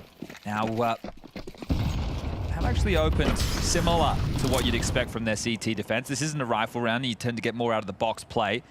Nissim started ramp. He's dropped straight under. So they are going to give up that control, and well, if a tag here comes through, that would be nice. Don't pick out before the smoke. There you go. Coach will be happy with that. You've waited for it to plume. Now you're past the concern. Hudson dips away as Stan and Fozy will be able to get the control that they were looking for. Lux is rotated down as well. So plenty of bodies here to deal with this. The bomb not committed to secret. Okay, so this is kind of a scouting party. I feel like they want to put pressure and then hit the top side. Well, no absence of pressure now. Nade well placed, right underneath Lux. His shoulder visible for a moment. Okay, confirmation of 2 down there. That will inform the side finish. They essentially wanted to force the rotation. They didn't know that the rotation was already there, and now they want to pivot back. But Sads and Scout, a tag would be great. A headshot even better. Well, he gets neither. Good position for a 5-7, but he reveals his position. Dumao, Lato on those Tetris boxes. Maybe they overlook Lato. They think they've cleared it. They certainly do. Sonic, a jump scare for him. It's Nissim and Sadzin making it competitive. A 2v2 up onto the hut. He mantles. It's Susp and Fozy, both low. The Swedish duo to try and avoid this disaster of losing another second round after winning the pistol. Bomb's in a horrible spot as well. Spilled out Tetris destined box. for this one shot from the Deagle would be enough, and he catches Fozy. Susp in so much trouble. He knows where they both are now. Back of the site, top of the hut, but then Sadzin to finish. Wildcard just can't catch a break in converting. The second round stolen away. Yeah, see, Jason getting too far ahead of himself, talking about that bloody gun round. Well, tech's going to be called from Lux that shouts. I'm sure it's another mic problem. Guys, you're going to keep ruining TeamSpeak's, what is it called? What, the recording? Voice, I don't know, the codec. You know, if you keep getting loud. Yeah, too many DBs. Sorry, Sadzin have low IQ. Really sorry. Nissim just laying out his teammate. Strays. Yeah, okay. Nissim calling him out. Microphone is falling down. No problem. You got the chin mic situation. Mic, all right. Well, Sadzin, low IQ. And that's from your teammate. Well, I'd hate to think what the enemies say about you, huh? Yeah, bit of Brazilian banter. Oh, my goodness. I mean, you know, I talked about the mental. How does this keep happening? I mean, it has to be linked to that. Was there a really apparent misplay? It felt like it was a good idea. Like, Stan gets his troops down secret, wall of smokes. It's just the whole point was to force the rotation, and then they already had 2 players there, so they weren't scared, right? It's like, okay, we're already here, and it's like, we actually know that you're not coming, right? Because you're not flustered. We're happy to play a little bit more aggressively in this situation, and now we're able to rotate back in plenty of time. So we're talking about preference of crisps or chips or... Wait, what do they call them in America? Chips. They call them chips? Chips, yeah. It is chips. Okay, because fries is the other. That's right. Yeah, okay. Lots of conversation. I'm liking this.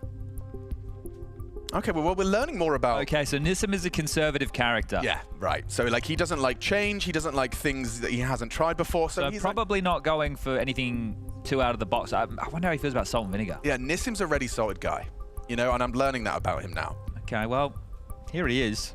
I was more of a salt and shake guy back at school. That was the coolest. Salt and shake? Yeah, because you got to put your own salt in and shake the bag. They made you do the extra labor, and we paid for the privilege. They were cheaper.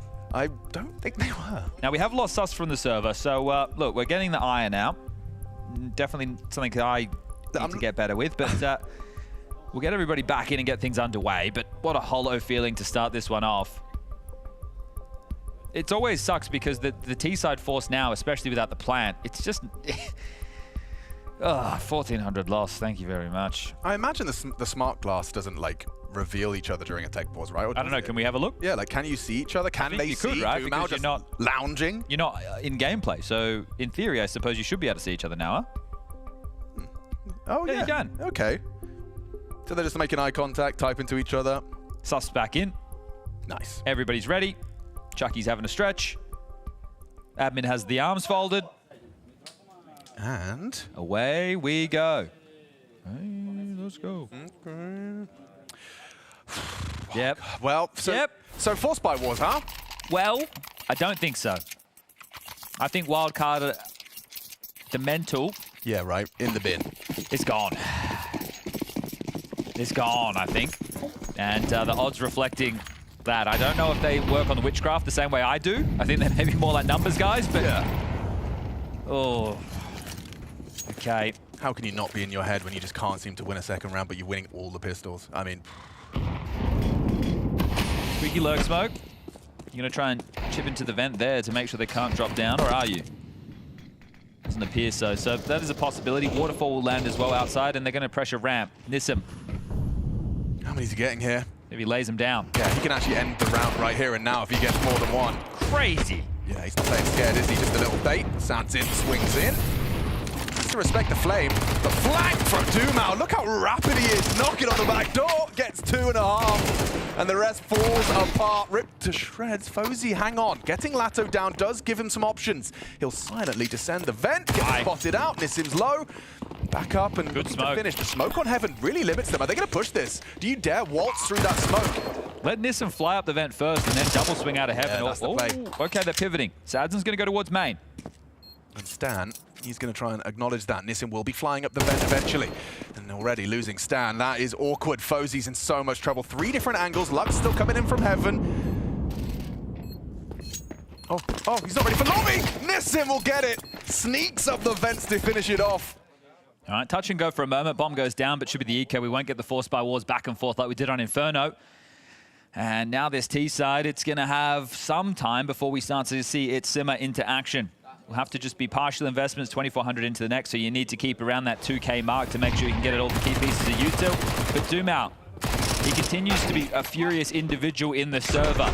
Not scared, never backing down, in your face Counter-Strike, adding that Brazilian flair to the mix. And denying the opportunity for Wildcard to break streak. The Swedes sat next to each other. Not going to be happy with how this is unfolding. Back underway we go. Partial investments again. Still upgrade util there. You can erect a smoke wall. There's some aggressive ramp this time. He's going to push all the way into radio. Yeah, they're clamping on lobby. Yeah, they are not giving them any respect, any respite. Look at you, you're lining him up. He's trying to line up nades and already gets pushed. He's screaming at his teammates to try and find something. And then Doomau gets a little inquisitive, pushes into Hut for another.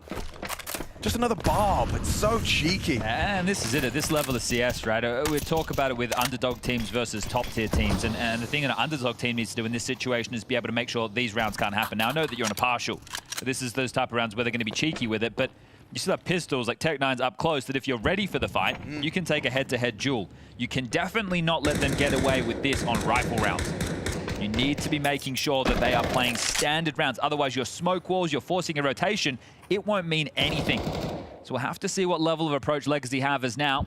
Wildcard will just limp into ramp for the finish. Yeah, Nissim completely overlooked. He racks up the double. Think about how annoying that is. He pushed ramp, he got the first kill, he drops back, then gets boosted, he gets 2 more. It's like, come on now, guys. Like, what are we going to worry about? Absolutely everything, apparently, but there you go. Partial buy taken, now into the guns. And the overspend, I just don't understand it. Like, for what did you overspend in the last round? Because now you have 2 Galils. This is meant to be your first rifle round, and you have 2 bloody Galils. You don't even have full nades. Susp only has a smoke. It's just like, oh, boys, come on. You've got 2 flashbacks. You're not giving yourself the best opportunity to win these rounds. Yeah, suboptimal for sure into the first gun. Listen with the AUG for ramp. That means he can stay quite staunch. Doesn't need to waste his utility. And speaking of utility, standard smoke will dip towards yard. Very lobby-centric again. It's just Stan outside. He's seeing if there's any CT aggression. And considering the tone and flavor of this game, I wouldn't be too surprised. That's what Stan's thinking. So having to be diligent with the clears. Nobody up close and personal. We'll have to worry about red. Yeah, and secret stairs. They flash for him. And yeah, perfect. Look at the team play. It's perfect. And now they go ramp into an AUG. Perfect weapon. Great shot. That is a hard shot to hit. AK versus a scope rifle. But you know, Lux is already down here because he's poked his head up secret. So there is already one player who's darted down. The utility you have to finish. You get the smoke towards single, the molly towards double. Ooh, Doomau, he's got the ang. It's just going to be the tip of the head he can tap. And get jiggle baited. Goes wider for it. The single smoke. Oh. He's still gotten away with 1. That's another important kill. So 2 crucial kills out of Susp. Will Wildcard have legs to this? Important util. Smoke on the doors gives Lux the freedom to stretch his legs. Oh! Spam! Spams down the planter. Oh, and now Susp is catching flak as well. This is awkward. What a great find off of the spam from Lux. Lato wins his duel. Oh, Susp on the edge of the smoke, and so many impactful frags denied. It doesn't matter. Triple kill out of Lux. Leading from the front lines. Okay, well, the pistol round so far, all Wildcard has to their name. They lose the force. They lose the force back. They take a light buy, and now they lose the first gun round. 4-1 as a timeout taken, the first for Vins. And this is going to feel like a very, very tough spot for the coach to be in. The players aren't delivering what you'd be hoping for. And again, Legacy's coach just sit and chill. Happy to sit back and enjoy Lux, newly appointed in-game leader. He was part of Pain. Let go of that roster, finds his way onto Legacy. And Neck is there for some time. Martin as well, and then coming in and taking the reins is Lux. So they're putting a lot of faith in a man who's only recently taken over the in-game leadership. They add Nissim. And right now, the major that they weren't even meant to be at, a major that they didn't qualify for, they're the fill-ins. They're almost qualified for stage 2. Nothing to lose, everything to gain, and looking to be the only Brazilian representation from stage 1 to make it into stage 2 and knocking another North American team out. Okay, well, this is quick. This is quick. Spot one on the cross, and you take down the only rifle. JBA will retrieve it. It's a blender. Bodies, yeah, every step of the way. More lethality, this time from Lato. He hasn't closed the door. Oh, he does, excuse me. I don't think pace is the answer. I think forcing rotations, playing tricky counter-strike, but we're not seeing that. Oh, what a lovely angle to work with. It's just impossible. The grinder, indeed. Oh, I want to look away. I almost want to close my eyes. I can't do my job well, but I feel compelled to close my eyes. It's just a capitulation right now. This is another collapse from Wildcard. I understand this is CT side nuke. I understand that was another partial investment. But if you just, again, like Alex, they made some investments in that round. Yeah, they did. And now you have Galil on Susp. Susp should always have an AK. Yeah, he should, especially after the shot. Get Fozy and Orb. Like, what are we playing for right now? I mean, you're playing for a plant. That's why you're investing. It's just, you don't even get remotely close. 5 alive. You didn't get a kill. Not a single one. All right, Wildcard, let's go. Strap in, lock in. Do or die, now or never. Major hopes and dreams. Just want to highlight that Nissim and Sadzen have started towards ramp as a duo.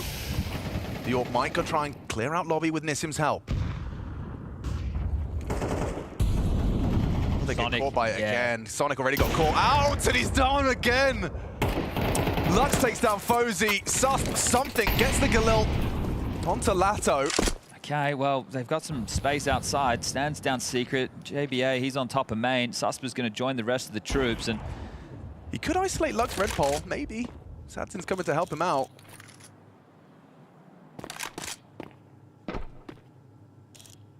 They don't need to overplay their hand. They can chill. Oh, and Duma even pre-fires the drop. Yeah, shadow advantage in that situation. Susp now noted as well. At least that's gotten the bomb across secret, so the pair of them head down towards the lower deck. Nobody has rotated to deal with this just yet, but there's plenty of options and opportunities to do so. They know that lobby is all theirs. That's thanks to Nissim, who's pushed all the way up in Squeaky Room. Now, he'd be the ramp player. He can't rotate down to B, and Vent's not going to be the option. So Doomout can't go in from main down the Vent either. It is going to have to be Sadzen rotating all the way back into Doomout. Now he understands, so he's going to be noisily going about this. So much space given to Wildcard, but a window has to smash, a door has to open. Doomout's here in time. Scuttles a smoke over. Asks the aggression. No, he still goes for it. He isolates a duel. Stan's been given an opportunity. He is not wasting it. The bomb will go down. Stan and Susp, 2-on-4, trying to give Wildcard something to fuel their hope, but now Susp gets picked off. The Orb connects. Nissim's position noted. He's in so much trouble. Half health, 5 bullets, too many targets. He needs another tap, can't hit it. Nissim will pull it across the line for a 6th already. Yeah, okay. Well, that right there showed the stress on the rotations, right? And even though that they had a 2-man advantage in that scenario, it was still weird. Like, Doomout's the top player running through hut to ramp to go down to B, right? Because the rotations weren't understanding how to deal with that situation with the lobby aggression that they had gone for. So the bomb goes down, that will facilitate what can be another purchase, but that is the stressful situation that I think Maui was hoping to see a little bit more from Wildcard. He was talking about Sadzen with the rotations, maybe not being as quick. Well, right there, you can see it just looked odd and a chance for Wildcard to win a round, but still, it's a 5-round difference. They have been coming and clawing back halves with slow starts. You would have to start right here and now. Okay, so a slight delay there on the smoke wall. Just allow the CT protocol utility to dissipate before you dip it. Oh, he's going to play through this, Lux, isn't he? Look at him slipping, sliding straight into that rain position. Actually, no forward up, just around the edge of the smoke, and now Stan dinked. Very uncomfortable for him. Stan can't go forward on this. He's just going to have to chill outside. His teammates are putting pressure top, but now Ram into the Orb. Sadzen's missed. Missed an easy one there, and now he's in trouble. 2 missed shots from the Orb. You know you're overwhelmed. You know you're surrounded, but he still gets output. Sonic caught, pulling out a nade. Rotations come through from Nissim, but very low HP here, and will eventually find him. There's Nissim, you've got to get him down. Somebody has to hit the trade, and it's not going to be JBA or Fozy. All right, you can settle into this round right now if you're Legacy. You don't need to continue to fight. You understand you have the man advantage. You take that stand outside. The rest of the pack was spotted coming out of ramp. Down towards B is Lato. There's a lot of time on the clock, so the reroute possibilities are there for Wildcard. They make sure that ramp is all theirs. Fozy just peers forward, grabs himself the AWP, his weapon of choice. JV8 making sure nobody pushing Hut and Squeaky, but he has company. And Nissim's going to peek into him. He timing. Away. Counter-strike. Timing embodied here and now. 25 seconds. You're smoked hut. You're channeled into Nissim. Dumao, is he going to fly up the vent when Nissim takes contact? That's a nice call. Not easy for the two of them here. Posey, missed off shot, light on time. He needs his teammate now to get active. Now the bomb is lost in the round 2. Nothing JBA can do here. And Nissim twists the knife with a quick one. They're just having fun right now, the Brazilians. Legacy enjoying their time in the sun. 2-2 day 4 stage 1 and making light work of Wildcard. We had 2 teams, well make it 4, who find themselves 2-0 after day number 1. That was FlyQuest and Wildcard, and both now trickled all the way down to the pressure 2-2 matches. And if this is a sign of things to come, the Aussies up next are going to have a tough task because Wildcard are getting flatlined. This time, bomb not going down. Lost bonus will not get them a full buy. Has to be the partial, and it's a top rush. That's okay. A pace change could be welcome. Sonic's good at this, and he's managed to get the bomb down. Running it into the vent. Sadzin's already anticipated the drop, and now Sonic looping back around. What is going down? Stan's found the gap. It is a gap. And Nissim will come back to address this, but he might get blindsided. Stan's actually going to be able to make his way up the heavens. Does Nissim have a look? He does. How diligent. Oh, caught the jump up. A golden opportunity for Stan squandered. And Nissim quick to propose a second. Catches Sonic on secret. 8 now. They just keep on going. Listen to that. It's a speed run. An absolute speed run. We're talking about the opening matches for Wildcard earlier, right? Metasport and Lynn Vision, those were the victories, the best of ones, day number 1. Then you trickle forward every day since then. It's been a best of 3. They play bait. The first map's close, 16-14. Then they get blown out, 13-6, 13-2. They go up against Bet Boom, and the losses continue. Close again, 19, 17, 16, 14 losses over 2 maps, Nuke and Anubis. But right now, it just feels like these compounding losses is all over them. They are being smothered. We're not seeing anything of redeeming qualities for this team as they look shell-shocked.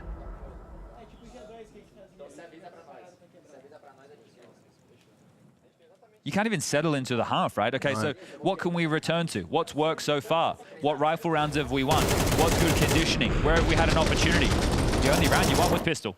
There's none of that. There's no, okay, let's throw this smoke wall. It forced this rotation. We want this reaction. No, you haven't been able to establish anything. It's one of the worst feelings in Counter-Strike. This helplessness.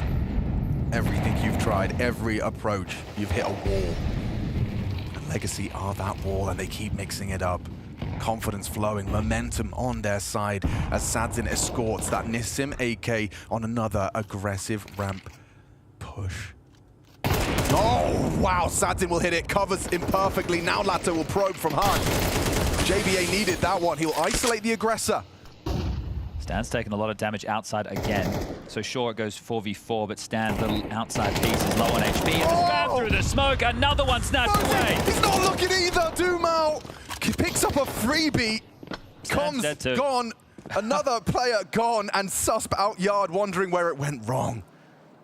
You're getting flanked, mate. Shot to the back of the head. Dumao racks up 3. And this is spiraled beyond recovery now. He's kicking them when they're down. And this is the thing. I respect it because this is a street brawl right now. Yep. Only one team can walk away victorious. Don't let them up. Don't give them a way in. Once you hit that magic number of 13, you can have the smiles, you can shake the hands, you can say good game. But at the moment, anything you can do to keep the pressure on, to make Wildcard feel helpless, it's all name of the game. Another partial. Said that more than I'd like for this half of Wildcard. Only 2 opening kills have gone their way. The only round still, the pistol. Just the sheer lack of frags. Oh, Stan. He's a free frag for him. Lux will collect. Doesn't even have to lift a finger. Lux is absolutely owned outside this game. How does it get worse? I didn't think it was possible. You just dropping down a vent. Dropping straight into him. He just holds mouse 1. And he's won the round. And yeah, Dumao will catch you. 4 in total. 10-1 speed run. What else can we say? These rounds are over in the blink of an eye. Throw in the towel, ref. And there he is again. So unifying as well for the Legacy boys. Just think about it. You know, the roller coaster of emotions of not making it through the qualifier, underperforming, a team being unable to get their roster here before that deadline, and now you find yourself in the last day of play of the stage, and you're throwing Wildcard around the server. They got 21 kills in total on the T side. Oh.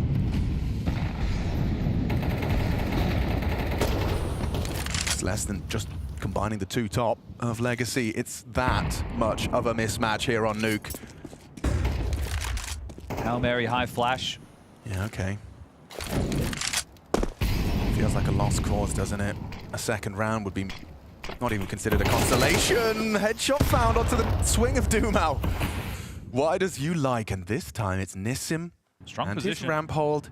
We're gonna need JBA to be traded. Oh, Nissim. Okay, okay. It shouldn't be that easy for him.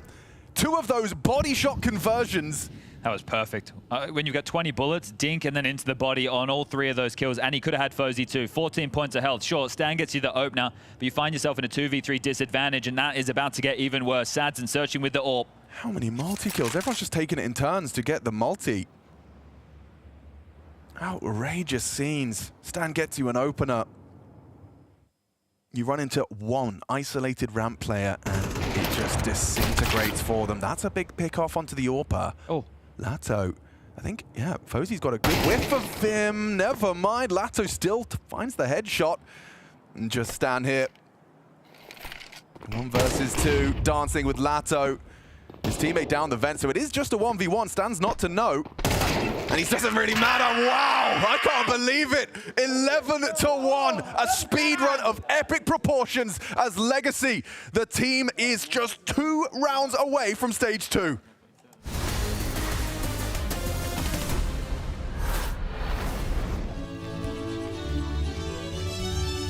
I hear that you are up for renewal when it comes to our membership, and so I've dusted off your portfolio, and I would like you to give me your thoughts on what I consider to be one of the finest of Counter-Strike's cultural moments.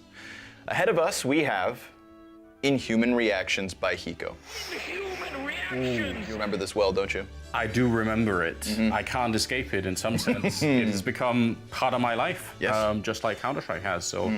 I think that when we talk about culture, we talk about context, we talk about history and all these things that make Counter-Strike great. But the beauty of Inhuman Reactions by Hiko, by Anders Bloom, is that it's short and sweet. We play this clip. The thing to really remember here is that we are in an era of Counter-Strike where the Swedes dominate everything. There is no challenge. Everyone knows they're the best, and Hiko is just this North American player. Sure, he's got a bit of a personality, he's got a bit of something going on for him. And then this happens.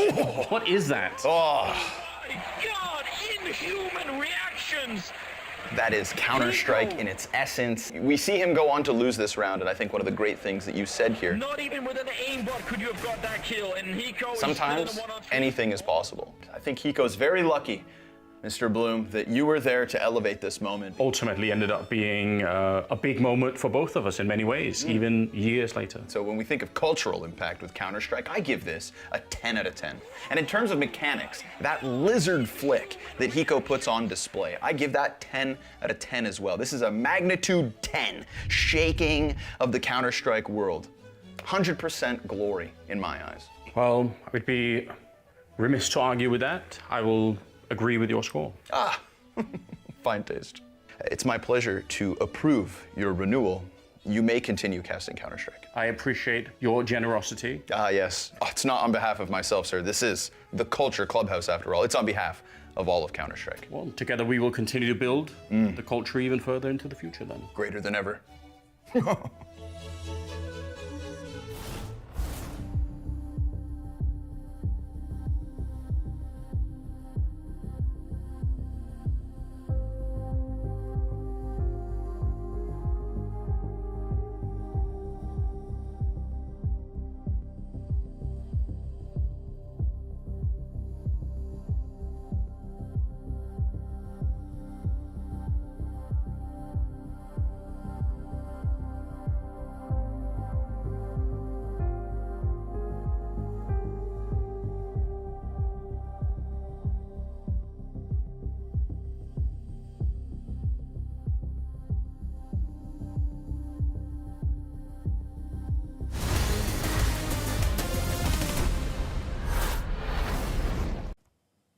Counter-Strike often referred as a very mental game, and, well, Wildcard, they are in their heads. Legacy, the opposite. It's flowing, it's beautiful, it's aggressive, it's disruptive, and a half that I'm sure Wildcard will want to wipe from their memory. They manage one round on the T side here of Nuke. It feels like it's a guarantee now for a quick day in the office for Legacy and a spot in Stage 2 for the Brazilians. Underway with the pistol round, the odds of...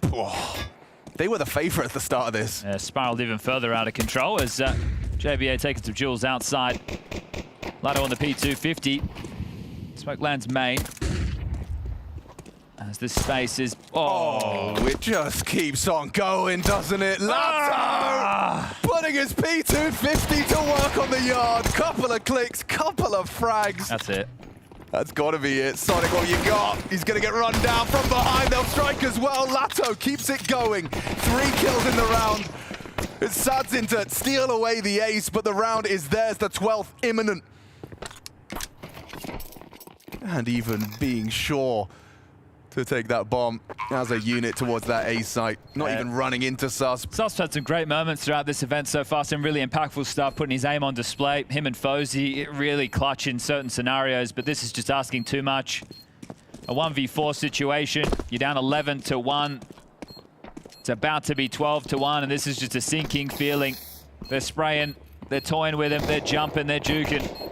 And right now, they are locking in the 12th round of play.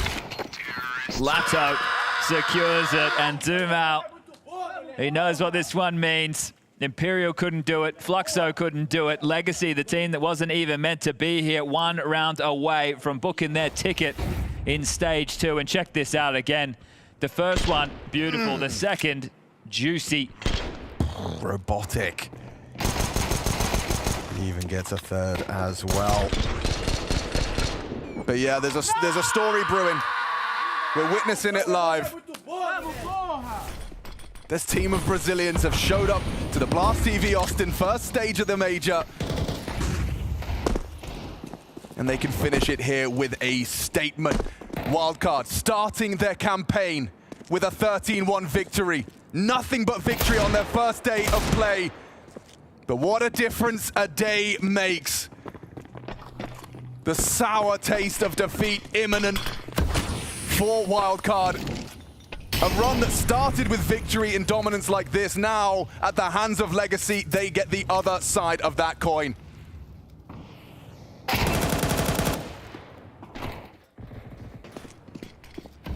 Any resistance now, it will feel futile. Stan gets the first, JBA the second, and he'll double up short. One of the best rounds they've played so far, but right now, 2v3, can they close it on low HP? I think Sonic's set for success here. Yeah, he does put the barrel of that Deagle onto Sadzin. Just Nissim. He's had a clutch already in this series. Think this is asking way too much of him, so Wildcard will survive the first of many tests coming his way. He lined up! Okay, all right. So Nissim in that situation cannot believe that nobody is defusing the bomb. He's surprised that 3 players are running at him. The fact that he even got those jewels on that line, I think he was thinking about saving that AK-47 and could have just done them right there, all lining up in main. Oh my God. So fortunately, they will get away with that one, but only just, even around where it looked like they were ahead. Beautiful double here from JBA. He even does damage onto the third. Here it is again. All of them are chasing him. Doesn't realize that Sonic's there as well, running with a knife out, and that would have been one way to lose it all. Disbelief on the faces of Wildcard. I mean, I can't believe they're laughing, but I mean, it's one of those. What else can you do? Yeah. If you don't laugh, you'll cry. Well, the bomb goes down, the force back in. No point even discussing the story of the comeback. No, sir. Gonna have to be a whole lot of heavy lifting. Running through the ramp smoke. Okay, well, Sup, he can't believe his luck, but he is very flashed, and last few bullets don't find their target. Fozy commits to the spray, adjusts into 3. Sadzin, quick clicks if he gets Fozy. Oh, what? Incredible aim. Stands here, though, and he's not ready for the shotgun up close. Just holding on round after round. Fingertips, Chad. Thank God they didn't cut their nails. They are hanging on by millimeters. Do you go again? Do you force again? You know, one survived. You can shove once more. The bomb didn't go down this time. You got a little bit more in the lost bonus department. Got plenty of rounds to work with. You know that they're broken. You know that their mental is done. The lineup here from Bozy. But this on the Tech-9. Sadzin cannot believe that there is another player down towards B. So some really nice shooting short. And look at that. Okay. Poise. All right, we'll take the eco.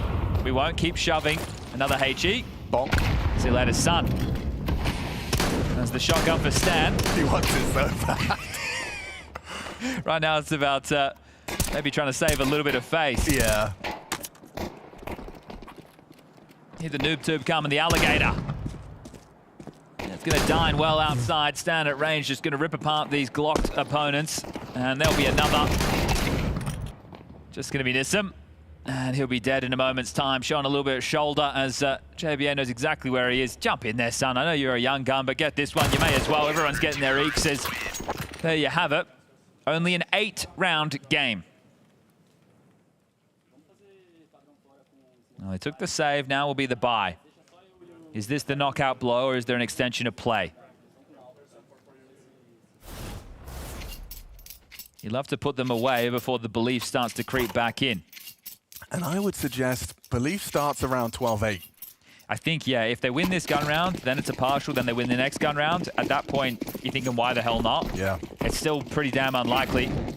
Feels like perhaps they've already started to accept it's over, and now suddenly the pressure's off. Look at this, yard control setup. Yeah, it's aggressive AWPing from Fousey. He's missed an opportunity, not an easy shot to hit by any stretch of the imagination. You want to swing top silo here because you know that AWP was close, but if you can identify that it was a yard setup, you won't. And okay, taking a different angle, still well done from Sus, but that now pieces this together for Lux. Unfortunately, you're not in a position to pounce off the back of it. But you know the AWP was close, there was a player on top of warehouse, so you could assume a full yard control setup. Number disadvantage, rotations in now for Wildcard. Squeaky redeploy the smoke, and they're ahead of it. Ooh, thinking twice about that. That was the bomb. Yeah, I think they screamed at him to get out of there. That's in. Oh, rerouting. He's going to constantly be demanded to hold that bomb. Are they going to go back outside? No. Okay, so chopping and changing. Lux gets to call from the grave. Heading towards ramp. Sus tucked in, committed angle. Yeah, it's a powerful angle, but flashable. Fousey will be able to help him quickly as well. 45. There's that flash. Sus, powerful position, expecting a back turn for his first engagement, but he still gets it head on. Nice find. He'll get 2, make it 3. Round is theirs. Dumau, however, going to try and take as many as he can with him, and unable to finish off Sonic, so it will be a crucial round from Sus. Testing his ramp, he gets a quad kill and sends him back to spawn. So finally starting to see a little bit of multi-kill potential out of the players now that are on the CT side. So he starts outside and rotates all the way back, playing a committed angle short, but the way he sweeps into these fights, a thing of beauty. So well done from the Swede. And it feels like the belief not done yet. Okay, another partial.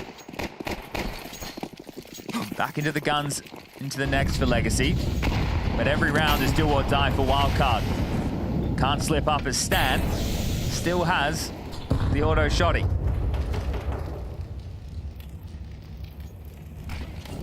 Perfectly placed in the hut, close quarters angle, but he gets overrun. Where's the cover? JBA in trouble now, gets another, thankfully. And 5-7 from Fousey, they just line up for him. Yeah, but you see, it's so direct that all the players are getting an opportunity to multi-kill. Yeah. And you're actually, this is allowing them, I want to say warm into the game. Seems ridiculous to say considering the scoreline. But they are now getting some highlights between them. And you were talking about multi-kill after multi-kill for Legacy. The Brazilians in the first half were just dishing out the pain. Stan has bought back in with another auto shotty. But he's intent. Likes it. Well, the thing is, because you lose one round, it's game over, your teammates have 7K and 6K. That's the high-end players. You could be dropped whatever you want. And he's elected to go shotgun. That's fine and dandy until you're retaking B. Unless it's a sign of tilt, but anyway, that's a conversation for another day. Here we go. Guns back out. This is very pacey. Look at him go. Dumau looking to bulldoze. He gets absolutely nothing. Still Nissim and Lasso have taken down JBA and Stan. The site is under scrutiny, but that's a good catch back. Sus was found Lux. Fousey kept at bay. Bomb down. Is there more from Wildcard? Have they got it in them? Nissim, oh, he's playing to disrupt on the retake. They're going to have backs turned. They're working in from main, and he's going to be flanking up. Cheeky from Nissim, swinging in, and Suspit's got 2. Fozy the last of 4, and Legacy. Legendary run, and it's 6 consecutive map losses for the Wildcard boys. What an exceptional run from the Brazilians. Brazilians from Legacy. Going to be feeling hollow on the Wildcard side of the server. But Legacy, they come into this, they lose to Lynn Vision, they topple Chinggis Warriors. And the best of 1 against BetBoom, they get blown out, but a 2-1 over Countryman Imperial. And then regionally speaking, they will send a North American team packing. Legacy and Wildcard, they've played several times in the last year and a bit, but it's all been online. We make it to LAN, we make it to the major, and Legacy, the team that's not meant to be here, pick up the W. Lux has got to put a feather in his cap for the way he's led this squad as well. New to leadership. Only 5 months in the jersey. 5 months in the role, and he's led his team to the 2nd stage of the major. For Wildcard, it's numb, it's empty. The first day flawless, but what a difference a day makes. Freya, ready, standing by. I've got Stanislaw down here on the show floor. First of all, thank you so much for taking the time to chat with me. Commiserations, obviously, I can only imagine what you're thinking right now. Can you tell me initial takeaways from Nuke? Obviously, your pick. You start to fight back into it in the second half. Tell me what went wrong in the first. It's just not good enough. I don't know. We had a good boot camp under our belts. I felt confident on Nuke, but, you know, matches are different than scrims, so maybe it was false hope. But, yeah, we're just going to have to go back and figure out what actually went wrong. But, yeah, this whole tournament, we just couldn't get anything going on Nuke against any team. So, yeah, it feels rough. I feel like when you're looking at a lot of the maps, right, you're consistently starting with a round deficit and you're always having to battle your way back into it. Was there any particular reason why you felt that, you know, you weren't necessarily getting the hot starts that you'd perhaps hoped and prepared for? It's a different story every time with our team. If we win the pistol, we usually have a lot of momentum. Pistols are very important in CS2. But today, it was just the force buys. On Inferno, we lost so many force buys, so you just can't possibly get your momentum rolling. And then, yeah, I'm just thinking back to the other games where, you know, we have bad starts and, you know, maybe someone makes a mistake, they mishear the call or they miss a nade, or also, you know, credit to other teams, they're figuring out ways to stop us. So, yeah, I don't know.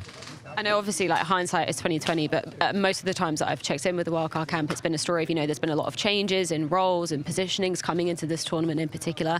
Do you feel like perhaps that might have had the inverse effect of what you'd have hoped for? Maybe there was too much on the guys' minds in terms of those changes?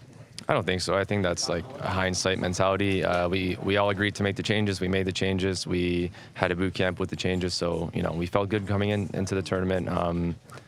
But yeah, obviously we're gonna have to go back and figure out what went wrong. I don't know what the answer is right now because we lost 5 seconds ago, but yeah, I don't know. Final question, or just an opportunity for a statement from you to all the Wildcard fans that are rooting for you guys out there. Obviously, you've got the next half of the season, the next major to be looking forward to. Anything you want to say to them? It just feels like really heavy in my chest right now. I'm very sorry to all of the fans. I thought we would at least make stage 2. Stage 2 is very stacked, so I was not quite hoping for stage 3, but at least stage 2, and not even doing that is very disappointing. Yeah, I don't know. All we can do is apologize. We tried our best. We worked really hard. We've been away from home a lot this year, and now we get a little bit of a break, which will hopefully be nice, but yeah, and then last 2 words I'll say is that I've been kind of posting on social media, which is Save Gaza, and that's about it.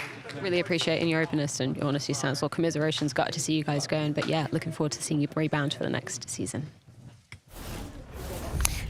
For Wildcard, but I guess in a certain way it's sort of poetic, and that was their worst start of the entire event. It was a trend for them throughout all the games that they've played, and here obviously just a disaster in first half of Nuke. Maui. They're going to look back at that game and be embarrassed for their performance, unfortunately. Yep. I mean, they were completely schooled on it. The game planning for much of this tournament actually didn't really work in their favor.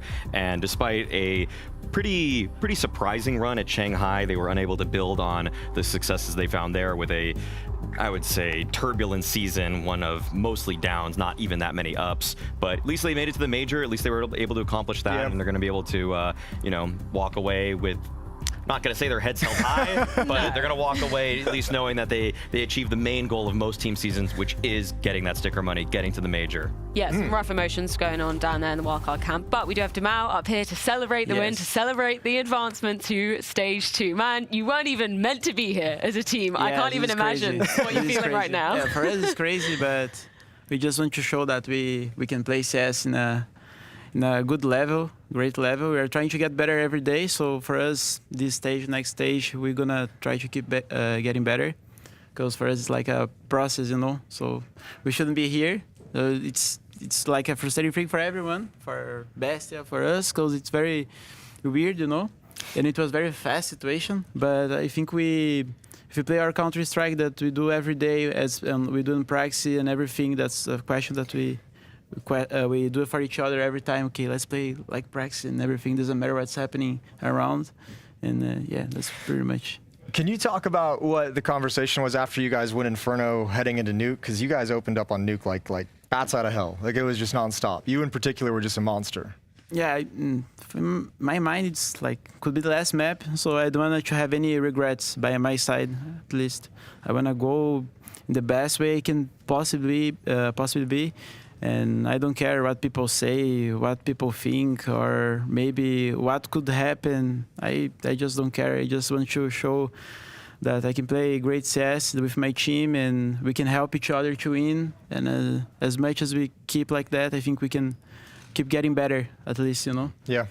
I have a couple questions. One is about your own individual growth, because I feel like when I watched you maybe like 3-4 years ago, you know, you were really passive. You kind of like wanted to let the round play in front of you. Now you're way more aggressive. What do you think? And I feel like you've been imposing yourself on people. Like, what led to that individual change in your own play style? Oh, for me it was crazy, because I had to change a lot of by my inside self.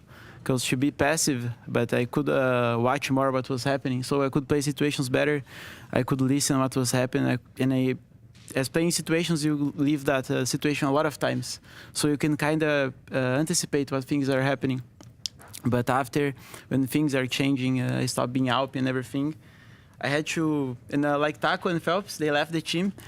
One time and got sent in 0-0. I look at myself, okay, I see like a very good player like ZywOo, Monesi, even they Alping, like Simple sometimes. They can take rifle and they can go like aggressive, but to do that you have to understand the kind of rotations, what's happening in the map, what you can anticipate them, you know? Yeah. So that's how you can do it. But it's very hard sometimes, because sometimes you can do something very good and be like, a warrior, and sometimes you can be like something dumb, you know? Yeah. A llama? Yeah. Yeah. Yeah, and it's crazy, you know? But I think for my individual side, it takes a lot. I'm still trying to get better at that. But one thing is, if I need to play defensive, passive, I know how to do it. But if I have to go crazy, I'm learning about it, you know? Okay. It looks like you know how to do it. Yeah, that looked good there. Yeah, it looked good today. Yeah. The one other question I had is that I feel like so often you've been paired with Lado for maybe 3-4 years. You've been playing with this guy, and I almost feel like in conversations we just say like Dumao and Lado, because you guys are just always together for so long. What does it mean winning some games at a major with a guy that you've been playing with for so long? Oh, it's great. Like Lado, he always played a solid game. For me, I see him, he has wise what to play and when, and we have like same structure, you know? And when we played like in Godsend, we had a lot of about this discussions about structure. But after, Lado always kept his game style, his play style, but I had to change something myself if I want to get better and get on another level and things like that. And if I have to play bad first, I have to go first, whatever. If that's necessary to win, I will do it. If I need to do support, I will do it to win. If I have to lurker, late as possible, I will do it anyway, you know? But it's more about what request to win, and I'm looking about these things and trying to, how can I adapt myself, you know? To situations, so yeah. Demao, if you look at either of these two screens, we've got some beautiful pictures of you screaming during the game. This meant so damn much to you, man. Like, making it to stage 2. Are there any particular teams that you have your eye on? Because obviously you're the only Brazilian team to survive from stage 1. Yeah. Anyone that you're looking at? Yes, it's for me my individual side. It's like I just want to play CS as much as possible. I want to have fun. I don't want to regret anything. If you lose, and at least you lose in the best way, you know. I always leave my bed like that. I don't want to regret anything, and I just keep like God by my side and try to get better every day, but not overthinking too much. Because I think like this, I can grow as person, as player, as a man, you know. Yeah. Final one for you. Obviously, there's a hell of a lot of Brazilian CS fans that have been rooting for you. Yes. Do you want to say anything to them? Well, There's your camera right Portuguese, there. Portuguese. Yeah, go for it. People like Portuguese. Obrigado a todo mundo assistindo o jogo. Obrigado a todo mundo torcer pela gente. Sem agradecer a todo mundo. Queria deixar um abraço aí, um beijo pra minha namorada Melissa, pra minha mãe, pro meu pai, pra minha irmã, todo mundo assistindo em casa. Queria deixar um abraço a todos os fãs. Continuem torcendo pela gente. Vamos pro próximo stage. E é isso, cabeça erguida e vamos Brasil. É nóis. Thank you so Beautiful. much. Thank you. Congratulations. Obrigado. All good, brother. We'll Congratulations. see you tomorrow. Good luck in that stage too. Yeah, you can leave it here. Sadly, though, for Wildcard, that does mean the end of the line. Now, when we were talking about it coming into today, you know, we looked at the two remaining North American organizations. Both have been eliminated. It's a sad, sad day for NA. Why you got to do us like this? I'm sorry, Why you got to man. do us like that? I have no response. I mean, NRG was, in my eyes, just for going 2-3, a little bit of a pleasant surprise. They had a pretty bad season themselves. Really, the only win that I remember the entire time was they beat an Amiga at Pro League or something like that. So for them to even get a couple wins under their belt here, I feel like that's okay. Wildcard, on the other hand, sheer disappointment. Yeah. I really thought that this team was going to be making it through. I mean, if you told NRG and Wildcard that they'd be playing Lynn Vision and Legacy to qualify for the major on the last day of stage 1, they'd both take that in a heartbeat. They'd both be like, hell yes. I mean, that's the matchup we exactly want to qualify for the next stage. So both of them dropped the ball in a big way. Let's take a look at the bracket simulator that you can find over on Blast TV as well, because we only have one more match remaining today. We do see the advancements in Lynn Vision and Legacy, as we just saw. What were your takeaways of Lynn Vision making it through? Just obviously, you weren't covering the game with us, but was that a surprise for you to see them making it through? I saw some great moments from Call Me Sue, so we're going to take credit for that. He played in North America for quite a long time, actually. So at least there's some solace in the Lynn Vision victory. Might be Call Me Susie now. Yeah, he's playing great. It's lovely. I mean, for me, the takeaway, Asia's the second best region in Counter-Strike. Yeah? Yeah.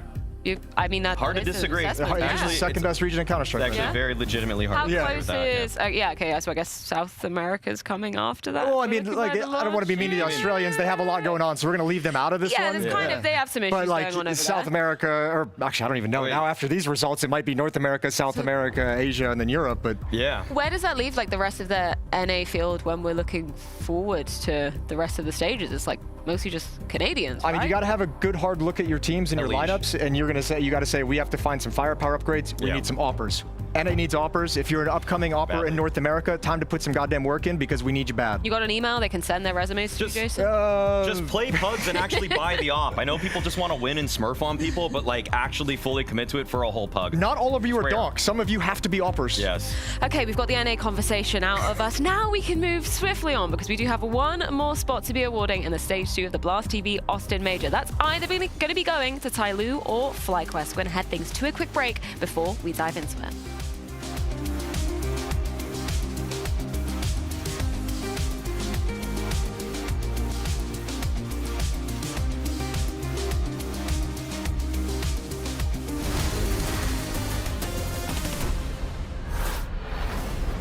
Hey, my name is Kerrigan. I'm currently in IGL for FaZe Clan, and today we're doing some map analysis. The game we're looking at is Liquid versus Heroic. So first of all, you want to always play for some mid control, or at least throw some mids as the CTs. And most of the time, you actually are going to play 2B.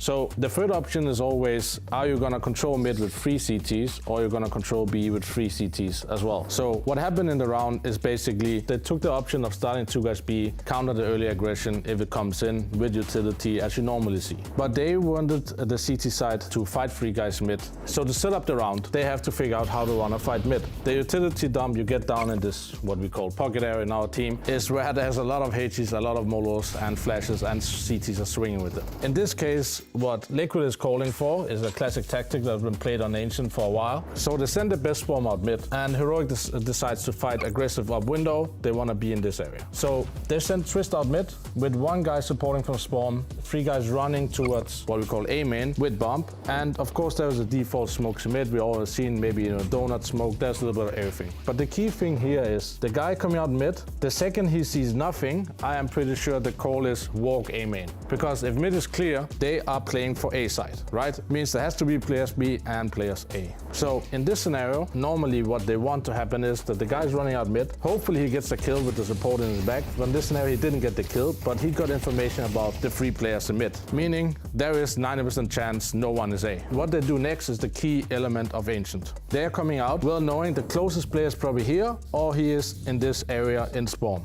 So the round unfolds in this way that they're rushing out A main, the mid guy is coming back, the guy from red who supported the window guy is coming back to CT. So now this guy is smoked off from the angle here, so he can't really support the guy. Now the decision made by Liquid is really good. The first 2 guys rub in a hand, third guy throws a flashbang behind the box over here that blinds the angle all the way into donut area. These 2 guys swing, they take out the donut guy. And now the key element in this thing is sometimes people smoke donut insta, but in this scenario Liquid decided to go in to take donut. Mostly important with that is that they can plant the bomb without getting spammed from 2 angles through the smokes. So they are actually getting a map area, because on Ancient A side you want to take an area, especially when planting the bomb, because there is nowhere to go after you plant the bomb. Liquid did the right thing. They went in to kill the guy, trade the guy that killed Twist in the middle, and therefore they had a good success to setting up the after plant and therefore win the round. I hope you guys enjoyed this map analysis by me.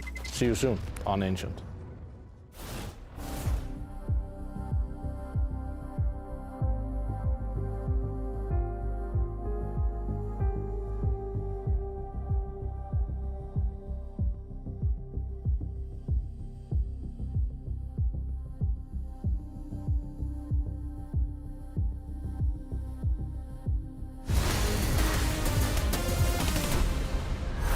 One final opportunity to be securing a spot in Stage 2, and that falls to either TYLOO or FlyQuest. Now, for my money, the latter I had guaranteed going through. The former in TYLOO, I wasn't totally sure where to place them coming into this tournament, Maui. What have you learned so far from seeing this TYLOO roster in Austin?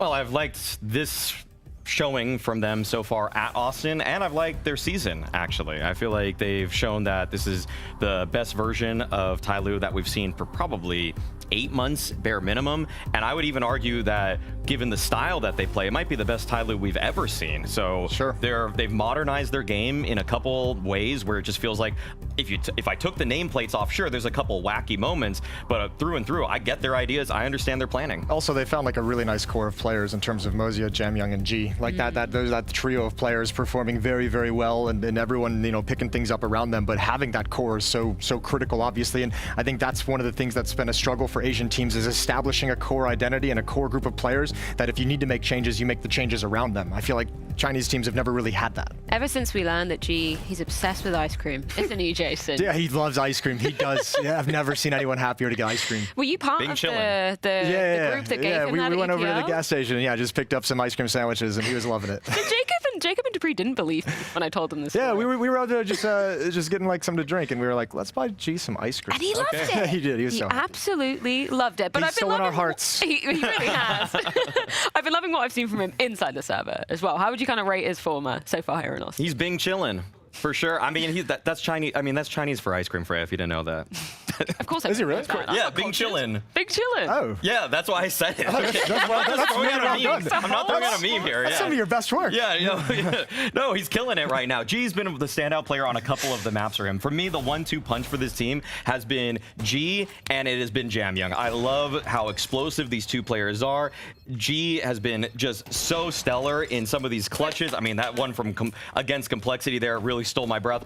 Also made me angry at Complexity, but at the same time, I gotta give it to G because he has these moments, probably 1-2 a game with the AWP, with the AK, sometimes even with the Galil, where he is just finding multi-frags with such quick succession that it reminds you, oh yeah, people in China are incredibly skilled at Counter-Strike. Yeah. And I think what's fun about G is like he feels like he is like the emotional heart and soul of this team in a way. And like to have such a positive person be like the emotional driver within your squad is amazing. Like there are teams with incredible incredibly talented players, who personality-wise a little bit more quiet, a little bit more laid back, and like if you have someone playing well and they have the kind of energy that goes along with it, it spreads throughout the whole team. So I think G plays a great role inside the server, plays a great role outside of it. Just a fun little tidbit that pertains, no information, no insight to this match, but the first day, I see G, he's walking along with our wonderful stage manager, Jonathan, and then FlyQuest, the entire roster, enter the building. G chooses to knee slide right into the middle of the FlyQuest camp. And then I was Spexer, like, on the carpet? Yeah, on the carpet. Man had some, that was at least 5-10 meters of sliding. I don't know what he was doing. Velocity. Yeah, I was Spexer, like, are you friends? He's like, no, he's just a great time. Just love the guy. Just absolutely love now the it guy. makes him kind of look like a dick, because now he's got to play him for an elimination game. Hey, he's just bringing the good vibes. Jam Young, another player that we have to be putting under the spotlight. What's your takeaways from him? Just a ridiculously explosive space taker. I mean, this is what this kind of team needed. Supported with a little bit of utility. This guy, too, first bullet accuracy is just off the charts. Time to kill is unbelievable. Like, he's one-tapping people out of the server. I mean, this is something that I feel like we've seen in bursts from different people coming from the Chinese region, but it is the sustained success and ability that is consistently on display from Jam Young against other teams of a similar level to TYLOO. Man, he's been playing so well this event. He's just coming in and giving everyone the raspberry. Like, there's no grape jelly going on in this. This performance out of Jam Young. Sorry, I watched Spaceballs last night. That's a little bit of a peanut butter and jelly joke, but yeah, there we go. I mean, real talk. He's been great. He's been incredible for this team, and he's one of those core 3 players. And when you have his performance, everyone else is able to build up around it. Who do you view as the bigger favorite coming into this one? Just looking at the name value, who's a bigger favorite in your eyes? It's incredibly close for me. I'm lightly siding with FlyQuest here. Okay. Lightly. See, I'm the other way. I'm lightly siding with TYLOO. Okay. But I actually don't. I mean, I'm with you. Like, it's so close that I don't think you can make you can't really determine it either way. It's just whichever one you lie. And I think FlyQuest right now, I feel like the choke factor is going to. I really feel like the choke factor is coming into play. Say it ain't so, Jason. Say it ain't so. I'm sorry. Maybe we should talk about the history between these 2 regions, right? Because obviously we treat them as separate regions, but they obviously are quite close together in terms of the Counter-Strike side of that world. They're quite familiar with each other as teams. And right? TYLOO is one of the oldest Chinese organizations that's been around forever, so they have a long history. Because remember, we have this new system now with the VRS, but back in the day we had all the different systems. So these TYLOO's had to play against all the different Australian teams over the years, losing various times. Like, there's been Australian teams, Greyhound, Renegades, who have knocked these guys out of major contention, eliminated them from the minors, eliminated them from major qualifiers, beat them out to get better seeding. And just over the years, TYLOO has really had to face off. And in these kind of major situations where you're qualifying for the next stage or just qualifying for the major, TYLOO hasn't beat them in Australian team in those scenarios since 2017 or something. Wow. Like, everything has gone the other direction. Jeez. Yeah, it's been a while. And now that could all change, obviously. Yeah, I mean, thankfully for TYLOO this season, they've beaten FlyQuest 3 times. Yeah. But the major magic, the way that I feel like FlyQuest has been lightly and gradually improving with a more drastic change in the roster, that's why I feel like they're going to be catching up. They're getting better right now. For me, TYLOO maybe just slightly more stagnant on the other hand. Tell me a little bit about some of those improvements you've seen, because obviously, maybe a little bit of a shock to some people, Dexter being removed, Inns having to take up the mantle of in-game leader brings, the opportunity to bring in some new talent. Nedic as a prospect. Nedic has been a revelation for the Oceania scene. He's come in from New Zealand. He's in his young 20s. I think he's 21 years old right now. And it was a player that FlyQuest looked at in their space and said, we cannot pass on this guy. Like, we were going to do whatever it takes to make sure that we get Nedic and he doesn't slip between our fingers. So Ince took up the in-game leading role. He's 26 years old. Maybe it's about time that he kind of switches over from star to in-game leader. And in my eyes, they're more explosive now. They've kind of simplified their play style a bit. And I feel like a lot of people just find more comfort in the abridged playbook. Yeah, and I think too, I mean, I want to shout out Regali as someone who within this lineup has really picked things up as well as an opera. Because I mean, when he came in with Dexter in the lineup, it was a slow start. And it was like, uh-oh, this isn't really working out the way we would have liked. Maybe bring Alistair, maybe that was a wrong decision. But now that they've switched the in-game leadership, he's been excellent. He's just been climbing. He's just been steadily getting better, and you can see him getting more and more comfortable because he continues putting up big numbers. Well, let's check in with the in-game leader himself. It's Inns ahead of the series versus TYLOO. Inns, obviously you find yourself 2-2 situation. Realistically, after winning your first 2 best of ones on day 1, did you expect to find yourselves in this situation? I mean, no, not really, but we were here last year at Shanghai, so it was a similar scenario. We just need to focus up for this game. Obviously, we're not happy with how we performed yesterday and the day before, but it's a new day, so hopefully we can be better. Can you give me a few words about Nedic, the most recent addition to your roster? Because obviously with you jumping in and filling in the shoes of in-game leader, that opened up the possibility to bring somebody new in. How well do you feel like he's been fitting in now that it's been a couple months on the team? I think he's fitting in great. I think since we've got him, everyone's like excelled and everyone's been performing better, so that's a good thing. And I think he just fits in socially as well. Like, it's very easy to get along with. And yeah, obviously he still has improvements to make. He's still very inexperienced, so it's just about taking it one stage at a time and working on that. Can you give us any particular areas that you've maybe been working on him with? I think it's not really me. It's more like just a team system thing, because he's never really played in like a proper system, it feels like. So it's just like communication and all that is still very important, and sometimes he's a bit more quiet than maybe he should be. So yeah, it's just, that's the main thing.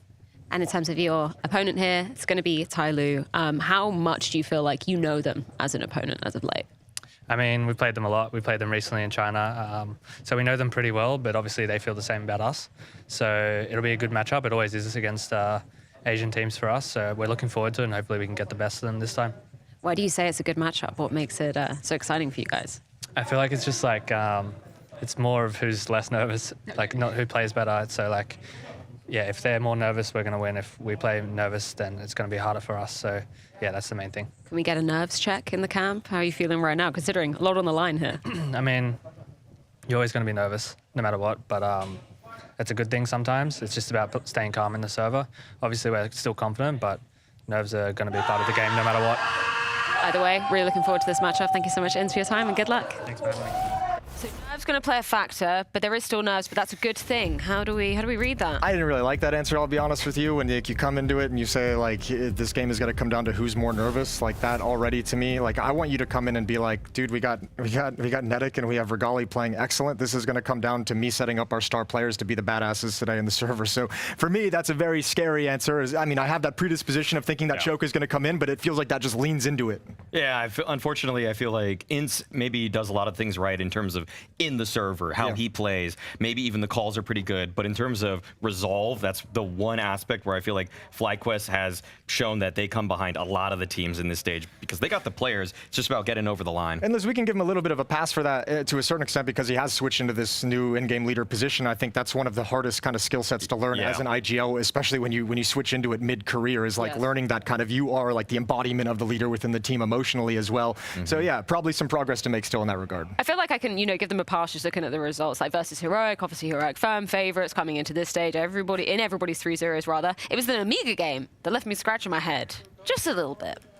They just let leads slip away in a bad way, but I feel like when he talked about the familiarity, that's something where I do give that in favor of FlyQuest because they played them twice recently in China, like you mentioned, at the Hero Esports Asia Championship League. That's a mouthful, but it is what the name, it is what the matchup was called. They played them twice there, so there's a lot of data, there's a lot of footage, and FlyQuest, they're going to go back to the drawing board on a couple things. First map, though, man, they have been getting trounced on Inferno. Like, this is 3 losses in a row on Inferno, which has been TYLOO's pick here, and they got to find some answers because Jamyong has just been banging them out every single time at Banana. Say it, give him the raspberry. Say it, Maui. Say it, Maui. I don't even know the raspberry. Like, I've watched Spaceballs when I was like 12, maybe. I know. Man. You should try again, though. It's still funny. It holds up well. I would say if we want to talk about nerves, since that was the interview, if I bring it full circle back to that, we saw, it wasn't on the screens, but we saw G shouting at them as they're putting, before they're putting their headphones on. But like in a funny way, he's making his whole team laugh, and he's just like, Vexite, come here, come over here. And it is just like making everyone laugh. So if you think there's any nerves on the TYLOO side after they've won 3 straight BO3s against these guys at the mouthful of the Hero Esports Asian Championship, and then back at Pro League Season 21, like if you 3 BO3s in a row, TYLOO feels no pressure. They're sitting here, they're like, we know these guys, and we know we beat these guys. Hedging your bets anywhere in particular? I know I said who's the firm favorite, but now we've got the maps on display.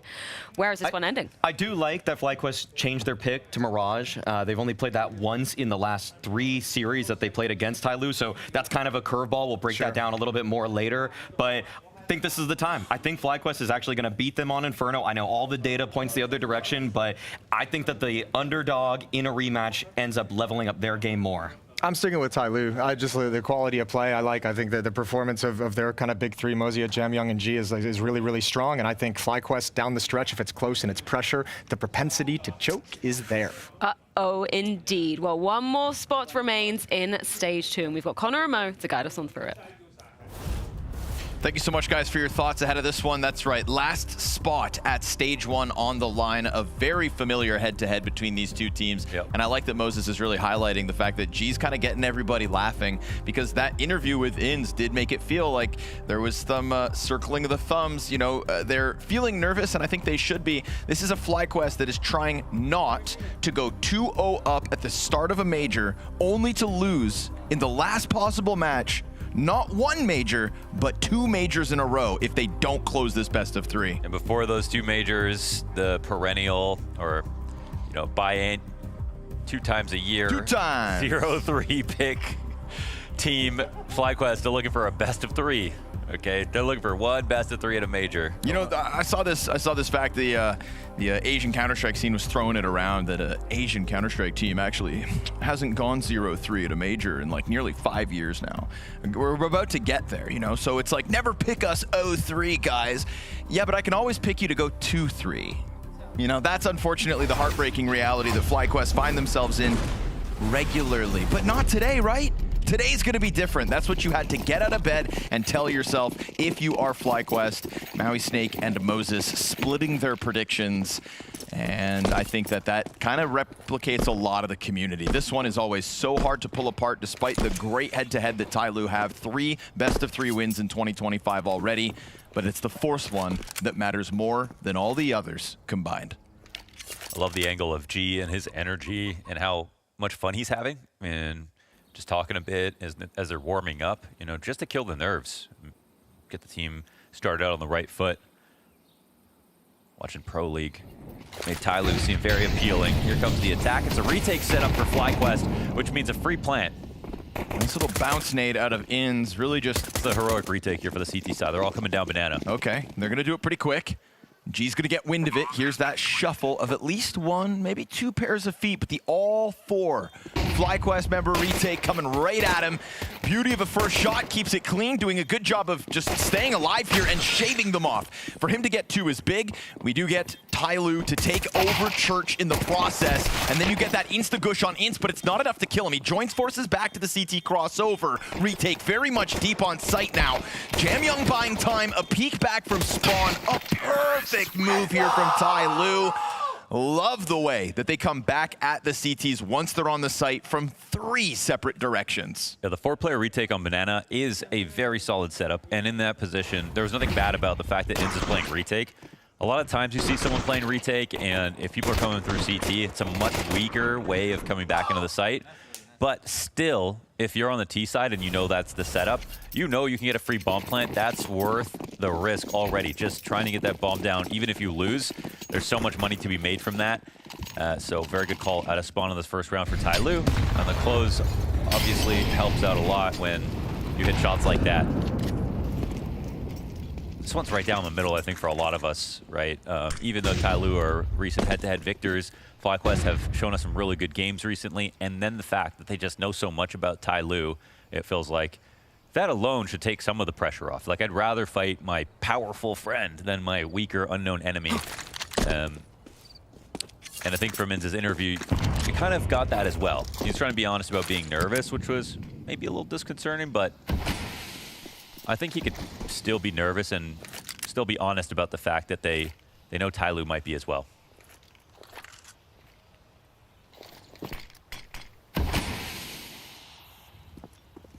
Tucked into Moto's Mercury. We're going to get no challenge for TYLOO up short side. Liaz lets them barrel through the bomb site, and Inns gets murdered. Attacker with the double AK kill here. That A site just crumbled underneath the pressure of TYLOO. That is exactly what you're looking for if you're TYLOO on the conversion of the pistol round. You know, the bodies were in position there for FlyQuest, but by God, those bodies already looked like corpses before TYLOO comes swinging. The best part about this major with the Asian teams is, like, TYLOO and Lynn Vision have just really got it together on their set pieces. Their flashes are in good spots. Their spacing is so much tighter than we've seen from a lot of the Asian teams in the last few years. And their style is starting to homogenize a little bit with more European play, but that's just only to their benefit, honestly. We saw basically when the Mongols started to pick up steam back at Kato a couple of years ago, that was the first compliment, that they play like Astralis as for an Asian team. And a lot of people were like, well, you want them to keep their region style and everything like that, but it's pretty much just elevated everybody who has adopted the meta way of playing and just cleaned up on fundamentals. Like, Asian teams lacked on fundamentals so much. They had such great aim, they had really good tactics, but when it came to just not peeking in a post plant, having a very good strat with 2 players that are ready to swing on one guy, that's what they were missing the most. And it feels like they've kind of went back to basics, and it's worked out really well. And the same could be said for FlyQuest, actually. Sure. They have more exposure to like the European teams and everything like that, but I wouldn't even say they didn't take their fundamentals seriously. They just weren't good at them. And they didn't have the confidence they have right now. So that might be slipping a bit, considering now it's 2-2. It's scary to bring up the amount of opportunity that FlyQuest gets on international stages. They're trying to throw a little fire in this round at the top of Banana. They'll flush them back, and also Regali, that MP9 that was still floating out there, gets the better of one. So hold on, because man advantage. Musia sees this opening on bracket side, wants to keep some space as his teammates come barreling up with him, but there are 2 defenders here. A crossfire that could still work out, but it's just now with the USP backside. An additional SMG comes flying up from Graveyard. Players burning, here within it all, supports nearby. Vexite, 1 man left, 1 man all they need. Yeah, that's an excellent hold here on the A side. It is so fast-paced up until the very last second, and it comes down to 1 player standing behind that default box. It felt like when G got that kill, they were going to retake control of the situation, but players were dying around him. And you can see the MP9s are in great spots, right? These are all short to medium range, distance, duels. That's what they're looking for. And it's at a minute when you have the A attack coming in. So TYLOO wanted to speed this up and make something happen really quickly.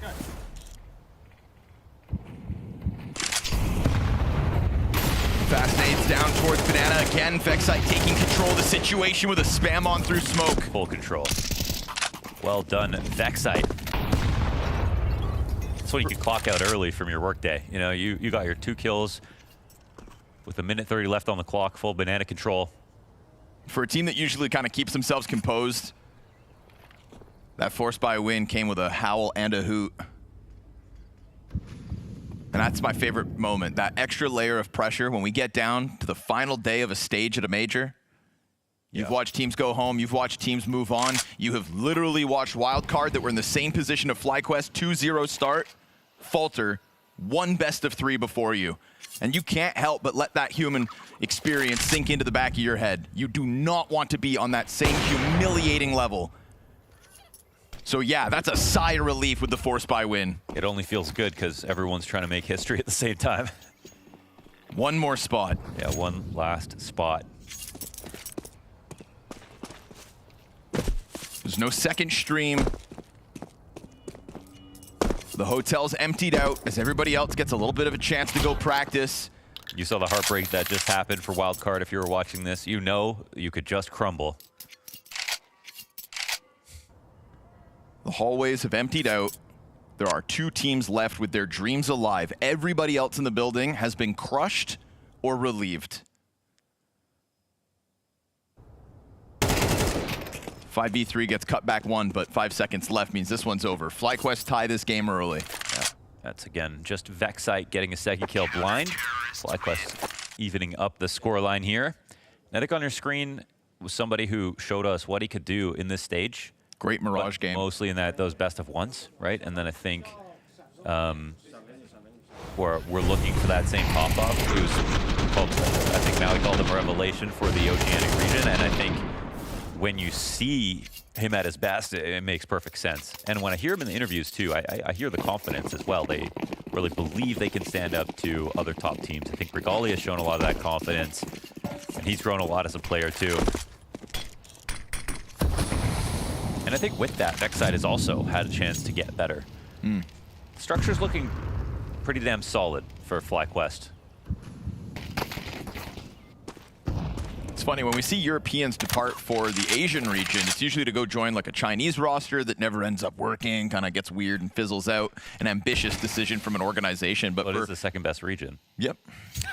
You've got a point.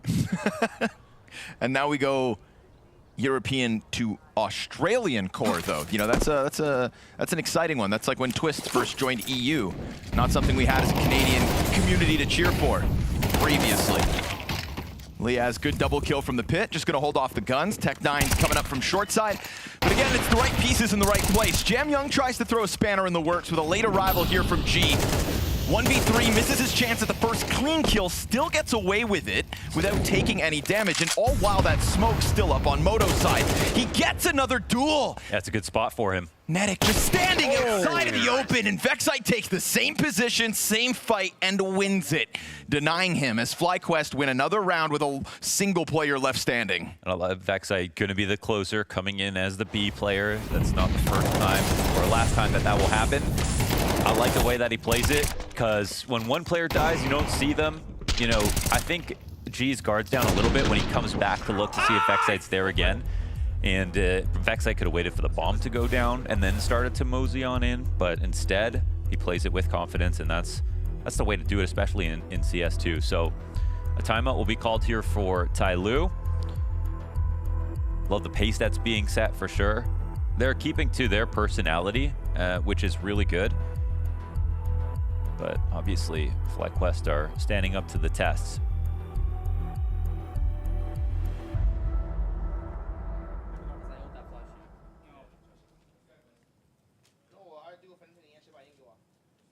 TYLOO just watched Lynn Vision qualify to the next stage. You know, they don't want to be left behind, especially when they've made it to the final day.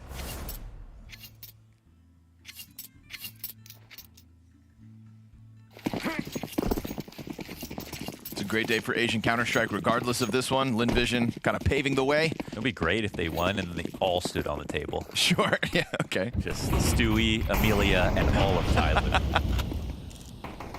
I'm sold. Regali standing on a teammate. Not quite the same effect, especially with that smoke bottom middle. Won't get any point of contact versus these pistols heading towards B. A lot of utility, though, coming in with these pistols. You can see that Glock on Mercury just fully goes in on utility. It's G who gets a bit of both. And these Tech9s, ooh, they just want to run rampant. At the moment, we've got 3 defenders in position. Boosted counter flash, great grenade comes out. So that's going to definitely soften up TYLOO. But a little pocket in front of that fire. Netick going to get caught off maybe by just the sheer number of players on the other side of that corner. Luckily here for FlyQuest, they do still have more nades to kind of cool things off. And you see this hesitation as to whether Regali should come join them. Even though Netick dies, he only sees 2, 3. The fact that all 5 were standing there does get hidden, but the smoke still has TYLOO reconsidering. Could have been much worse here for TYLOO for sure. But they'll take the fight back towards A, which, as we can see, is the correct decision. No one sitting here on brackets at 35 seconds. Soon, their ability to wrap around Arch will be cut off, so they've got to go a little quickly just to make sure that they can. Pit incendiary. There we go. They're starting to wrap, and they're doing it fast. It's going to get the early warning, sets up Regali to strike them down, and Liaz does the same thing over towards short side where he does throw that incendiary as well to just make it awkward here for Mercury. Yeah, that, they did it. They didn't have the utility to go for it. I was thinking they would try lane, but just doing it early enough that the Arch players had to worry about lurks or some kind of slip potentially happening. But low resource round here for TYLOO. No shame, no foul.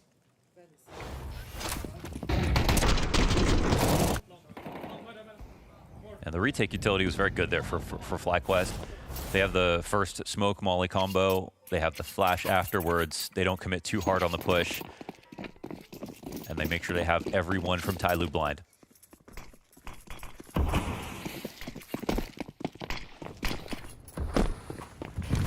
Regali going deep this round. All right. There's presence here on ult. Yeah. Their guard's going to be up a little bit, but you know, usually you're throwing this deep. Smoke is so versatile, you can use it to just throw nades very far into mid early on, or push down and peek into ult. They've cleared out those first 2 potential options. But Regali, not seeing anything himself, starts to go back. Good interruptive utility here from the CTs. Still though, TYLOO trying to take that chance to press in. Liaz just empties the magazine, and it convinces them to redirect over towards Arch instead. Ince falls back into the Moto cubby. Regali actually decides that he wants to make a move. If they get back to Banana now, they have a chance to actually push out into CT, but they're still committing to A. It's big damage. Vexite having to play on 28 points of health. Taking too long to make that decision, it looks like. Yeah, Ince decides to get aggressive over towards brackets. That's where he picks up the G-Frag. Netic, he's going to trade that back. We've got one still Arch and one still over towards Boiler. 40 seconds for TYLOO to slow it down. They try to get this isolated duel going. It's even an upgrade in the gun for Mercury. And he's done a good job of pushing the CT back. If the bomb can join him, then they're going to take this 2v1 and try to run over towards that B site. There is critical pressure here on Netic. He'll cut off Mercury, could still get caught off by the second. But he does a good job on that pillar to just whittle Jamyoung down. He works that pillar. That was actually amazing. You spin that pole. Yeah, he got the reload off. I think that kind of makes you mad. You know, if you're on the other side of that, you're shooting back. You're like, please commit to something. Like, no way you're going to get away with this. A little finesse there from Netic. Nice one.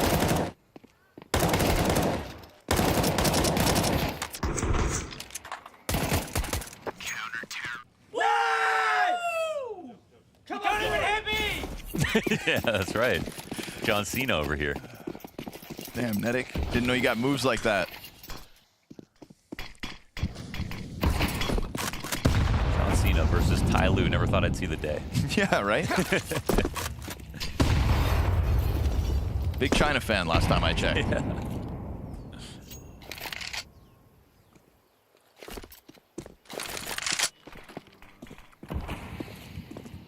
It's 3 up here over on the B site. And TYLOO, they go early and go often. Netic gets caught. Just trying to pepper it. Still 2 defenders in line. Good spray. It's going in with the triple kill. Just finding the timing to slice that pack down the middle. In's doing such a good job on these calls, right? With that push, they thought, here's the chance. They got that first kill, but to be honest, it's a honeypot. They have 2 players still there, 1 player ready to retake. Their hope, like, TYLOO are coming through expecting a slow rotation up Speedway.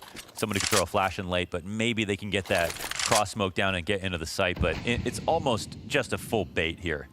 FlyQuest are like, go out there, get a kill, get some info, whatever. And if they come in, we're happy because now we don't have to think about some weird lurky round that goes back to A. We can just kill them as they run in. A lot of work here to do for Mercury. Vexite reveals his position. Mercury trying to open up sight, but we now have got the crossfire. Ooh, jumps over. It's a good assist from Liaz. And a good flashbang's gonna solidify this one. Quad kill for the in-game leader of FlyQuest. And not the first time we've seen Netic kind of weaponized as that activation for the honeypot that you just broke down.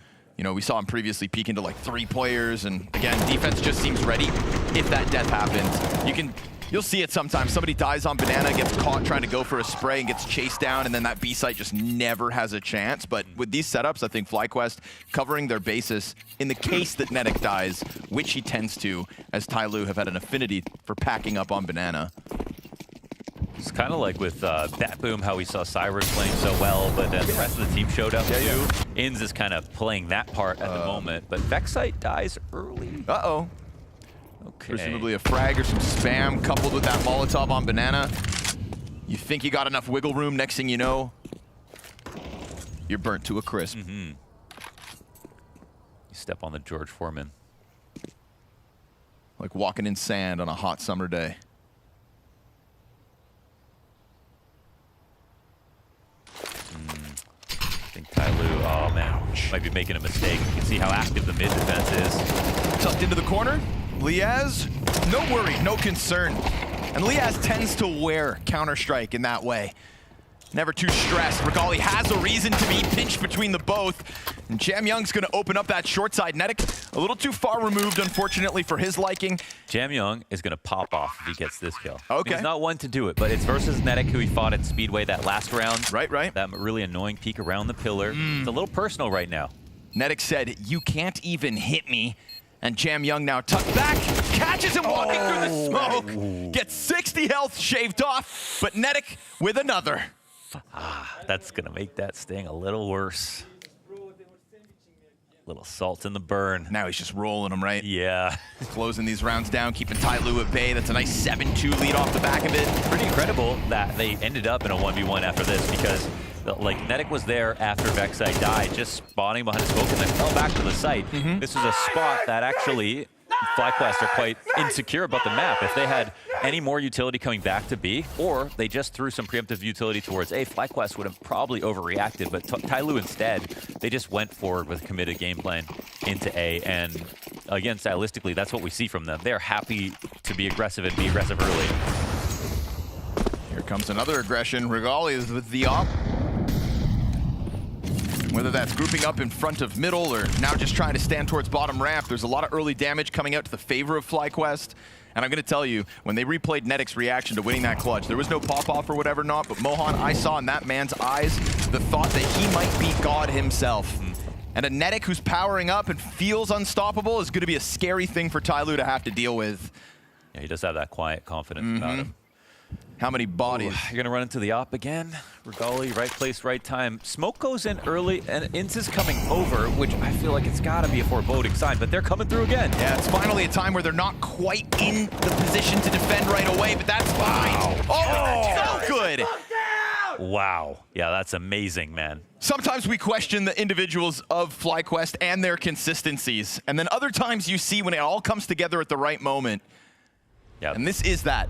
This is kind of like how Legacy were playing last game. Yes. They were so confident, instant first bullet headshots. They're playing with the energy to meet the match. It's exactly what is needed for today. It's not the opposite, not fear. It's not hopefully things work out, let's slow play it. They're awake. They're alert. It's a certain ferociousness that, you know, to be honest, I wish they'd kind of have more often. Yeah. Right? Sure. Like, they've had plenty of LAN opportunities this year, and I've seen them play close-ish maps, and I've seen them be quiet the entire time, win or lose. But I think there is that extra fueling factor to be 0-2. I mean, to be 2-0, 2 majors in a row. You know, how to be good at Counter-Strike is less of a question than how to have the right mentality on the day. You know, that's the black box, right? That's the thing that people, you tap into it sometimes, but it almost feels random, right? No. Unlocking that consistency is what's going to make you great. It's not without reason that the top organizations have sports psychologists and have people who are there to pump you up. And there are teams historically that could have used that. I'm going to say complexity of 2024, 2023, never had that resource, paid the price. FlyQuest amping themselves up, but Jam Young's got other ideas, and this double Tech 9 kill towards Banana makes it interesting, because there is a gun to be picked up in a second, and Inz isn't able to stick around to defend it. It's a very interesting molly, because Inz, he gives him time to run back to spawn. He can also just go ahead, stack A. The last time this happened, it felt like TYLOO made a little presence over on B, then just full committed. We don't want to see them make that mistake again, so it's actually good they're still here working it. Once they see this off now, though, what do they do? Well, Inz has been given time to go back to spawn, pick up utility, and return to B. This is the style of calling TYLOO like to bring, man. They don't run from threats. They want to assume that Regali's going to leave, but instead he just gets more cozy inside of A. So at least they've got in split up. I actually like to play towards apartments. The problem is FlyQuest have a big pit player. Yep. It's very smart by them. FlyQuest, know it or not, have put these last 2 A defenders in the right positions. If Regali is allowed to just get that first kill on Mercury, then anybody flooding down to site going to have a harder time, but he opts to fall into the site as they pop out. It's not a kill here from Liaz. Fire beneath him.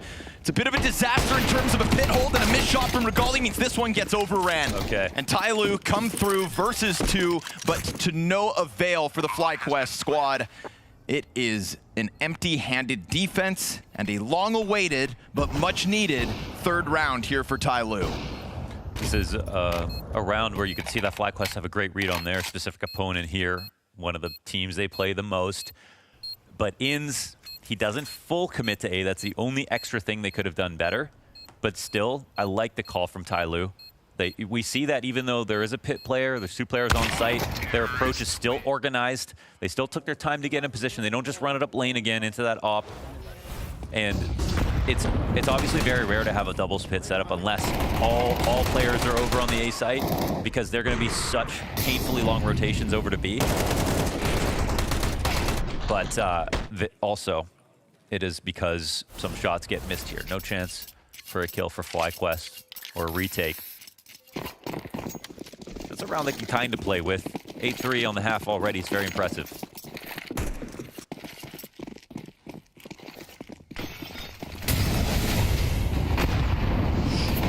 Trying trying to expose them. Jam Young attempts to chip away at FlyQuest's comfort in these aggressive openings down B. But Nedic's got Vexite to support him, and Inz is freed up to just instantly rotate over to that A side. So look, good deep control for the CTs at a minute 20. We'll see if it gets taken back. I'd love to see them try a B split again late into the round through Arch. That flash didn't go through the door. Careful. Luckily no hull set up for now. They're going to deny vision on mid as they walk up towards A. Bomb's actually still here at the bottom.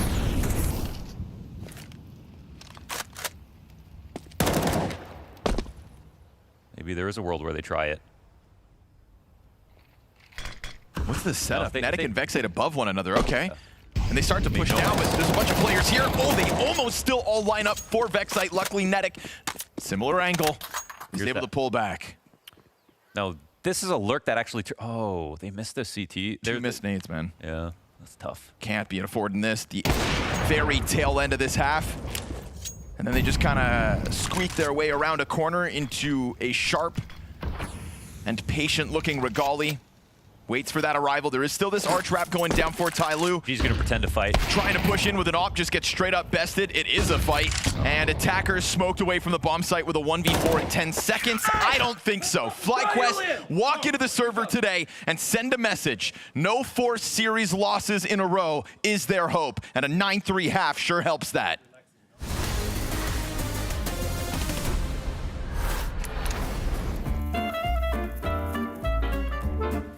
Hello and welcome to the Culture Clubhouse. We like to discuss the cultural implications of Counter-Strike plays. That's something that's quite close and near to our heart. Yes, no play is created equal. So my submission to the Culture Clubhouse is something a bit different. We're going more modern day. Okay. I'm talking first CS2 major. I'm talking a team that lost more rounds than they won but still lifted the trophy. I'm talking an MVP for a JL out of nowhere. Okay, we're going to Copenhagen. All right, let's roll the bad boy. Let's roll the bad boy and get into this one. So Na'Vi versus FaZe. So it was the first map, Na'Vi on match point, and the CTs are on Eco. So it should just be over. You're casting this one. It is David v Goliath. This round was wild. Scrappy had everything. Na'Vi can feel this. They want this. Just a pistol of Brokey. It felt like this was going to keep going, right? But then JL had other ideas. JL, can he save the day? Can he cook something up here? I mean, picking up the bomb, how long has he got now? So 30, no, less, 18. I see this little Brokey hesitation there. He's going back, he changed his mind, which gives him this little gap to slip out short. Gets that bomb down, and then he's running at him. A haunting clip. That like causes too much pain to me. If that had just been, a second different, it could have been a whole different story. All the pressure is on Rain's shoulders. No kit means it's he done. needs the kill. And JL has arrived in the Royal Arena! JL gets an MVP at the end of this major, lifts the trophy. That's also after kind of making even just like a debut in Paris at the end of CSGO. He comes in a CS2 with a vengeance. This isn't the history club though. No, you're dead on. This is the culture. Yes. Cultural impact builds up over the course of the game, right? And so this one, like, is it a good play? Yeah. Yes. But is it the defining play that won them the major? I don't think you can say it is. Would you say that it's fair that it cannot be more than a 6 when that is the case? Yeah. I'm thinking that too. But something you haven't considered is that individual brilliance is kind of in the fabric of Counter-Strike culture. So I'm willing to say, like, for individual brilliance, a 6. 4 for the culture score. 6 for the individual brilliance. All right. Yeah. Okay. Well, I mean, that's just another great day in our lovely Culture Clubhouse. Thank you, Harry. Thank you, good sir. Yeah. Thank you. Good. Good show. Rippity pep.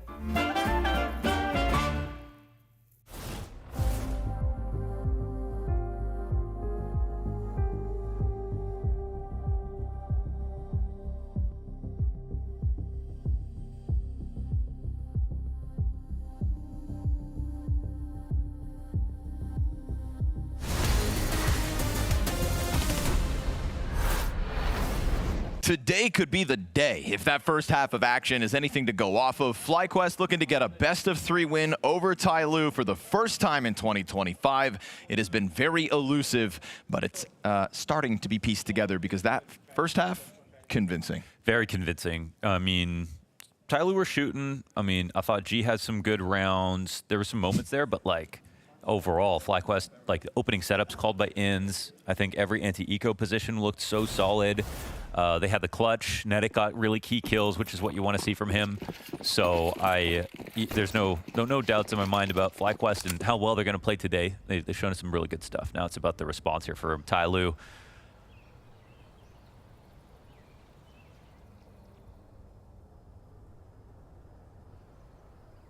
They also pulled out the pistol right on in the first half. It's funny because TYLOO have the exact same setup.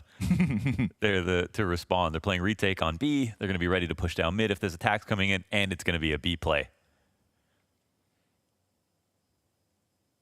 Two teams that absolutely know each other well. Gentleman's agreement. Run the same pistol, both sides. Why not? We'll see if they follow through because Beretta's on. Oh, okay. That's tough, but honestly, you're going to come through the smoke, so. Oh, that's so Liaz. Yeah, yeah. All right, well, here's the 4/5 of the heroic retake. How read like a book does Musia feel? The other difference is Ins peels back to CT spawn, right? Okay, well, there's a first kill. Yeah, they clear him out. I mean, that's where G was able to get 2 kills on his post plant as a terrorist pistol round. Now Banana falls. Still that same 3-player church push. We do get a CT rotate through their spawn, so that versus Nedic would be key. Flashbang gets the coffins playered, peeled back. Vexite finds himself alone here, and he's trying to get him off, but nicely done. Wow, TYLOO comes retaking in through the back of Library and makes sure that everybody drops. Poor FlyQuest there, no chance at hanging on. That's sweet. I mean, the stylistic difference, again, is that Ins right here, Liaz is actually shooting a pool. Ins, I mean, it's really unfortunate because he's just ducking in front of the smoke, takes a stray bullet, but the reason Ins doesn't die and wants to play retake is so that he can just hold off of Con, so that even if you take the whole site, you just can tell your teammates, okay, retake and B, but I have Con at the very minimum. So that's where it gets really scary and very difficult to win. So credit to TYLOO for figuring out how to pull that off.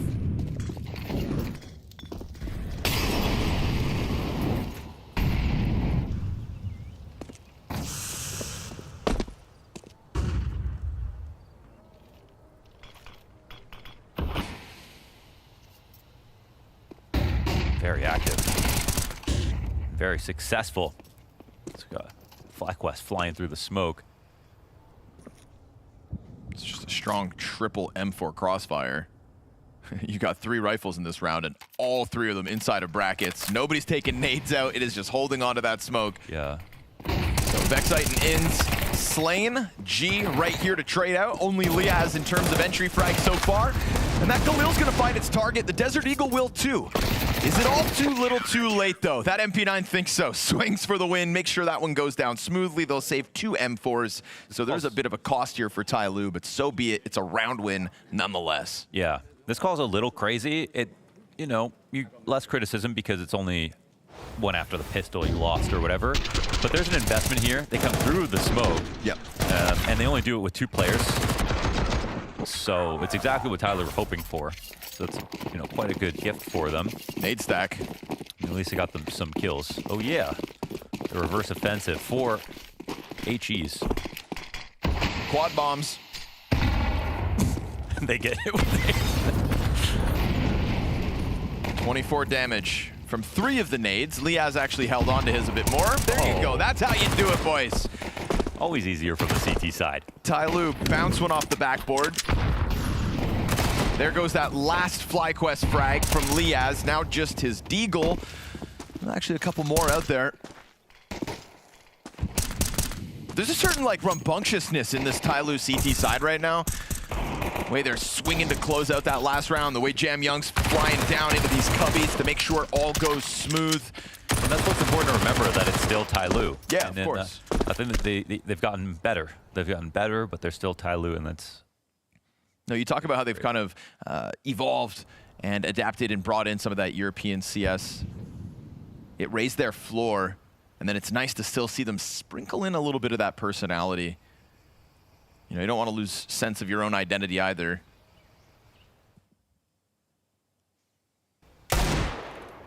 Deagle's still just trying to crack open a site. They'd be lucky to get a bomb plant, even more so now 2v5 with Nedic on 5 points of health. There's that opening they were hoping for. Could have been well done with a pit kill as well. He would have then been caught off by the player in sight. 3 defenders, just cool as ice. TYLOO racking up rounds now. They make it a close game. Looking formidable. A lot to be learned about this next round with the full investment, however.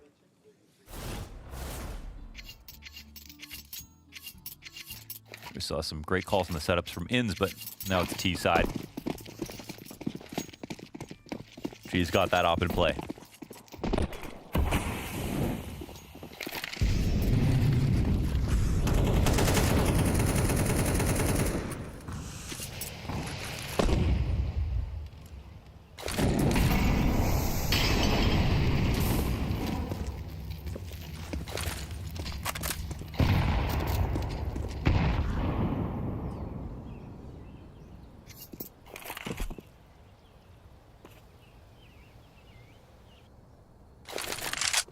You can already tell from FlyQuest, the idea is don't die early. They just want to make sure they have...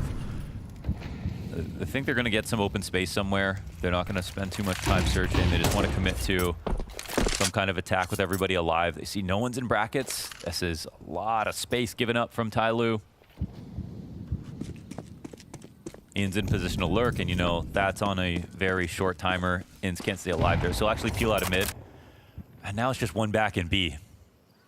There's a lot of asymmetry on this map. Looks like he's getting away from it at the right time, though, because now they're going to go 5 strong on Banana. Yeah, I mean... And there's nothing to really telegraph all this. It's just Musia back sight. They're eventually going to find him. This spray right at the end. Deagle in hand. One-man army. Regali's going to get it done. Liaz still holding off on smokes, but here's the arrival of the rotate. So it is enough from a bomb site that looked like it was just going to get stormed through and ran over. Saw that retake on the pistol. Now this post plant's feeling a little bit suffocated, I think. Int's just stuck back on new box. Thing that works well here for FlyQuest. Little utility for the retake. Smoke for G gets thrown out, or rather tossed over. He puts it in the front of sight. Do they take this chance? Because they're taking a bunch of damage. Obviously, they know damn well where Ins is at. Regali gives himself up. Jamyoung's headshot swift. Wow. And the second one right with it. Big clutch attempt for Liaz denied, and another retake TYLOO. That's just lovely protocols, patience, everything like that. It's a new TYLOO, baby. That's an awesome retake to be able to pull out this round, and that's 10, isn't it? Oh no, that would have been 10 for FlyQuest, excuse me. That's 7. The first rifle in the second half. And this starts to get dead serious for FlyQuest.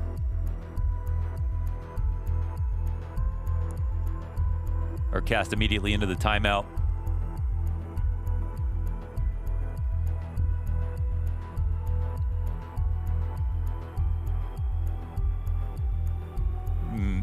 The retake's amazing. The setup before that was not.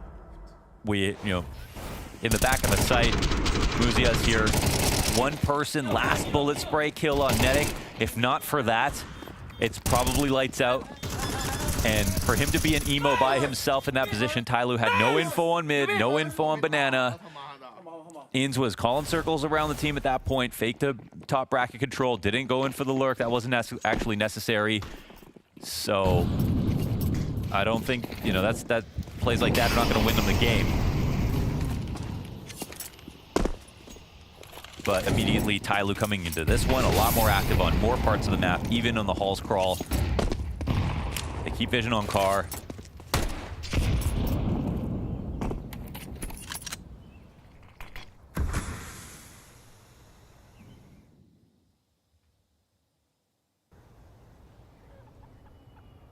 Astralis set up here in the Halls with the op on G.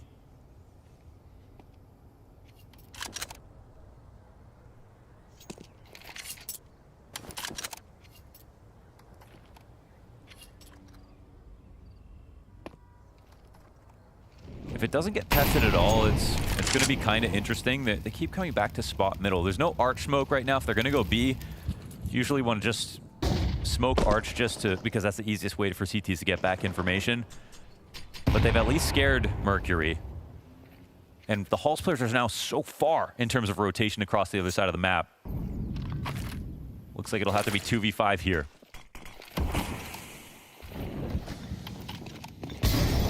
They'll just pounce on Musia again. First fight's made easy. Jamyoung's right here with him. All's good. Those Tech-9s get splattered on the approach. Nothing for FlyQuest to be proud about in that attack. I really like how they stacked it. Technically, those positions are more open than playing like quad and emo and playing back. But what's nice about them is you can fully block flashes, then you can swing out, and you're playing right alongside each other. So you can get a nice mow down. It's a nice depressed angle, and you can see that everyone who's swinging out is looking for oranges, looking for quad at the same time. Let's go, guys! So it's another moment where up until the exec comes in, you like FlyQuest's position. But TYLOO are still closing these out. TYLOO's in such a flow state, they've all started speaking English. Anything FlyQuest can do, we can do better, apparently. 1 round away from the tie. Gonna try to challenge Banana yet again here, just an exchange of utility that tends to keep FlyQuest at bay. These T-sides have been so dry for both teams. Not a single round won so far on the attack for FlyQuest. They don't break through this time. 9-all. Frag grenade landed perfectly. Inns and Vexite both without a chunk of health if they do follow through with the A hit. But it does seem like FlyQuest continue to just go for this bracket challenge just to at least put the question in the back of TYLOO's head. And I think it's worth it when last time they did this, you found Musia alone back B. The first 2/3 of the round are great, so why change those? You know, that's no problem. But right now, if they're only good at the setups, then they're just the best at exercising. Okay, well, yeah, no medals for that. We'll see if the boost here stops it, but it's another moment where it feels like the defense feels a little awkward. Musia, maybe not. Comfort zone come on. From 1, and then Jamyoung doubles with 2 headshots lined up on the attack. FlyQuest will get that bomb plant. And they better pray to God they're able to hang on, because TYLOO gunning for the flawless CT side at the moment. It's a fresh smoke over on Coffin, but that will fade with enough time for the retake to come out, and we've got kits basically across the board. A damn near lineup for Vexite. He loses his teammate behind him, and it's in the name. Attacker keeps that pressure up, post-plant or not. TYLOO tie. Wow. They have a chance to make this a very exciting day for Asian Counter-Strike. I mean, again, following behind Lynn Vision, qualifying through, down 9-3 in this map after FlyQuest played so well to kick this game off. But look how well they're shooting. Again, are FlyQuest putting themselves in good spots for execs? Yes. Is the spacing good on these execs? Absolutely. But the holds are even better here for TYLOO. There doesn't even have to be really uncomfortable retakes. The hardest one that they pulled off was on the pistol so long ago.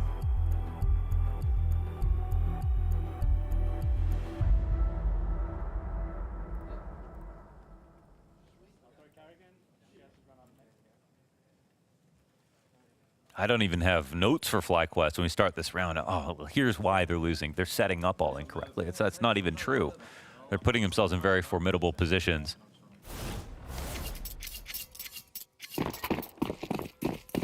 They're gaming rotations pretty well. It's a couple of B-site setups that when you look at it... first kill. What's that? They need to get the first kill. Yeah, that would help. Yeah.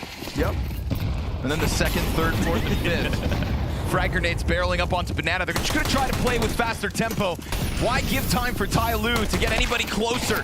Jamyoung back sight only gets his 1, so between the 2 original defenders, it's a ton of damage. It's enough damage and enough of a precedent in these previous rounds. You should believe in the TYLOO retake. But the Tech-9's right here, lethal range for these pistols. So concerned about the one behind that the next peek from the side of this works. Now Mercury, half health V2, and FlyQuest gonna peel that post plant a little more comfortably into the site with a smoke grenade in front of them. A deep nade over towards Dark finds nothing, but any other utility he could have thrown maybe gets him in there. He has another frag, but with the op, all that util he opts not to. And we've got FlyQuest finally winning a round on this T side. Yeah, it looks like he had a bigger mission with that op down, and he's low on HP too. Definitely a winnable spot with all the utility and the time left over, but they'll take this one on the chin, essentially. They finally get the first kills. They had the entries, ultimately. There's nothing special about this. It's a moment for Inns where he goes, all right, really? This is the round we win? We end up just going for a rush with Tech9s to the top of B?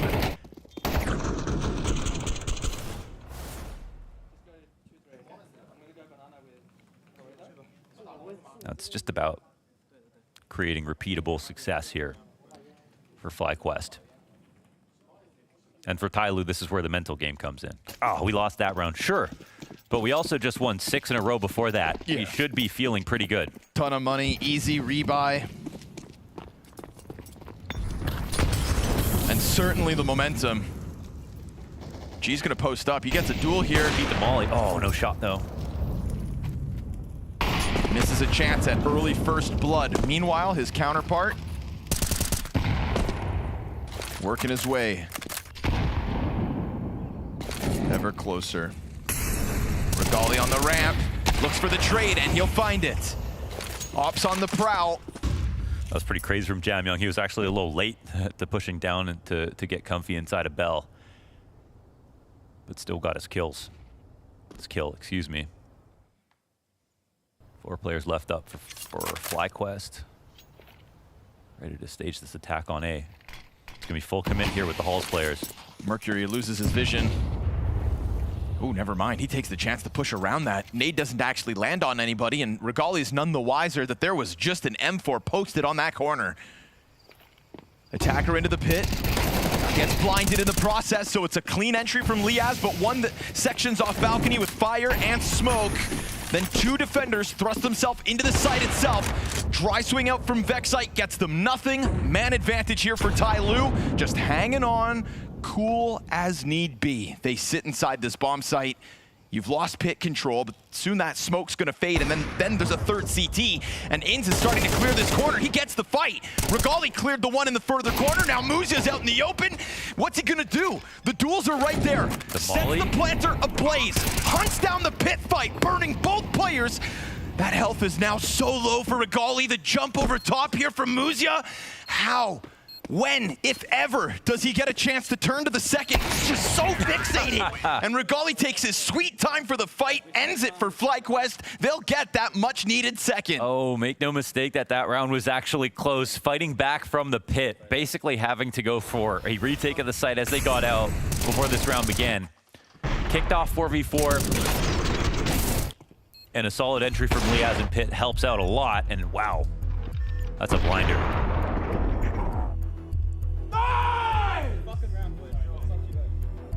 So that's 2 in a row to answer back to that streak of rounds from TYLOO.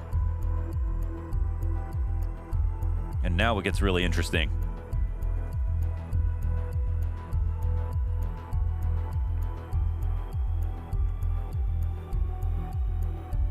Ironically, in one of the first times we're seeing now TYLOO in the first 2/3 of the round looking very good in their position.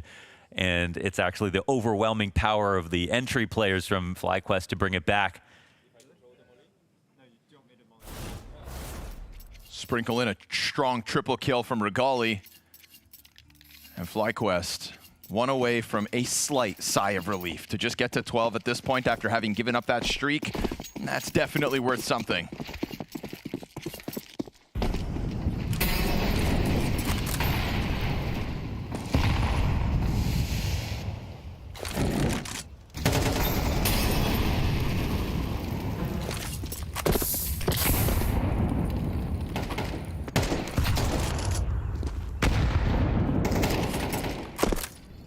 Ooh, 2 good grenades land on Nedic. He's down to 12 before the game even starts here.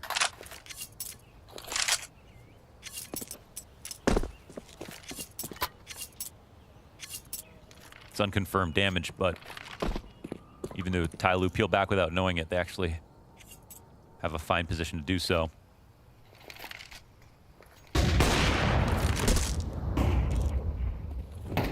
She takes his shot early, decides not to rotate either.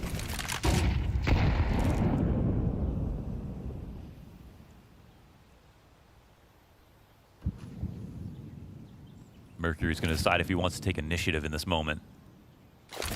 He's playing with fire if he sticks around, though. Vexite tries to chase him for a second. Oof. Oh, he actually has no idea Vexite's this close. Vexite's going to try to chase it, but makes noise in the process. Okay, you see that Mercury heard instant it. turn. Mercury now realizes he can't really go anywhere. He's just going to hold this in, and he finds that kill easy. Doesn't take any damage. Vexite really dropping an opportunity that would have cracked open an A site. Instead, they're going to attack this from boiler and mid. But down to the wire here, 15 seconds. So close. Attacker's out of the pit, and he's going to find that kill on Nedic. That little health that was left. Player in the bomb site as well. Mercury, head tuck, FlyQuest, let this go down. The clock could decide it, and it's a murder!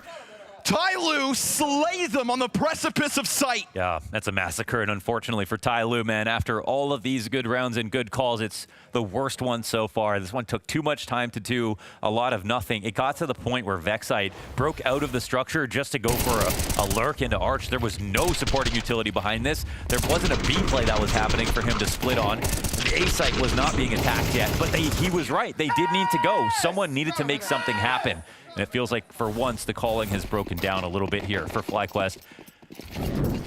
They can be thankful that they still have a lead in this game, but now it's really concerning. All the money on the line, and again, they're going to get into this grenade exchange on Banana with Jam Young, looking to react if needed. Musia early angle, and they're going to try to pepper that. Their utility was the reason Nedic was such an easy first kill for Attacker last round. Silver lining FlyQuest. They don't take those nades to the head in the first 20 seconds.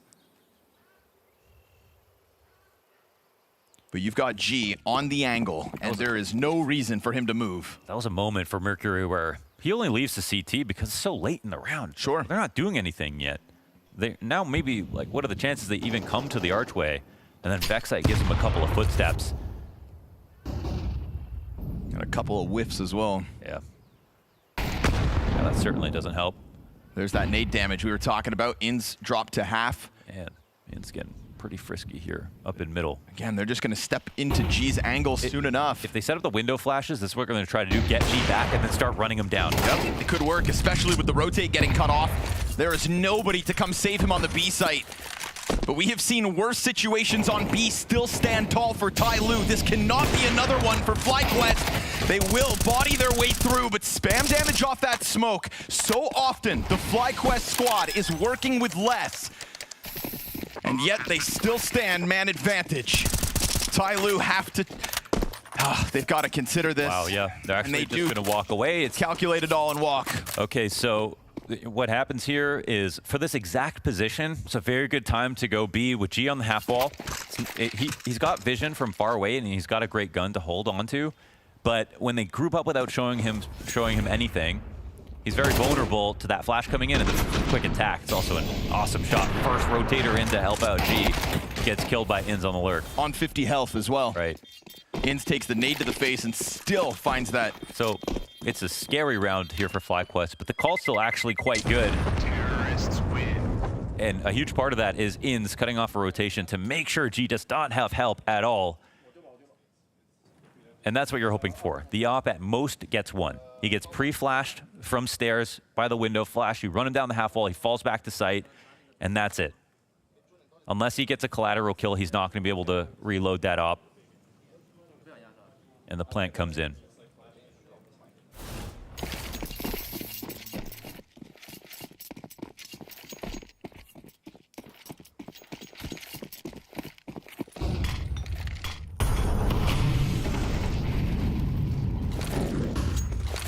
We've only seen once, really, TYLOO get into the apartments to try to take that early contact. And they don't play it in round 23, so a pretty quick pace from FlyQuest to get up onto the brink of balcony. We've seen them try bracket time again, but this time they just try to pounce out, and it's costly.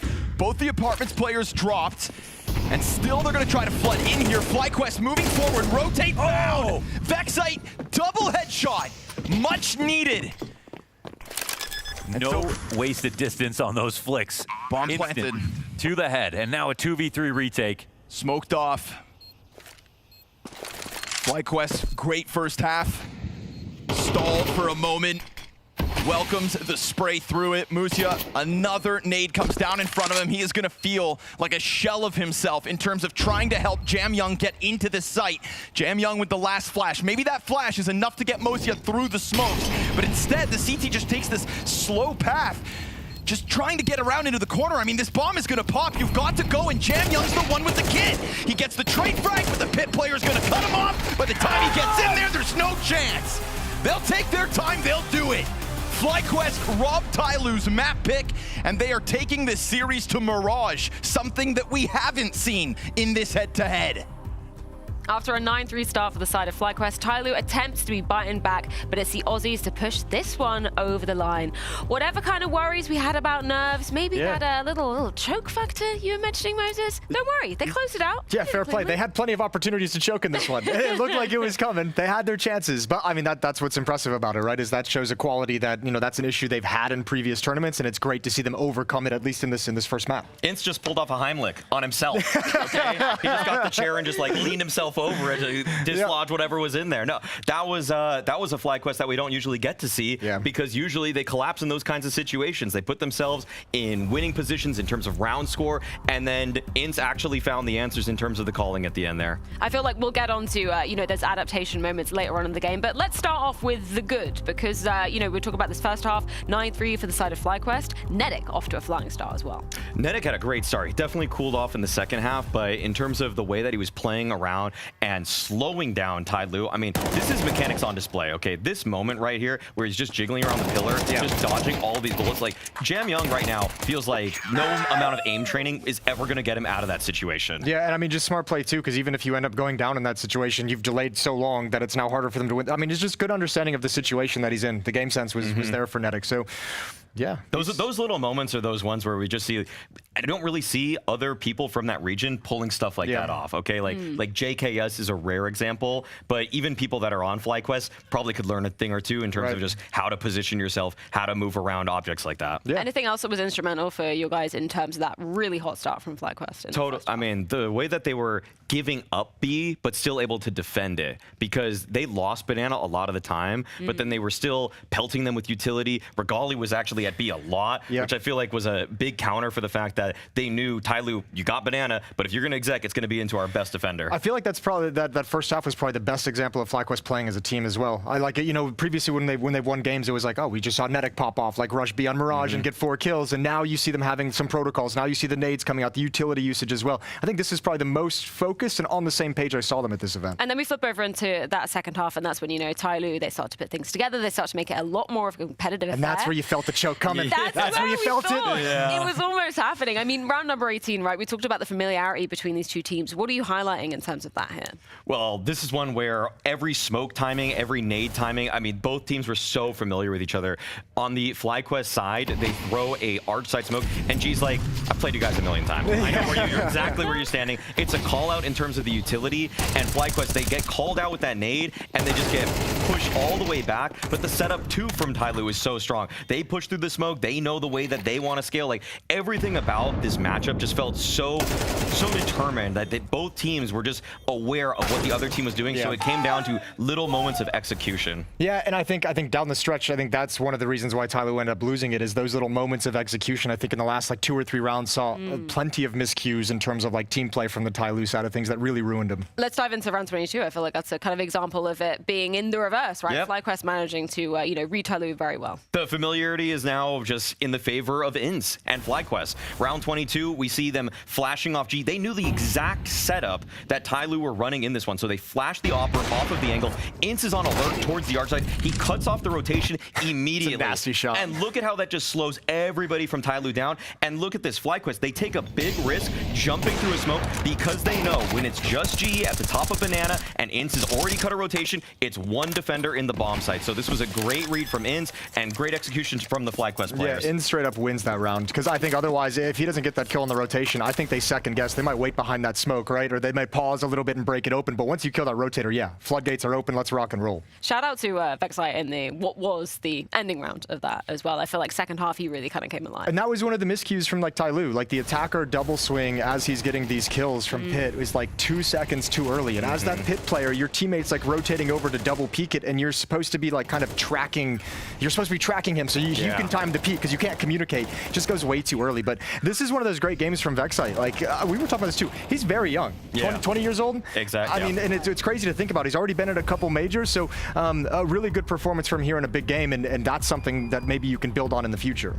I feel like a lot of people have written Vexite off entirely just because he's been in majors for the last 3 years, but he was 17 when he was at his first major with Greyhound. It's just that nobody cared because they were dead last and they weren't really accomplishing much. But now he's got some better pieces around him. He's got some experience too. He's got a leader I feel like is setting him up for more success because the way Dexter used him was just kind of like a space taker. We're going to throw like one flash for you, trying to fight into middle of any map, and it was like Vexite was just dying in dumb ways. Now he's on missions. He's trying to accomplish an objective very clearly every single round, and there's more utility in my eyes that's setting him up for all of that space taking. I mean, you touched upon the in-game leader. Tell me where Inz's impact was on this particular map. I mean, I highlighted with some of those clips, like some of the strategies he set up and some of the calls too. Just like reading the scenarios against a team that you're very familiar with. IGLs have a huge ability to have impact, especially when this matchup is played out so frequently. So his calling, the way he's setting things up, the way he's reading the map, on top of that, some very nice frags. But I think more than anything, when you talk about Inz,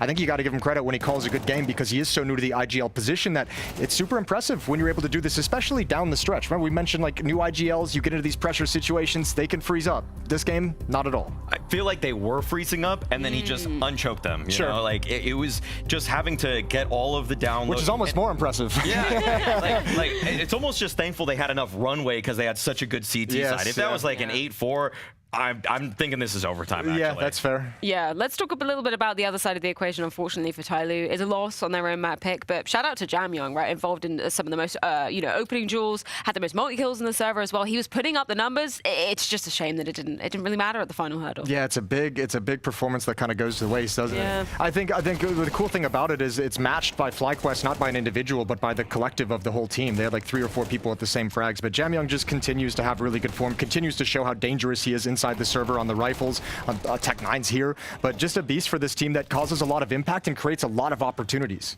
It's hard for me to say between Jamyoung and Netic who is the more mechanically talented player, but you set these guys up with just a single piece of utility, and they are taking names, they're popping heads, and he did exactly that in this game. He even was doing a great job on the T side of taking that banana space. It's just that TYLOO couldn't convert with the space that he found. Like, he instilled the fear of Jamyoung into FlyQuest on that space, but all in all, FlyQuest just had better protocols. Where does this leave TYLOO for you then, considering, this was their map pick, this was meant to be the stronger map coming into the series, kind of an unknown ground of Mirage awaits between these two. Where does this leave him? I think it's got to be actually super unsettling for him. As you said, like not completely unknown, but not a map that you have as much experience. I think it's only been played once in the 3 series. I think Connor said that when they opened up the first map. So, I mean, you lose that map, but now you have to go into one where you're not going to be as comfortable, where you don't exactly know what kind of executes they're going to run. You don't know what they might have changed. They're the ones who are kind of dictating this like little pocket pick. So I think you got to be a little bit unsettled if you're TYLOO, to be honest. I mean, FlyQuest finally showed that they learned some things. After playing TYLOO in 3 consecutive series, losing 3 consecutive times in this year, they finally now have an advantage. And so for TYLOO, they're not usually the ones with their back against the wall. And as Moses already said, I mean, now it's FlyQuest with an unknown game plan too. So if you're TYLOO, you're sweating out there right now. And FlyQuest with a 1-map advantage as we move on into the grounds of Mirage. But not before we head things to a short break. When we return, a chance for FlyQuest to be progressing onwards to Stage 2 and eliminate TYLOO from the Blast TV Austin Major.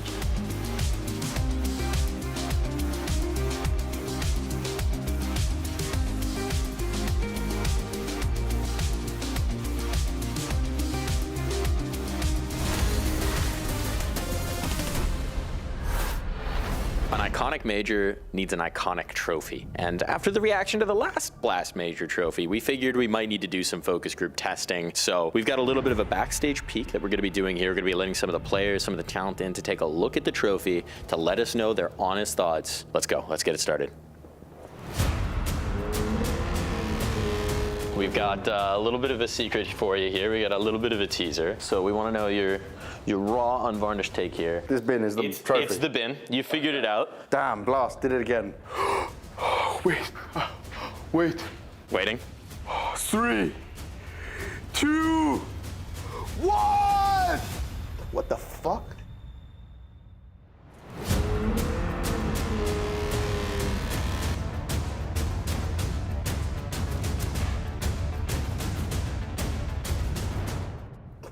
fuck? What do you think? What do you think? What do you think? What the hell? Too small. Too small. Wait. I think it's cool. What do you think? I don't think I like it. No? I'd love to see a player lift this up like this and then it just breaks. By the horns?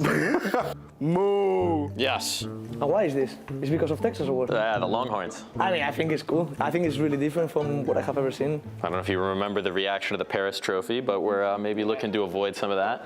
And then what we got some like, what is that? Fire eyes on it. You know, it couldn't be worse than the Paris major one, so, you know, it's just a step in the right direction. I don't know, but I think I wanna, my idol Monasty get here. Whoa! The whole thing? Yeah, the whole thing. I don't like it. It's like 6 out of 10. It's very American. Yeah? It needs a cowboy hat. Now, I do have a secret to tell you. This is not the trophy. Okay, thank God. This is a thing we made. So you just trolled me. We are trolling you. We made it in Blender. Honestly, it came out better than we thought. There is a different one. It's mine.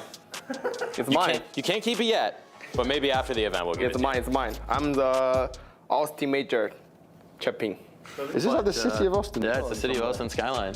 Ah, you got real creative with this. So what is the real trophy? I don't know, we're gonna have to see. It's apparently massive. You do know, don't you? I haven't seen it yet. I've just heard that it's huge. So stay tuned for the playoffs, because when we get to the arena, we're gonna be revealing the real thing, and I promise this one is going to be Titanic. It's mine, bro. It's mine. It's mine. Bye-bye, guys. Bye-bye. Bye-bye, guys. Bye-bye.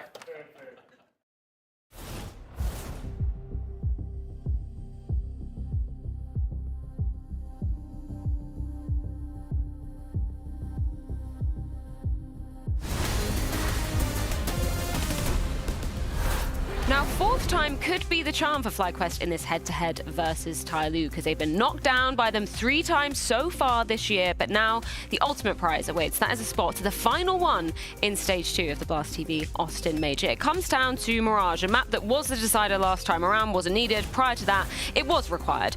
It's a map that we kind of don't really know exactly how we're placing both these two teams. Any kind of theories to this one, Moses? Not in terms of the actual gameplay, but I think that the scary thing, as I said, I think TYLOO's going to feel unsettled, is the victory that they had on Mirage the last time they played. TYLOO did win 13-11, very close, but you know coming into this, if this is like the change-up in the veto, if they've picked this into you, there's going to be changes. There's going to be some adaptation, but you just don't know how big it is.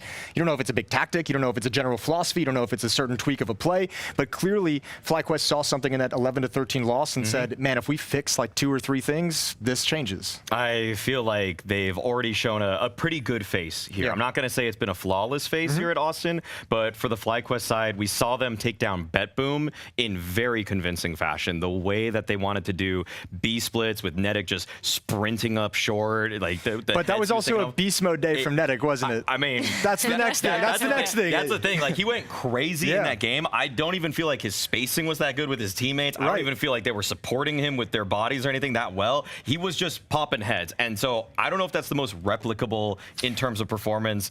But it worked earlier in the tournament. Yeah, I just think TYLOO's probably going to love taking those fights. If they come into this and are like, because like aimers, they're like very gifted mechanically, like they're going to be like, yeah, I'll take this open fight. I'll take this like mid to catwalk fight, and I'm happy for it. TYLOO going to be starting on the CT side of things, FlyQuest on the T side. Anybody that you're particularly picking under the microscope, just given what we saw on Inferno as well? Well, last time that they played against each other, Mercury was the best performer on their CT side. Not a guy we talk about all too often. In fact, in the last map, I think he had 0 kills for the first 6 or 7 rounds. It was doing very badly. And for him to be the catalyst or the win condition in the last game, it's not a good day for him. So I feel like the mid plays once again from FlyQuest could actually pay dividends, given that the IGL of TYLOO and their con player is having, unfortunately, a stinker today. I'm just going to do the classic thing of just lay it on the Opera's feet, because I think these are actually both Operas are pretty fun to watch. I think both of them have a certain energy to them inside the server in the game, and if they can find the right positions, the right rotations, the right reads to make, and get in the right place at the right time,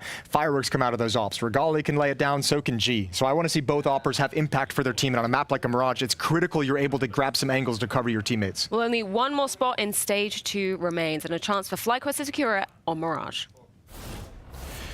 A chance. That's the thing that lies ahead, right? A chance to get revenge over TYLOO for 3 consecutive series losses. A chance to avenge yourself after the Shanghai shortcoming that was FlyQuest going 2-0 and then failing 3 straight best of 3s. A chance to win their first best of 3 at a major in a FlyQuest jersey moment. Yeah. That is all that lies ahead on their map pick of Mirage. And I do think there's a conversation around this Netic overperformance we had earlier this week, because the analysts are dead on. The spacing wasn't that great. The team play wasn't that great. It was him that was great. You know, he just wasn't missing shots. He was taking control of situations. He was being the difference maker on his own. I would love to see that version come out of a player that the region itself hyped up for this version of FlyQuest. Yeah, I mean, I don't think he was like Kinder out there and then everyone came in later or anything like that. I think they played pretty well behind him, but I also don't want to, I hope it's not going to be looked at as an overperformance, because I think they're like kind of they're leaning on him as the best opener they have,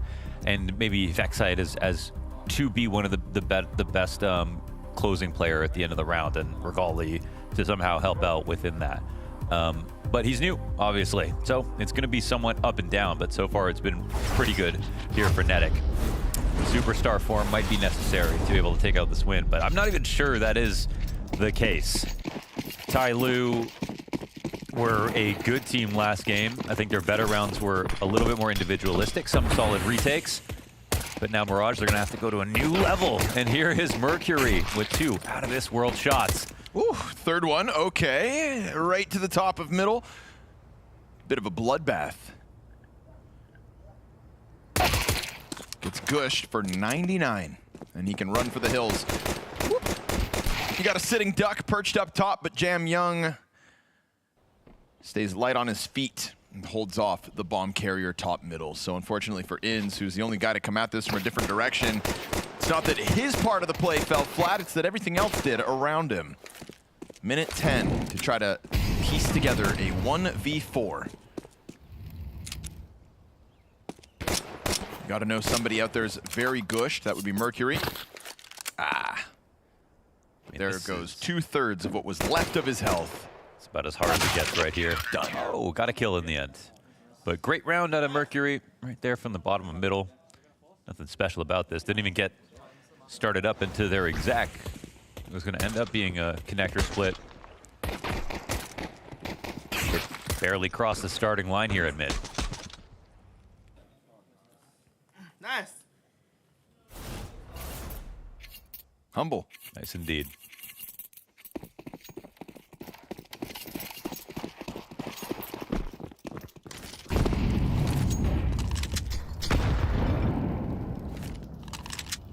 Here comes Netic. Front runner of the ramp attack, nades over top. Mercury gonna throw some out here to try to support attacker, who's just looking to catch him off guard with the position because there's no molly on him. And Mercury's able to peel Liaz off top boxes. G presses into bench, and that's gonna be his demise here. It's a half-health Vexite, but a 3v3, 2 players pressed into the stairs, and it seems like Inns is aware of it while Muzia walks away. Unfortunately for Inns, he's losing teammates. And Vexite, we already talked about it, half health remains from Palace. Oh, he gets the safety. He waits so long here that Muzia then gets wind of it. And unfortunately for FlyQuest, what looked like it was starting to take over the bomb site ultimately meets its demise. TYLOO hang on and convert that first pistol. Mm-hmm. What do you think about Mirage after watching FlyQuest last time? I mean, TYLOO's style is obviously on paper great for Mirage. Their aim from last map should be the most important thing that carries over. But like FlyQuest are hitting shots too. I'm worried that it's within those splits that FlyQuest maybe starts to falter. You know, Inns, we give him praise. We're having trouble with that. Get everybody to group up and hit as a pack. But those Mirage splits could be elusive for a FlyQuest team that I think needs it. And when those splits were failing, this is why maybe, again, I'm with you. I don't want to call it an overperformance per se, or I hope it's not his best performance and then that everything else peters out. But when splits were going awry in that first Mirage game we saw where Netic took over the server, I feel like it was him who recovered those mid rounds better than anybody else. You know, he would fly over stairs, through smokes, into sandwich, and get more map control than he's ever supposed to be able to earn. So I suppose while that is the pain point for FlyQuest in my expectations. Maybe Netic solves it himself. Although it should just be pain in round 3. Pistol effect site goes down, and a good supportive flash out of Jam Young. Not supposed to be finding kills with Glocks and P250s, yet they are. G's got to do a bit of defense over top of these weapons. Don't let Connector fall. Jam Young here to control it with him. And so the recovery in full effect, but still these Glocks are getting dinks. And 2 kills is more than they should have ever had. Don't you dare get a 3rd one here. Enough is enough for Netic. So right now, FlyQuest, they definitely suffer a little bit more T-side Mirage. Their CT side is quite a bit stronger. And for what it's worth, TYLOO, they're on a bit of a streak here. It's a confident map for them. 6 in a row on Mirage. One of those wins was also versus FlyQuest, but that was 13-11. Which event was that, if I could ask? Was that the let's see if you can remember the name. Super Duper Asian League. Yeah, Hero Esports Asian Champions League. Every superlative you can think of. Where the only team to beat FlyQuest at that tournament was TYLOO twice. So some bad blood in the head-to-head. Nice grenade. They could have a Hunter moment. No one's beats FlyQuest 3 times in a row. Well, something that's like already that. happened. 4 in a row if they deny them today. G welcomes the challenge by the looks of it. Wants to get this op ringing out. Him and his teammate holding off for the first 2 kills. Well done by Jam Young, still yet to die on Mirage. Vexite gives away his position with the utility. Really making a hard job of G for hanging on. That's a 100 damage molly. Hot pot. Damn. Burnt out. A little bit awkward. We got the Summit 1G. Maybe we could call that the G spot.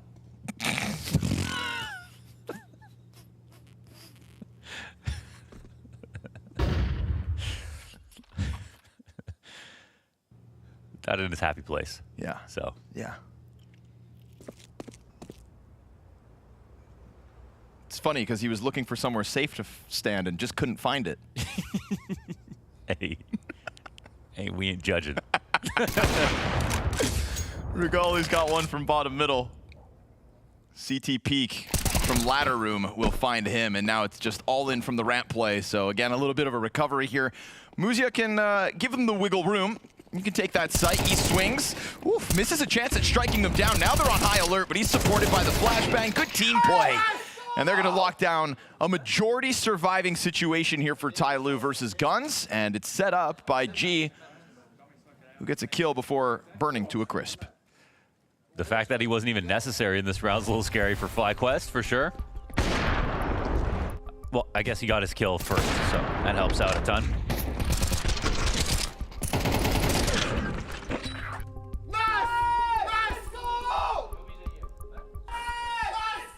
Solid round, Mozia.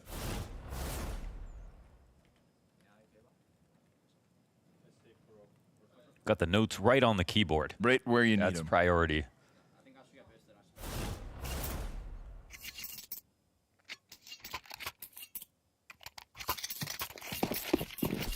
So you can flick up to the mini map, down to the notes, back to the crosshair.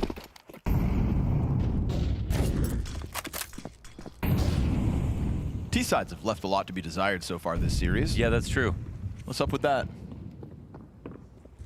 Never liked them myself. Yeah, I'm not judging.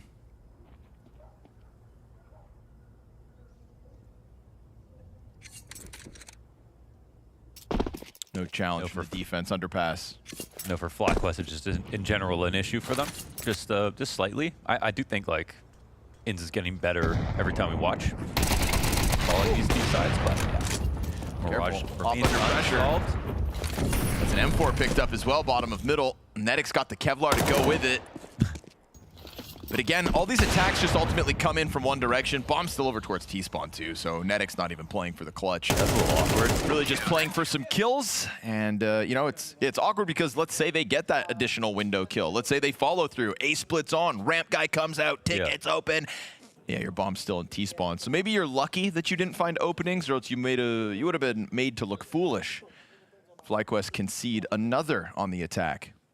Yeah, again, the best part about FlyQuest was, like, I guess they still, I think the intangible is that they kept hope when they would lose an opening player. They still didn't just throw away their structure entirely, but we're getting that a little bit more here in this game.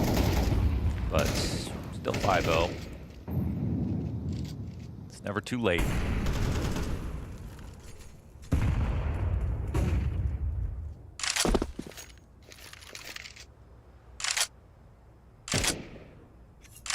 I do like the 4-1 a lot. It's the problem last time was they were losing their lurk first.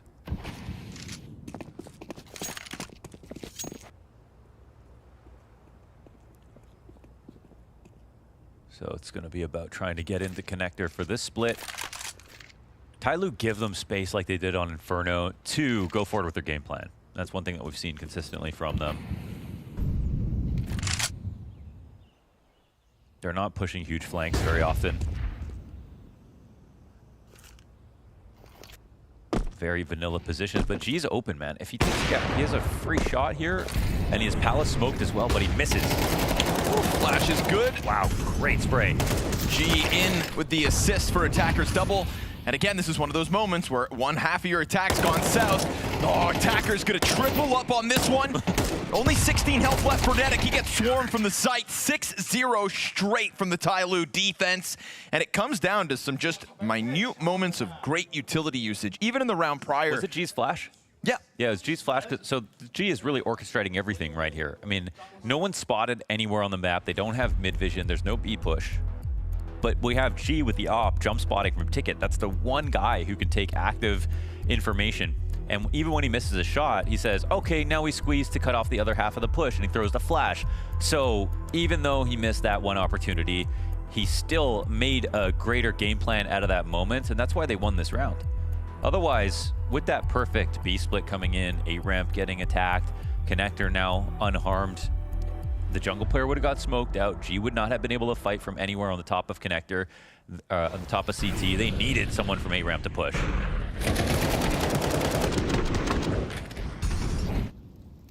And also, like, look how good that flash is, right? Oh, it doesn't go so far that you can dodge it. Nice! That is such a great moment for G. And Attacker spray, obviously. In fact, he doubles back, holds off Palace as well. Just a great individual moment for Attacker.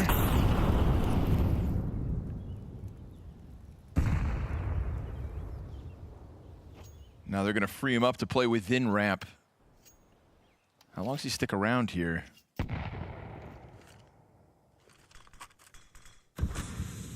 T-side really banking on Netic's AK. He will try to be the jackknife of the situation. You've got one smoke and one Molotov left over for FlyQuest. They're not doing a ramp flash. They can stay here. Ooh, he sprays the player in the back. Perfect distraction. Attacker comes through with a kill and a half. And this forward press out of TYLOO, a little more confident than some of their previous setups, but it's perfect. You get a dry duel inside of ramp. The single AK-47 exchanges hands. Now Vexite's tool. It looked like Leos was just setting up a random or standard right side smoke, and they didn't have a ramp flash happening, so very nice call here for TYLOO.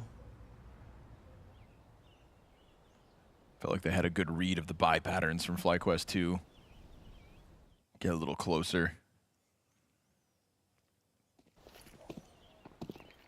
Attacker tucked in. That Molotov's not got his name on it, so he's allowed to just sit here. That's going to be an extra layer of confidence for the defense to hold strong. Oof, clean sweep.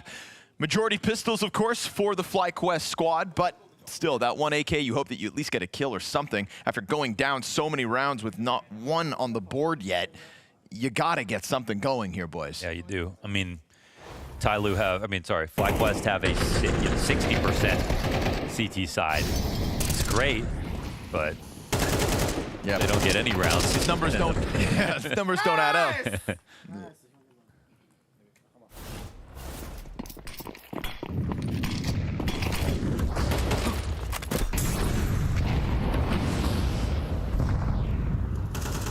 Mercury looking for the duel again, but Steven's on the other side, working alone as his 4 other teammates get up into the apartments. It's an off looking for early picks, but a great grenade. And we saw that all Inferno long. The frag grenades from TYLOO just had FlyQuest on the attack, so wounded all the time. They were finally able to break through to win that first map, but I feel like I give the utility edge to TYLOO in the first, and now certainly in the second as well. Muzia in a killer position. Such an impossible clear, but he'll fall out as top mid swings. Man, he doesn't even get punished, right?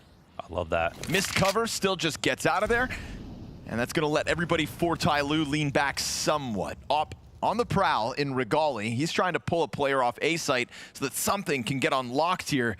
But at 45, maybe it's gonna be the cat crawl instead, if not for the timing of Muzia.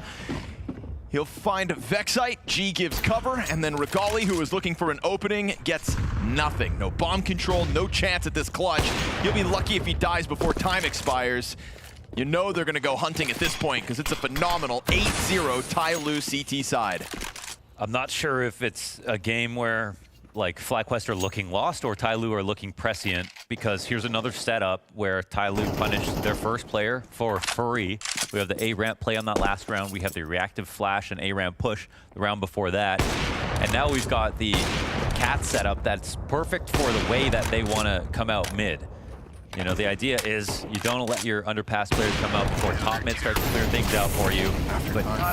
After time. And not only does the underpass player die first, but the guy on cat stays alive, and they can even afford to miss an op shot to the top of mid. So it's just like everything right now that FlyQuest are bringing. TYLOO know what they're going to try.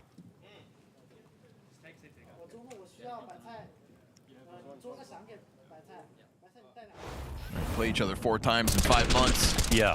That's going to happen. Mirage has been a factor of these series in the past.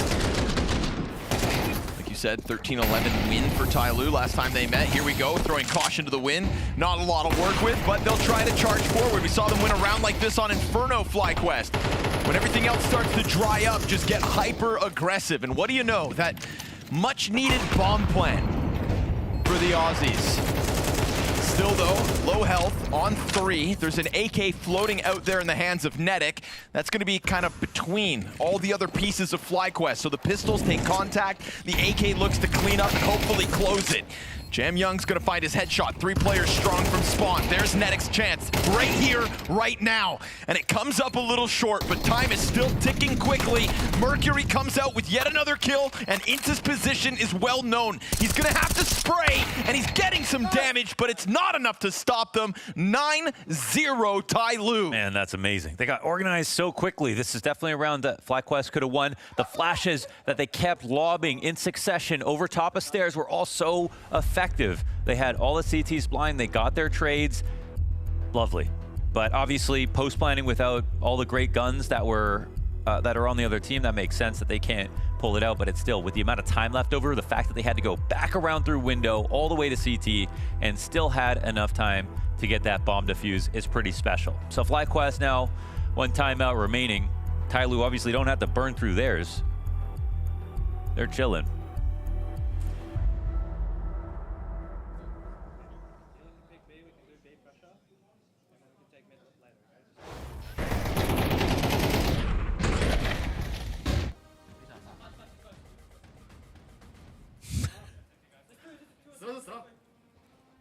Just a little main menu. Why did we hear that music? Yeah, you know, because we're feels like we're gonna get back to the main menu in just a moment.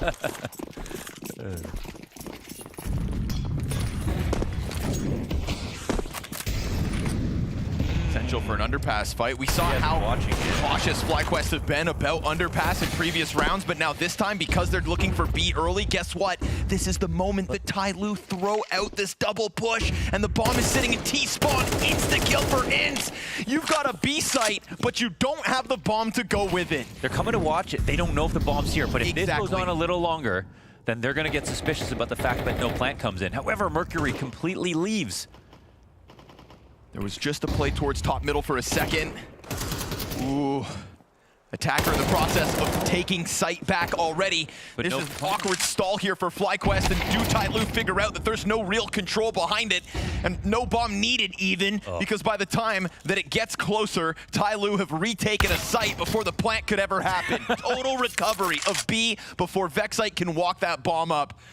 That's a bit of a disaster. I mean, what they wanted was for someone to try to retake early because they have all these players just sitting, waiting, not having to cover a bomb planter. They get that, and attacker still gets his frag. This is for 10-0.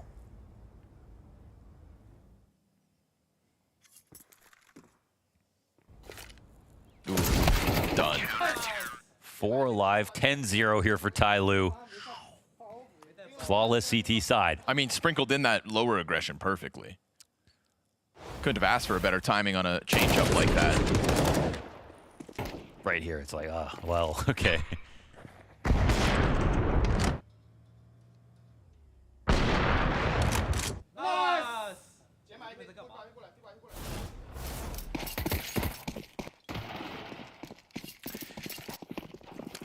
You really don't want to get 13-0 right now. Yeah. We talked about how, like, you know, sometimes you wake up, it's about a mental. Mental state on a day like today is sacred. Medic tries to get this one going. You're going to overwhelm the offer while the gun's on cycle. Mercury still hanging on to top stairs. Lee has first 2 kills of the game. There we go.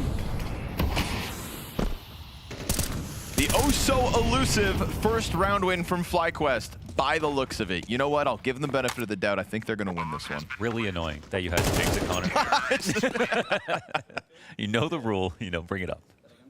And they win there first. So there's one T round for FlyQuest. 11 rounds into this half. We get a sign of life.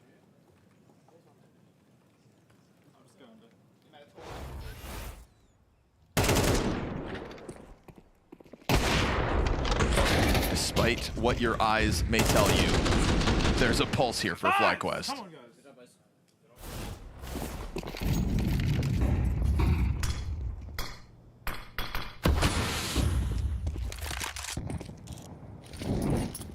I'm going to say this, no sarcasm intended at all.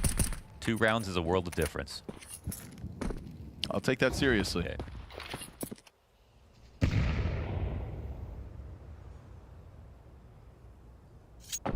There were struggles on the attack for TYLOO on Inferno as well.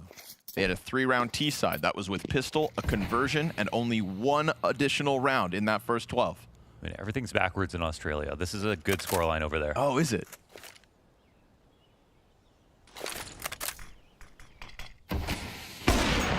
Any scoreline's a good scoreline in Australia because it takes 4 hours to get a matchmaking.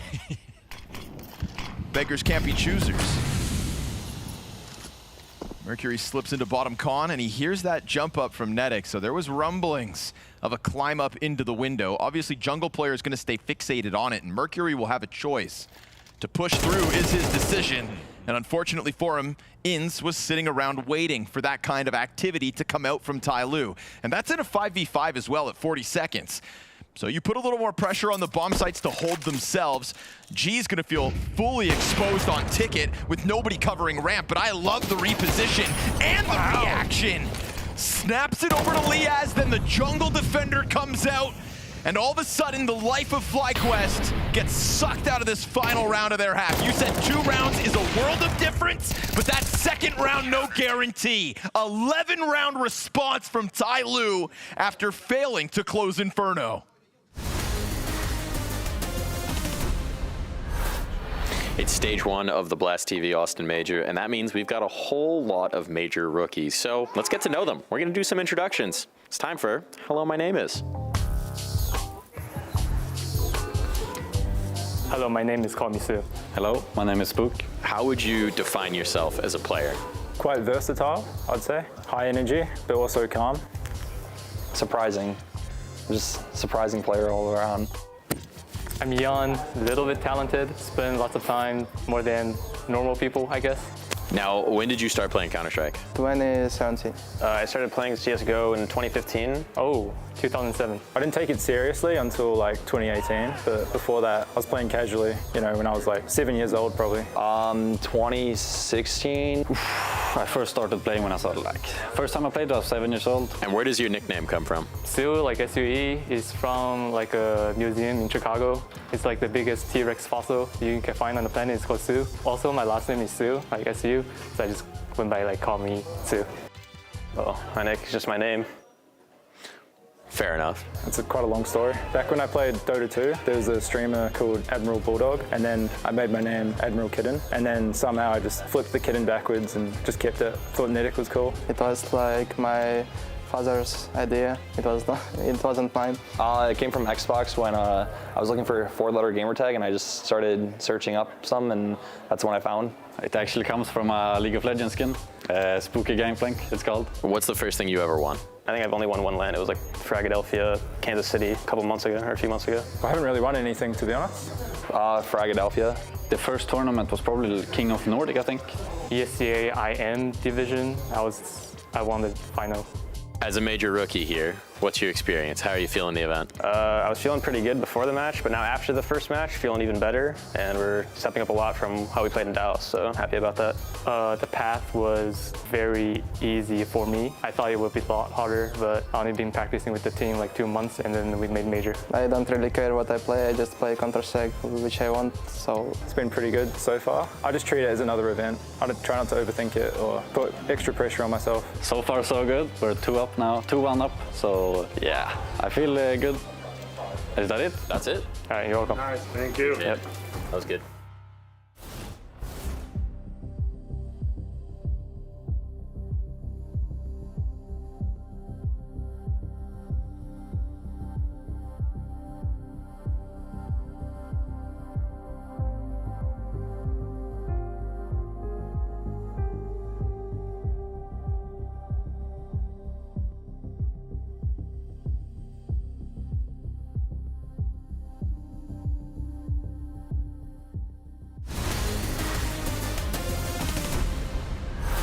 Well, it's better than a 12-0. 11-1, TYLOO absolutely stomping the attempts of FlyQuest to close this out. They decided to take this series to Mirage, right? That's the changeup in the veto. FlyQuest hitting it with the pick. And it was a 13-11, close affair in their last head-to-head.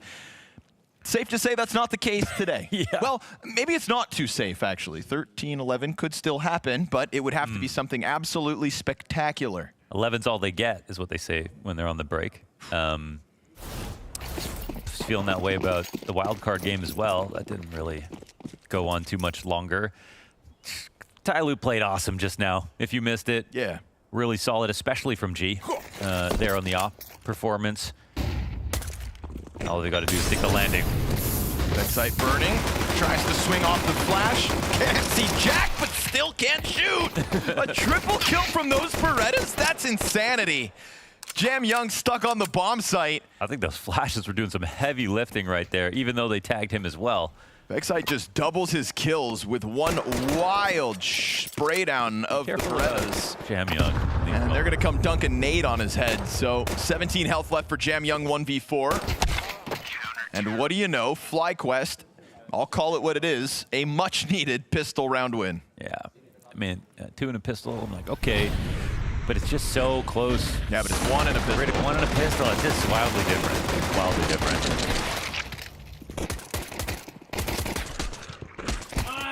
Let's go. Everyone believes a little bit more, though, in CS2 than CSGO. Of course. The comebacks, so it's like... it's only 12 rounds. Yeah. It's only 12 rounds.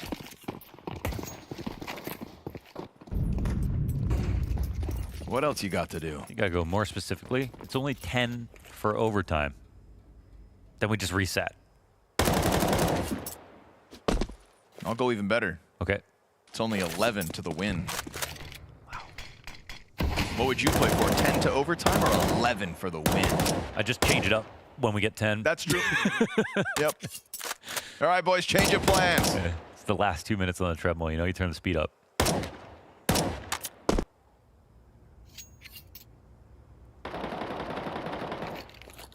Oh, I thought G had fallen asleep there for a second, but nope. That was head down reading notes, surely.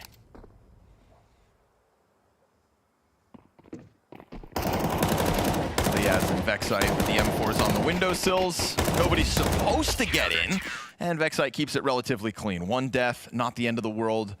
FlyQuest, the comeback may continue. So, as you said, both teams also suffer T-sides. It was the same thing over on Inferno. And it was a slight comeback from TYLOO. It does feel like that game actually could have been TYLOO's. There was very, very close round. TYLOO's? TYLOO? Well, it was. Ty lost? It was a Ty lost. They tied who?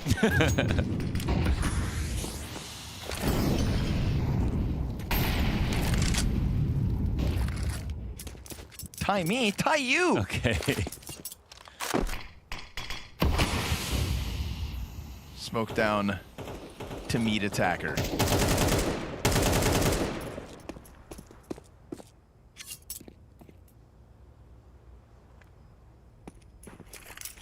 Wish there was a world where Zoking could still play standing behind him. He has some insane aim.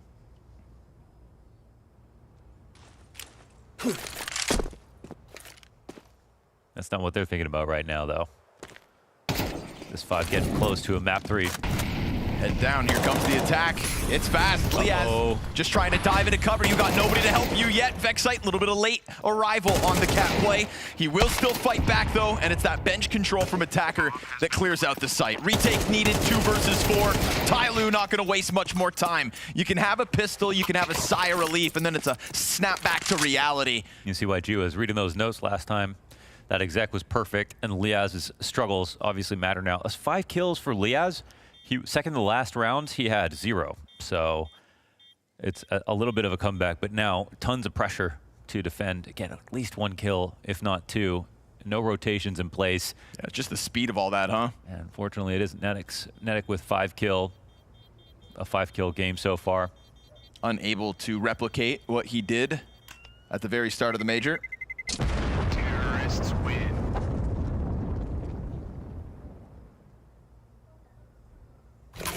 This is a drop-off in form that FlyQuest really didn't want to have to deal with today, but alas, here we are. 9 map points for TYLOO to extend play to Anubis. And we know that Anubis was played in the Heroic/FlyQuest matchup. Yeah. And in that game, in the pregame, FlyQuest players said, yeah, we figured they'd pick it because we suck at this map. Yeah. Now, they did go on to win that match. Somehow. Or map, rather, versus Heroic. 13-11. They pushed it over the line, barely. But that does show a marked improvement on a map you'd otherwise maybe have less confidence for FlyQuest. Does make it a little bit less of a punish pick. 3 maps in recent memory, 2 lost, 1 win versus Heroic. And losses versus very capable opposition. I believe there's a Vitality loss in there. Yeah. You know, everybody's losing to Vitality. Literally. Everybody.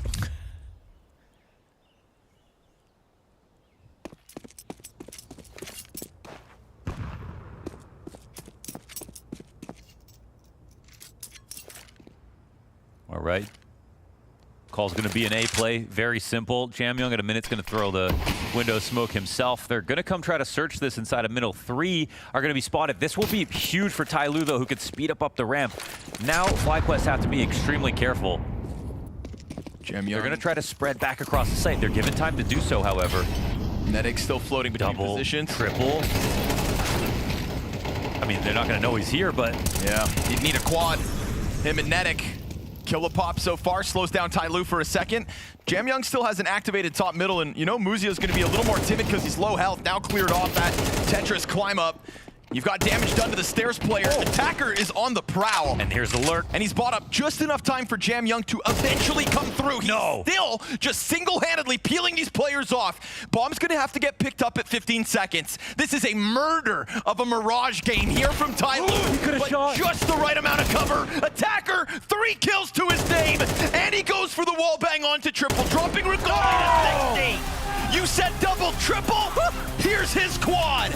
4 kills from Palace like it's nothing. out like that. TYLOO painting Mirage completely red all over, and Attacker closing it with that crazy 4K. I'm sure we'll get that up as soon as possible, because that was just such a mean way to end this one. My God, that was brutal. Well, it's $1 million question. Did Attacker win it or did FlyQuest lose it? let's throw that one out there to the world. Well, that's what we're going to dissect right now, Jason. What do you think? I think FlyQuest, I mean, that particular round was definitely a FlyQuest loss, but let's just say this. I mean, TYLOO came in with a little bit of an attitude in this one. We kind of talked about it in the green room as well. Like, I wonder if FlyQuest, like, picking this map, and obviously, I would imagine, and we can't know this until we speak to them, but I would imagine, as I said in the pregame, you'd have some plans, you'd have some things you change, you'd have some counter. Let's dissect this one first. I mean, can we even go back a little bit more? When Liaz is just jumping in the middle of the bomb site, like even when Jamyoung misses this kill right here. Yeah, this is crazy. Like, what a peek. Spam him. Also, like the inexperience from Medic too. Like there's about 12 seconds. Like he has to push, you know? Yeah. Play off of the triple guy's contact at least. Oh, so disappointing. I mean, that was just the capitulation. That was the cherry on top of a real stinker of a map for all of FlyQuest there. Yeah, and on the flip side, a fantastic showing from TYLOO. We talked about the last time that the two teams went head-to-head on it. What was it, 13-11 affair, an absolute nail-biter. Yeah. This time around could not have been more of the opposite. And a super hot start from them, considering you look at the scoreline on their own map pick of Inferno. Great turnaround from TYLOO. This is what I was going to mention is I wonder if you come into this as FlyQuest, I figured they would have had like some specific changes that they wanted to counter what they saw the previous time. And I just think maybe there's a world in which they got lost in kind of the counter strats that they picked up and like the things they wanted to change, and you're focusing so much on making sure you're remembering what you talked about and what you changed that you're not actually playing by intuition or playing by gut instinct in those scenarios. So I think maybe they just outgamed themselves on this one. Which is a shame because Inferno was so good. Inferno was like the best map I've seen out of him in the past 4 days. Yeah. And then you give us this, yeah. It's true. It makes you kind of, with hindsight, look at the potential Ancient pick and say, if we just played our own game on Ancient, which we've taken close to TYLOO every single time, we probably would have gotten away with a win. Yeah. But I feel like the way that they wanted to approach mid, it was so slow. Yeah. It was almost dry at some times where they're just peeking into angles without any flashes or anything like that. They thought they were going to catch TYLOO off guard because that's the mix-up. But in reality, G was just holding angles. Mercury was just playing around smokes. It really didn't catch them off by surprise. Let's talk a little bit about Mercury, because he's a name you brought into the equation and said, he was the difference maker last time around, but, on Inferno, map 1 of this series wasn't really anywhere to be seen. Where was he having the most impact on this Mirage? Mid holds. He was so cerebral around smokes. Any utility that the side of FlyQuest was throwing, he knew exactly what was going to happen. Didn't hurt that his shots were incredibly crisp also, but man, playing around connector, like he's catching people as they're trying to aggress over and over. He caught Ince on lurks towards middle. I'm pretty sure he caught Liaz on lurks towards middle, like multiple times. He's understanding there is a mid component to the play that FlyQuest are going for, and he plus the comrades that he had in middle were just shutting it down every time. And it's the additional benefit of having your IGL just be a badass for you in the first half. It's going to make his calling better as well. And I mean, I'm almost surprised they didn't end that first half 12-0. It didn't look like there was going to be a chance for FlyQuest even have anything to say. That's a crazy half to have. And that, I mean, out of the confidence of winning Inferno the way FlyQuest did, that's going to knock you right off kilter. It's just like, it's like back to like, oh God. Yeah. Yeah, no, that's going to leave a sour taste in their mouth indeed. For G, though, the most, I think, biggest character we have inside this building right now. And he was showing up in the server as well. It's great to see a lot of firepower coming out from him. I think Moses has a lot of character. So tons. Maybe are we going to do an aura ranking? I'm not quite a Bing chillin', but I'm good. Yeah, but other than the single mishap where G was in ladder room and then Launders so aptly called it the G spot, everything else was fantastic. And for this guy. Connor so aptly mentioned. We're not coining that. We are not coining that. We're moving away from that on the official major broadcast. And Connor so aptly mentioned that it was hard to find. So yeah, that duo, Connor and Launders, strong performances. Else. Shout out Gino, I guess. We're coming back. Oh, that's great. Well done, Freya. All right, back on topic. I mean, these kind of numbers that he put up here, 14-6, is like a game where you're in an unbalanced ELO lobby. It's not the kind of numbers that you expect to see in a 2-2 matchup between regional opponents, adversaries that have consistently faced off against each other. He wasn't perturbed by utility. No. Other than that single Molotov. Every other time, he's just hitting pretty simple shots and a couple nice flicks. I'll give him that. But like a lot of those, he just looked like he knew what was happening too. I think that's the thing that's like the most mental about this result is that the kind of two levels of context of this. As you said, 2-2 matchup. This is like, you know, you lose this, you are out of the major. You are dead last in this group. And then we're talking about the fact that it's a regional matchup as well. Like, I would not expect it to be so one-sided when you've had so many reps against these this team in an official, let alone the practice they're doing back at home, right? I think the matchups always just the regional matchups just get weird because you are always playing some level of a mind game. Like whether it's on an individual basis, a player who's had to like attack Palace against the same defense 20 times. You're either playing it individually or playing it as a team. FlyQuest obviously did a big move as a team to try and kind of counter. Yeah. Just fell flat, and like that's the risk you sometimes take. I don't necessarily think it was a bad risk, but obviously the game plan didn't work in any fashion. I also felt like TYLOO just played like they knew their tournament life was on the line and they're not going to go down without a fight. Yeah. They were fighting into middle so frequently.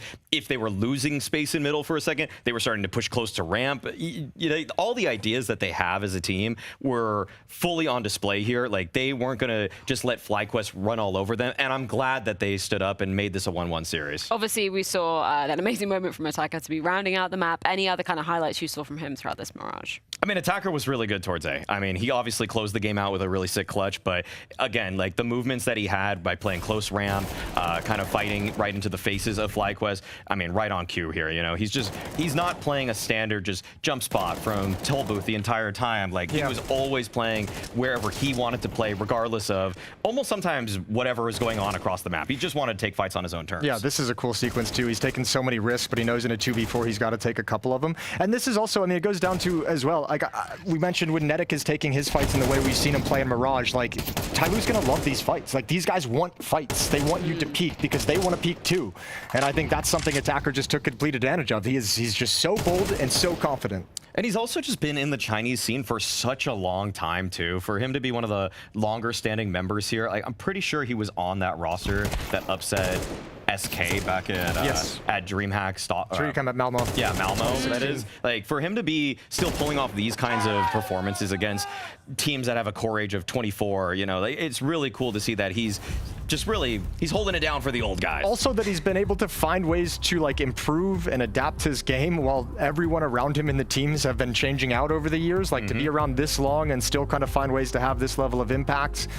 Super impressive. Obviously, you mentioned in that moment, you know, Netic, obviously he's a newer face to the scene, maybe lacking some experience in some of the areas. Can you maybe just explain to like the viewers at home, maybe what the maybe the overpeaking there and where you feel like the critical thing that he could have done and where it went wrong? Okay, I mean, I guess we would explain like first contact and knowing, understanding when you're supposed to swing off of a teammate there, where Netic in that position, he knows the guy's locked in Palace. That guy has to get onto the bomb site, plant the bomb with 12 seconds left. Not only does he have to go on a retrieval mission, he has to try to find eliminations on top of that. So giving him opportunities when he's still kind of safeguarded in Palace, dug in, like he's in the trenches right there, and Netic's trying to get him out, make him get into an uncomfortable position, make him push forward before you just swing into him with a fight that guy's already ready for. Attacker knew you were there. I think if instead of moving into the bomb site, they actually just back off into CT spawn and play stairs and say, you guys can have the bomb site if you want it. Like if we'll just play retake, we're 4-2. They probably would have won the game. That's like one of those clutches where I think if you put yourself in the right position, you can take your hands off the mouse and keyboard and you'll probably win. Even worst case scenario, Attacker swings out Palace, starts just pelting your teammate through triple box. Yeah. While he's trying to wallbang, you just swing right then. Yeah, you swing right then. And so, yeah, I mean, we could look at it again. We could really break this one down. Well, like, I think the thing would be look at ins on the X-ray is the big one, because that's the one you felt like you didn't find the right timing to swing. Wait. Can we talk about that? Yeah. Like, what even is that going to do? I don't know. That's supposed to be your experienced guy right there. Yeah. So, I mean... And then Inns feels the pressure because he's exposed to Khan. His teammate at Khan is low, so he tries to move into the site deeper. Yeah, it's just a sequence of rough events. Even that from Jamyoung isn't... I thought he would just spam that. But that right there. I mean, we know Attacker is in Palace. There's no doubt about it. The bomb is towards Tetris, reminder. Like, they knew the bomb was Tetris. He has to go out and come back into the site. You can catch him in multiple moments of transition instead of giving him kind of a pre-fire map fight. That's inexperience from Netic. Yeah, For as good as he's been, like you get a couple inexperienced mistakes, yeah, that's one of them. And it's not like we're harping on that particular moment saying, you know, oh, that's the time that, you know, FlyQuest would have changed the tide of the game. No, that was done no matter what. That was done no matter what. It's more just interesting looking at the knock-on effects of like somebody making a mistake and how that kind of becomes a catalyst for that round. Looking at FlyQuest now, moving on into that third map of Anubis, do you think mentally that they're going to be in this one? We heard about the nerves from Inns. Do you think they're out? I think it's still obviously going to be an issue, and I mean I think the hard thing is we saw them like withstand the pressure and step up to it in map 1. Map 2 didn't play out in terms of game plan, so that game kind of like just gets erased. They went down 0-9, whatever it was. I mean I think in third map there's definitely going to be pressure. I'm just hoping we see the FlyQuest from Inferno who can withstand it. Well, before we do dive into that third map, we do need to head things to a quick break, because when we return, one more map of stage 1 of the Blast TV Austin Major sees either TYLOO or FlyQuest securing their spots in stage 2.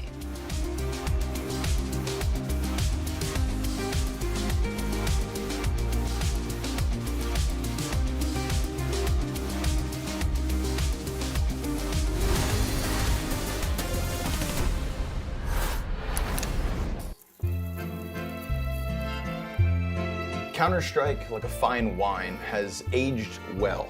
As have you, Mr. Bloom. And that's why I bring you today into the Counter-Strike Clubhouse. I've heard through the grapevine that you've brought the Paris Major. Mr. Bloom, please talk me through your decision to present this to the council. Well, how right you are. I went down to the Clubhouse archives and I happened upon this one. This is at the Paris Major Grand Final, the last round. We're talking overtime, on nuke, home crowd. Everything is on the line right here. Apex and ZywOo in the Accor Arena, as French as it gets. I think it's poetic as well that all 5 kills in the final round are from the 2 French players. Yes. This was supported by Dupree and by Magisk and Spinks. This moment is everything. Like, this round would have been so different if ZywOo doesn't hit that shot. You can really taste the fear in Gamer Legion when they run from the ZywOo AWP. In fear, you know, you see ZywOo shoot 1 bullet. But they turn back because they're so afraid, and then they walk into Apex. And here it is, that final shot, ZywOo to close it all. Everything on him. Vitality. No holds back, no surrender. No holds back. Some would say. Almost destiny that all 5 players are killed by the 2 Frenchmen on French soil. There's so much rich history to be built on this moment alone. And the fact that those 2 legends continue to improve. Legendary moment for the Vitality org. Quite possibly a once-in-a-lifetime opportunity for ZywOo to win on, in Paris like that, and for Apex too. That's why we have culture clubhouses. It's so that we can thrive in the finest environments, and if this isn't Counter-Strike in its finest environment, then I don't know what is. Now we must find a reasonable score, both in terms of mechanics and cultural impact for this clip. And of course, starting with the mechanics, it is a bit on the low end. I would give this maybe a 5 out of 10. Of course. But on the cultural side, this is as big as it gets. ZywOo and Apex in France, in Paris, after the fall of French Counter-Strike. Your first cast, it's Dupree's 5th major.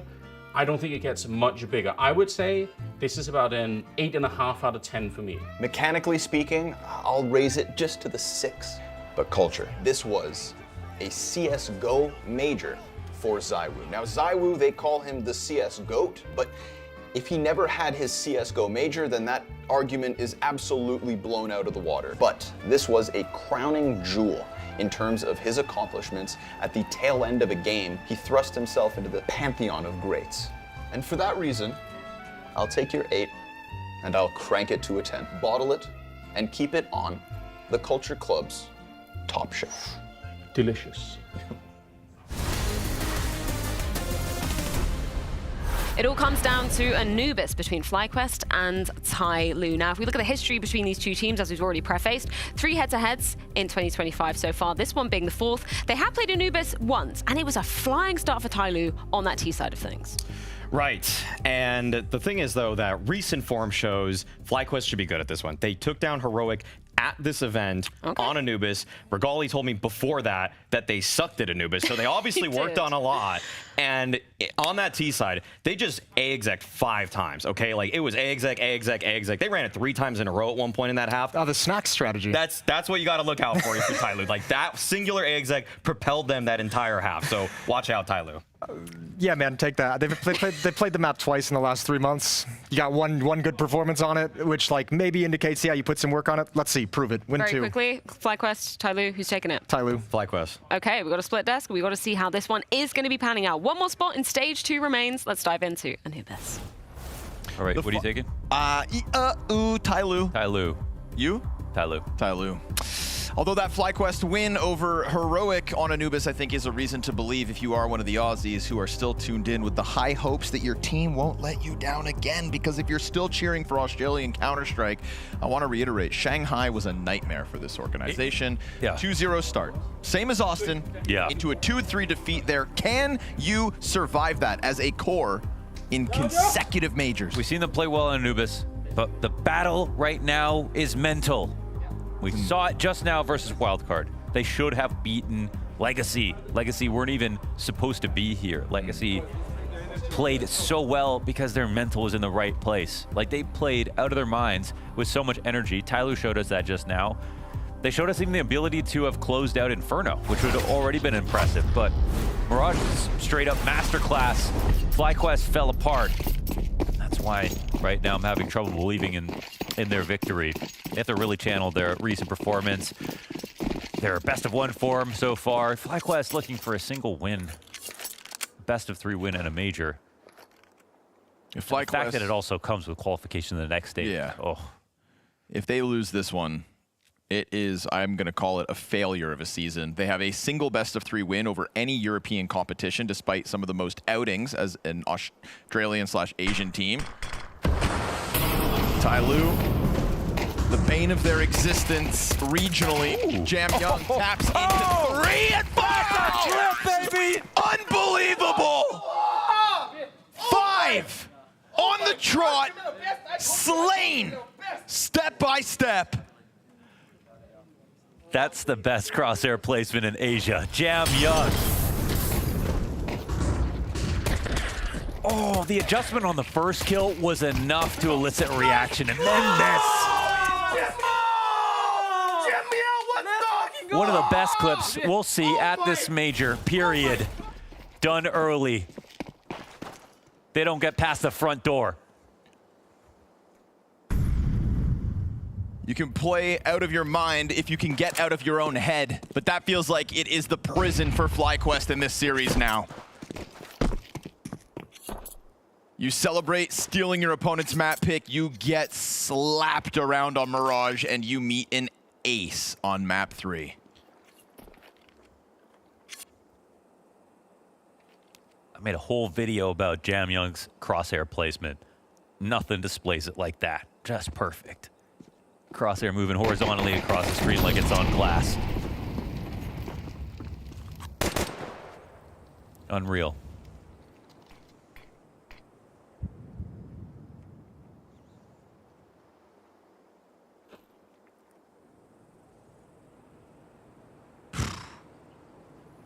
Yeah, take your Glock round. Think about it. FlyQuest got to shake that off. Get it out of the way early, perhaps.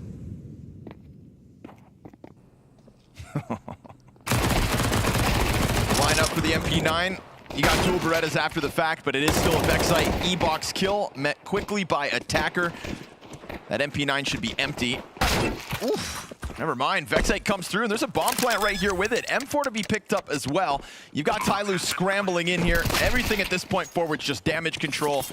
2 kills in a bomb plant with just Glocks. FlyQuest can't be mad about that. You know, back on Inferno, Jam Young's output was big. He got up to 20 kills plus.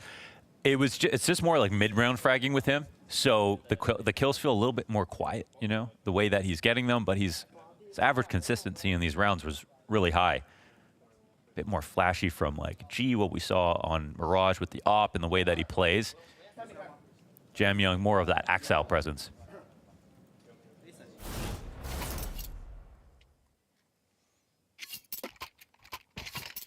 How many bullets was that? Not a lot. Yeah.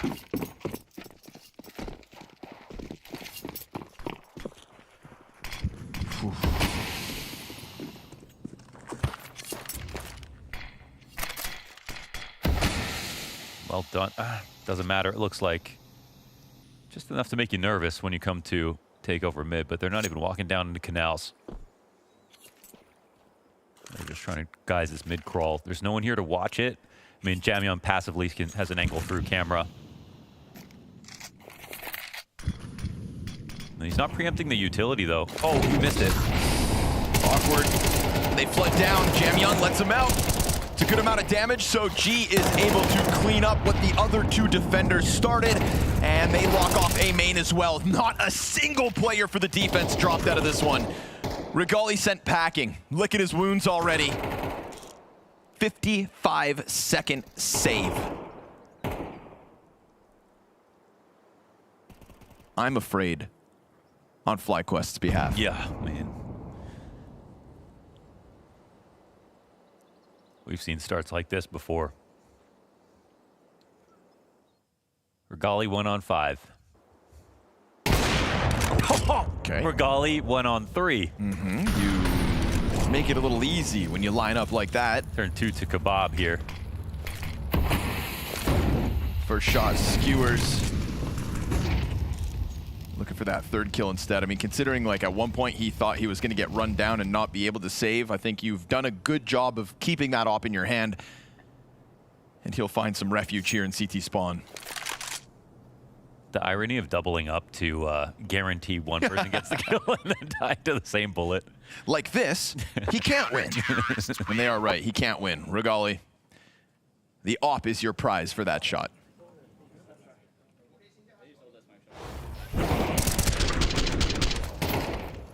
I thought we'd still just replay the Jamyeon ace.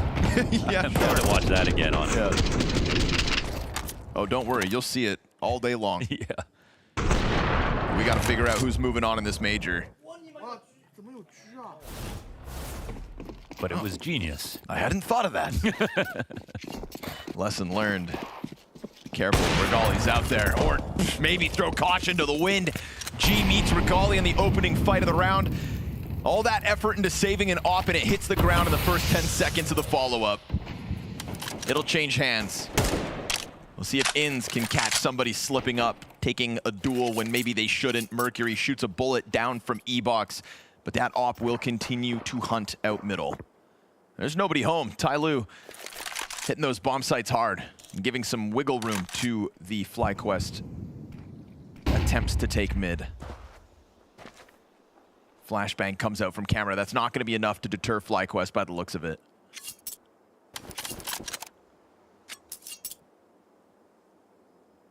Cue the damn Jamyeon ace right now.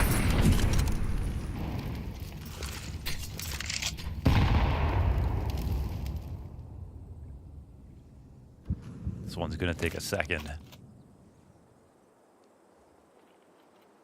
G puts himself in the perfect spot if they're going to walk up across this.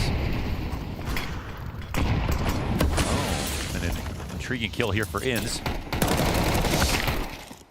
Tech9 drive-by gets past it. A little awkward here for the off that starts missing. You have given the space over. Oh, nice fallback shot. But as Liaz goes hunting, G's going to gun him down. That's the bomb to escape here. Netting with a great chance at a 1v2, but will the timing work out? Yeah, Jamyeon is now, he actually stopped for a second, so he's going to be a little slow to the jump in terms of getting into the site. He's actually got to start walking, surely.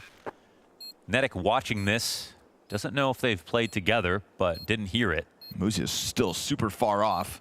Yeah, the amount of utility, though, it's gonna force Netic to peak. I feel like it's going to be very hard for him to challenge this. He's probably going to have to come at this from an early fight, right? Oh, all the way to heaven. Gets burned out. He could still try to fight this one from bricks. They've still yet to cross. It's a good chance to peel one player off the play, but then he gets drawn so far out chasing the first kill, fully exposed to the swing of the second. TYLOO double up on main, and it works. 4-0. They just were really sure about how he'd play it. They like molly up, smoke up in heaven, covered it perfectly with two players. Flash intended for his spot as well. It was almost as if they pressed tab, gave him space, and said, we know where he is. Clutch opping here from G. Missed a couple of shots, but to be honest, so much pressure on him. When asked in the what is your name, kind of the Darth Mike piece where we're learning about the rookies, they were asked, how do you describe yourself as a player? Nedic said, yeah, I can be calm. Slams his desk after losing that one. To be fair, that's the first time I've seen him do that. The pressure's mounting. Okay, Regali reacts to the A main aggression. This is actually so brave that G came back out on this angle. They could drop their guard. Mercury is also allowed to walk up because the op is not in this spot. Being risky. Off looks over towards A main instead. Regali's posted, waiting for that repeat. Mercury, though, gets a couple of kills in the process. So we go back even 3v3. Minute 15, plenty of time, but the bomb is here where all these kills keep going down. I love that G made that risk, and he didn't do it alone. We had that push out from Dark. It really helped even the numbers here. Even though it makes it a 3v3, it's hard to say it's in favor of FlyQuest right now.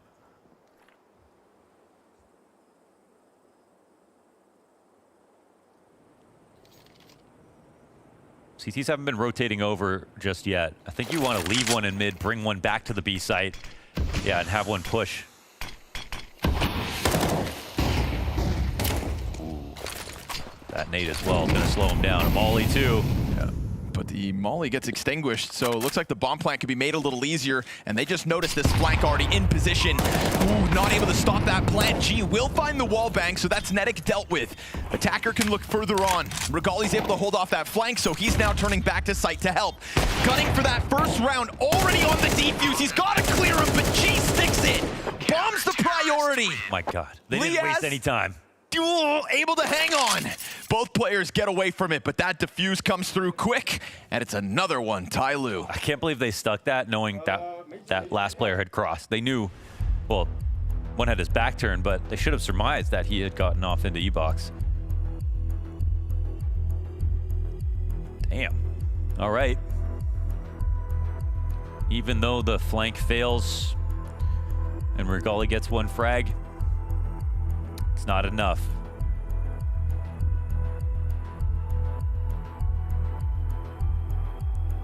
So far, TYLOO having one bad half this game. That was back on map 1. A 3-round T side that they still nearly came back from. It's that wall bang to get Nedic off the site. That opens the door for him to just jump on bomb and attacker. Great cover. She's been a welcome sight to Chinese CS, man. Yes, sir. He's a super fun character. Yep. Talking smack during warm-up, opping, having highlights. We saw his utility plays back on Mirage. He's contributing in so many ways. Right. Yeah, everybody's a tough guy once the game starts, but G's talking trash before it begins. Mercury here from platform's gonna shave off some health with the utility. And so, already first blood to his favor, already rotations in, and bodies drop on the FlyQuest side of things. Still, they're trying to pressure this back plat play, and he just gets up into the smoke. They have lost track of Mercury. Problem for him is that he doesn't have any bullets in his gun, and so it's a pistol in hand and teammates inbound. One of them from Temple, one of them from Long. Still stuck on this USP. Felt like an inevitability that they would find him, but it's still just enough of a distraction that Jamyoung comes out with the trade. And now Ince is looking for this clutch. Gets a reload off in the middle of it all. And it's a big move from this Temple player. He's gonna call it out.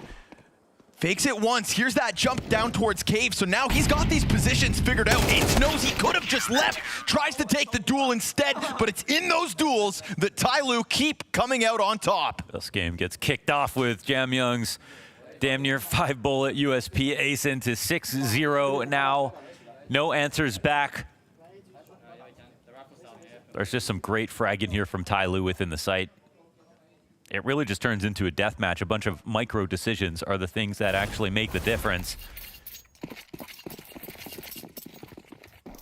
Not the big flanks and pieces of utility.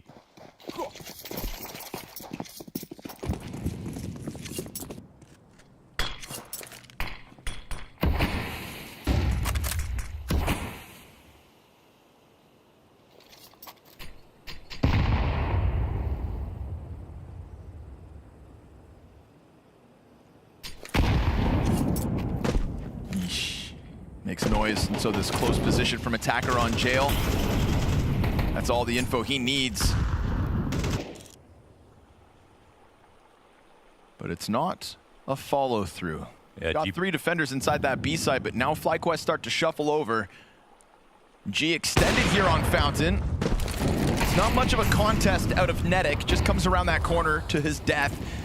Insta-op headshot out of G, smoke down in front of him. You know, it's a small commitment, but it still is one from G. He was at risk of getting flashed. The perfect risk. Nicely done. Holds his line again. Muzia comes over with his double through the smoke of heaven. And FlyQuest cannot buy an opening. They tried to make that B site uncomfortable. They did have 3 defenders there, but the fluidity of TYLOO had the reaction, moving over to support G before he even needed it. A deagle kill from Inns is not nearly enough of a silver lining. This is a calamity for FlyQuest. It's not like, you know, you see Netic and he goes for that swing early on. On his screen, he thinks he's shoulder peeking someone who's on the pillar, but G's against the wall, right? G is playing with confidence, just a little bit, but in that moment, if there was a pot flash in main, he would have died. So he's trusting his reads. His smoke spams have been solid. His utility has been solid. And he's also been pervasive. We've seen him on the A site. He's opping in B. He's basically been a really important part of the puzzle here for TYLOO, even though there are bigger stars than him on the team at the moment with Jamyoung and his pristine scoreline. Almost out of timeouts here, our FlyQuest. And time's just running out in general.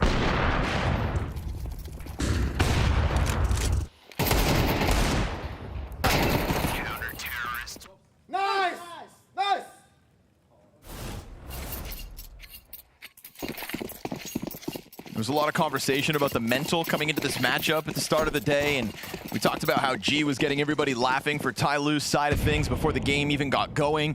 And you just know that you're in that slightly more relaxed state when you have 3 best of 3 wins over the likes of FlyQuest so far this year. Feels like as a Counter-Strike player, you can never stop believing that today may be your day.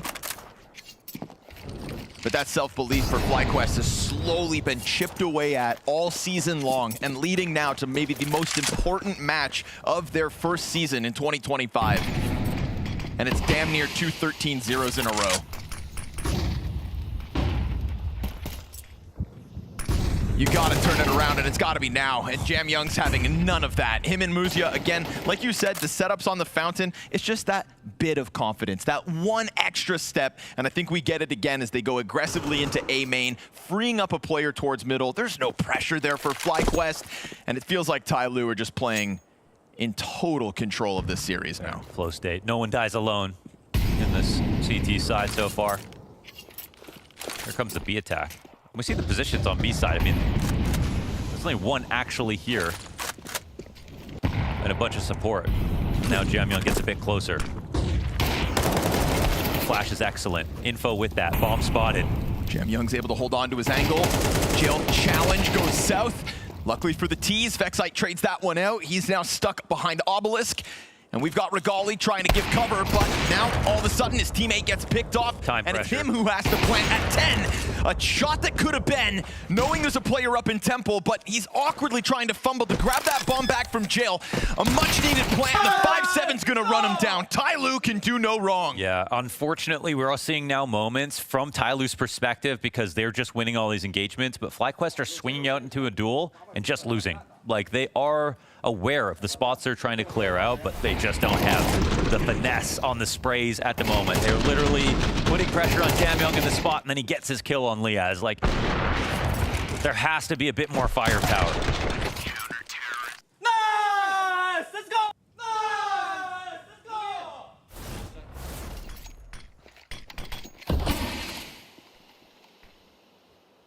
The self-belief that we saw in FlyQuest gameplay on day 1 feels like has vanished. Gone.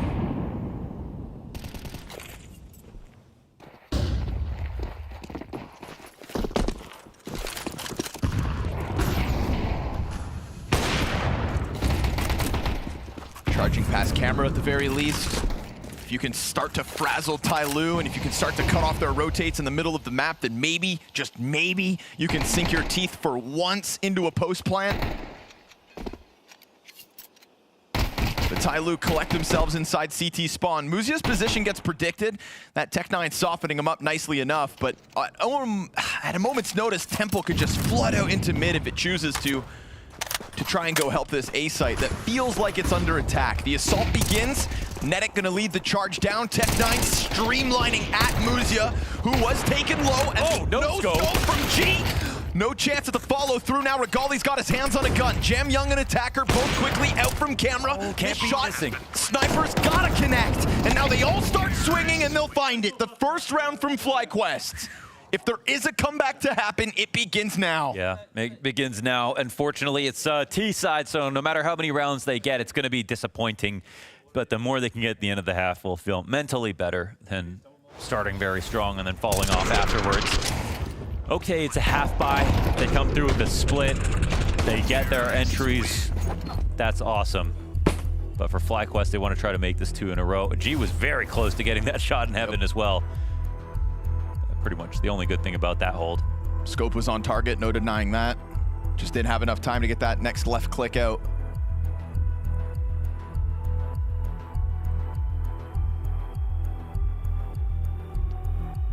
It's got to be an exciting moment right now for TYLOO. It's going to be one of disappointment here for FlyQuest, but they just have to remind themselves the game isn't over. And for TYLOO, they kind of have to say the same thing, where the pressure is going to start mounting. It's just the nature of the domination that came through on Mirage, translated so quickly into Anubis as well. This is why the major got extended to this, this stage. You're seeing teams of this caliber play like it's a major, and overall, when we get to the next stage, the game's gonna get a lot harder, but you can't tell me some of these rounds aren't impressive. Muzia very quickly into the fight. Versus guns, not an issue. Content to take that aggression. Slight gap, though, in the defense on the B side. You've got just Attacker's MP9. He's got a smoke grenade if he wants to drop it in front of him, but the timing looks good here for FlyQuest. They're going to try to strong-arm their way in with that perfect distraction as Mercury slides up from E-Box and slays them where they stand. You cannot find openings nor round wins. FlyQuest stall out on 1. They try again. They go faster this time to the other side of the map, but it's dull. To be honest, they get shut down at the doorway once again. TYLOO happy to see these faster played rounds, as was brought up on the analyst desk. If that's what has made a lot of good things happen for FlyQuest in this stage, TYLOO might be the perfect antidote to it. Too totally explains their head-to-head as well.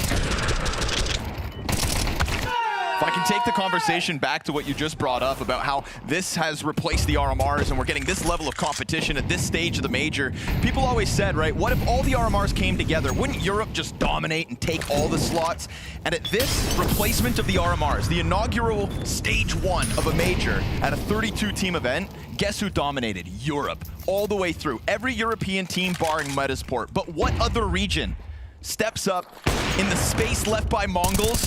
Chinese Counter-Strike today, looking to secure 2 places in the second stage of Austin. And to do it in such a convincing fashion versus a rival that, as they went on throughout 2025, have tried to turn heads and yet come up short time and time again. TYLOO are not just beating FlyQuest, but they are setting themselves apart from the pack. Liaz and Netic to draw this round back as it felt like it was over. No, this is crazy. They don't Every even round they can win now important.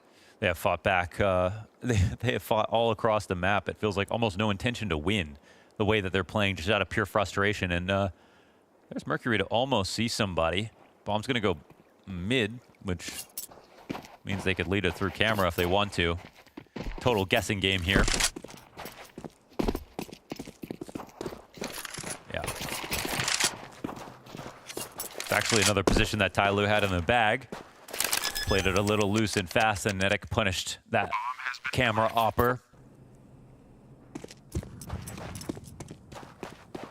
And so a second T round in this first half, for what it's worth. It's progress.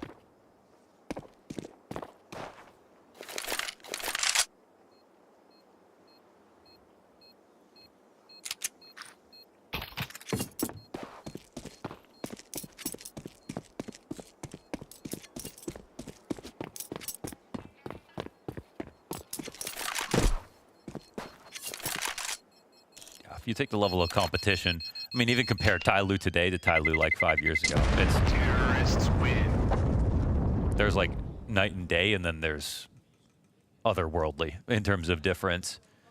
They are not even the same team. And I think the beauty of it is they are still the same organization. Yeah. You know, this is the longest standing Asian organization we have in Counter-Strike. A game where we always praise history. It's what it's all built on. And TYLOO have given up that #1 slot in the region. They've seen it surpass them as, you know, the Mongols took over and Mongolian Counter-Strike itself. Even within Chinese teams at times, TYLOO not #1. Greyhound used to beat him up. Stacked up in sight, attacker hits the dink while blind, but it's a double entry coming out from Liaz.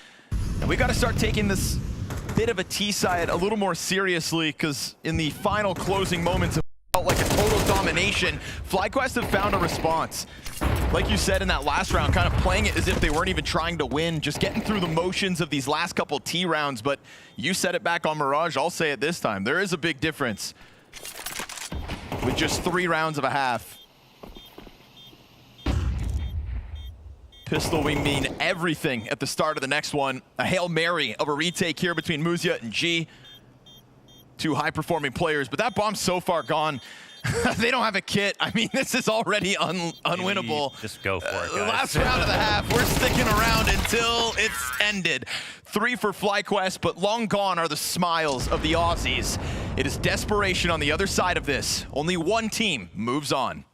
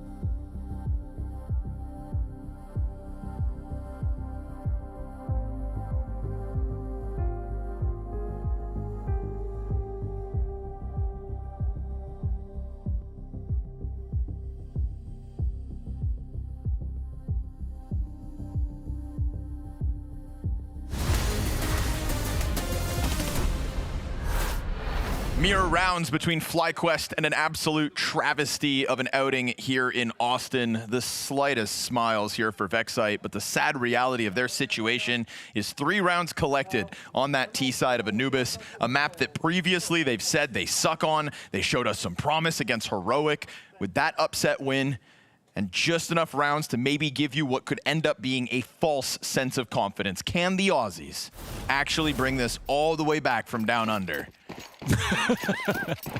It's a very serious moment. Get it? That was, Get it? Yeah. That is the question. That is the question.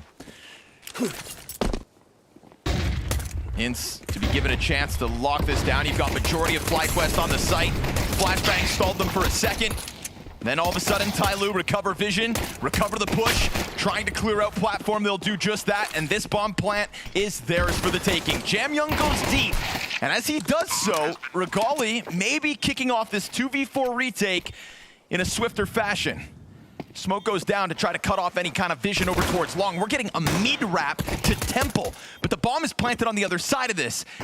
Mercury's gonna have to come through a smoke at some point. This is getting awkward, but TYLOO just gives space to FlyQuest. They do find one. That flank comes out. This is a much-needed pistol, and G's gonna pop Vexite right in the middle of it. He'll get that second headshot, and TYLOO will give no space over. That's right. Pray to G. This guy.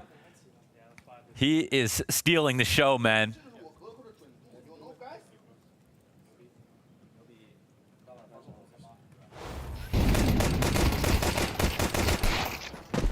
Felt like a must-win moment. He was there. His cover was fading.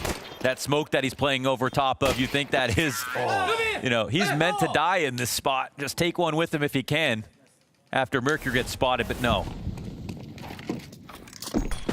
G understands how important his frags are. 15-5 on this game.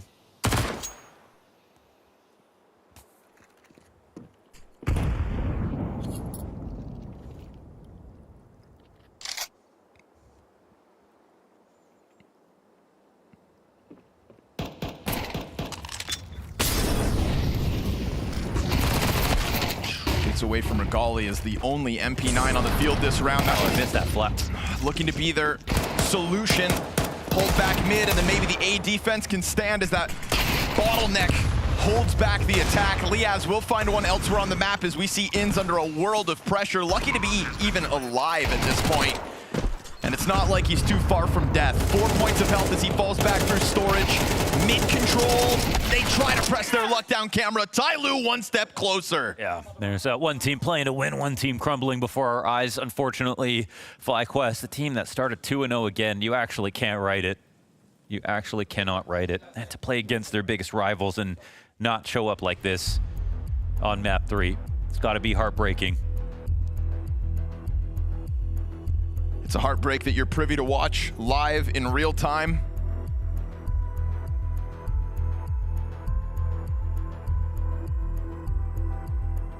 The crushing reality of competition and an all too common feeling of defeat at the hands of TYLOO.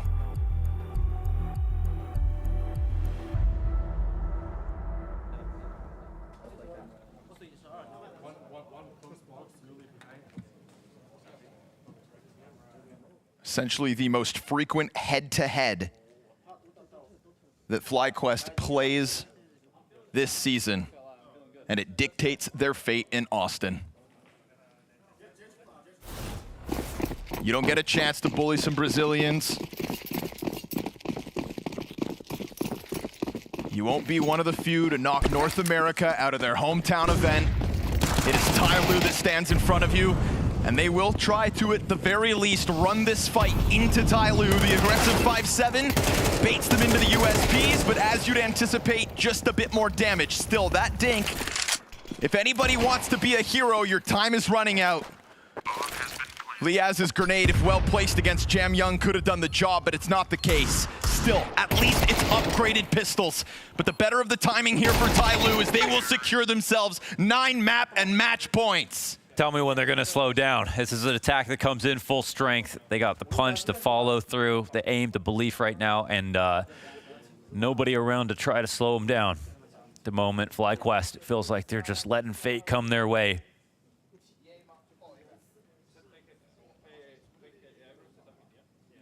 Give us a reason to believe.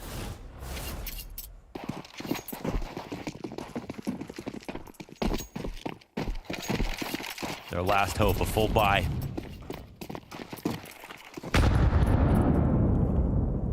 Can they really come back on a CT side, Anubis? They try to take that fight again. It's the same thing that got Vexite first blood 1 round prior. Finally hanging on to a rifle. Takes the chance again. Pays the price.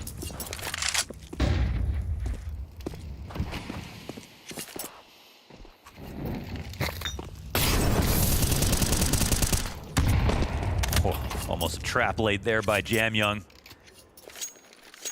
That last op shot through the smoke from G could have been the end of the match. Vexite dying early on the site they want to go to. Regali, the European talents come over to this team to try to save them. Now between a molly and a smoke. Oh, and he even hits that shot over towards Fountain. Not able to get them out of the bomb site. They will walk all over it as they have to FlyQuest time and time again. Not just stepping on, but stomping out this opposition. G will keep his eyes on the flank. It's a desperate retake attempt here for FlyQuest. That fleeting dream of progressing at a major has escaped them again. From 2-0 starts in Shanghai in Austin to an elimination at the hands of TYLOO. A retake attempt valiant, but not nearly enough. And on the final day of the first stage of this major, it's China to come out number 1. Lynn Vision and TYLOO progressing to the second stage. Big smiles on their faces. Congratulations to TYLOO. It's an incredible day for Chinese CS, and because of this moment specifically, following up alongside Amelia's reaction, G's smile is a thing that I'll remember from this performance. And I think there's something special about being able to take down FlyQuest to get there. As much as they probably like to see them progress as well, there could only be one today, and I'm sure they wouldn't trade their place for anything. Well played. Enjoy the moment, and congratulations on qualifying to the next stage. It's 2 organizations and 2 rosters that travel the world against one another and yet with one another, and opposition they know all too well. That is the road painted for TYLOO to progress. In a conversation where Europe has dominated Counter-Strike, we've seen the emergence of the Mongols and we've seen the elevation of Asia. China throws its name into the hat. That ring now full of talent. The flip side, FlyQuest unfortunately do fall at the final hurdle versus TYLOO. We can see the raw emotions on everyone's faces right now, Erka, so I really appreciate you giving me a moment of your time.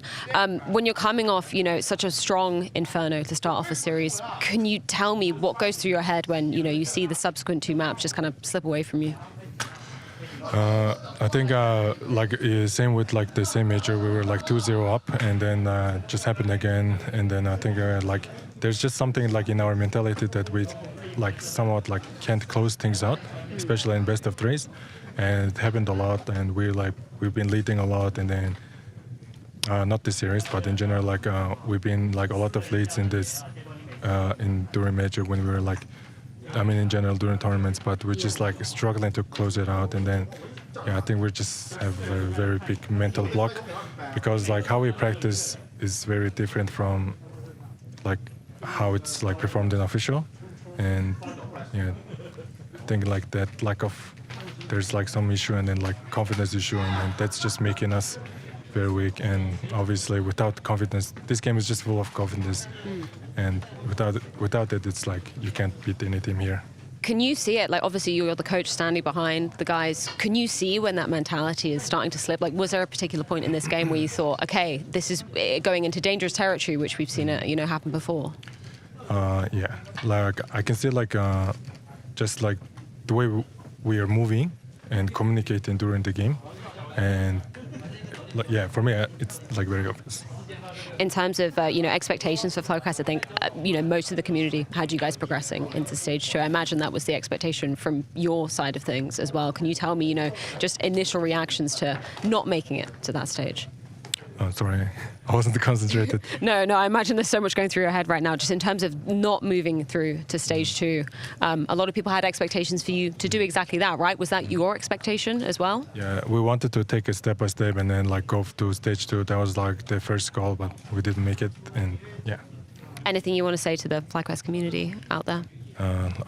We are sorry. We did it again from 2-0 to 2-3. And just apologies to fans. Cast commiserations. Really appreciate you taking the time and looking forward to seeing you guys bounce back in the second half of this year.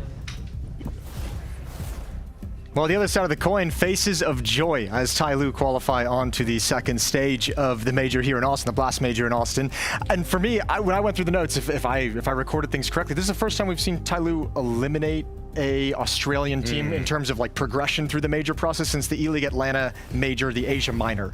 Wow, It's back been, in 2017. Yeah, it's been quite some time, but now finally TYLOO's over the hump, just taking out the Aussies.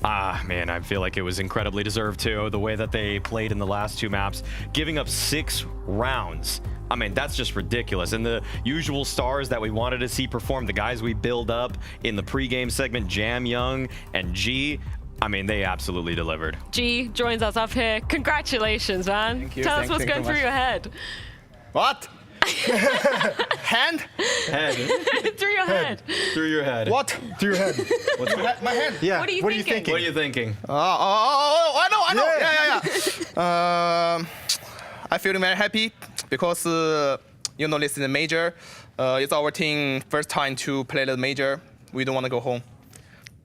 We want to play stage 2, yeah. We don't want to go home, yeah. And FlyQuest is a very strong team. In last month, we win the FlyQuest twice. Actually, I don't like to play with the team again. I don't like. You keep winning. Yeah, we keep winning, but FlyQuest is my friends, my brothers. I don't like play with the Asia team. I like play with the EU or American or Brazilian, yeah. Yeah. Basically anyone but I mean, the other Asian teams. I mean, speaking of the fact that you think, FlyQuest, you've played them so much, they're you're like brothers to you guys. I mean, you were on Lynn Vision too. They just qualified to the next stage also. What do you think of the fact that 2 Chinese teams made it through today? I'm very happy also because Lynn Vision have my 4 teammates in the roster? I don't know how to say. Just have 2 Chinese team to the stage 2. I'm very happy because everyone think Asia CS no good. I think we need to make Asia CS better. Look like Mongols. Yeah. It was looking very good, particularly round 1 of Anubis. Your teammate Jam Young, we're going to play the clip. If you want to react to it from his perspective. Let's, yeah. We got the screen. 1, 2, 3, 4! Oh my God! I think Jam Young is the best player in China. Yeah, very well might be, yeah. Top 1, China top 1, Jam Young. Look. Boom, boom, boom. Oh, Ace, what the fuck? He's just so good. Goat. Jam Young is goat in China. Yeah. Best player, best. How you guys are playing very well right now. Is this the best that TYLOO has played with you in the roster? Is this the best you felt the team? Is the team performing at its peak? At its peak. At its highest point? Highest point. Yeah. No. I don't know.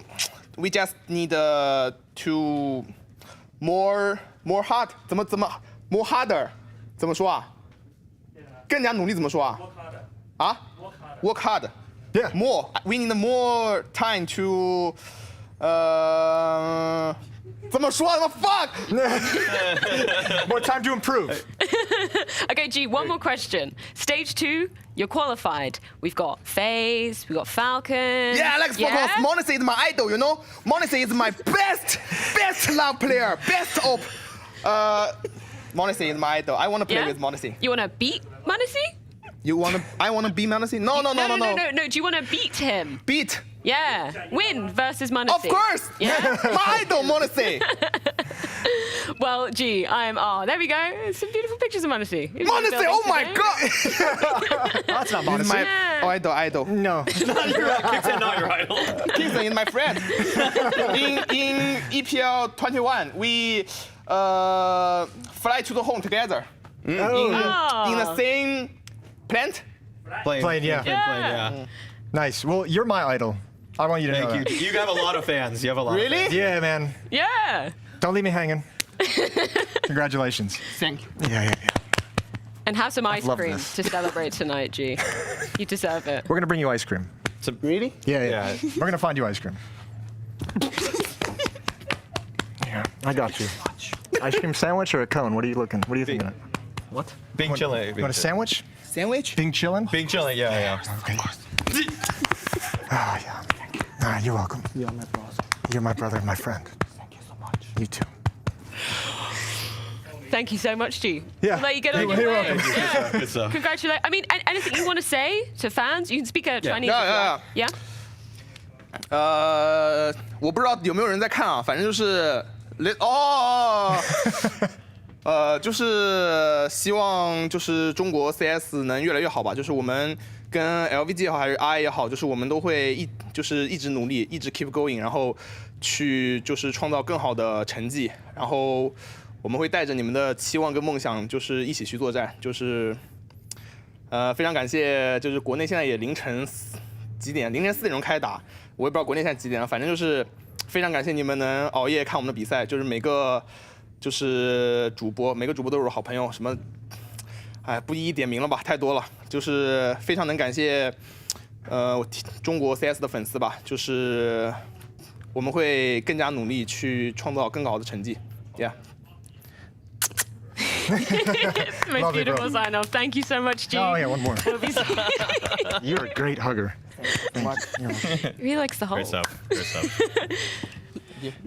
Thank you, man. Bye-bye. Congratulations. Bye. We'll see you tomorrow for some best of ones. You're all good to head out. We play with who tomorrow? Yeah, you're gonna Oh play yeah, tomorrow. should we tell you? I think I have the information. Modesty.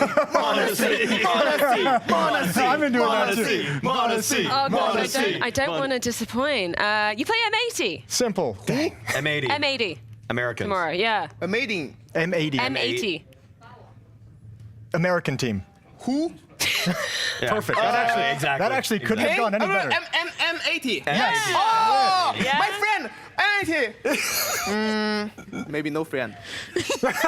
But real in-game leader. Follow my Twitter. Close. S1 Sing. Oh yeah, Sing. Yeah. Sing. Follow my Twitter. Yeah. I love Sing. You'll make friends tomorrow. Yeah. Yeah. Yeah, make friends. Tomorrow we will be the brother. Yes. Yes. Thank you so much, Nice. G. Nice. Modesty play with who? Modesty bait. Ooh. I'm giving all the spoilers B8. out. I know, B8. yeah, it's all right. Yeah, I really am. Bait. Bait. Yeah, B8. B8. They were in the Oh, stage. head trick. Yeah. Yes. Yeah, Zero yeah. No. No. No? All right. Well. In the future, maybe yes. Yeah. Nemika Han is my brother. Yeah? Oh, Nemika play with who? Han. Their opponent is my Do brother. everything right now, G. Pain. Pain versus Pain. Oh, Yeah. Pain and QZ is my brothers also. Oh my god. Good luck, everyone. Yeah. Good luck. Good luck to you, G. Yeah, we'll let you Thank out you here. so Yeah, much. all right. One more for the road. You're welcome. Bye-bye. Bye-bye. Bye-bye. Thank you for your time. That was excellent. Thank you. Both Thank you, G. inside. Thank you, G. Well played today. outside of Well the played. server. Thank you. She's got so much love to give. Are we sure it's just 5 hugs? We got a hug I'm counter? never watching this shirt. Yeah, we should get a hug counter now. Yeah, you could probably sell that for some good money. Either way, I've just told everybody all the matches anyway, but we've all got down to that very We do have a shortly. graphic. That is coming very soon. This is the conclusion of stage 1, though. This is exactly the teams that are going through.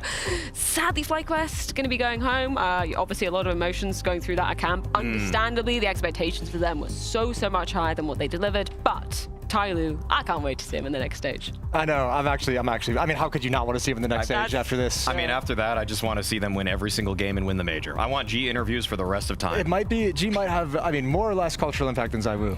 He already has more. Yeah. Like, let's be real. He's skyrocketed. Okay, think of this.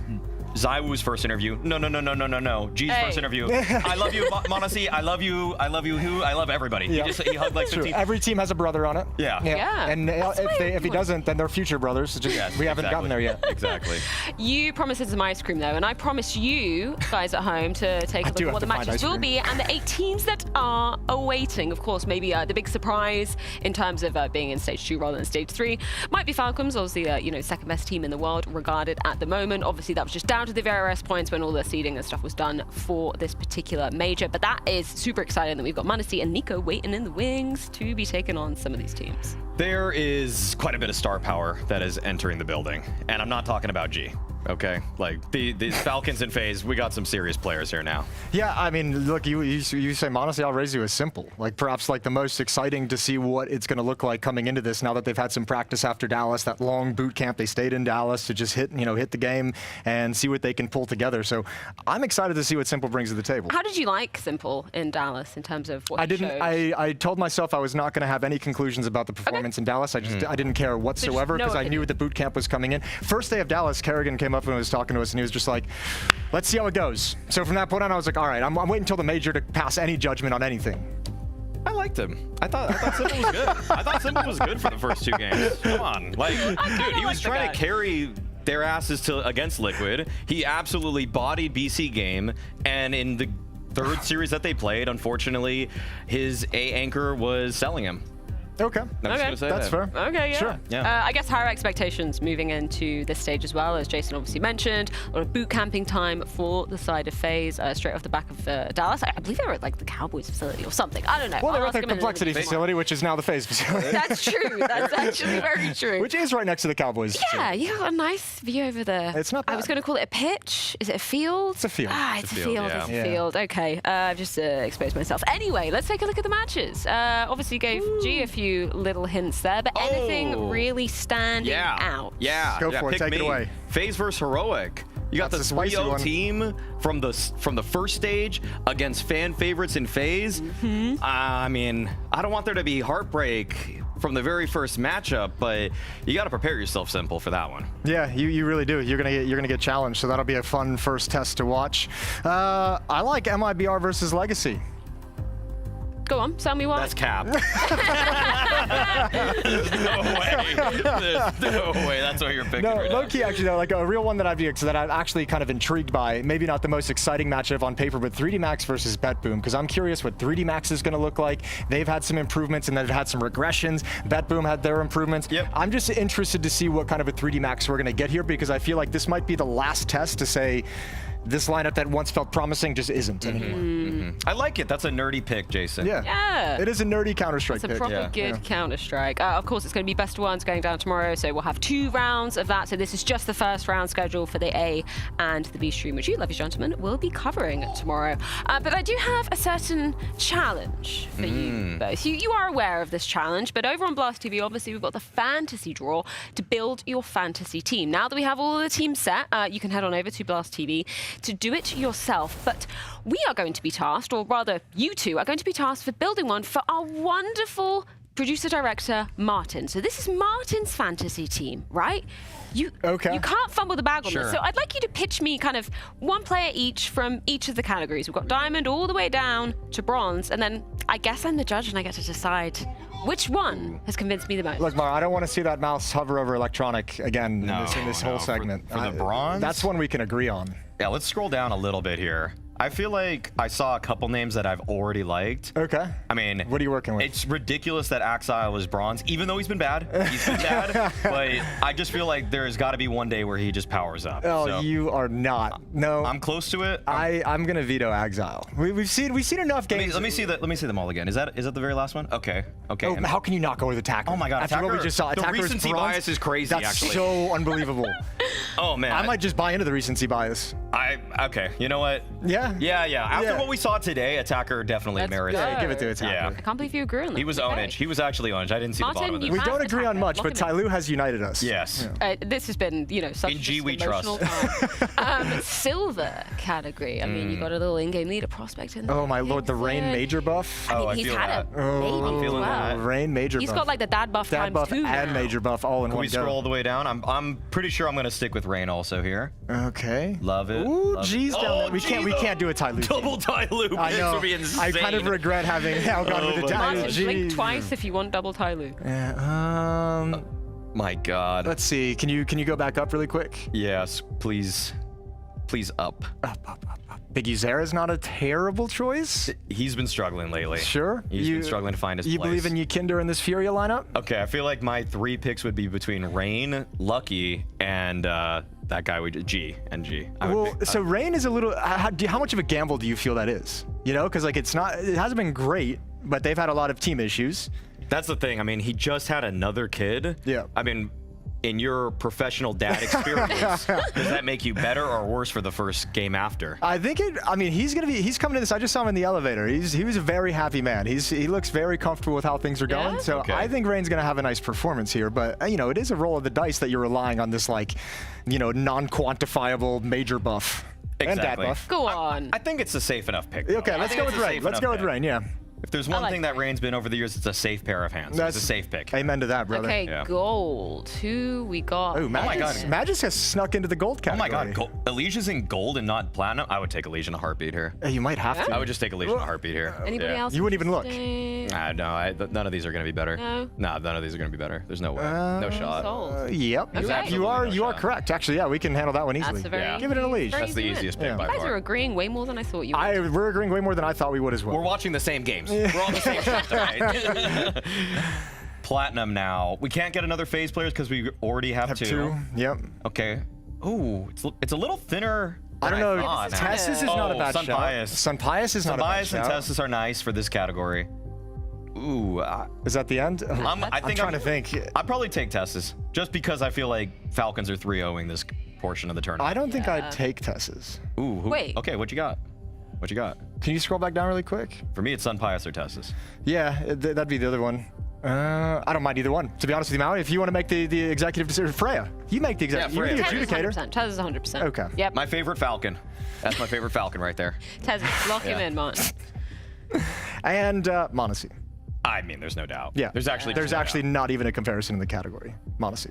Nope. Not You Case just Random. compared him to Nope, Simple not Nico. 5 minutes ago. You did just compare him to Simple 5 minutes ago. We can't pick Simple. That's true.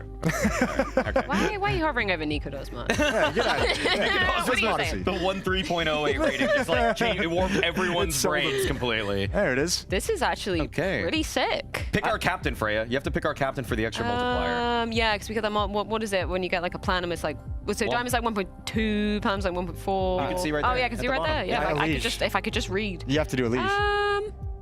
She can make her own pick, Jason. Okay. Yeah. Do I have to do a leash? I don't know. I mean, I play it safe and go Tez's, but Okay.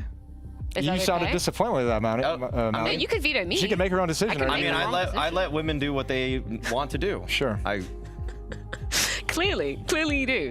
That's just So it. Tez's. Yeah. Tez's, yeah, let's go. I Let's let go. Freya do what she wants to do. Thanks, okay? man. You're going crazy. Thanks for your There's no hidden message or anything behind that. I'm just saying it, okay?